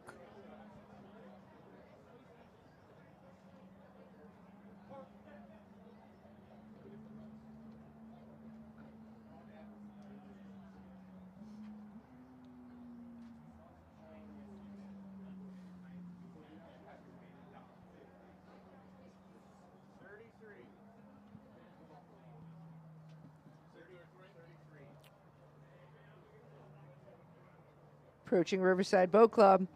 This is bow number 33, rowing in color out of Dania, Florida. Strong, fast, and native. 34, then 35. 4, 35. This is bow number 34, Harlem River from New York, New York. It's the only Masters rowing organization in New York City and has a mission of making rowing accessible to all New Yorkers. Bow number 35. We have Let's Riverside go, Boat Club excited to be Riverside! back and carving it up in the 4. Go, ladies. On the inside of the dark hull, we have bow number 36. That's West Point. And looking like they've already made a move. Bow number 38, Mortlake from London. This crew is returning to the Head of the Charles, back off the successful Henley Women's and Henley Royal campaign in 2023. Boston homegirl Hannah is joined by pilot officer Katie, former elite gymnast Jen, veteran oar Rebecca, and cox Mina for a spin down the mighty Charles.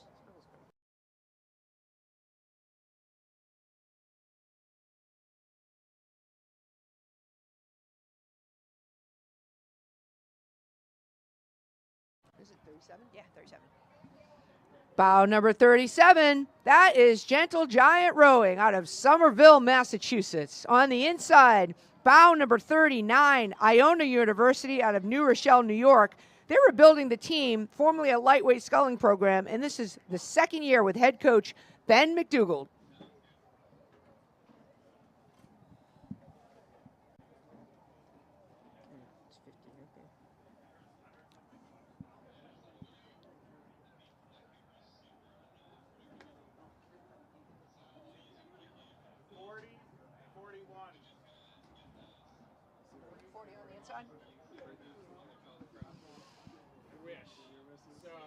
On the Cambridge side of the river, the inside in the dark hull, that's bow number 40, Narragansett.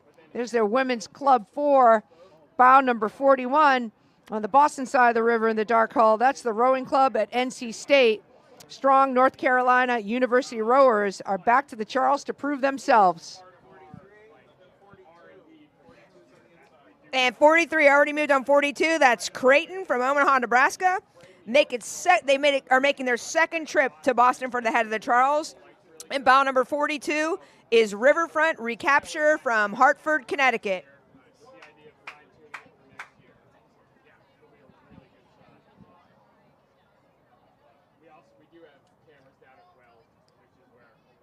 This race has 50 crews, so we still have a few more coming on the course.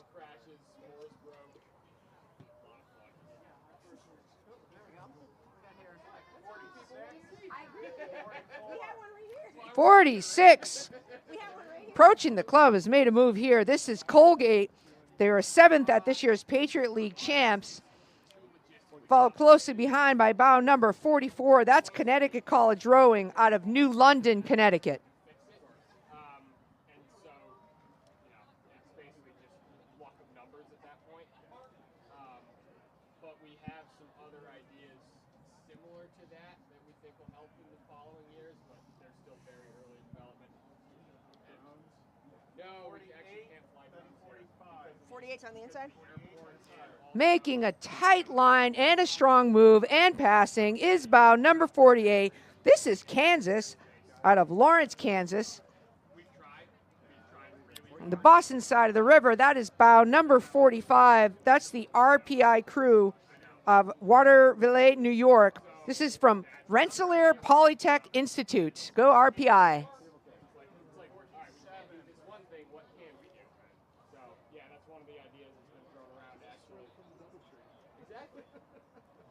Approaching Riverside now, bow number 47, Great Bay out of Dover, New Hampshire. These women row for Great Bay Rowing, a community rowing club in Dover, New Hampshire.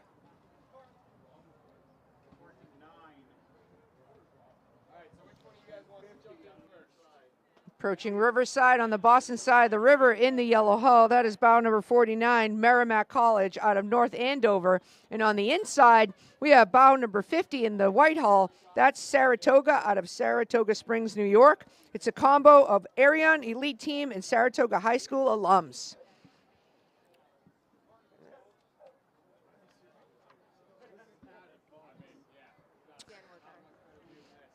That concludes event number 32, the Women's Club Fours.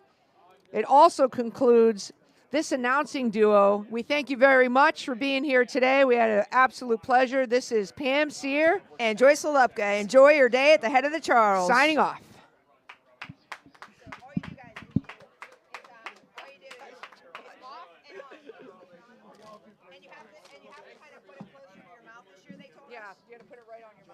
You guys are awesome. You did great, and thank you so much for just letting us hang out. Guys, that's awesome. Again. I saw your names on the thing. I'm like, right? Pam, this was here, right? No doubt.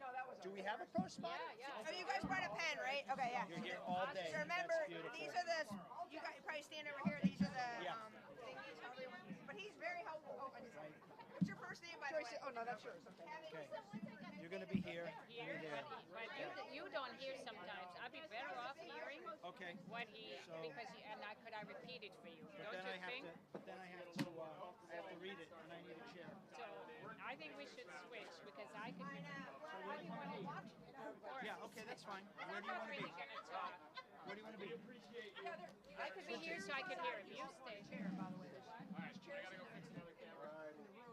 All right. Let's grab. That'd be awesome. That'd be awesome. Thank you. Oh, yeah. I like to stand. I like to sit also.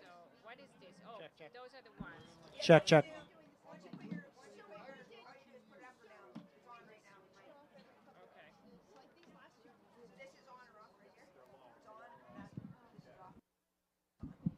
leave it on. Okay. 118. Ben's Club. Welcome back, Riverside. So you could read one sponsor if you want to do an experiment. What? Pam and Joyce, right? Joyce? It doesn't matter. You're Joyce, right? Joyce. Right. Hi, everybody. You can't hear it.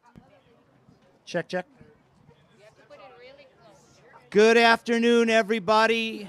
I'm Joe. This is Rocky. We're the next group of announcers here. We are thrilled to be back at the beautiful and historic Riverside Boathouse. And we're from Sturbridge, Massachusetts, and thrilled to be a part of this iconic event today. Want to take a moment and just once again thank all of the sponsors all together, and you'll be hearing about individuals as we have breaks in the action and can talk about that. We also want to thank all of the volunteers, and they are so many, and they get up early and they stay late and they do so many wonderful things, and we appreciate them. So as we get things started, our next race is event number 33. This is the men's club eights. The course record was set by the Brown A group in 2023 at 14:13.412. Previous record was 2022, and that was Harvard University with 14:20.881. And we are competing today for the beautiful Howard D. McIntyre Cup. So get ready.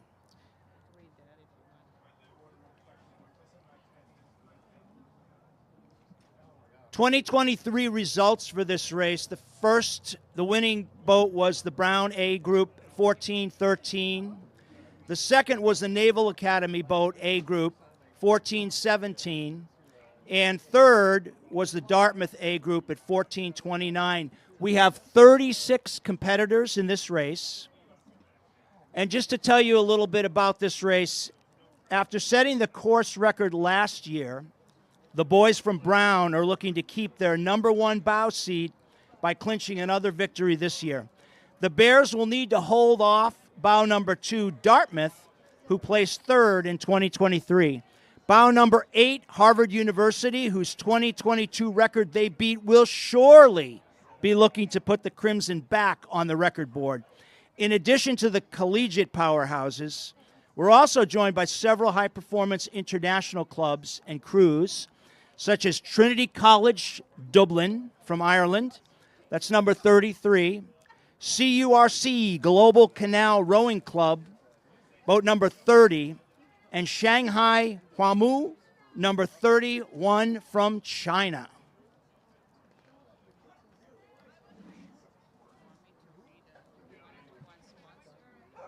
Sure. We'd like to thank our sponsor, Meet Boston, right now. Thank you, Meet Boston, for the continued support of the head of the Charles Regatta. The Meet Boston mission is to elevate Boston's vibrant neighborhoods and diverse people, amplifying their stories and sharing them locally and across the globe.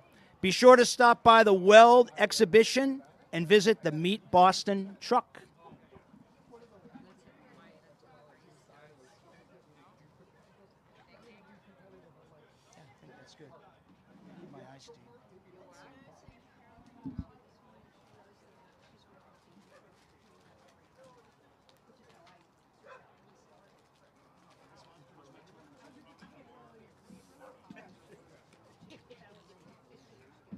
No, you guys.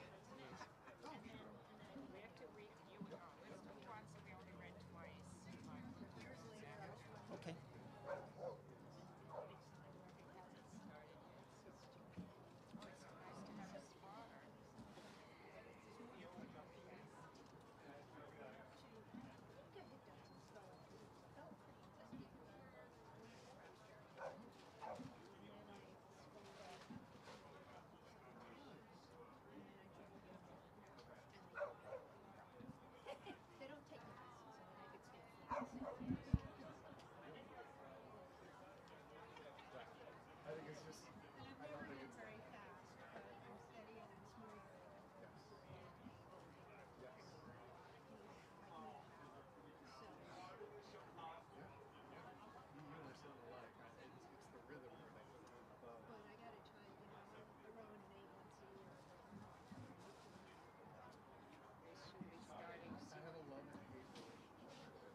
There's no gun in this.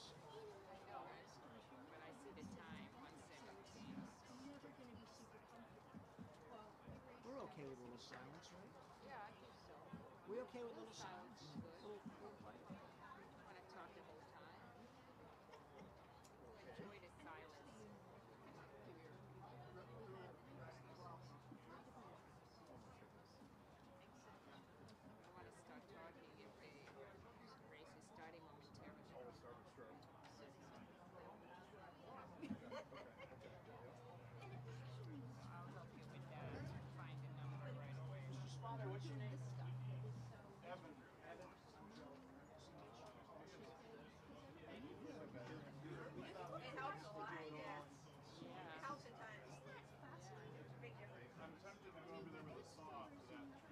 Oh yes, last year they had all. You know, I remember that from last year because you can't see it, and then when you do, they're on top of you.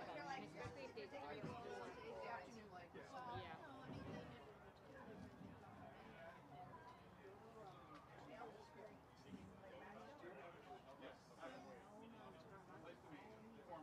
might want to say Ben 30. We're off to Ben 30. Men's Club. You might say, remind people at Ben 30 Men's Club. Just want to remind everybody, we're getting ready to start at 1:18 p.m., event number 33.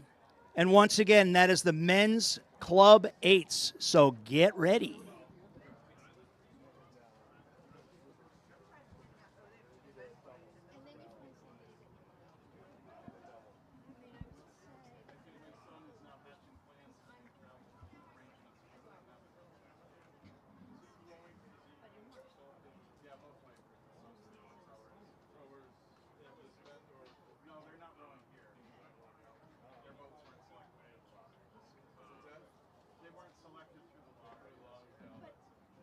Oh, here we go, here we go, here we go. Who's that?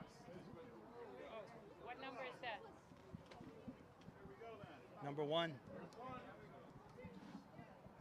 Passing the boathouse right now, Brown University, Providence, Providence, Rhode Island. Brown finished 5th in points for the 10ec Trophy overall team performance. Next, coming up right now, Dartmouth from Hanover, New Hampshire.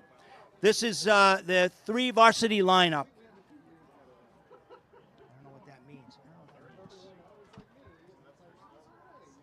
Do you have to mark those? You don't mark those, do you? 3. 3. Approaching on the Cambridge side right now, this is the BU men. Go Terriers!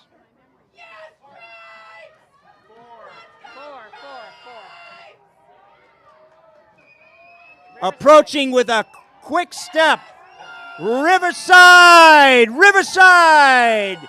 This is the A group 8. Go Riverside! 5.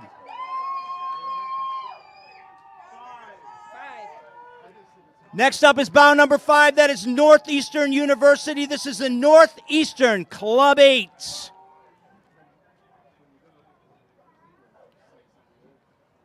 Well, that was exciting. Because he was not looking and they were Well, he's entitled.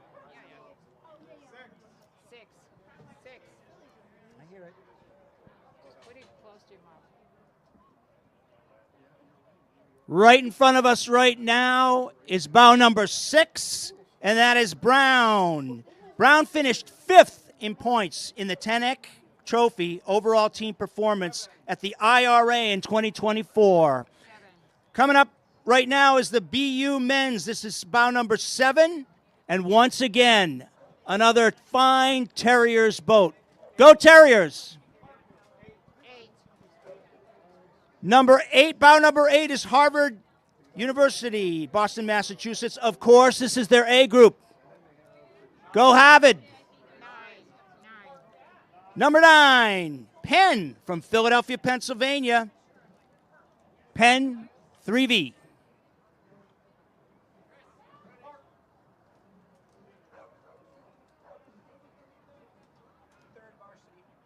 Third varsity. Thank you. 10. Approaching with a quick march is Riverfront Recapture, bow number 10. Coached by Andrew Fournier from Hartford, Connecticut. I said that, didn't I?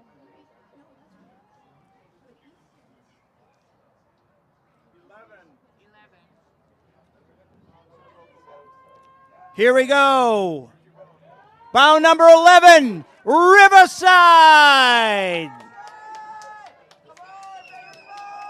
This is the Riverside B Club.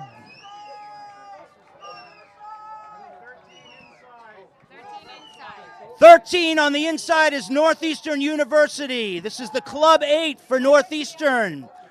On the outside is number 12. That is MIT.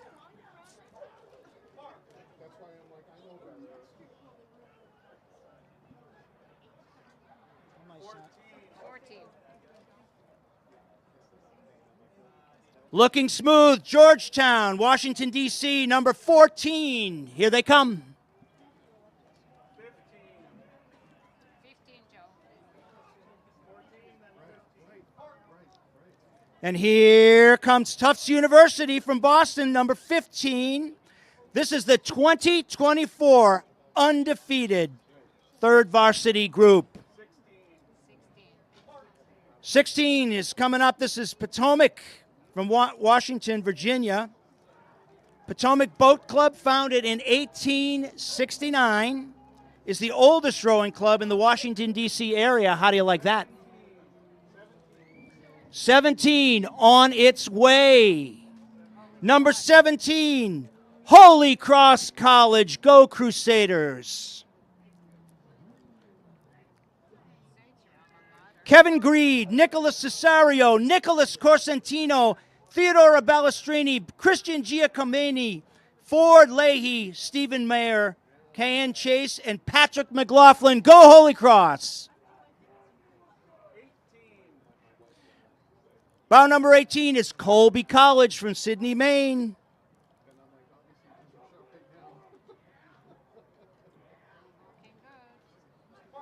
Looking good, Colby.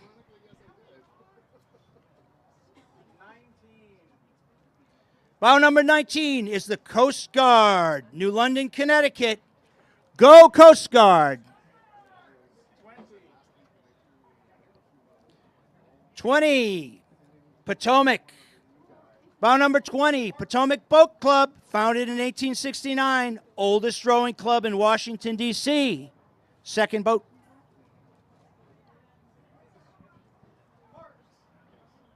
That's this. There. 2 boats. 21. Bow 21 is MIT, and here they come. This is the men's lightweight second varsity group.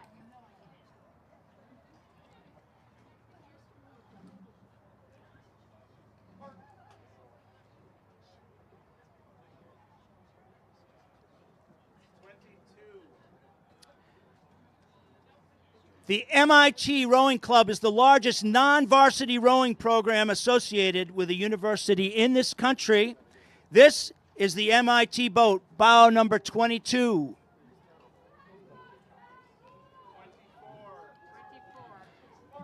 24 all the way from Dublin, Trinity College from Dublin, Ireland. The 2021 and 2023 Club Varsity 8 Irish National Champions competition made possible with the support of the Trinity Association and Trust. Thanks for visiting with us, Trinity. 25 is Austin, Texas. Austin Rowing Club Masters Rowing Team. Looking strong, Austin.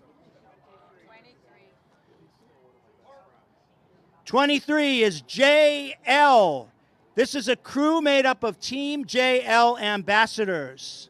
Kaylee Oliver, Lawrence Kirshner, Jesse Simpson, Steve Schindler, Michael Totloff, Brian Fraser, Joseph Quinn, Frank Morgat, and Carl Godfrey. I got you all, guys. 27 is Los Angeles from Marina Del Rey. Go quickly. Which one? 26 now. 26 is United Boat Club in Washington, D.C. A group of former black collegiate rowers came in together with a purpose of training to race at the head of the Charles 2024 and show unity. Looking strong, gentlemen. 28 is the Michigan Rowing Association Alumni. Here they come, looking very strong. Say approaching Riverside if you feel like it for the next boat. Because people listen, they don't. 29, Joe. Approaching Riverside, tight against the shoreline, we have Georgia Tech. Looking strong, Georgia Tech.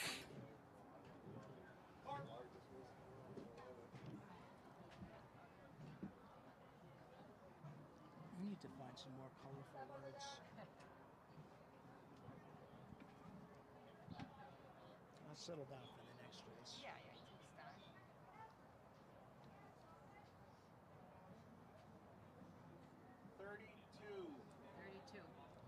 32. This boat is the freshman 8, number 32, bow number 32, Washington, Seattle, Washington, all the way from the other coast, looking very strong.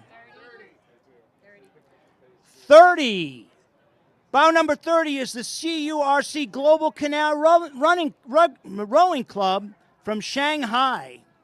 2023 Harbin Rowing Masters Regatta 8-person first place. 2024 Nanjing Rowing Masters Regatta and 8-person scull first place. 31. Number 31 is the Shanghai Huamu from Shanghai Pudong. 34 is Columbia University. This is the Club 8. And they're coming on strong.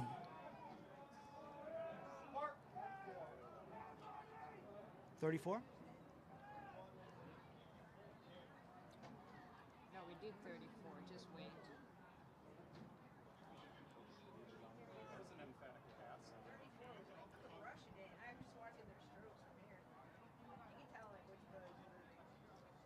All right. That was actually pretty exciting. Number 30, bow number 35 is from Tufts University. This is the undefeated Tufts men's 4th varsity boat.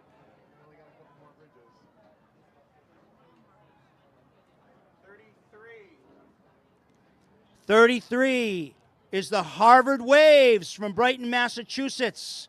Established in late 2017, Harvard Waves Rowing is the first Chinese rowing community for students, scholars, and friends of Harvard University. This is their second time to enter the men's club event.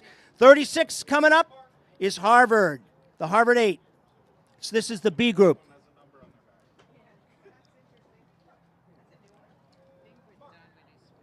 I think so.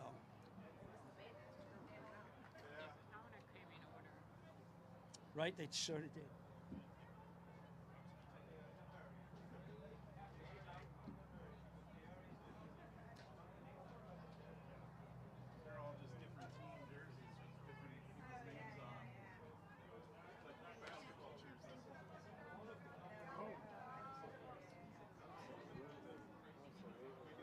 Do I sound like I'm screaming? A little bit?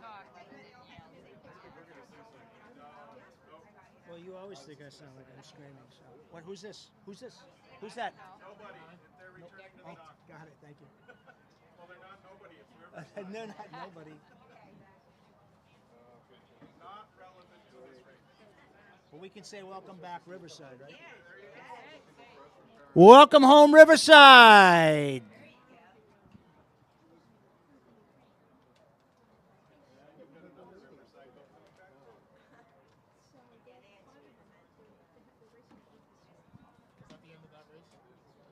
I'm not sure.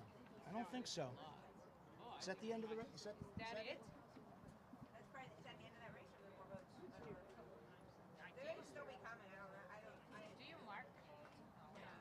So how do you know when they're done? You just know. Not that far out of order. So should we I think that's it. They all go through. I didn't pay attention if they all went through. I wasn't paying attention. Pretty sure. either? Wait a minute. I wasn't paying attention. It is. You could announce that one. If you ever have a question, these guys can answer. This is the timing for it. This is great. You could event 34. Just say coming up. You don't need to say the time. Women's Club 8. Coming up next is the Women's Club 8's race. This is event number 34. The course record, Brown University, 16:09.902, was set in 2014. That has stood the test of time. This is the Nikolai Kormakov Memorial Trophy that we're competing for. Last year, the conditions were right for record-setting runs, but this one still stands. Will this be the year that the women's Club 8 record is broken? Yale returns, claiming bow number 1 after working their way through the traffic of last year, working up from a start with bow number 3. Starting at the front of the pack can have its advantages and its disadvantages, as you well know. Will Yale be able to hold off Dartmouth, the number 2 boat, Princeton, bow number 3, and Riverside, bow number 4, crew starting on their tail? Another crew to watch out for is joining us from the Netherlands, Triton. That is bow number 31. Great Britain, Vesta, bow number 30. And from China, CURG Global Canal Rowing Club, bow number 39.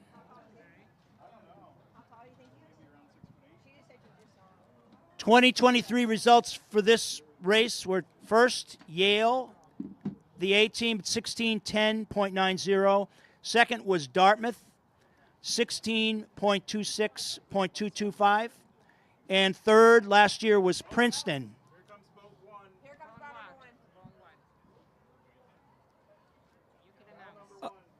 Approaching with a quick stroke is the number 1 bow. That is Yale from New Haven, Connecticut. This is the Yale Varsity 4. Oh, sorry, Varsity 8. Apologies. That's because it's the 4th varsity.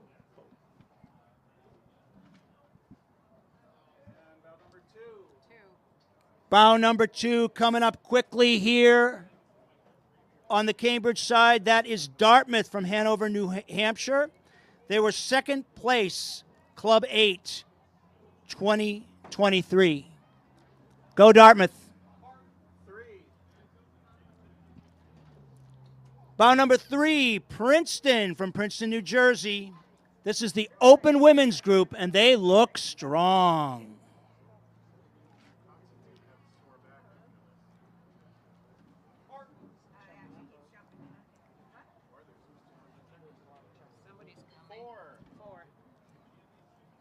Bow number 4, Riverside.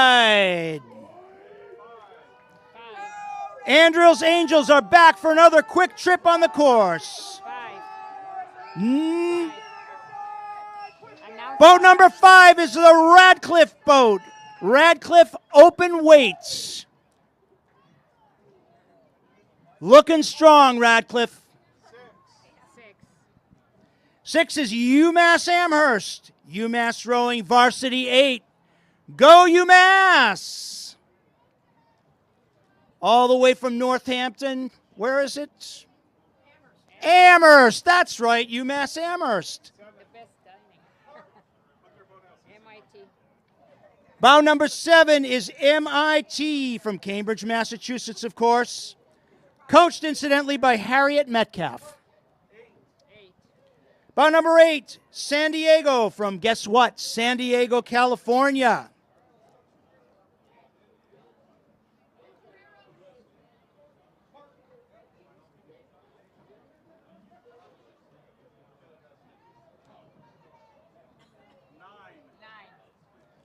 Bow number 9, St. Joseph's, Philadelphia, Pennsylvania. The Hawk will never die. Go St. Joe's. Bow number 10 is Georgetown from Washington, D.C., returning once again to the head of the Charles Regatta. Great looking pulls, Georgetown.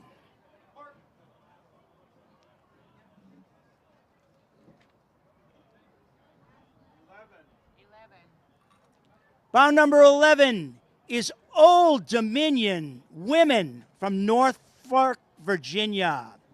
5th place at the American Conference Champions. That boat was made up of entirely freshmen, sophomores, and juniors, so many are returning from the crew that had the best American Conference result for the ODU. ODU is not in the Big 12 starting this season. Bow number 12, Eastern Michigan from Ypsilanti.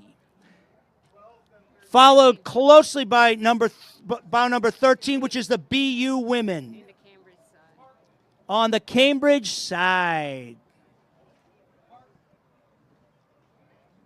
14.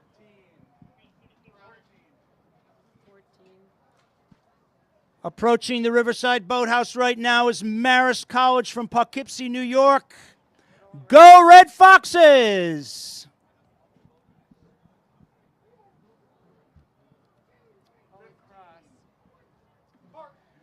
Bow number 15 is Holy Cross College from Worcester, Massachusetts, working out on scenic Lake Quinsigamond. Go Crusaders! Bow number 16 is MIT. Emma Cox in the 4th seat gives a shout out to her amazing mom and dad for volunteering. So do we, Emma. 17.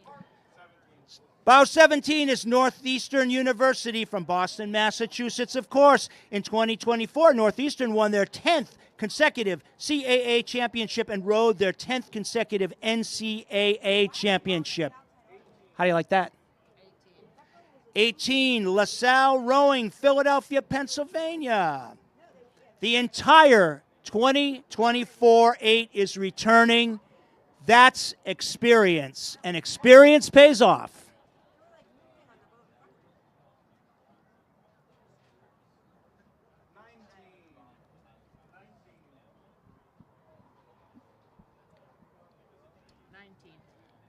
Bow number 19 is approaching Tufts University, the 2024 undefeated jumbo varsity boat. 20. Number 20 is Monmouth University, West Long Branch, New Jersey. Incidentally, Monmouth's women's rowing is in its 3rd year as a program. The team competes in the CAA and trains on the Shrewsbury River in Oceanport, New Jersey. 21 is, of course, Riverside. Stronger than 2023 faux show. Looking forward to a working Cox box. 22. Approaching right now is bow number 22 from Boston College. Go Eagles!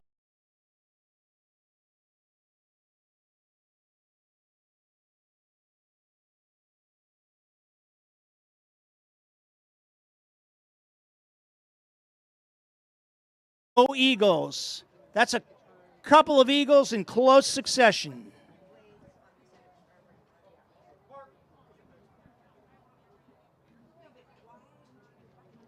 Rowing in color.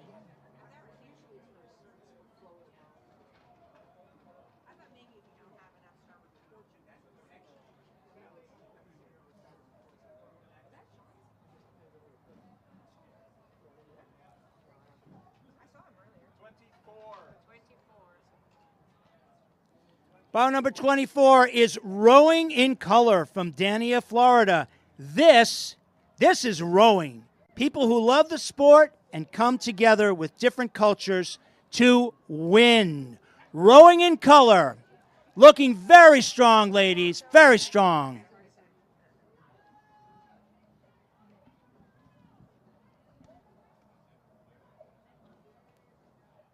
What a nice idea. What a nice... 26 on the inside, 25 outside. 26 on the inside. Coming up on the inside from Baltimore, Maryland. This is bow number 26. 25 on the outside. Number 25 on the outside is JL from Tustin, California. Crew made up of a team of JL ambassadors. 27.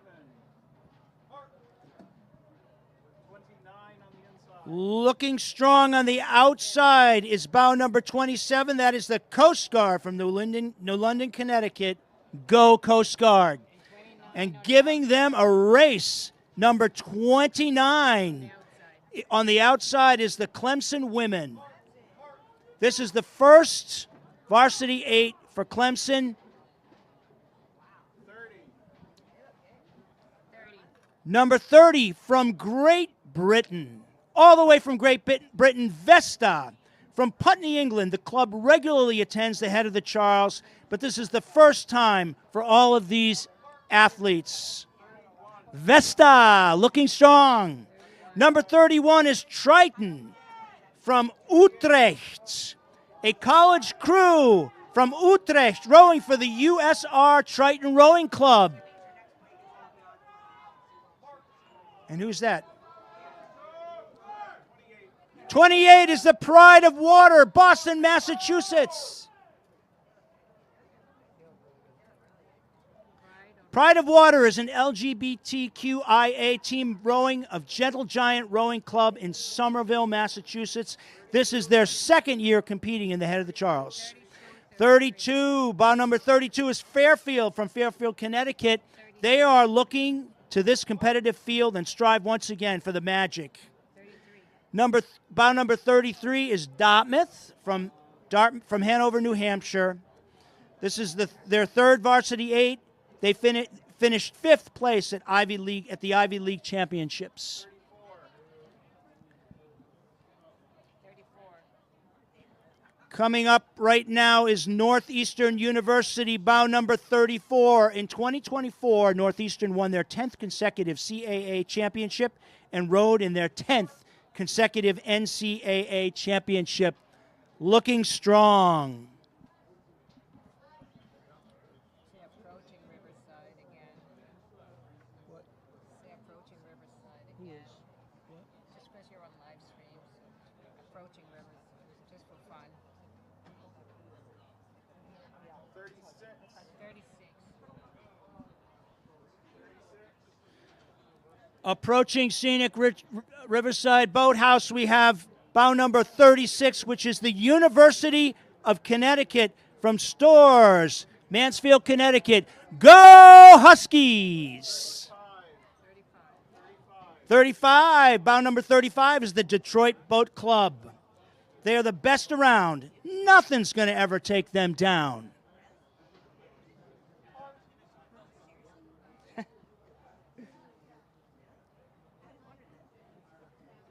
They said so. They said so. It must be true.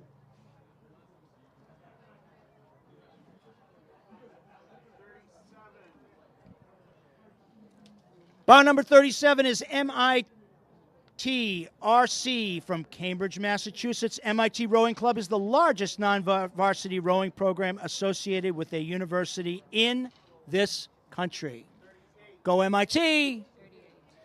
Bow number 38 is Rowing in Color. Dania, Florida. Black women rowing together to win together and to pave a path for all to come. Did I miss one?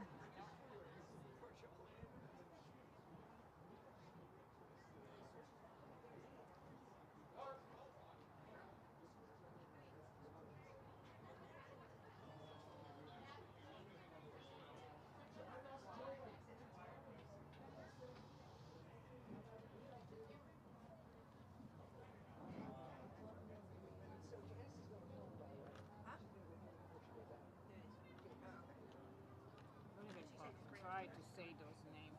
Oh, I can't say those names. No way. 40. Try it. 40. Approaching at a very fast-paced rowing club at Harvard Griffin, GSAS, Cambridge, Massachusetts. That is bow number 40, representing graduates from the Harvard University Graduate Schools. 41. Bow number 41 is the Yale grad crew from New Haven, Connecticut. Yale graduate crew teams consisting of experienced and novice members from across Yale schools and programs. 39 coming up quick. CURC Global Canal Rowing Club from Shanghai. 42 on the inside, it's Bryant University, Smithfield, Rhode Island.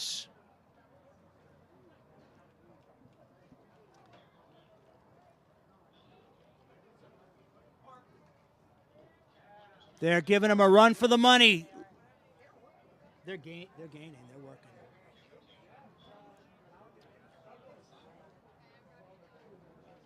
Look at that.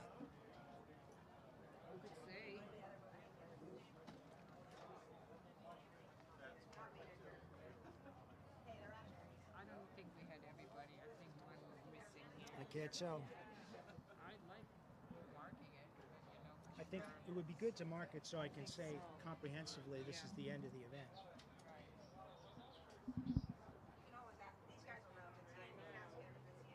Is this the end?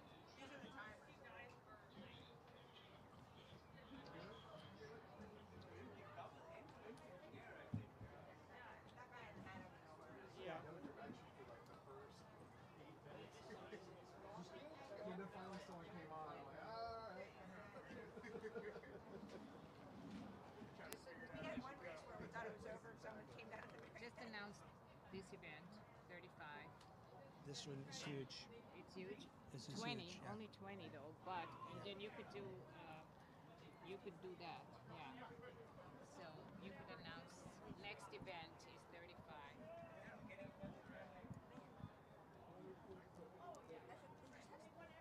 This next event is a monster. This next event is the men's championship doubles, competing for the Cy Cromwell Trophy. The course record is the Sinkovac brothers, and they set this in 2014, 1540.566. And as I said, this is a monster. One of the highlights, top performing events. This is truly an international competition with athletes joining us from Croatia, Italy, Belgium, Great Britain, Palestine, and across the United States. At bow number 1, Valent and Martin Sinkovac, 4-time Olympic medalists, 3 gold, 1 silver, are looking to improve on their course record setting time set in 2014.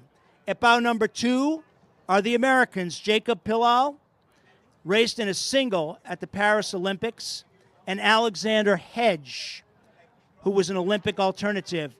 Bow number 3, the Italian Olympians, Matteo Sorti, raced in the Paris Olympic double, and Luca Giumento raced in the Paralympic quad.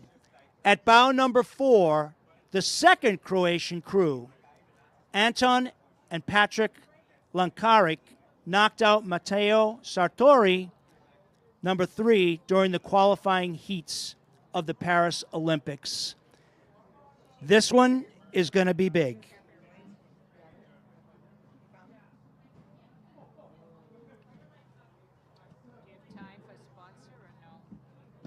This is event number 35, the men's championship doubles. You have to figure out what time the race starts and then we'll see. It takes 5 minutes for them to get here. 151 and it's 152. All right, you wanna do WBUR? Thank you, WBR. A quick shout out to one of our sponsors. WBUR is the official media partner of the Head of the Charles Regatta. Be sure to stop at the booth at the Weld exhibition venue. Thank you, WBUR.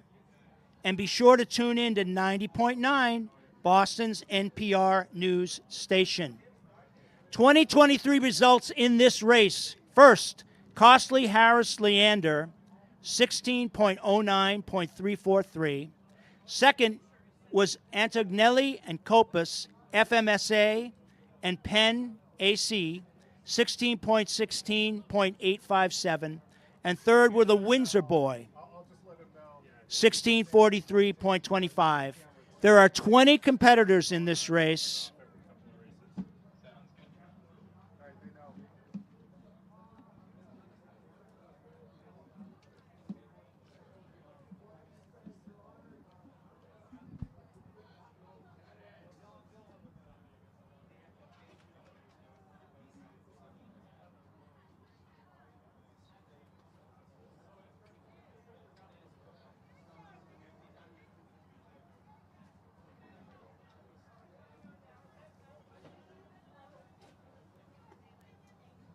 You might want that.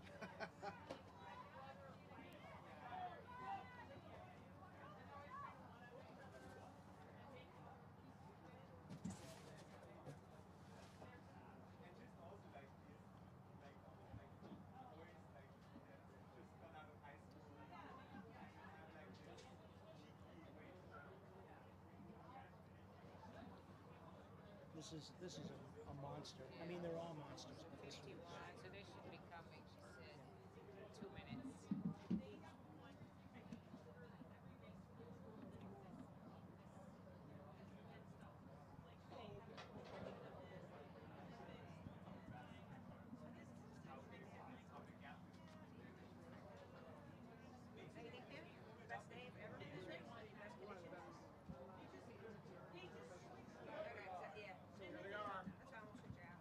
who's that? One. Bow number 1, all the way from Croatia, Zagreb, Croatia, our gold medal winners in Paris. Martin Senkovic and Valen Senkovic, here they come. Valen and Martin have won 3 Olympic gold medals and 1 Olympic silver for Croatia. They won the pair in Paris and Tokyo and won the double in Rio. They were second in the quad in London. Two. Here comes bow number 2. This is Green Racing Project from Craftsbury, Vermont. Hedge and Pilab are a dynamic duo like Starsky and Hutch. Jacob raced the single, and Alexander supported the men's team as an alternative. Bow number 3 is Fiamma Giale From Italy. from Italy. 4. The second Croatian boat, bow number 4, Anton Lunkarik and Patrick Lunkarik. Anton and Patrick Lunkarik competed in the doubles at the Paris Olympic Games. 5, Italy. Bow number 5 is Fiamma Giale, Sabidi, number 62, Paolo Covini and Alessandro Bonamenta from Italy. Here they come.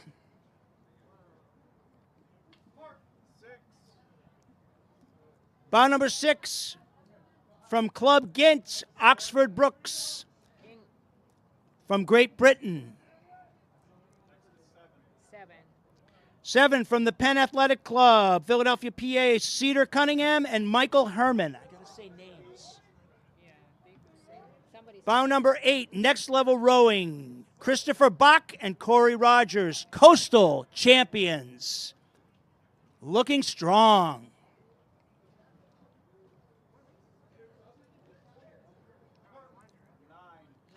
9, Palestine Sailing, Riverside, USA, Amal Yunus and John Manion won the lightweight doubles the last 2 years. Bow seat Amal Yunus has represented Palestine in the lightweight single at the World Championship in 2022, 2023, and 2024. Looking strong. 10. Bow number 10 from Dartmouth, New Hampshire, Thomas Barrett and Wyatt Ellison. Dartmouth lightweights, here they come.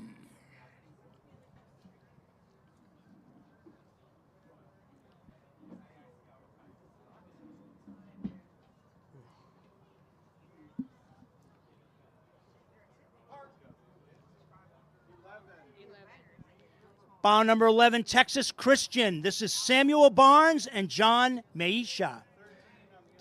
TCU will be competing for the first time today at the head of the Charles. 13? On the inside. 13 on the inside. Purdue alumni both Charles Simic and Forrest Dipert. And who's on the Boston side? 12 inside, 15 outside. 12 on the bow number 12 on the inside is the U.S. Merchant Marine Academy. That's John Crawford and Tanner Martinez Schultz. Did he say 13 or 15? 15 on the outside is the NU alumni, Boston, Massachusetts. NU alumni racing, the champ double.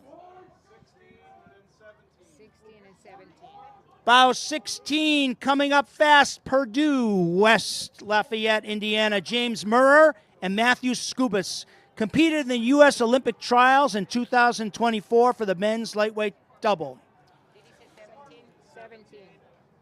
Bow number 17 is Harry Atchison and James Cracknell, Itchen Imperial, Southampton, Hampshire, Great Britain. 14. Bow number 14 from the USA Maryland crew, Austin Schaefer and Anthony Van Reenen. 18. Bow number 18, Concord Crew, Travis Garside and Seth Lown, looking strong.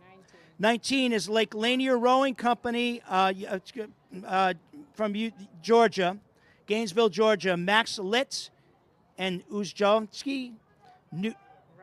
They are new additions to the Lake Lanier Rowing Club. 20?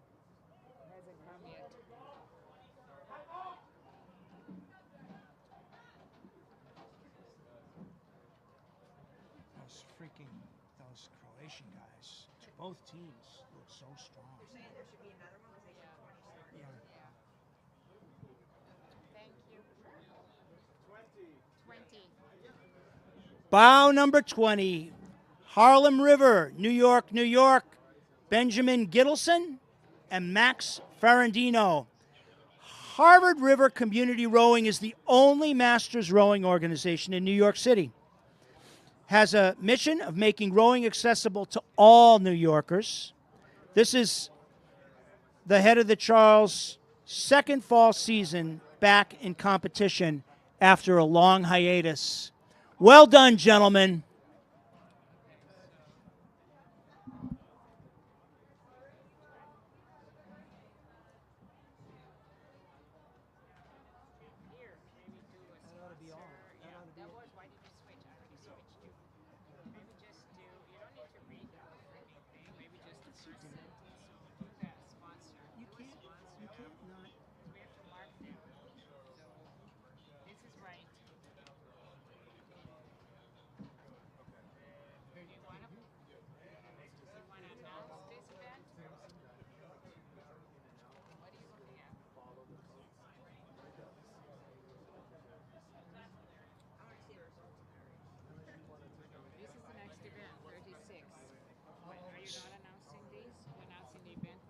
So our next event coming up is event number 36, starts at 2:01, and that's the Women's Championship Doubles. Course record was set by E. Hagerwerf and I. Johnson, and it was 17:27.510 in 2014.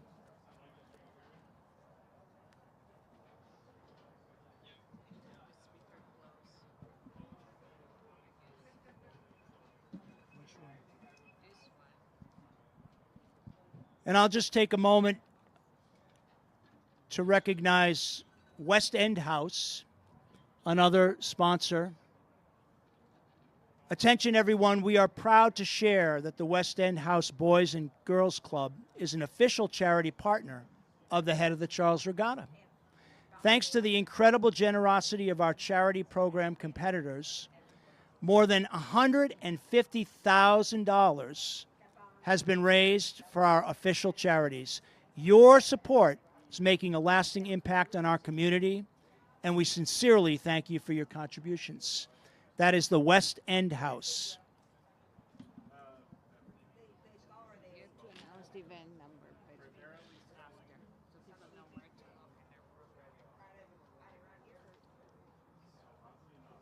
Once again, upcoming is event number 36 at 2:01. It's the Women's Championship Doubles. There are 22 competitors. After securing the gold in this event in 2023 by almost a full minute, Adriana Borson and Sophia Lewis took some time off training for the Head of the Charles Regatta to go and compete in Worlds and the Olympics, respectively. They have returned to claim their #1 bow placement. Starting behind them, the British Olympic bronze medalists Matilda Hodgkins Byrne and Rebecca Wild are starting at bow number 2. Bow number 3, representing Ireland, Aoife Casey and Mags Kremen look to add another accomplishment to their already very successful careers. At bow number 4, multi-Olympians Jill Moffitt and Jenny Casson join us from Canada. Starting at bow number 5, Olympians Alyssa Mandelli and Alice Nata join us from Italy. 6 young competitors, average just 19 years of age, including the BU crew of Anushka Nag, 20. Catherine Lee at 19 years old, rowing for BU. Here we go. Number 1 is Adriana Borson and Sophie Louise. In the second boat from Great Britain, Matilda Hodgkins and Byrne and Rebecca Wild. Olympic bronze medalists, British women's double took final qualification spot for Paris. Bow number 3 from Lee, Cork in Ireland. Aoife Casey and Mags Clemens. Coming up quick, bow number 4 from Kingston, Ontario, Jill Moffat and Jenny Kremen. It's happening fast, man. 6 on the outside from Great Britain, Leander, Hannah Scott and Ayola Anderson. 5 on the inside, Elisa Mondelli and Alice Nata from Italy. 7. Bow number 7, RCA High Performance, Shannon Kennedy and Cassidy Dean from Canada. Dean was an Olympic spare to the women's 8 this year and qualified in the women's 8 for the Olympics at the 2023 World Rowing Championships. 8. Bow number 8, BU Women, that's Kylie Lowe and Caroline Burchett, 2024 IRA Lightweight Champions.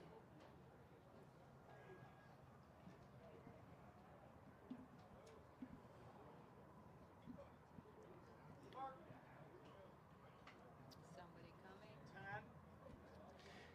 11 on the outside of them. There's 3 now. Bow number 10 on the inside, Sarah Marietta and Emmeline Lawrence. On the outside, Green Racing Project, Sarah Bussey, Sophie Calabrese, that's bow number 11. 9. Bow number 9 is Riverside, Chloe Lewis and Meg Combs, Riverside.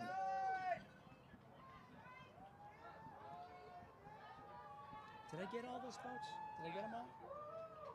It's hard.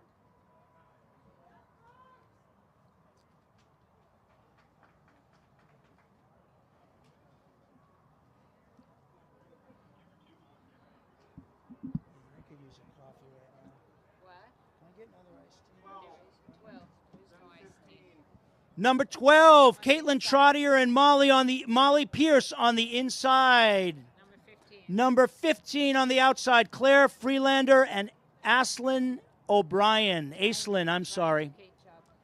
Trying to catch up, looking strong, giving them a race. 13. Bow number 13, Sophia Stafford and Hadley McCormick. 14. Bow number 14 is the BU Women, and that is Anushka Nag and Catherine Lee. BU's lightweight double. 15? Somebody say 15?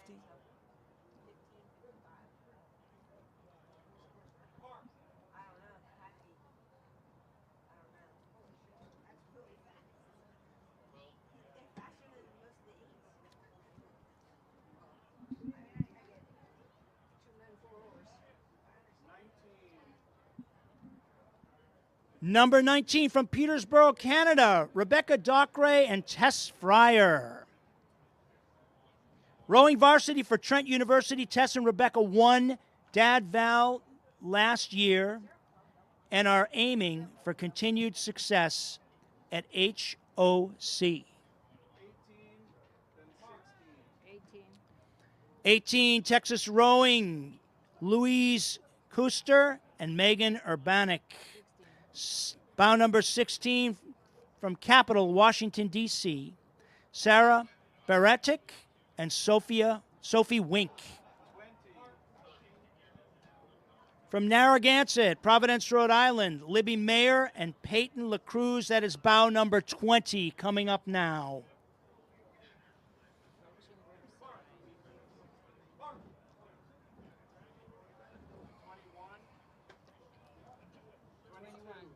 Approaching beautiful Riverside, MIT, Kristen DeConza and Avery Reicher Crafts.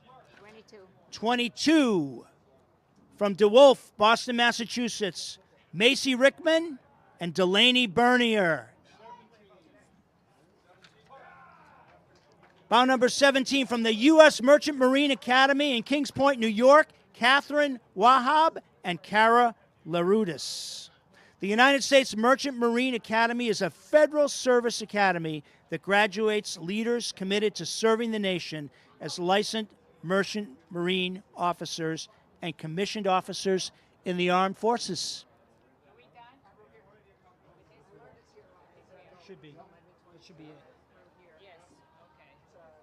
37.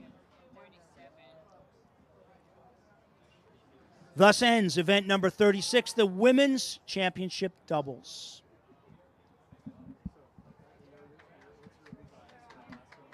Welcome home, Riverside.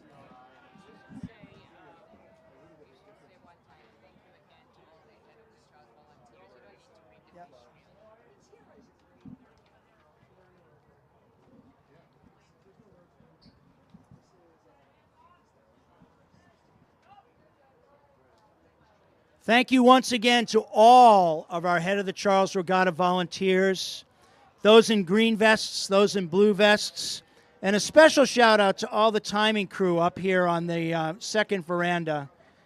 We really appreciate them. I certainly do. I can't keep up.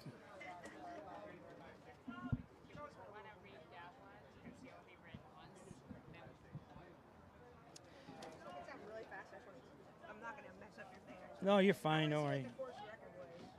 For what? The men's camp double. They beat 16. Oh, 1609. did they beat it? Did they beat Well, it? the unofficial was 1555, so they crushed it. Yeah. Ooh. I was just Can we curious. say that? No, not yet, because it's not official. But those two, remember those two Croatians you saw? Yes. cranking Oh, out? yes. No, I know You them. could tell they were, and the conditions were perfect. They were like rocking. Unofficial. They crushed it.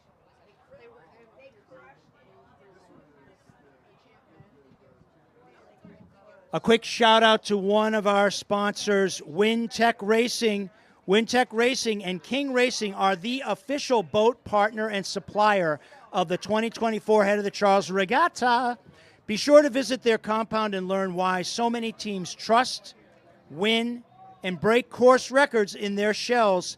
Thank you, WinTech and King Racing. Thank you.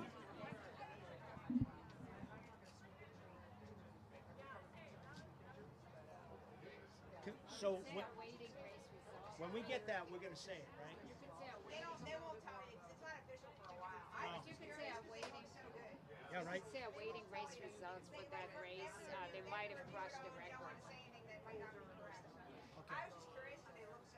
I mean, they were, yeah. They're coming off. Those guys are, I mean, I'm like, hey. But you look at the conditions. I know, yeah. Camps like that guy in Bow. That's very true, very true.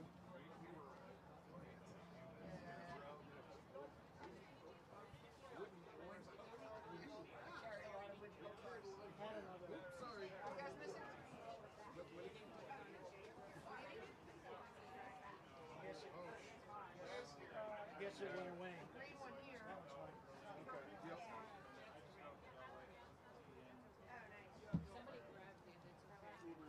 Did I read this? Well, no, I should read it though, right? It's time. Next event is event 37. Yeah. Starting soon will be our next event. That is event number 37. Starts at 2:12. That is the Men's Championship Singles competing for the Lawrence Curtis Trophy. The course record was Soren Kosik in 16:57.782 in 2023. The previous record was Andrew Campbell, 17:11.646 in 2014. There are 22 competitors in this race. Again, this is one of the premier big events of the Head of the Charles, the Championship Singles, an international competition. We are pleased to welcome athletes from Ireland, from Norway, from Spain, from Great Britain, from New Zealand, from South Africa, from France, and across the United States. The top half of this event is stacked with Olympic athletes. Those who did not compete in Paris boast a wide range of national, international, and world's championships. This will be a fast and highly competitive event. Get ready. After winning bronze in the Paris doubles, Phil Doyle, representing Ireland, starts the event at bow number 1. Chasing Doyle, Jonas Juul, a member of the Norwegian Olympic squad, starts at bow number 2. Bow 3 belongs to Paul O'Donovan of Skibbereen, one of Ireland's famed Olympians and double Olympic gold medalist in the lightweight double. Javier Garcia Ordonez of the Spanish national team and one half of the men's pair that competed at Paris starts at bow number 4. Paul O'Donovan's doubles partner and fellow double Olympic gold medalist in Tokyo and Paris, Fintan McCarthy, starts at bow number 5. Just seeing how these two do against each other in singles will be a race to watch. And at bow number 6, Elliot Putnam of New York Athletic Club and the U.S. national team will look to improve upon his 2023 third-place performance. Get it up. We're on. One on the outside from Belfast, Philip Doyle. Two on the inside, Jonas Juul from Norsk Oslo, Norway. 3 from Skibbereen, Paul O'Donovan. From Sevilla, Andalusia, Javier Garcia Ordonez, number 4.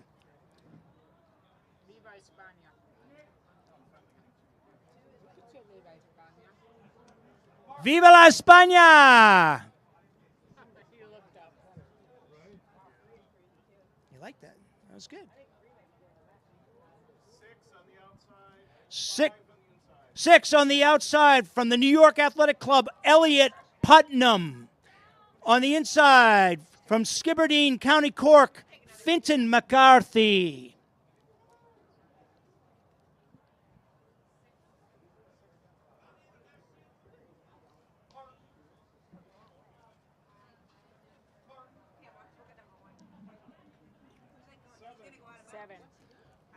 Bow number 7 from the Boston Rowing Federation, Andrew LaRue.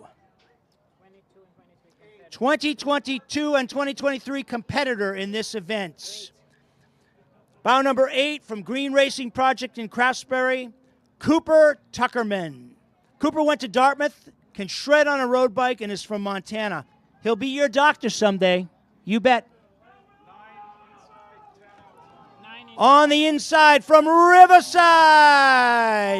William Drescher. On the outside, New York Athletic Club, Sam Melvin.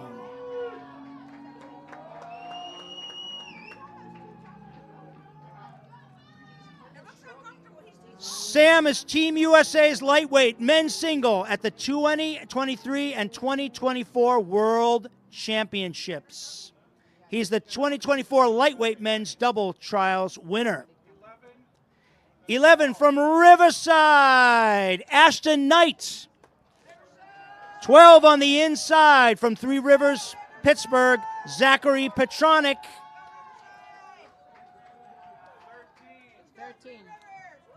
13 coming up quickly, Long Beach, California, Nathan Damas. From Great Britain, Cameron Buchan. Cam Buchan, founder and CEO of the Yam Squad, showing the world that rowing can be a sport for everyone and anyone through YouTube and Instagram. 15 from Skibbereen, County Cork, Ireland, Jake McCarthy. From New Zealand, Waikato, Hamilton, Finn Hamill. Won silver in the lightweight men's single at the U23 World Rowing Championship in 2023. This year, racing at his first coastal rowing event, he managed to take gold in the men's solo. Go Kiwis. good. That's good. I got nothing. Is that mine? That's empty, no? Is that? That's yours. You just got it. Oh, okay. Put it there so it doesn't stain. 18.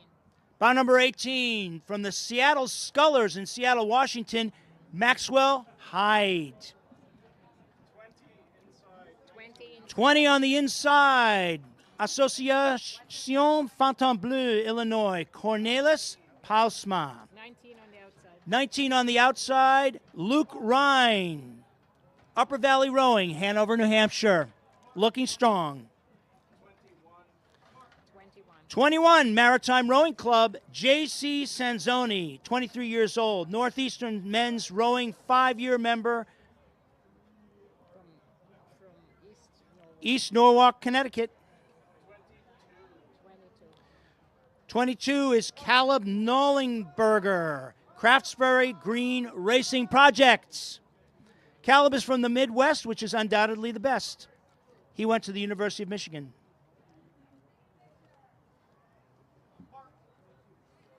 That's it.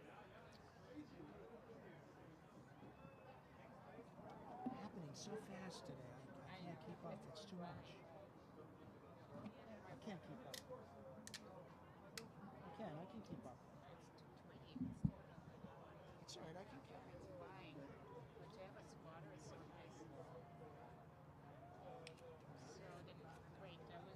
Keep managing me. Is that it? Yep.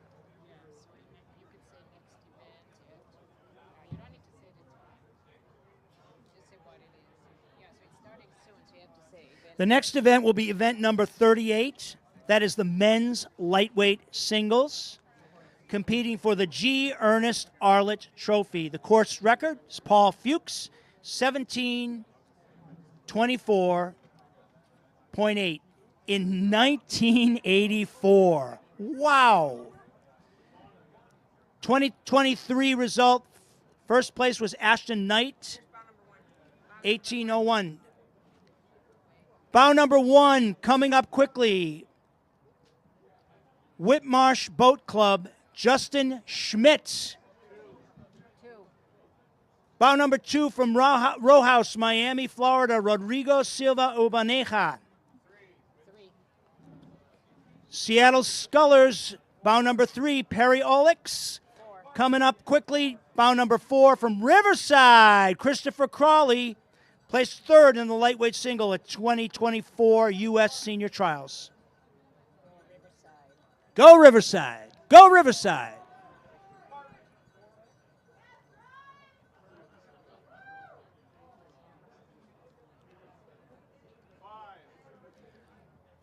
Bow number 5 from Narragansett, Providence, Rhode Island, Elias Diabis. Former Temple University lightweight rower and graduated in 2023 with a degree in bioengineering. When did he have time to row?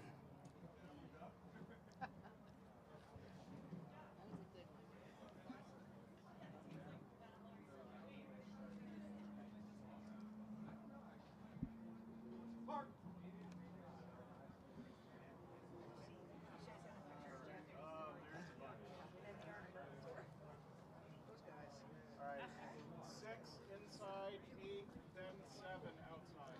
6 on the inside, Javier Viana. 7 on the outside from Ottawa, Brendan Edge. From Unadine, Philadelphia, Pennsylvania, right in the middle, split in the middle, David Joyner, bow number 8. Rode for George Mason from 2018 until 2021.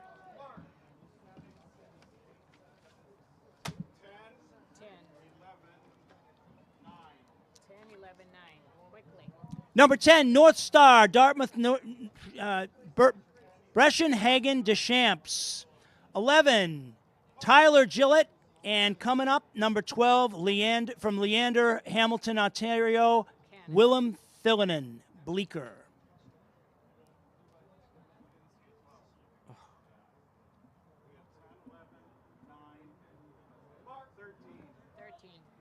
From Riverside, Cambridge, Massachusetts, bow number 13, Sean Richardson.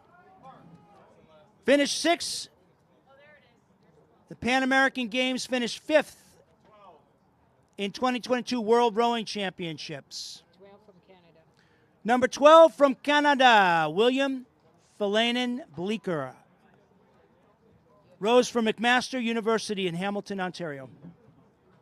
I think I got him wrong.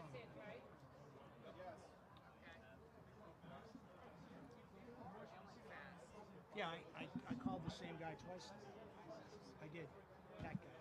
William Philanen Bleecker.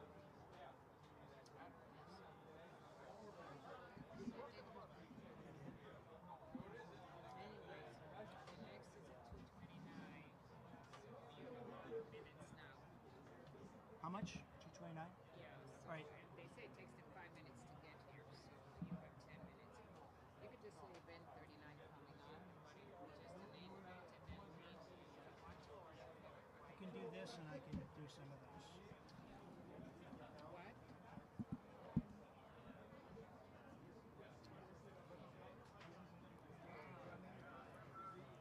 1984, what do you call it? Course record. Do you want to do a sponsor or U.S. Army, U.S. Marines? Yeah, I will. What? You want to rest? Friends and fans, what an afternoon it has been, and it's not over yet, not by a long stretch. Event number 39 upcoming. Women's Championship Singles, competing for the Cambridge Boat Club Plate. Course record was set by Kathleen Bertko, 18:33.015 in 2013. There are 22 competitors in this race. The 2023 results: first was Michelle Zexer, Cambridge Boat Club, 18:43.09. Second was Emma Twigg, Hawke's Bay, 18.47.392. Third was Emily Kalfez, Cambridge Boat Club, 18:49.14. Leading off the field this year is Olympian and defending title holder Michelle Zexer of Cambridge Boat Club. She competes internationally as a lightweight, but here is against some of the world's best open weight scullers. Last year, she put local knowledge to good use and came up from 6th place to win. She will be again challenged by 5-time Olympian and gold medalist in Tokyo and silver medalist in Paris, Emma Twigg from New Zealand, who was just 4 seconds behind Zexer in this race last year. Cara Kohler, the 3-time Olympian and U.S. single sculler in Paris, chases both of them from bow number 3. At bow number 4 is another U.S. Olympian, Teal Cohen, who raced in the quad in Paris this summer. And at bow number 5 is another lightweight, Imogene Grant of Great Britain, who won the gold medal in the women's light double in Paris. Imogene and Michelle will be racing in the same boat tomorrow.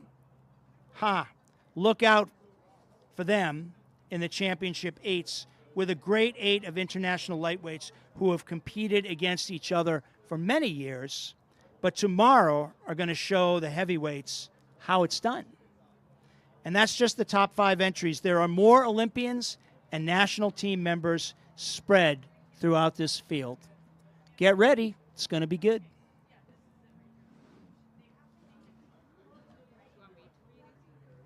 Go for it.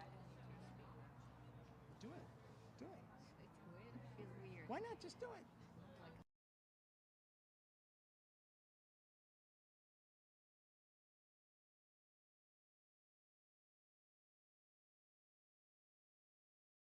I'd like to thank the U.S. Army, another one of our excellent and supportive sponsors of the Head of the Charles Regatta. The U.S. Army New England Battalion, is excited to partner with the 2024 Head of the Charles Regatta. Visit their booth located in the Weld Exhibition to speak with a recruiter and explore opportunities that you may never have known existed. Be all you can be in the U.S. Army. There's no limit to what you can achieve. Explore passion, purpose, and community at goarmy.com.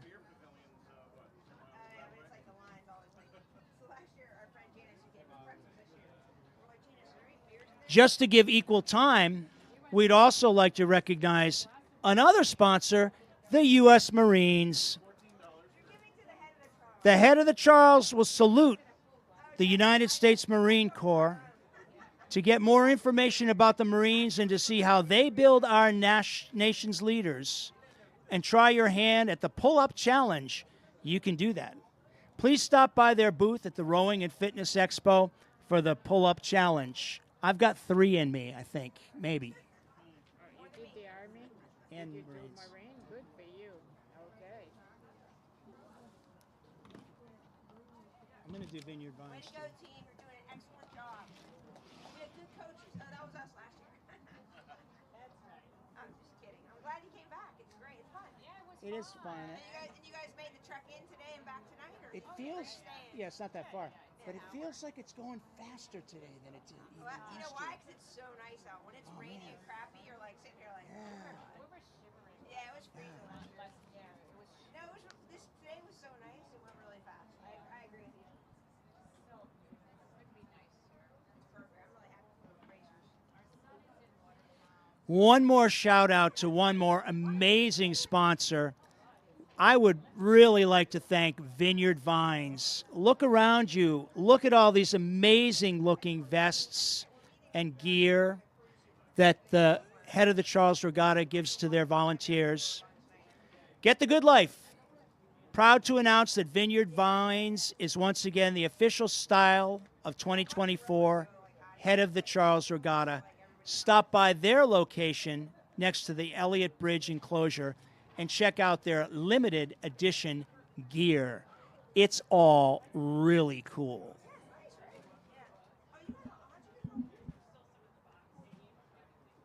Oh, you got a race committee one. You know what? They probably ran out of that one. Isn't that wild? You have one too? No, I don't have. I'm not on the committee. Only Oh, they Rockies. changed jackets. Ours is green. That's great. Is that small or extra small? They never have the right sizes. Yeah, no, well, no, they take what you ordered as a 90. They don't. That's not true. Whoever told you that is lying. No, it's online. It's a lie. I used to work in that group. That's lying. They do it just to try to get a sense of who buy. Did you see? Look to your port side and be prepared, friends, for event number 39. Again, this is the Women's Championship Singles coming up.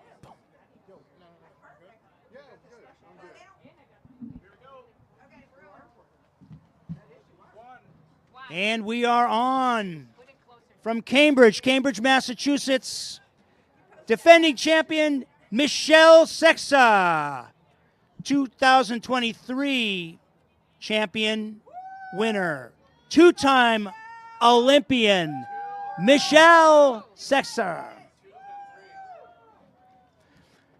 Coming up, number 2 from Hawke's Bay, Cambridge in New Zealand, Emma Twigg. Catching up. Number 3, catching up from Oakland, California, Kara Kohler, 3-time Olympian. 4, coming up quickly from Princeton, New Jersey, Teal Cohen, 2024 Olympian in the women's quad Washington rowing class of 22. Go Dogs!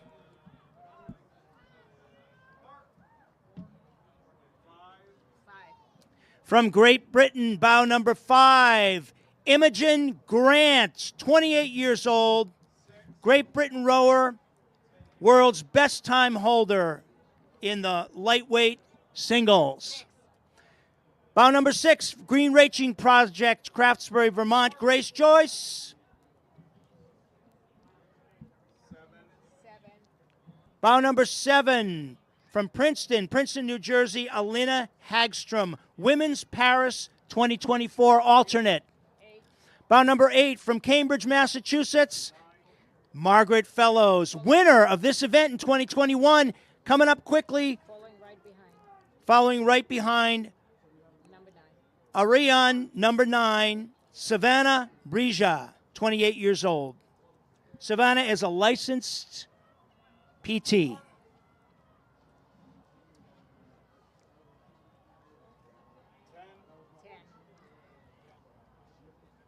Bout number 10, Orion, Saratoga Springs, Lauren O'Connor. Tammy, 2 isn't giving away to 3, you know? I mean, they're through the bridge already, but like you can tell 3 boats, 2's line. 3 boats in a row. Oh boy. 12, 13 is in the middle, 11 is outside. Coming up in heavy traffic, boat number 12, Cicely Madden on the inside. 13 in the middle from Victoria, British Columbia, Clark Cady. And 11 on the outside from Riverside, Cambridge, Massachusetts, Natasha Hurt. 12. Wait, no, 12 is 13. 14. 14 from Cambridge, Massachusetts, Mary Nabel, USA lightweight rower, world champion medalist in the lightweight 1 and 2. Number 15, Orion, Saratoga Springs, Hannah Painter. 2 are coming. 2 of them. Hold on. 16, 17 on the outside. 6, on the inside. about 16 on the inside from the Penn Athletic Club, Elaine Tierney. 17 on the outside, Orion, Lauren Miller. Miller raced in the sweep event at the Pan Am Games last year. 18, 19. Bow 18, San Diego, Alexandria Valenci Martinson. 19. And bow number 19, close by, Hannah Heidfeld, I'm sorry. 21 from Canada, Montreal, Quebec, Alizé Brienne. Just started rowing in 2019. Her first year racing, she won the championship single and senior single at Canadian Henley in 2022. Bow number 22 from the California Yacht Club, Teresa Rocos. Learned to row as a walk-on to the Harvard Radcliffe rowing program in 2015. I thought you were going to say learn to row before she walked. I was going. I think we were missing some numbers before. Did we miss numbers? Not we didn't. They are not arrived yet. I think. We done? Is that it? Did we miss any? I think so.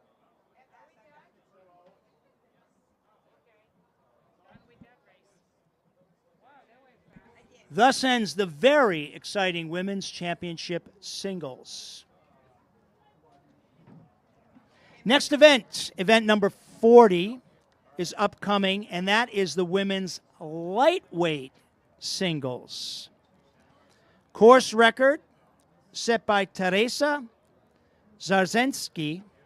It's 19 minutes and 19.00.58. That's the best way to say it.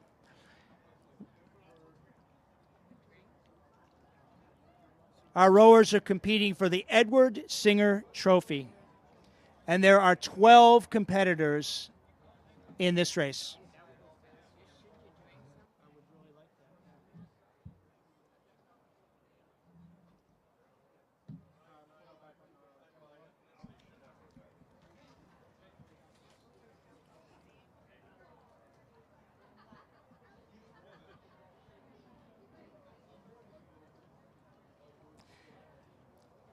This event has a long-standing course record.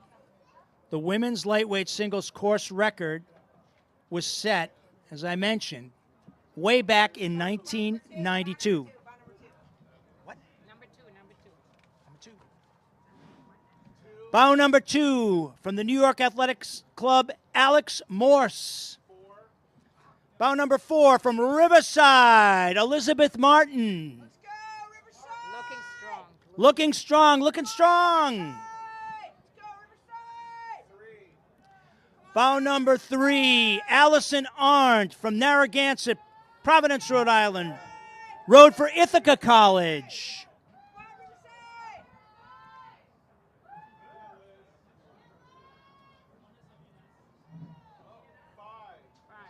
Bow number 5 from Riverside, once again, Casey Shashti, I think. That's terrible. Harry, you could just say KCS. Rode at Princeton as a lightweight for 4 years. Eastern Sprint's gold medalist in the lightweight doubles. Currently in grad school at MIT. Go Casey. Go, Casey! Katrina Milbratz. Bow number 8. And now 6. Bow number 6, Lucy Oni from Oklahoma City, Oklahoma. And shortly behind. Shortly behind, Mary Wilson from Vesper, USA, Philadelphia. Duke 2016, Pan American silver medalist in the lightweight doubles with Liz Martin. 10, Julia Mills. Bow number 10, North Star, Dartmouth, Canada. 7. 7 from Dallas, Texas, Emily McCombs. Bow number 7. Emily began rowing in high school in 2007. Most recently, she won the 2nd place in the women's lightweight singles at Masters Nationals. 2 are coming. 11. Bow number 11, Charlotte Bentrip. 2021 and 22 Stotesbury finalist. U.S. Rowing Indoor National Championships, Women's Coxswain Gold. Followed by 12. Followed by Grace D'Souza, bow number 12. 2022 U.S. Senior National Team Lightweight Quad bow seat, 2nd place. 12 is taking over. Trying to take over. Ooh, took over. Grace D'Souza with a strong run.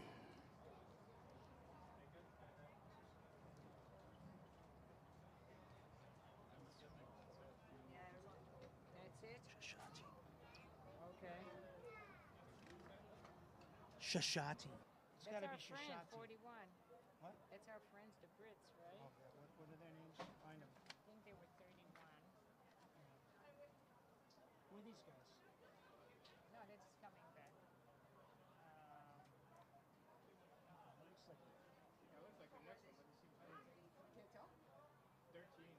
Where are they? They were here some. I thought that was their race. This is their race. Just look for Great Britain and see if we can find them. Now, you know what? I can't worry about it. Next event.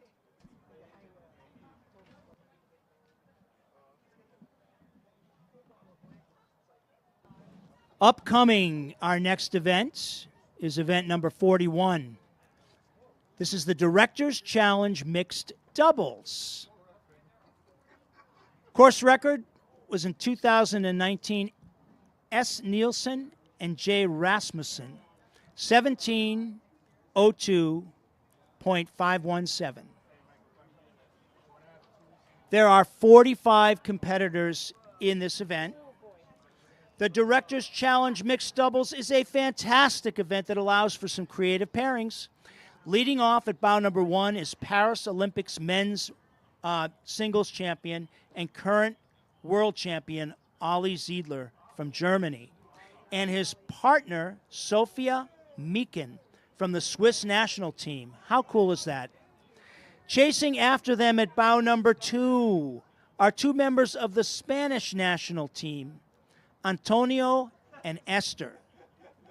Esther was in the women's double for Spain in the Paris Olympics. And in bow number 3, Sean Wolf teams up with Heather Moon Vogels. As with other Directors Challenge events, this event uses an age handicapping system to adjust the raw race times to account for the average ages of the athletes. With a few other former national team and Olympic athletes further down the field who know what difference those adjustments can make. Get ready.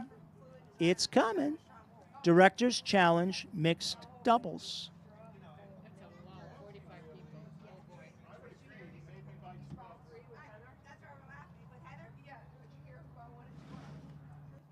There's going to be some heavy traffic.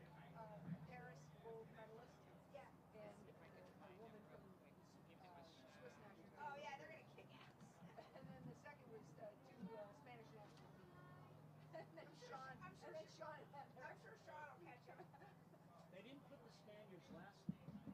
Probably wouldn't be able to pronounce it. They just put, Javier and Esther. Yeah. They're when you're, when you're that good, You just want to know.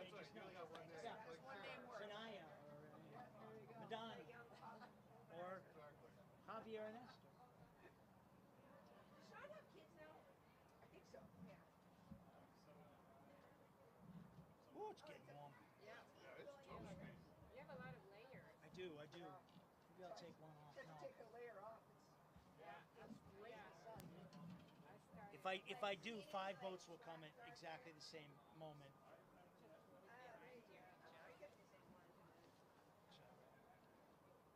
It seems less crazy than last year. Maybe because it was raining. I think it got stuck. Everybody was trying to get away from today. Everybody wants to get out there. The lady before was joking out, was frozen. She could the sun was on her, but she was she had gloves on. She was so cold. Well, we don't have that problem now, do we? Come on. What's wrong with you? You're not telling me to do stuff. Do I have time to do stuff? I think I do. I didn't see what time the race went on. What time the race went on? 2:46. 2:46. It is. So we have 5 minutes, so you're good. A big shout out to Community Rowing Incorporated. The head of the Charles Regatta is very happy to partner with Community Rowing to bring the sport of rowing to more than 5,000 youth middle schoolers in Boston and Cambridge public schools. This all happens through CRI's Let's Row program. To learn more, you can visit them at communityrowing.org, and I hope you will.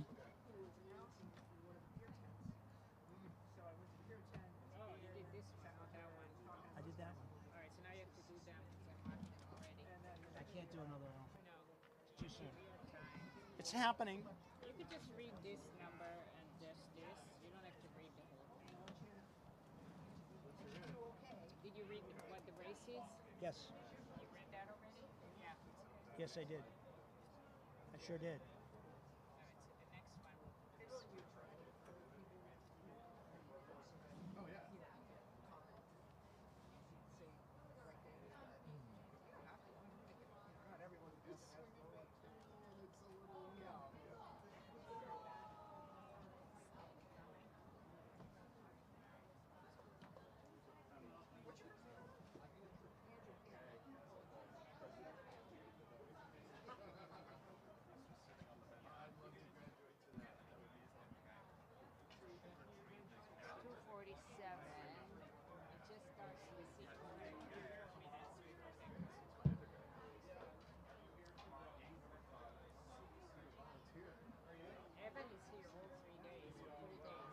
Oof. He's going to have a face stand. Yeah.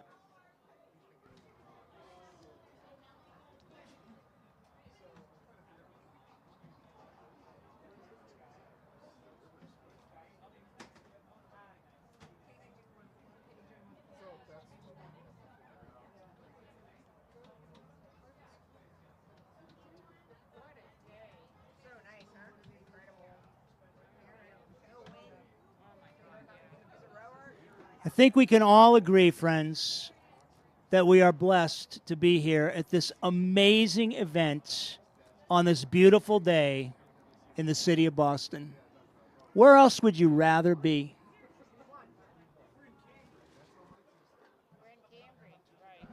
I'm sorry.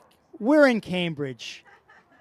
As a former journalist, it's my job to get these things wrong from time to time.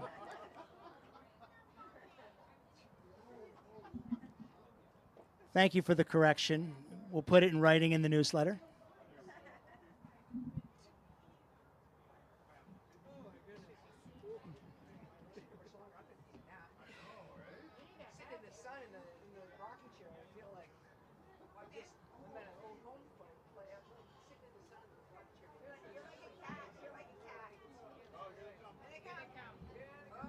What do we got?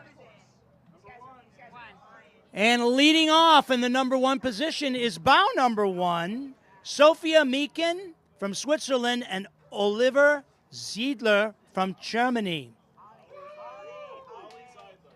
Zeidler, I'm sorry. I before E. Ali Zeidler and Sophia Meeken. Ali Zeidler is the Paris Olympic champion in the men's single sculls, rowing with partner Sophia Meeken, a top sculler from the Swiss national team.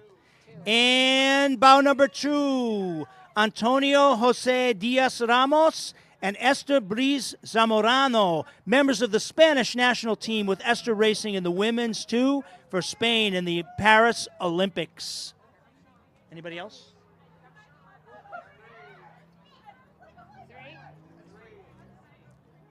3 from Riverside, USA and Rudesverein, Austria, Sean Wolf, USA, and Heather Moon Vogels, Austria. 2005 all over again. 4 from Great Britain, from the city of Cambridge, Christopher Ware and Kate Ware, medalists in the British Masters Championships. Top 10 finish at the 2023 Head of the Charles Regatta, hoping to win it this year.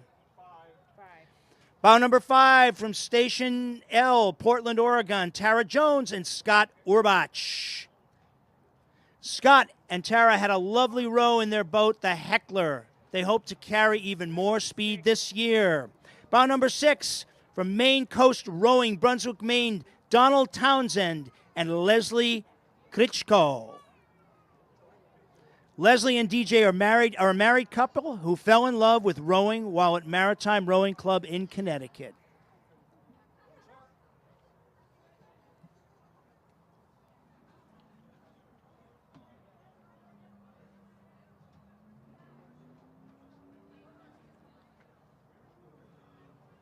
Somebody coming. Something. Oh. 8 on the inside from Station L, Portland, Oregon, Phil Voltz and Laurie Jansen.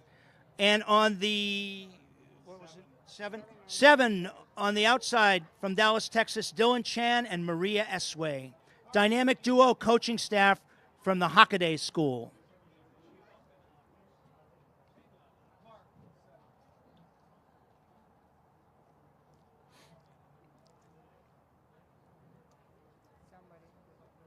What's up?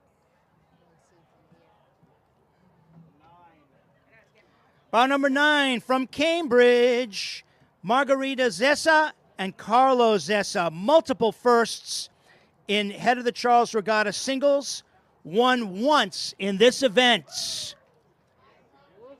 You're 77 years old. Don't say that. 2 coming. 10 and 12.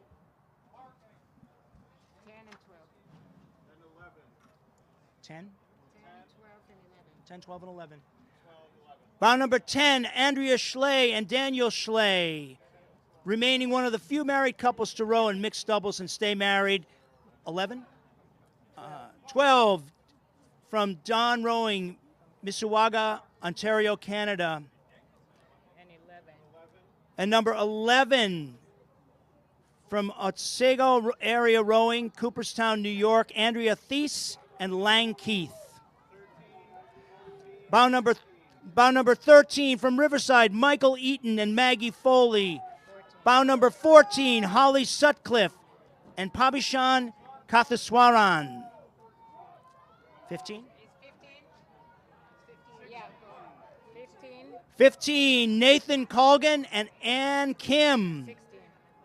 Bow number 16, From Laval, Quebec, Florian Cease and Leah Neumark-Gaudet. Two coaches of the Laval Rowing Club, Quebec, Canada, used to giving their time and energy into developing athletes in the early stages of their racing career.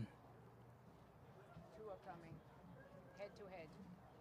17 on the inside, 19 outside.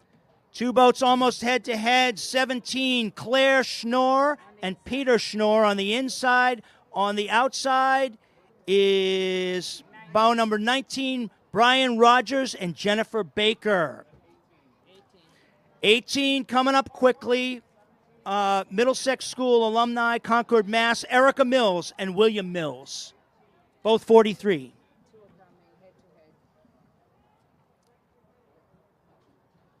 Two boats duking it out head-to-head. Number 21 inside from Mendota, Wisconsin, Hannah Wayment Steele and Andrew Kellen, both 62 years old. Andrew is, Hannah is 31. 20, about 20 on the outside for Berkshire Sculling, Pittsfield, Massachusetts, Charlotte Halubar and Micah Zasada, 17 and 18 respectively. Bow number 22 is Janice Holtzman and Arthur Ware from Lyndhurst, New Jersey. Can't see the sun is there now. 24. Bow number 24 from Redwood City, California, Aisha Chow and John Carlson. Aisha represented Trinidad and Tobago in Tokyo. John tried to keep up during her training. 23.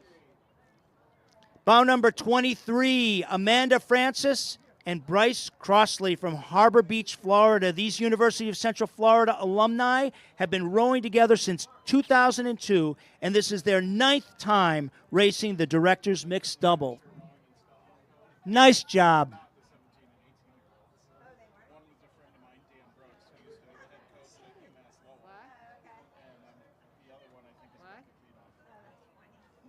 Got They put in a lineup, and then they didn't do the lineup. I could just read what I. But again, I can get it wrong. 25 and then 26. Bow number 25 from Duxbury, Massachusetts, Benoit Destanavis and Brigitte Collins. 26 from Rose City, Portland, Oregon, Daniel Ellis, 45, and Lisa Schlenker, 60 years old. Both natives of Portland, Oregon. Bow number 27 from Nashua, New Hampshire, Mark Lewis and Eris Lamond. Bow number 28 from New Haven, Connecticut, Jeffrey Brock and Sarah Kussler. No strangers to the mixed double event. They bring back their divorce double. So far, 30 years and no divorce. Bow number 29, John King and Laurie Gunselman from Columbus, Ohio. What was next? What was next? 30. Bow number 30 coming up from Shrewsbury, Massachusetts, Harry Sontgerath and Megan Highland. Harry and Megan have been competing together since 2019. This is the 3rd time racing in the mixed twos together. From the Netherlands. Number 31 from the Netherlands, Frans van der Steen and Mignon Gossens. France was the winner in 2019.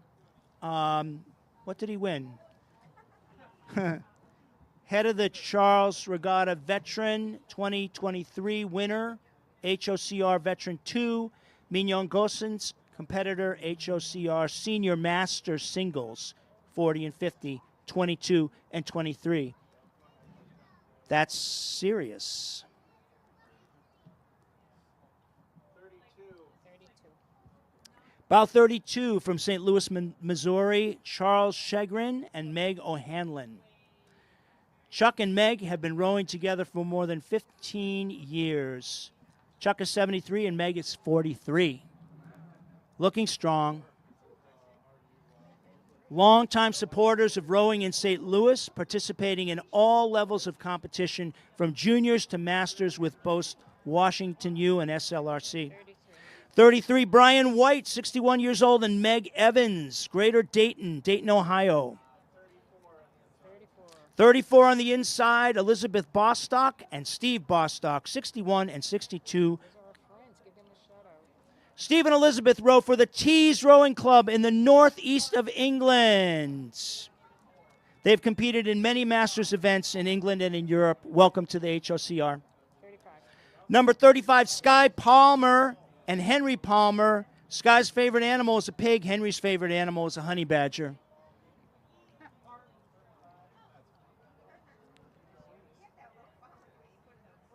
Bright uniforms. What's that? Bright uniforms. White uniforms. Bow number 36, David Wick, 66 years old, and Christina Peterson, 67, both members of the Yankee Rowing Club, rowing out of Hadley, Massachusetts, on the beautiful Connecticut River.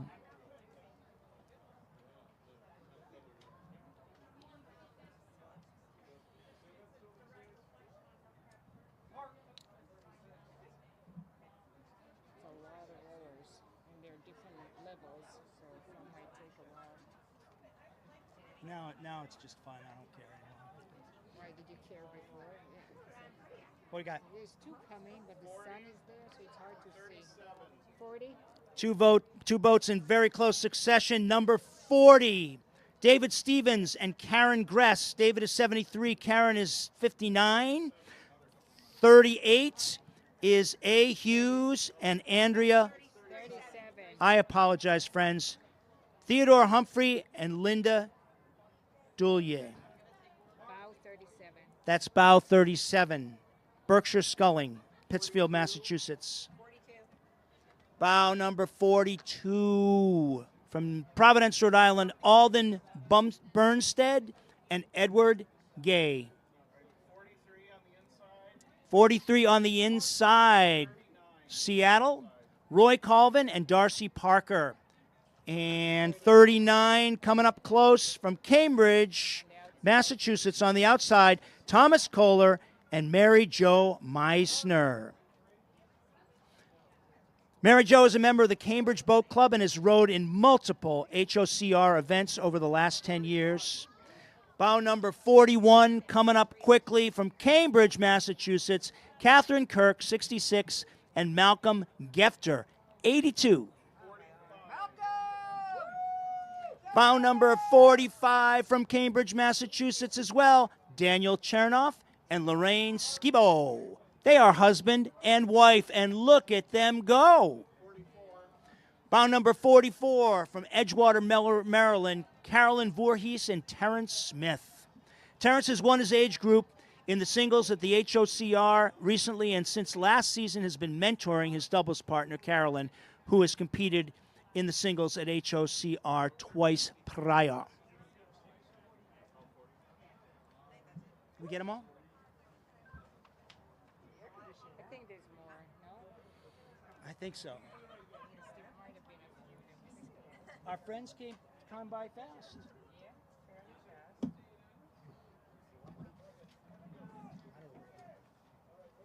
Did we finish the 45? Yep. All right, we finished the 45.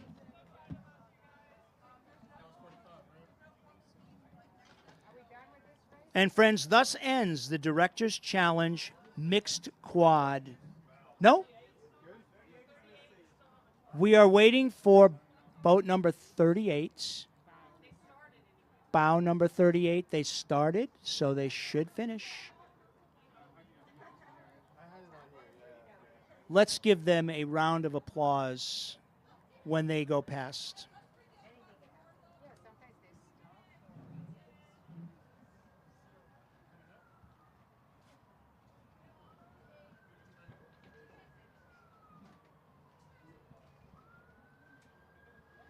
Once again, a big shout out and thank you to the timekeepers. I don't know how you guys keep up. It happens so fast.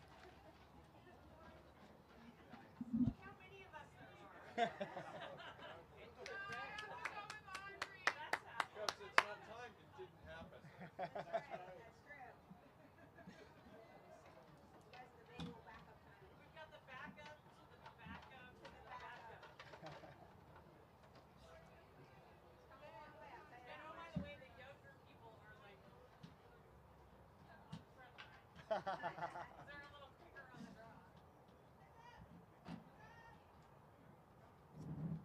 coming? 38 coming?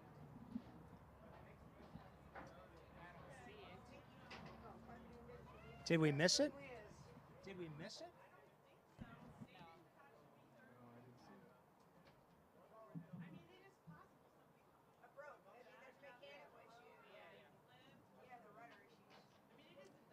So what do? We just hang. Yeah, you have time until the next event. So it doesn't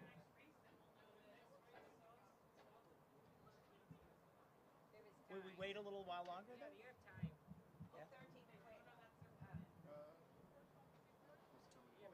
You have 12 minutes until the next one. In an unusual turn of events, we've lost a boat, but we believe that they will certainly turn up, and we hope all is well.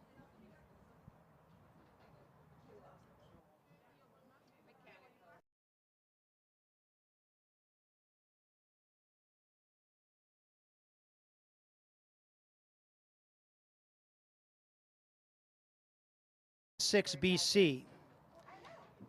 Take your performance to the next level at 776 BC, the official rowing apparel of the Head of the Charles Regatta. Head down to the 776 pop-up to shop the limited edition collection honoring this year's regatta, featuring unisuits, long-sleeve performance base layers, and summer hoodies, vest, bags, and accessories.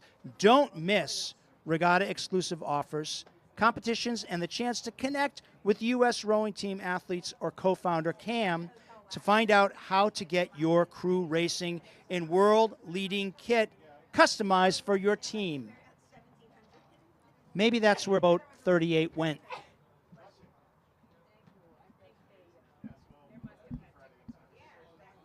So I should read the next race. What is this? What is this? What is this? What is this? Is this okay? So I'm going to read this then. Okay. You could say the next event. Our next event, number 42, is the Director's Challenge Mixed Quad. The course record, Kinney, Rutherford, O'Brien, and Linz, 16:38.391.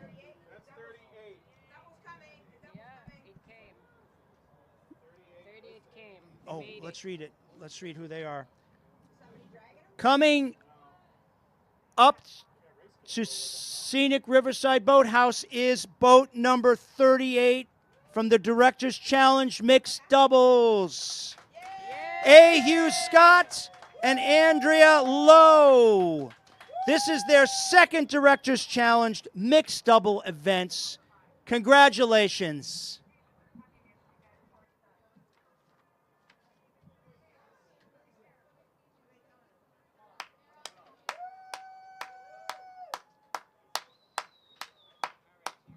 They must have had a mechanical of some sort.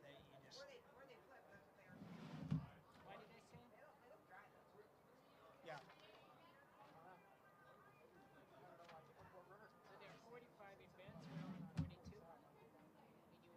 What's that?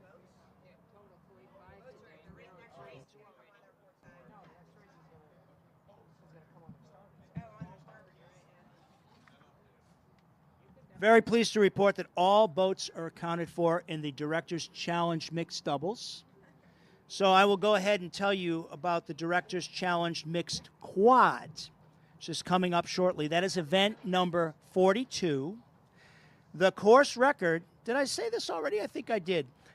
Kinney, Rutherford, O'Brien, Lindsay, 16:38.391. So there are 25 competitors in this race.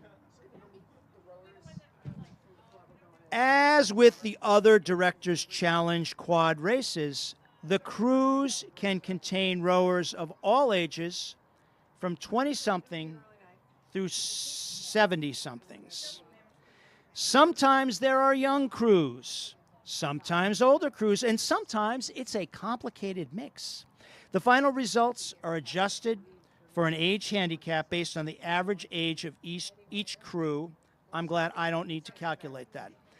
Last year, Maine Coast Rowing had the fastest adjusted time, and they will be starting at bow number 2, chasing Potomac, which is bow number 1 this year, who were 13 seconds ahead of them on raw time, but were younger, and after the age handicap came in 4th.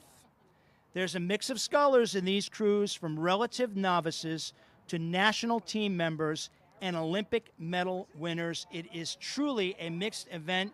Whichever way you look at it, anything can happen, and it's going to be fun to watch. Stay tuned.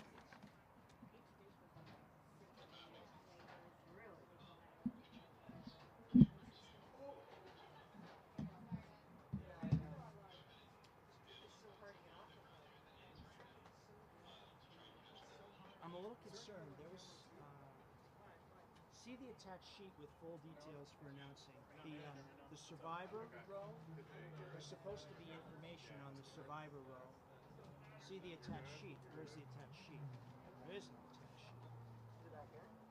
On a survivor row. There you go. Yeah. I don't know. I want to pull this out. There you go. Oh, sorry. Thank you, Pam. You got it. Got that. You want to put your place. Right.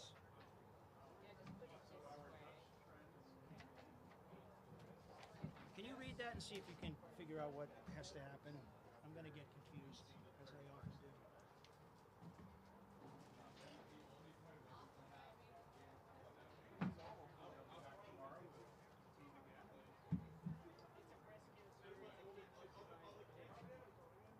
I'll read it. I'll read some of it.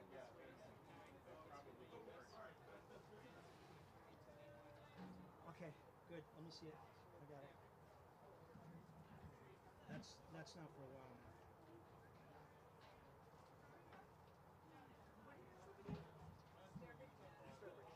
Do you live in Webster? I did live in Webster. Oh, you don't live in Webster anymore. I couldn't forget, Pam. I've told the story about how we rocked up here with no experience, and you guys were like, yeah, just chill. You'll see, it's not that bad. There's still things that like they write like LWX, and I'm like, I don't know what that means. I get that now. But Yeah. when I That's see why, it, remember I left you your little cheat sheet? Yeah. What it meant? but when I see it, I can't translate it fast enough. In singles, quads, doubles, right? Single plus doubles. Oh wait, they do that. They're doing that. That just means eight with cost. What's the I don't difference even know why they between put a plus. There's only eight with cost. There's fours with and without. So you see 4 plus or 4 minus. There's no uncocked fours in this race. It's always a 4. You don't see you can say 4 plus. 4 with is how you say it. 4 with or 4 without. Yeah, you get it. I feel like a C minus today. Next. Well, I went to Marlboro and then South End. But we have a place in Cape Cod that we primarily live. How How's it you going? doing, man? I'm well. Good. I'm Great Joe. job. Great job. Trying to keep up. There are a lot of names, like international names. Hey, are- you did amazing on this the national the Spanish national team member. I was trying to I rock give you that, credit man. for that. I was trying to rock it. I was. It looks like they gave you the last names at Yeah, the but last minute. They didn't. They needed to spell them not. They needed to spell them phonetically. Yes. This is the one that really screwed me up, and I actually called an Irishman to get the way it's pronounced. Was it a lot of vowels? How do you say that? I have no idea. Yeah. Yeah, I don't speak. IFA is the answer. I would have I never. never. No, I would never get This that. has got No. nothing. It says, look at the way this is an Irish name. And I'm like, I had to actually call an Irishman in the middle of the night. Yo, you gotta tell me how to say this. That's crazy. You see this name? Edie. Now I know. Right? Saoirse. Yeah. Saoirse. Or Siobhan. Siobhan, It's yeah. S-I-O-B-A-N. It's like, I remember they would be, meet us at this pub, and they would say it, and I'm like, that's not how it's spelled. not even remotely. Motney. Oh, it is to laugh. What fun. I think these adaptive races are really cool, really important.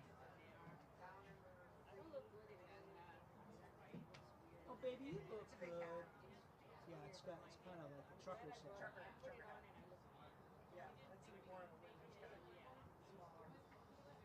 Oh man, that heat, that is some sunlight.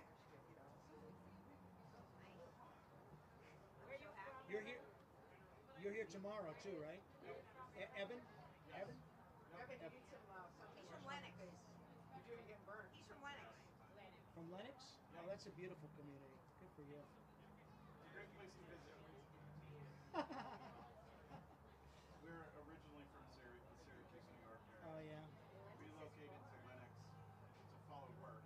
Yeah. And I would go back to Syracuse minute an opportunity. Is that right? That's a great market, and you know, great school.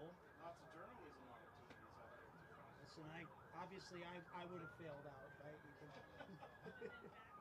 right. Yeah, no doubt. David Moore came through there, and he was our local ABC News affiliate. Now he's on ABC. Oh yeah, that happens. It's wonderful. Mike Chirino, he's another one. He was our local sports guy. Mike Chirino's from Syracuse? Gail King was just like a local newscaster like a few years ago. She's huge now. Oh yeah. So yeah. I am staying right over on something on Senior Boulevard, I think, over in Cambridge. Yeah, it's new. Or is it Charles or Brian? I don't know. Charles or Brian. It's the Fairfield Inn, 2.5 miles away. So you have a long and storied engagement with sculling rowing crew. Yes. Yeah. I actually walked on at UMass Amherst. Oh no Started kidding. there. I was a volleyball player until I started rowing. What year? 1996 is when I left UMass. I graduated in 90. UMass Amherst. I didn't row. I didn't learn until I was in my mid-20s. I learned at CRI. Yeah, I left UMass, but I still had a year of eligibility left. Then I went to Syracuse for grad school, so I talked to Bill Sandberg, and he said I was too short. No way. What are you, 6'1"? 6'3". 6'3". Yeah, That's amazing. That's crazy. he said I That's didn't fit crazy. his profile. He wanted about 6'6" and 185, and that was not me. That's not many people. Yeah, one. Bow number 1, breaking things open from Potomac. That is Eric Stevel Caldwell, Jason Hughes, Mark Guads, and Samantha Houston. Bow number 2 from Cambridge, Massachusetts. Michael Tata, C.B. Sands Borer, Carr Mitz, and John Tunnicliffe. Boat filled with winners of multiple Head of the Charles Championships and World Championship medals.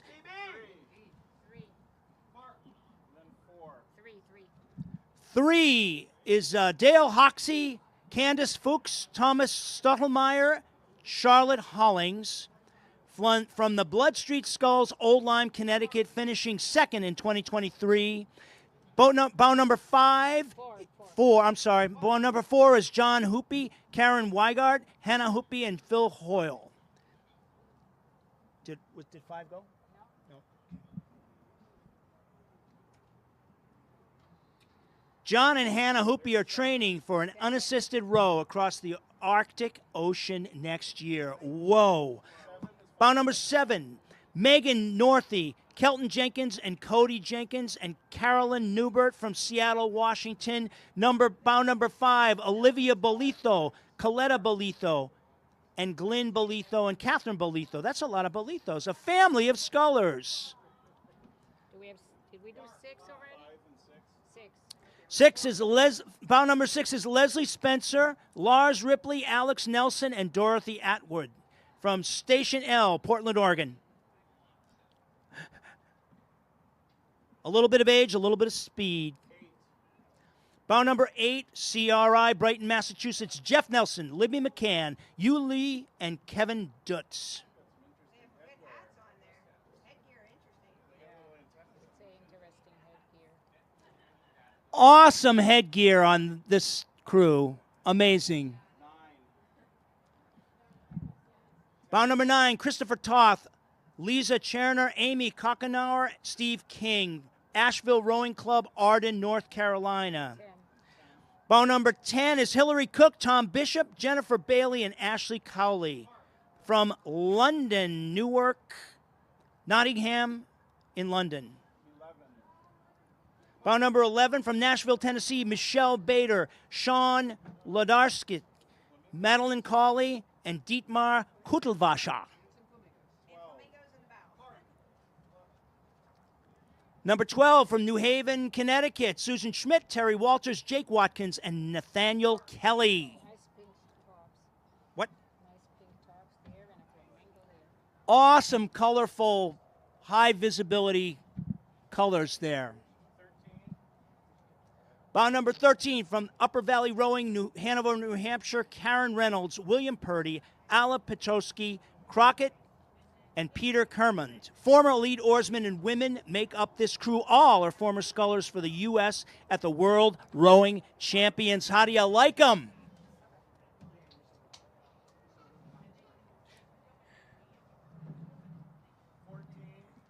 Bow number 14 coming into view from Rocky Mountain, Aurora, Colorado, Mark Stromberg, Tricia Thatcher, Julia Francis. 15 on the inside, Andrea Chimmy, Peter Vosshall, Anthony Odo, and Tammy Galbraith. 16, Ann Marichal, Gregory Simmons, Laura Terdos, and Sean Cook. Did 17 come?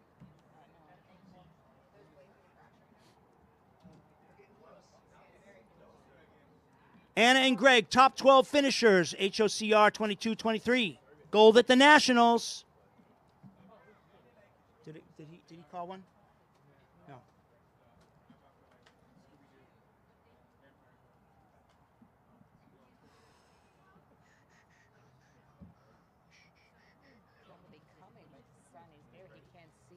I know. Here's one. Who that? Bow number 17 from Shenzhen, Guangdong Province, Megan Chen, Fengting Huang, Gofai Li, and Chuan Kai. As the main crew of their club, it is an honor for them to be a part of this Director's Challenge. Bow number 18 is Meredith Courier, Marnie Reed, Evan Waters, and Hugh Brock from Camden, Maine. Some have been rowing for years, some are newbies, all in good fun, and look at them go. Bow number 19 from Wadapa Fall Rowing Center, Fall River, Massachusetts, Ted Van Dusen, Patricia Brady, Ann Moon Van Erp, and Scott Rivkees. This crew represents their rowing club from Fall River, Massachusetts. 20. Bow number 20, Michelle Personic, Stacy Reed, Timothy Rooney, and Michael McClinney. Rivana from Charlottesville, Virginia. Smooth strokes there. Bow number 22 from Cambridge, Massachusetts, Julian Bahane, Barbara Elfman, Kate McKenzie, and Jillian Lindsay. CBC member Barbara Elfman rowing in her first HOCR with her Olympian friends, Julian, Jillian, Kate. Julian was on a Canadian Olympic team, and Jillian and Kate were on the British Olympic team. 21, CRI from Brighton, Massachusetts, coached by John Sisk. Bow number 23 from New Rochelle, New York is Christopher Clark, Emily Abernathy Jones, Brian Clark, and Susan Sales. This is the 8th time Brian and his son Chris have been down the Charles course together. Bow number 25 is Timothy Fulham, Catherine Boyd, and Christine Collins, along with Nick Copley. Nick, Kate, Christine, and Tim are longtime competitors in the head of the Charles Regatta, and they are looking good today. Who is this? Who is that? 25. 24 is CRI from Brighton, Massachusetts.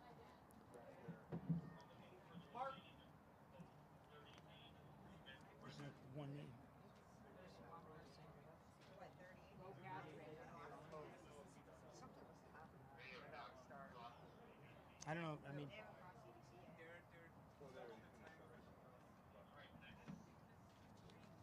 that it? That might be it.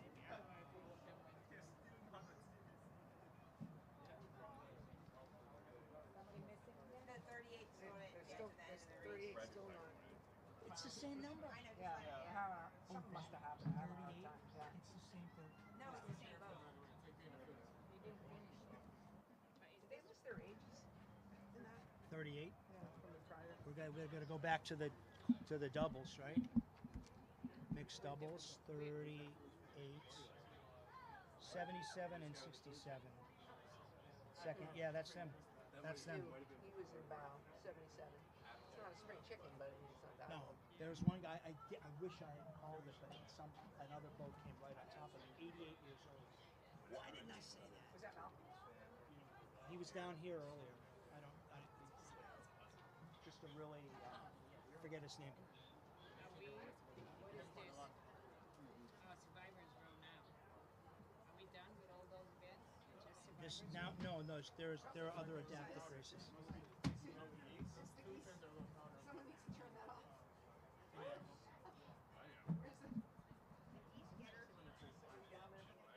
So I think we're done with that. They all went through. So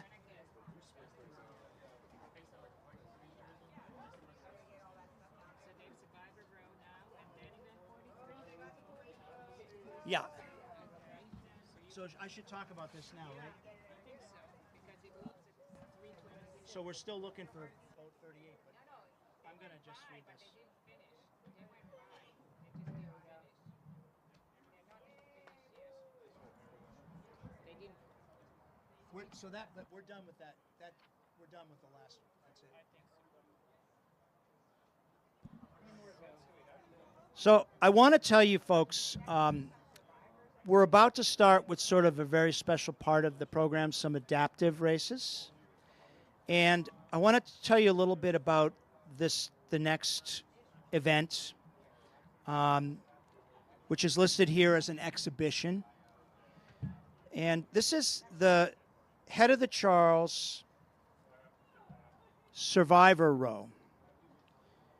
And basically, this is an event that includes a number of folks who have survived cancer. And 80% of the athletes that you see today have not competed at the Head of the Charles, and for many, this is their very first head race. It's probably one of the biggest days of their lives. And most of them credit their rowing program as a vital step in their healing journey, not just physically, but mentally as well. So the Survivor Rowing Network launched just last year here at the Head of the Charles. 12 survivors competed in the Grand Masters women's event.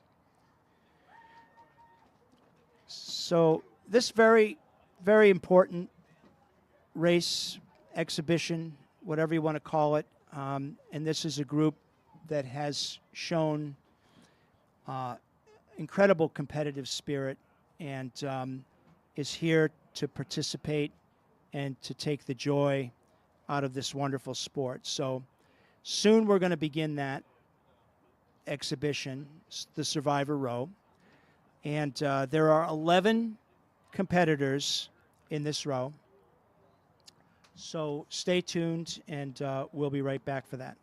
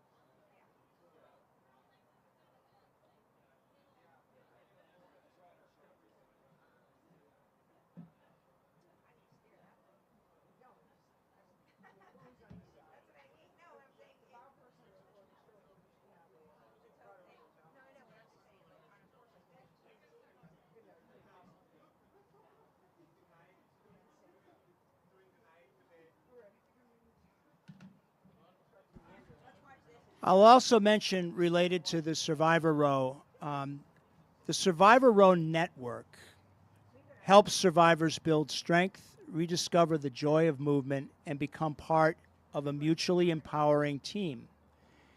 Simply put, rowing helps these survivors heal, both on and off the water.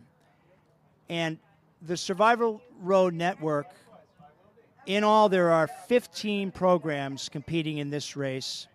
And I will say that anyone interested in starting a program will have the support of the Survivor Row Network.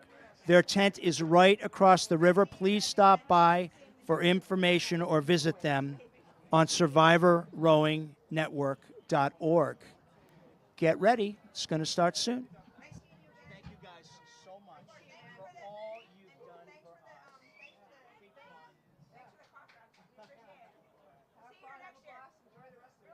I hope we'll see you. Today was a C-. Next. Oh, what are you talking about? You guys are crushing it. Crushing it. Oh my God. You know the bottom. And having this guy, having this guy help us, and I was like, take care of you guys. See you later. Nice to meet you. Good luck with your choice. See ya. We had many things. We had a crack right here. I saw that. What did you call that? Okay. Very special event. Survivor Network. Boat number 1, Roberta Pasolenti, Katie Flacco, Amelia DeSena Plunkett, Elizabeth DeSantis, Barbara Cavallo, Enrico Nusili, and Daniela Gianci, and Simona Lavazza. 2, Whitmarsh Boat Club, Conshohocken, PA, Denise Porter, Sue Ryan, Megan Du Nascimento, Bonnie Martin, Janet Braverman, Maggie Childs, Leslie Renninger, Margaret Culbertson, Ines Velasquez Quesada.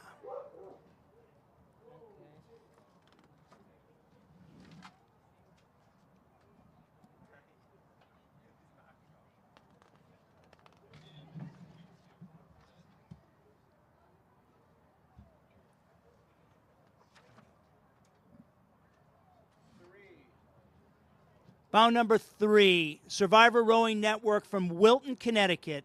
This is Rebecca Henshaw, Stacy Bala, Laurie Klossner, Helen Cajon, Sarah Baig, Judith Rose, Mary O'Hara, Sharon Prouty, and Angela Gable. Give them a big hand. Ladies, you look great. This boat is a collaborative boat composed of survivor rowers from 5 programs.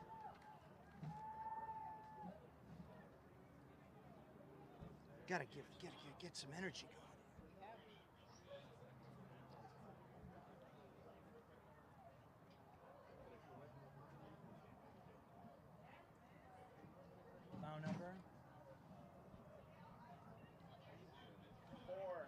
Bow number 4 from Upper Valley Rowing, Hanover, New Hampshire. This is Chuck Nagel, Mary Murgis, Bob Wolfert, Ann Morse, Kate Devine, Erica Welzo, Megan Bouchard, Thomas Griggs, and Paul Rugg. UVRF rows on the Connecticut River between New Hampshire and Vermont. Looking strong, friends, looking strong. Boat 5 from Pittsburgh, New York, Cam Tran, Jennifer Nicoletti, Kathleen M. Willison, Lola DeLauro, Ann Link, Susan Stove, Stephanie Post, Laurie Vandermeed, and Michelle Lewis. Boat number 6, Pauline Kozak, Frederic Tixier, Yolene Lewison, Naj Lundy, Charlene Posh, Barbara Nicola, Stephanie Conjard, Candice Cahu, and Annie Guevo Thorent. This is a boat that came all the way from Lyon, France. Number 7 is Ella Gillespie, Linda Quano, Elizabeth Arthur, Genevieve Manning, Lauren Burke, Katie Zenner, Deborah Keller, Linda Morgan, and Gabriella Bovia. Number 8 from Chicago, Illinois.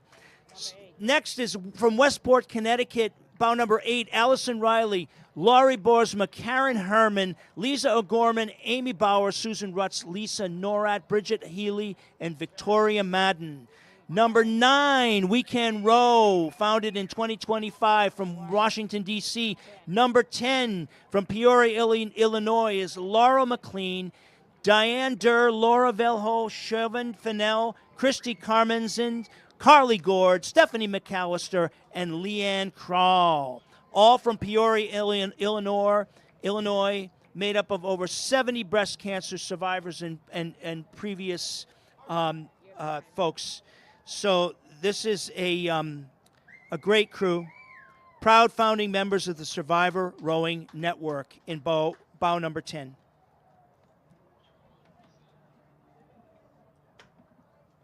Nice job. I will.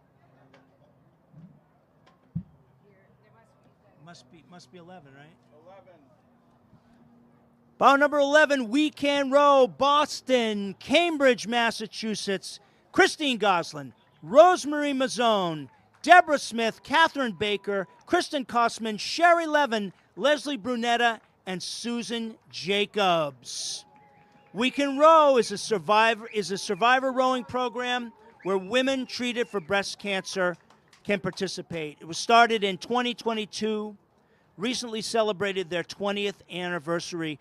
We row on the Charles River out of Boston University. This is the first time that they've rowed in the head of the Charles. Nice job, ladies.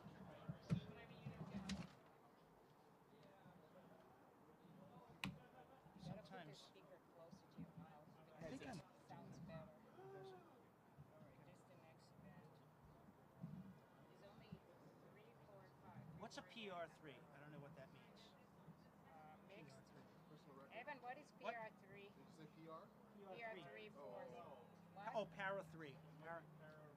Para, yeah, para. Fours. You want me to ask the dude over there? Yeah, PR3. I get PR, I don't get PR3. Is that it? Yeah, there are more. There's 1, 2. I think there are 2 or 3 more. No, 2 more. Yep. These are para races. All right. No, we just want to make sure that Para rower. we didn't Who switch doesn't know camera what's the back difference between 3 and 4? That would be bad. Just a para rower. Yeah. Oh, yeah, you surprised me there. I didn't know. Is that what came out of 3:41. What time is it now? You just wanted me to change quickly. 3:37. There's plenty of time. So our next event is event 43. It's going to start at 3:41, and that is the mixed para fours. And our rowers will be competing for the Ellen Minzer Trophy. The course record is U.S. Rowing A 17:33.931, set in 2023. So the PR3 Mixed Fours is a Paralympic event with all members of the crew having eligible impairments in the PR3 sport class. Athletes in this category have minor mobility or visual impairments, and the crew must have a 50-50 split of men and women. This is a complicated bit of math. For these reasons, a true PR3 Mixed Four is a difficult boat to put together, as you can imagine, having to align disabilities, port and starboard sides, and both men and women in the same crew. While this event has few entries, it will nonetheless be one of the most exciting para events to watch. Bout number 1 and 2 features a rematch from the 2024 Paralympic final, where Great Britain and USA went 1 and 2, as they did in the previous year's World Rowing Championships.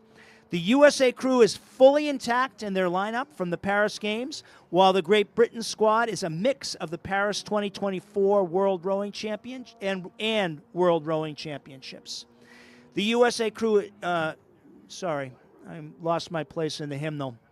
USA coxswain Emily Eldrutcher, MIT, will be looking to leverage her experience steering the Charles again. She'll have the edge on her rival, Erin Kennedy, in the coxswain seat for Great Britain. Ooh, a head-to-head duel.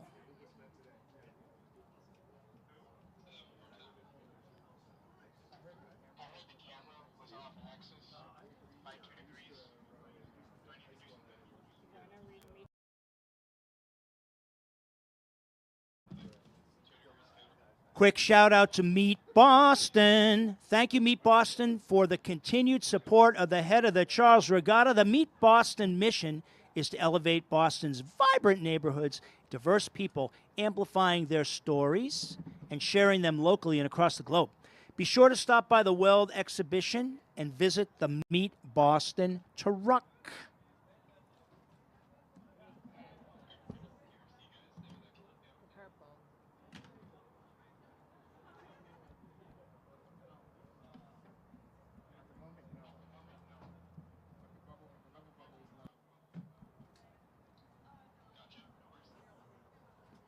So those are going to be 3 quick events. Very quick events, right? Basically 2 boats, 3. I should just describe who these people are right now, right? You can. Yeah. Said, you could say heads up or whatever. So I'm just going to tell you all a little bit about the contestants today in the mixed para PR3-4s. There are effectively 3 competitors, and as I mentioned in the intro, it's pretty much a head-to-head competition between the Great Britain team and the USA team. The USA team is out of Boston, Mass. U.S. Para Rowing. It consists of Emily Eldrocher, Skylar Dahl, Gemma Wolfenschlager, Alex Flynn, and Ben Washburn. They were the silver medal winning crew from the 2024 Paralympic Games in Paris. Gemma is in the number 2 seat, is also U.S. Rowing's Female Para Athlete of the Year. So look for her and look for them. For Great Britain, the team consists of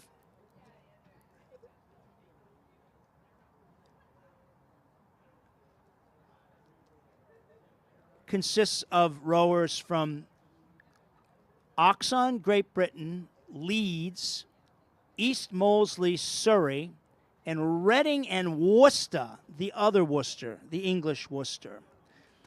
Don't have names of the team other than Gidra Rakuskaite. This crew, though, is made up of world and Paralympic champions. 3 in this crew are gold medalists from Paris Paralympic Games. Cox Aaron Kennedy, Josh O'Brien, Gidra Rakuskaite, joined by winners in the Tokyo crew, Ollie Stanhope and Ellen Buttrick. And then we have a third boat, which is the CRI boat from Brighton, Massachusetts. So 3 competitors. USA is, of course, is the red and blue. The Great Britain blade is straight blue.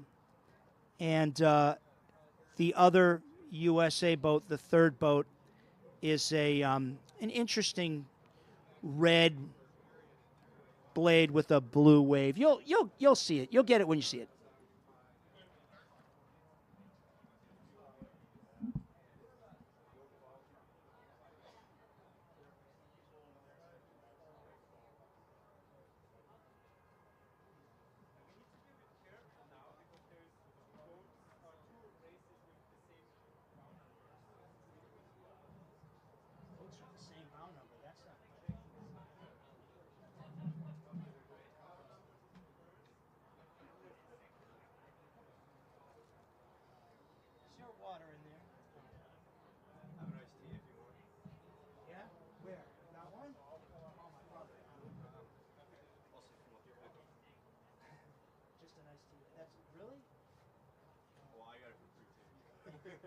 Well, no, but yeah, you could be enjoying it yourself instead of going down to the side. No, I had shorts in my hotel room, but I opted not to wear them when it said 30. All right. You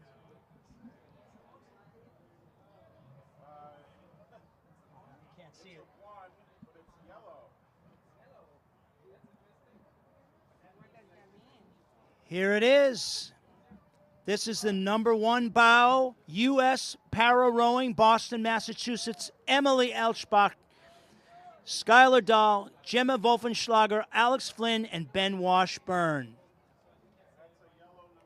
In the #2 bow, we have a crew from all over Britain, including the other Worcester, and they look very strong.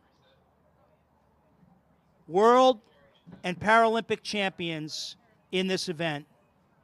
As I said, 3 in this crew are gold medalists from the Paris Paralympic Games.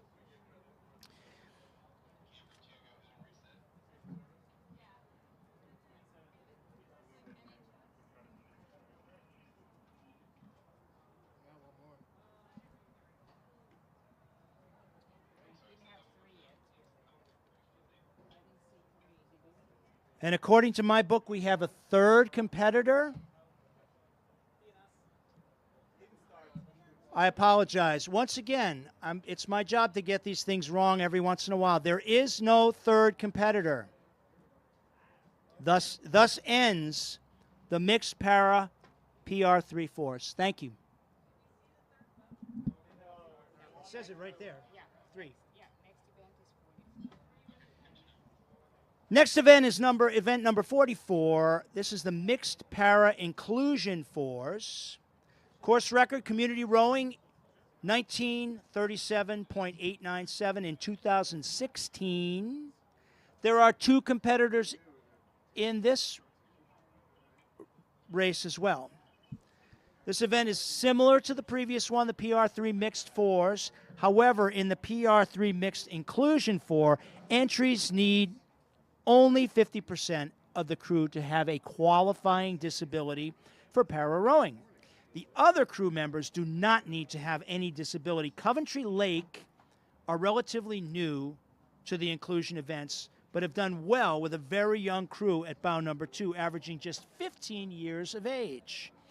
They will be trying to chase down the crew from Community Rowing, Inc. here in Boston. CRI has a long history of adaptive and inclusive programs and events and has been home to the U.S. Paranational team for several years.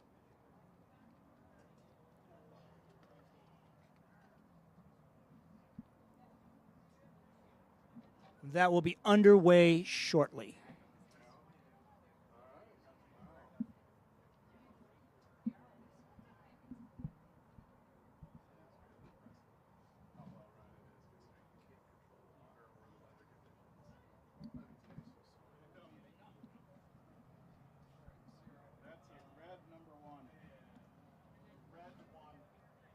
This is bow #1, USA, CRI, Brighton, Massachusetts. Where is it?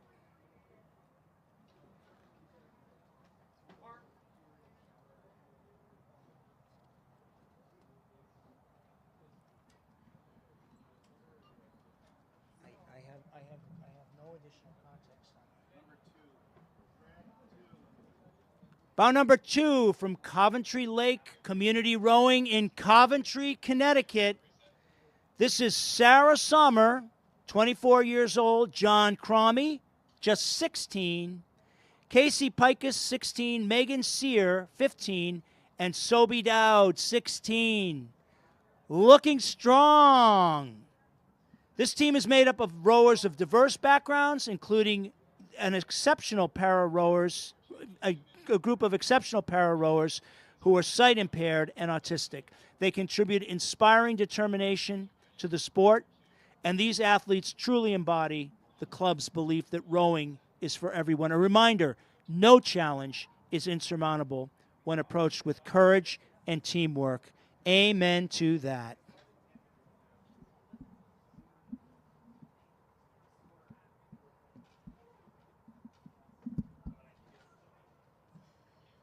This next one's a big one. Oh, yeah, it's huge. 22 competitors. Yep. One more. It's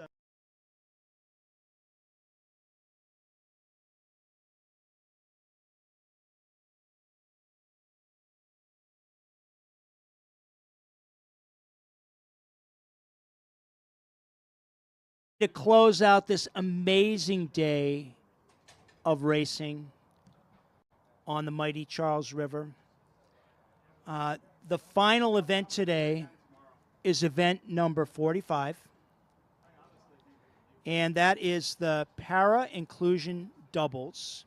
The course record was set by M. Hauser and M. Scott in 2021, and the time was 19:11.999.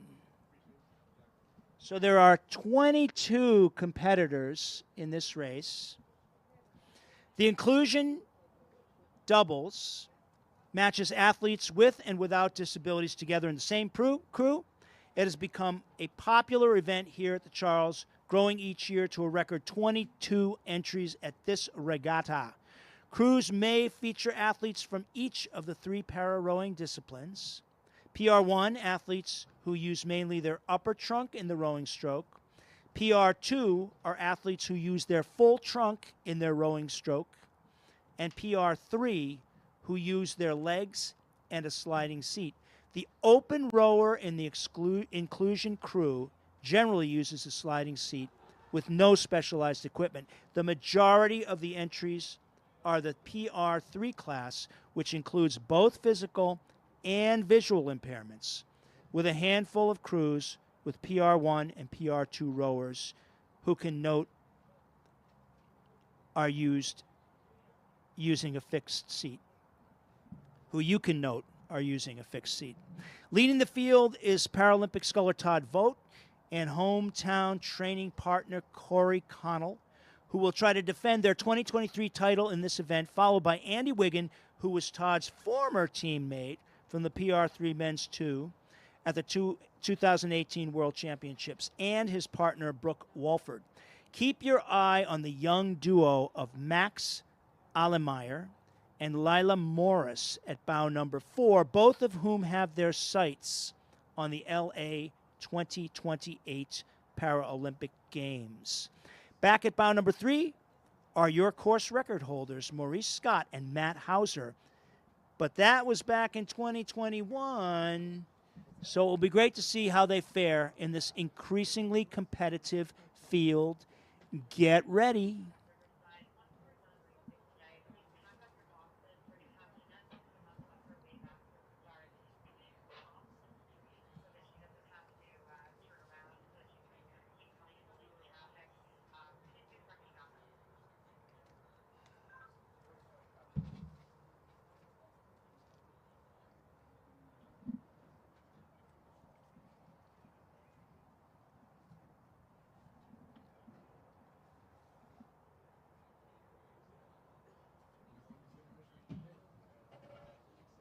I noticed that my watch isn't functioning right now, so I'll do a shout out to Oris Watches. Independent Switch watch brand Oris is proud to be at the head of the Charles Regatta. Make sure you visit the Oris Airstream located at Elliott Bridge display area to discover their all mechanical watches. Yeah.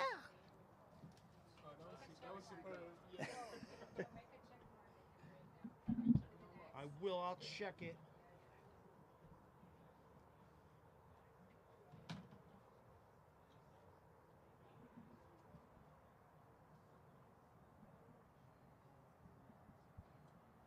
And just because it's something I'm really looking forward to at the end of this day, La Crema Winery. Savor the moments at Head of Charles with La Crema. Join La Crema Tasting Room for the finest wine experience, exclusive tasting, and elevate your weekend with La Crema's exceptional wines. Visit La Crema, the official wine of the Head of the Charles, at the FALS bar next to the award tent. If anyone needs directions, come see me.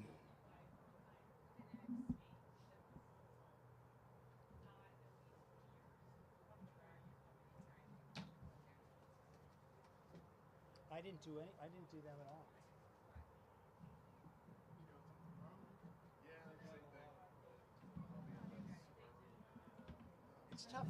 It's tough for them. I feel bad for these athletes. They're the last race of the day. It's so hard. I already read it. 4 o'clock. Event 45, yeah. It's event 45. So I alternate between here, hospitality. So I gotta grab my Winchester. Ow, Winchester. Pack Winchester. Closer. What a schmo. They leaderships there. Here next CBC. Yes. Can I go to La Crema Winery So you'll first? be up there. Crazy, man. Well, if you see the camera, like, that guy just missed the boat, and be like, yeah, I know that guy. He was with me yesterday. Will you? Will you?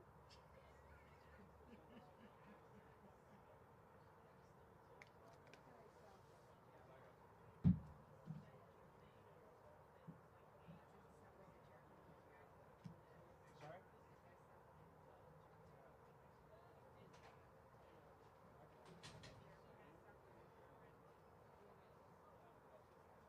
Which direction is the flow? Is that downstream? Oh, that one. That's what I thought. It's emptying out. So they're actually They're racing upstream. upstream, which they don't always, right? I know there's some regattas where they actually 99% of them are upstream. one in Tennessee, they say specifically it's like downstream. Yeah, downstream. Which I was thinking, like, that's a big deal. Yeah, I mean, it's a big deal. I mean, and not every single regatta is the same distance. Yeah, right. So Some are as short as 3,200 meters. This one's 4,702. Some at 3,700. That's why the kids on my team always are asking, okay, last race we did this. What did we do this time? Yeah. I said different distance, different weather conditions. Everything's different. that's so hard, you know. In running, like a mile's a mile. A metric mile is a metric mile. You can always check yourself against the time. But yeah, that's hard. Yeah, we were at head of the riverfront in Hartford a few weeks ago, and that it's tidal, it's got current, plus it had shifting wind directions. So the kids in the morning had a tailwind with an outgoing tide with the current. Yeah. So their times were all quick, as opposed to later in the day the tide had shifted, the wind had shifted, Yeah. but then the current was still going. So the kids were trying to say, well, R4 beat your quad. Well, Yeah. the water was assisting Right. you. Right. So these guys. That's hard. And without, 10 years later, you go look at those times. You don't know the weather, Yeah. or do they? Do they mark the weather? No. Well, they'll put down general weather conditions, and for some of them, like the Royal Canadian Henley this summer, they would put down tailwind of like 0.7 meters per second. Yeah. Or, because that was an official race. Yeah, they'll put down the weather conditions. For head of the river, they didn't say the current was 2 knots. This was at this stage of the tide. They just, it only matters within the 20 minutes of your race. Yeah. The conditions don't change. Crazy. Man, those people at La Crema, they should come bring some wine right now. Don't you think? This would be perfect. This is not a bad place to be sitting. No, it's Right? perfect. Sponsor some way? Yeah. Yeah. That's what I said. I'm gonna I've talk. never heard of this wine before, so I'm dubious. Hey, they're a sponsor of the Head of Charles. They must be. They must be all right. At least they got some good money. One of the two. That's right. This would be. Five-ish. Because I'm working here 7 to 5 today, 7 to 5 tomorrow. It's a tough opportunity to go spend more money. That's a tough day. I'm sure they do. I'm fixated on the wine, man. 2 glasses of wine, we would know each other all a lot better.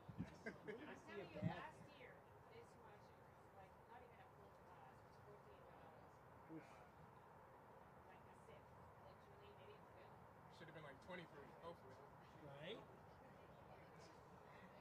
Oh. Where are you from? Where?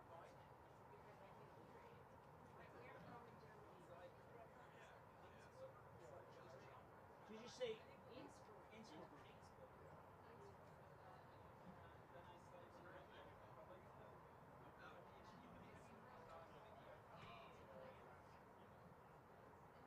Very cool. Did you row today? No? You're just here to... He's timing. Oh, timing, excellent, good. You guys, honestly, how do they do that? Joe and I studied 1 year in Freiburg im Breisgau. Yeah, it's very nice place. It's a very nice place, yeah. I mean, No, we just went yesterday.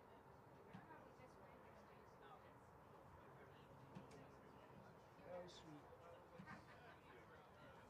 I know. I sat down. I realized it will be 30 years next year since I last rowed here.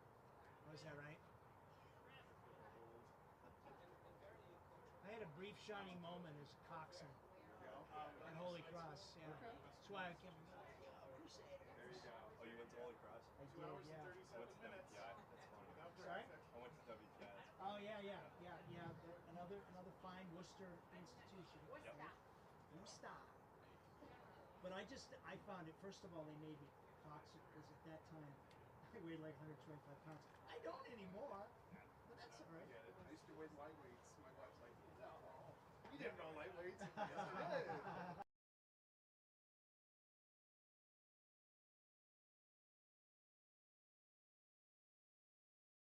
Exactly. You eat 20,000 calories a Oh yeah. day, Yeah. and you're in that habit, and then Yeah. it's slowly you gain weight. Man, I think rowing is hard. It's far as training goes. It's even harder than swimming. I mean, they had us up 5:30 in the morning and then 5:30 at night. It just the whole double session thing. Well, is just, oof. my older son now, who's training for 2032, his coach now has him on a regimen that's 90 to 120 minutes either on the water or on the erg, and then another 120 minutes of cross training. He goes 3 days on, a day off, 2 days on, a day off, and then rinse and repeat. How old is he? He's 18. Oh my God, he's got to be a beast. He's 6'6", 230 pounds. And he's right now rowing about a 625. Yeah. So Is he still in high school? he just graduated this spring, but he was dually enrolled as a senior and a freshman. So now he's halfway through his second year. But he's finishing right now his associates at Berkshire Community College. Oh. And then he's going to transfer to Embry-Riddle down in Florida because he's on track to be a commercial pilot. That's cool. But he's going to row there, right? Is he going to row? No, he's actually rowing with the Gordon Rowing Association in Essex, the high performance group, and he's just rowing through them with the U19, U23 program.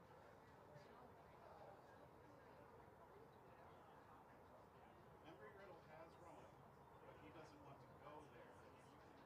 Well, for his aviation, if he goes to Embry-Riddle, he has to compete with 1,000 other students who are looking to get hours for flying. Yeah. But he's already working at Lion Aviation in Pittsfield, and he can get hours whenever he wants. So he's going to do Embry-Riddle through their global university, same degree, but stay at home so he can get all of his hours. He's got to get another 1,000 hours within 2 more years. Then he's got a job at Lion Aviation flying multi-roles. That's fantastic. So he's got things lined up. You would like to think And so. then my younger one went to his first college fair yesterday. Oh yeah. Yeah, he said, Dad, I think I like Marist College. Marist? Yeah, Great school. Great school. Yeah. Poughkeepsie, New York. and Foley, Williams, Amherst. He wants to be a physician's assistant. That's a great career. Sounds like a smart kid. I don't know if UMass Amherst has a PA. They do. I went to UMass and I went to Syracuse. Oh. I'm not sure. It's always the last one that you should be. The only problem with UMass for rowing right now is So this is a long day for you guys too, huh?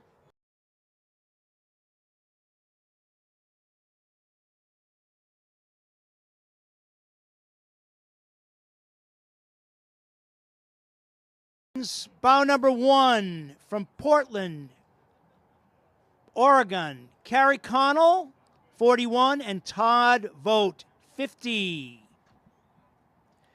Todd Vogt stroked the 2024 Paralympic mixed doubles to a 7th place finish in Paris this summer. He won a silver in the event in the 2023 World Championships. He and Carrie trained together in Portland and hope to defend their title. Bow number 3, Unity Boat Club, Washington, D.C., Maurice Scott and Matthew Hauser. Bow number 2 is Brooke Walford and Andrew Wilgren. Andy is a former U.S. Para-National Team member and met his partner Brooke Walford at the U.S. National Training Center in Princeton and bonded over axe throwing.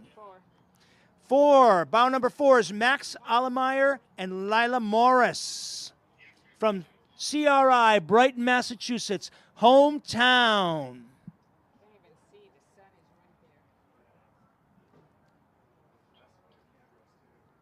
Looking great, guys.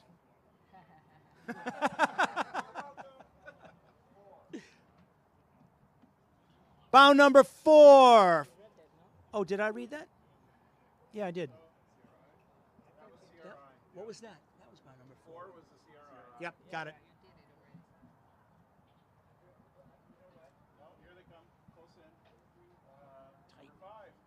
Number 5, close in here on the Cambridge shore, John Huddle and Lauren Fish. Lauren is looking forward to racing the Charles again, this time with a new bow partner, John.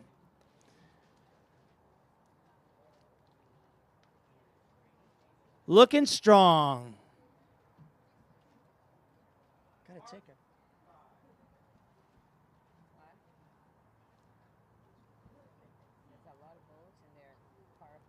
Yeah. Well, until there's a huge traffic jam, and then I'm Right. Yeah, and you have to 7.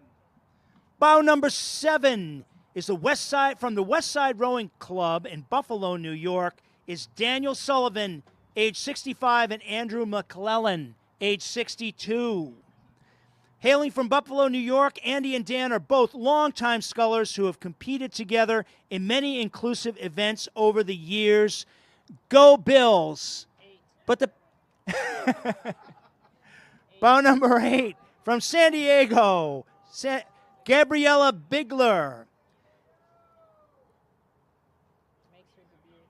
Gabriella makes her debut in para rowing here in the Charles with her club teammate Mahalia Bowman from the high school varsity squad of San Diego Rowing Club. 6.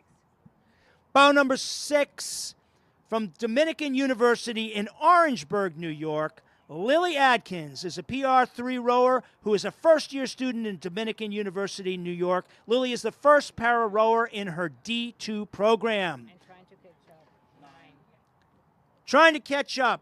Bow number 9, Maya Rosenberger.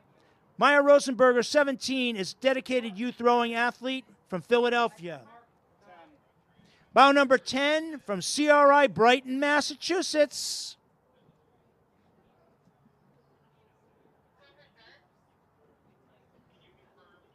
Strong pulls, looking great, guys.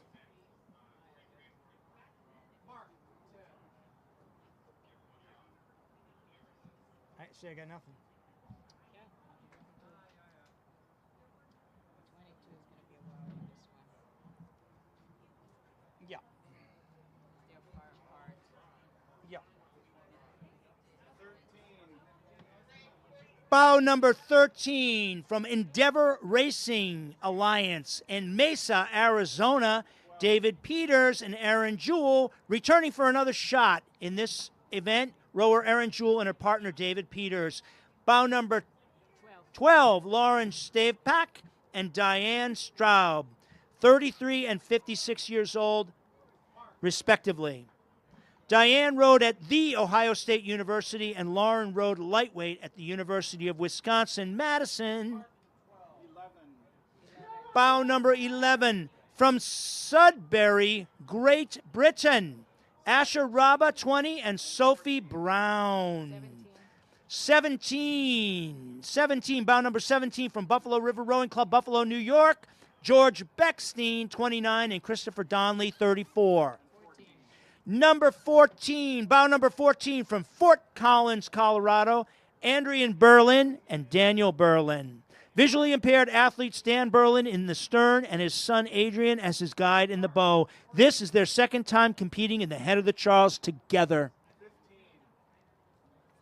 Bow number 15 from Regatta Point in Worcester, Massachusetts. Regatta Point rowing practices on Lake Quinsigamon in Worcester, Massachusetts. Looking strong. I got no names. I got no names. I got no names. 18, then 16. Bow number 18 from the West Side Rowing Club in Buffalo, New York, Andrew Mangden. Andrew Mannon is the U.S. Paranational Team PR1 sculler. He teams up with his sister today, and tomorrow will join the rest of the Manigan clan in the Director's Challenge Mixed 8. 16. 16 from Coventry Lake Community Rowing, Coventry, Connecticut, Quincy Miller and Scout Dowd.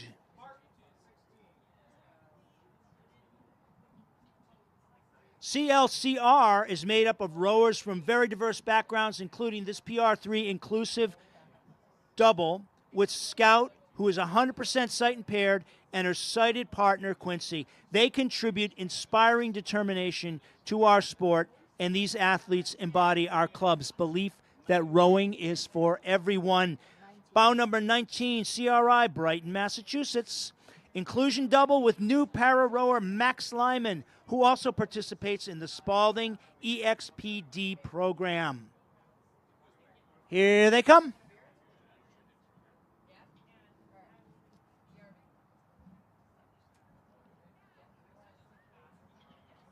Approaching Riverside, so people know where we are again. Okay, nice. Thank you. Aren't you like cooked in this outfit?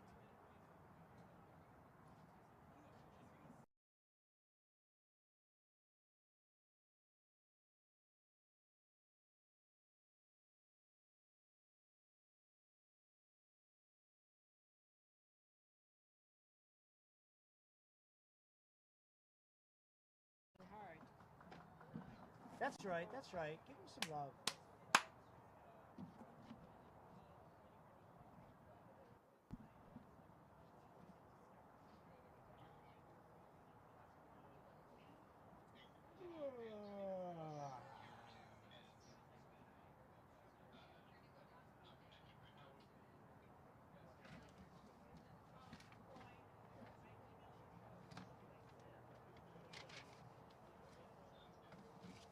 You can't read sponsorships in the middle of the race.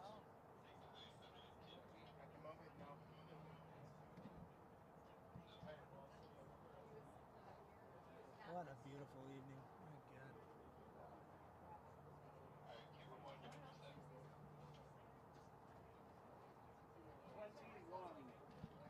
Bow number 21 from Capitol in Washington, D.C., Madalena Aspiras and Bao Yang. Bao is rowing today with her coach, Madalena Aspiras. Here they come, approaching Riverside.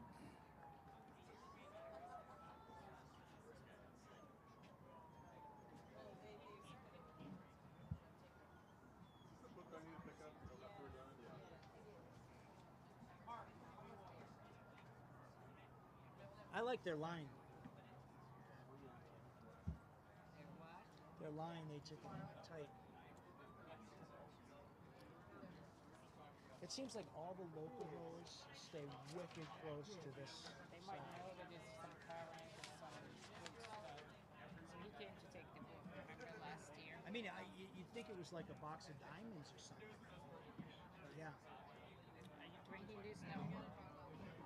You're not drinking this. No, I'm drinking that. This fella I know. gave it to me. I love him.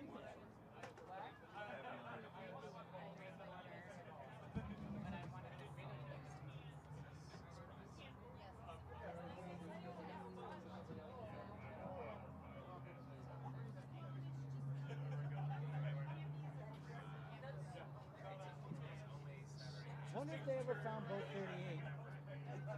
No, he came by, but then it didn't finish. They were having issues, obviously. That's a weird thing. What race was that? Was it a Director's Cup doubles? Yeah, it was that the doubles, the pairs, Directors Club doubles.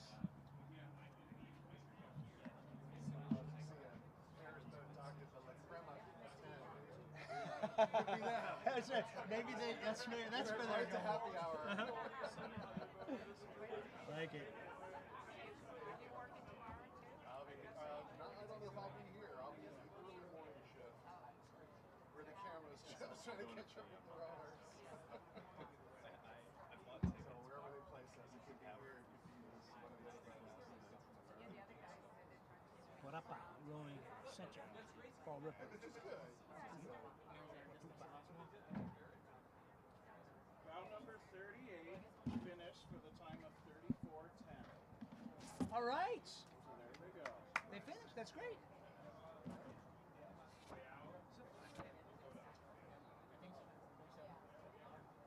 Somebody's coming. That somebody is number 22. Bow number 22 from Louisville Adaptive in Louisville, Kentucky. This is Jennifer Pagney, 54, and Jenny Smith, 51 years old. Jenny Smith, C6-7 spinal cord injury, and Jenny Pagney have been rowing together for 18 years. Let's give them a round of applause. Come on.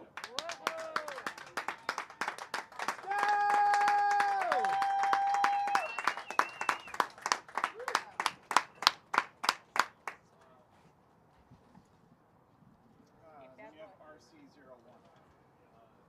Is that the end of it? I'm gonna guess, yeah, that must be the end. What is that? What is that boat? RC01 is the race control boat. Yeah, then we're done. I guess You're that's it. done. Say goodbye. I'm going like, well, what's the bow? Say signing off. That's its number. This is it for today. Well, my friends, that is the end of a beautiful day on the water in Cambridge, not Boston, Massachusetts. Hope to see you again and enjoy the rest of your evening. Hasta la vista.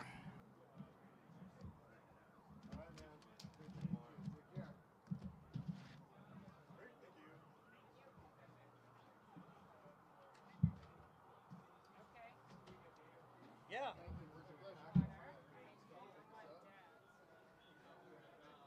Great spending the afternoon with all you fine folks, all right? Great work, guys.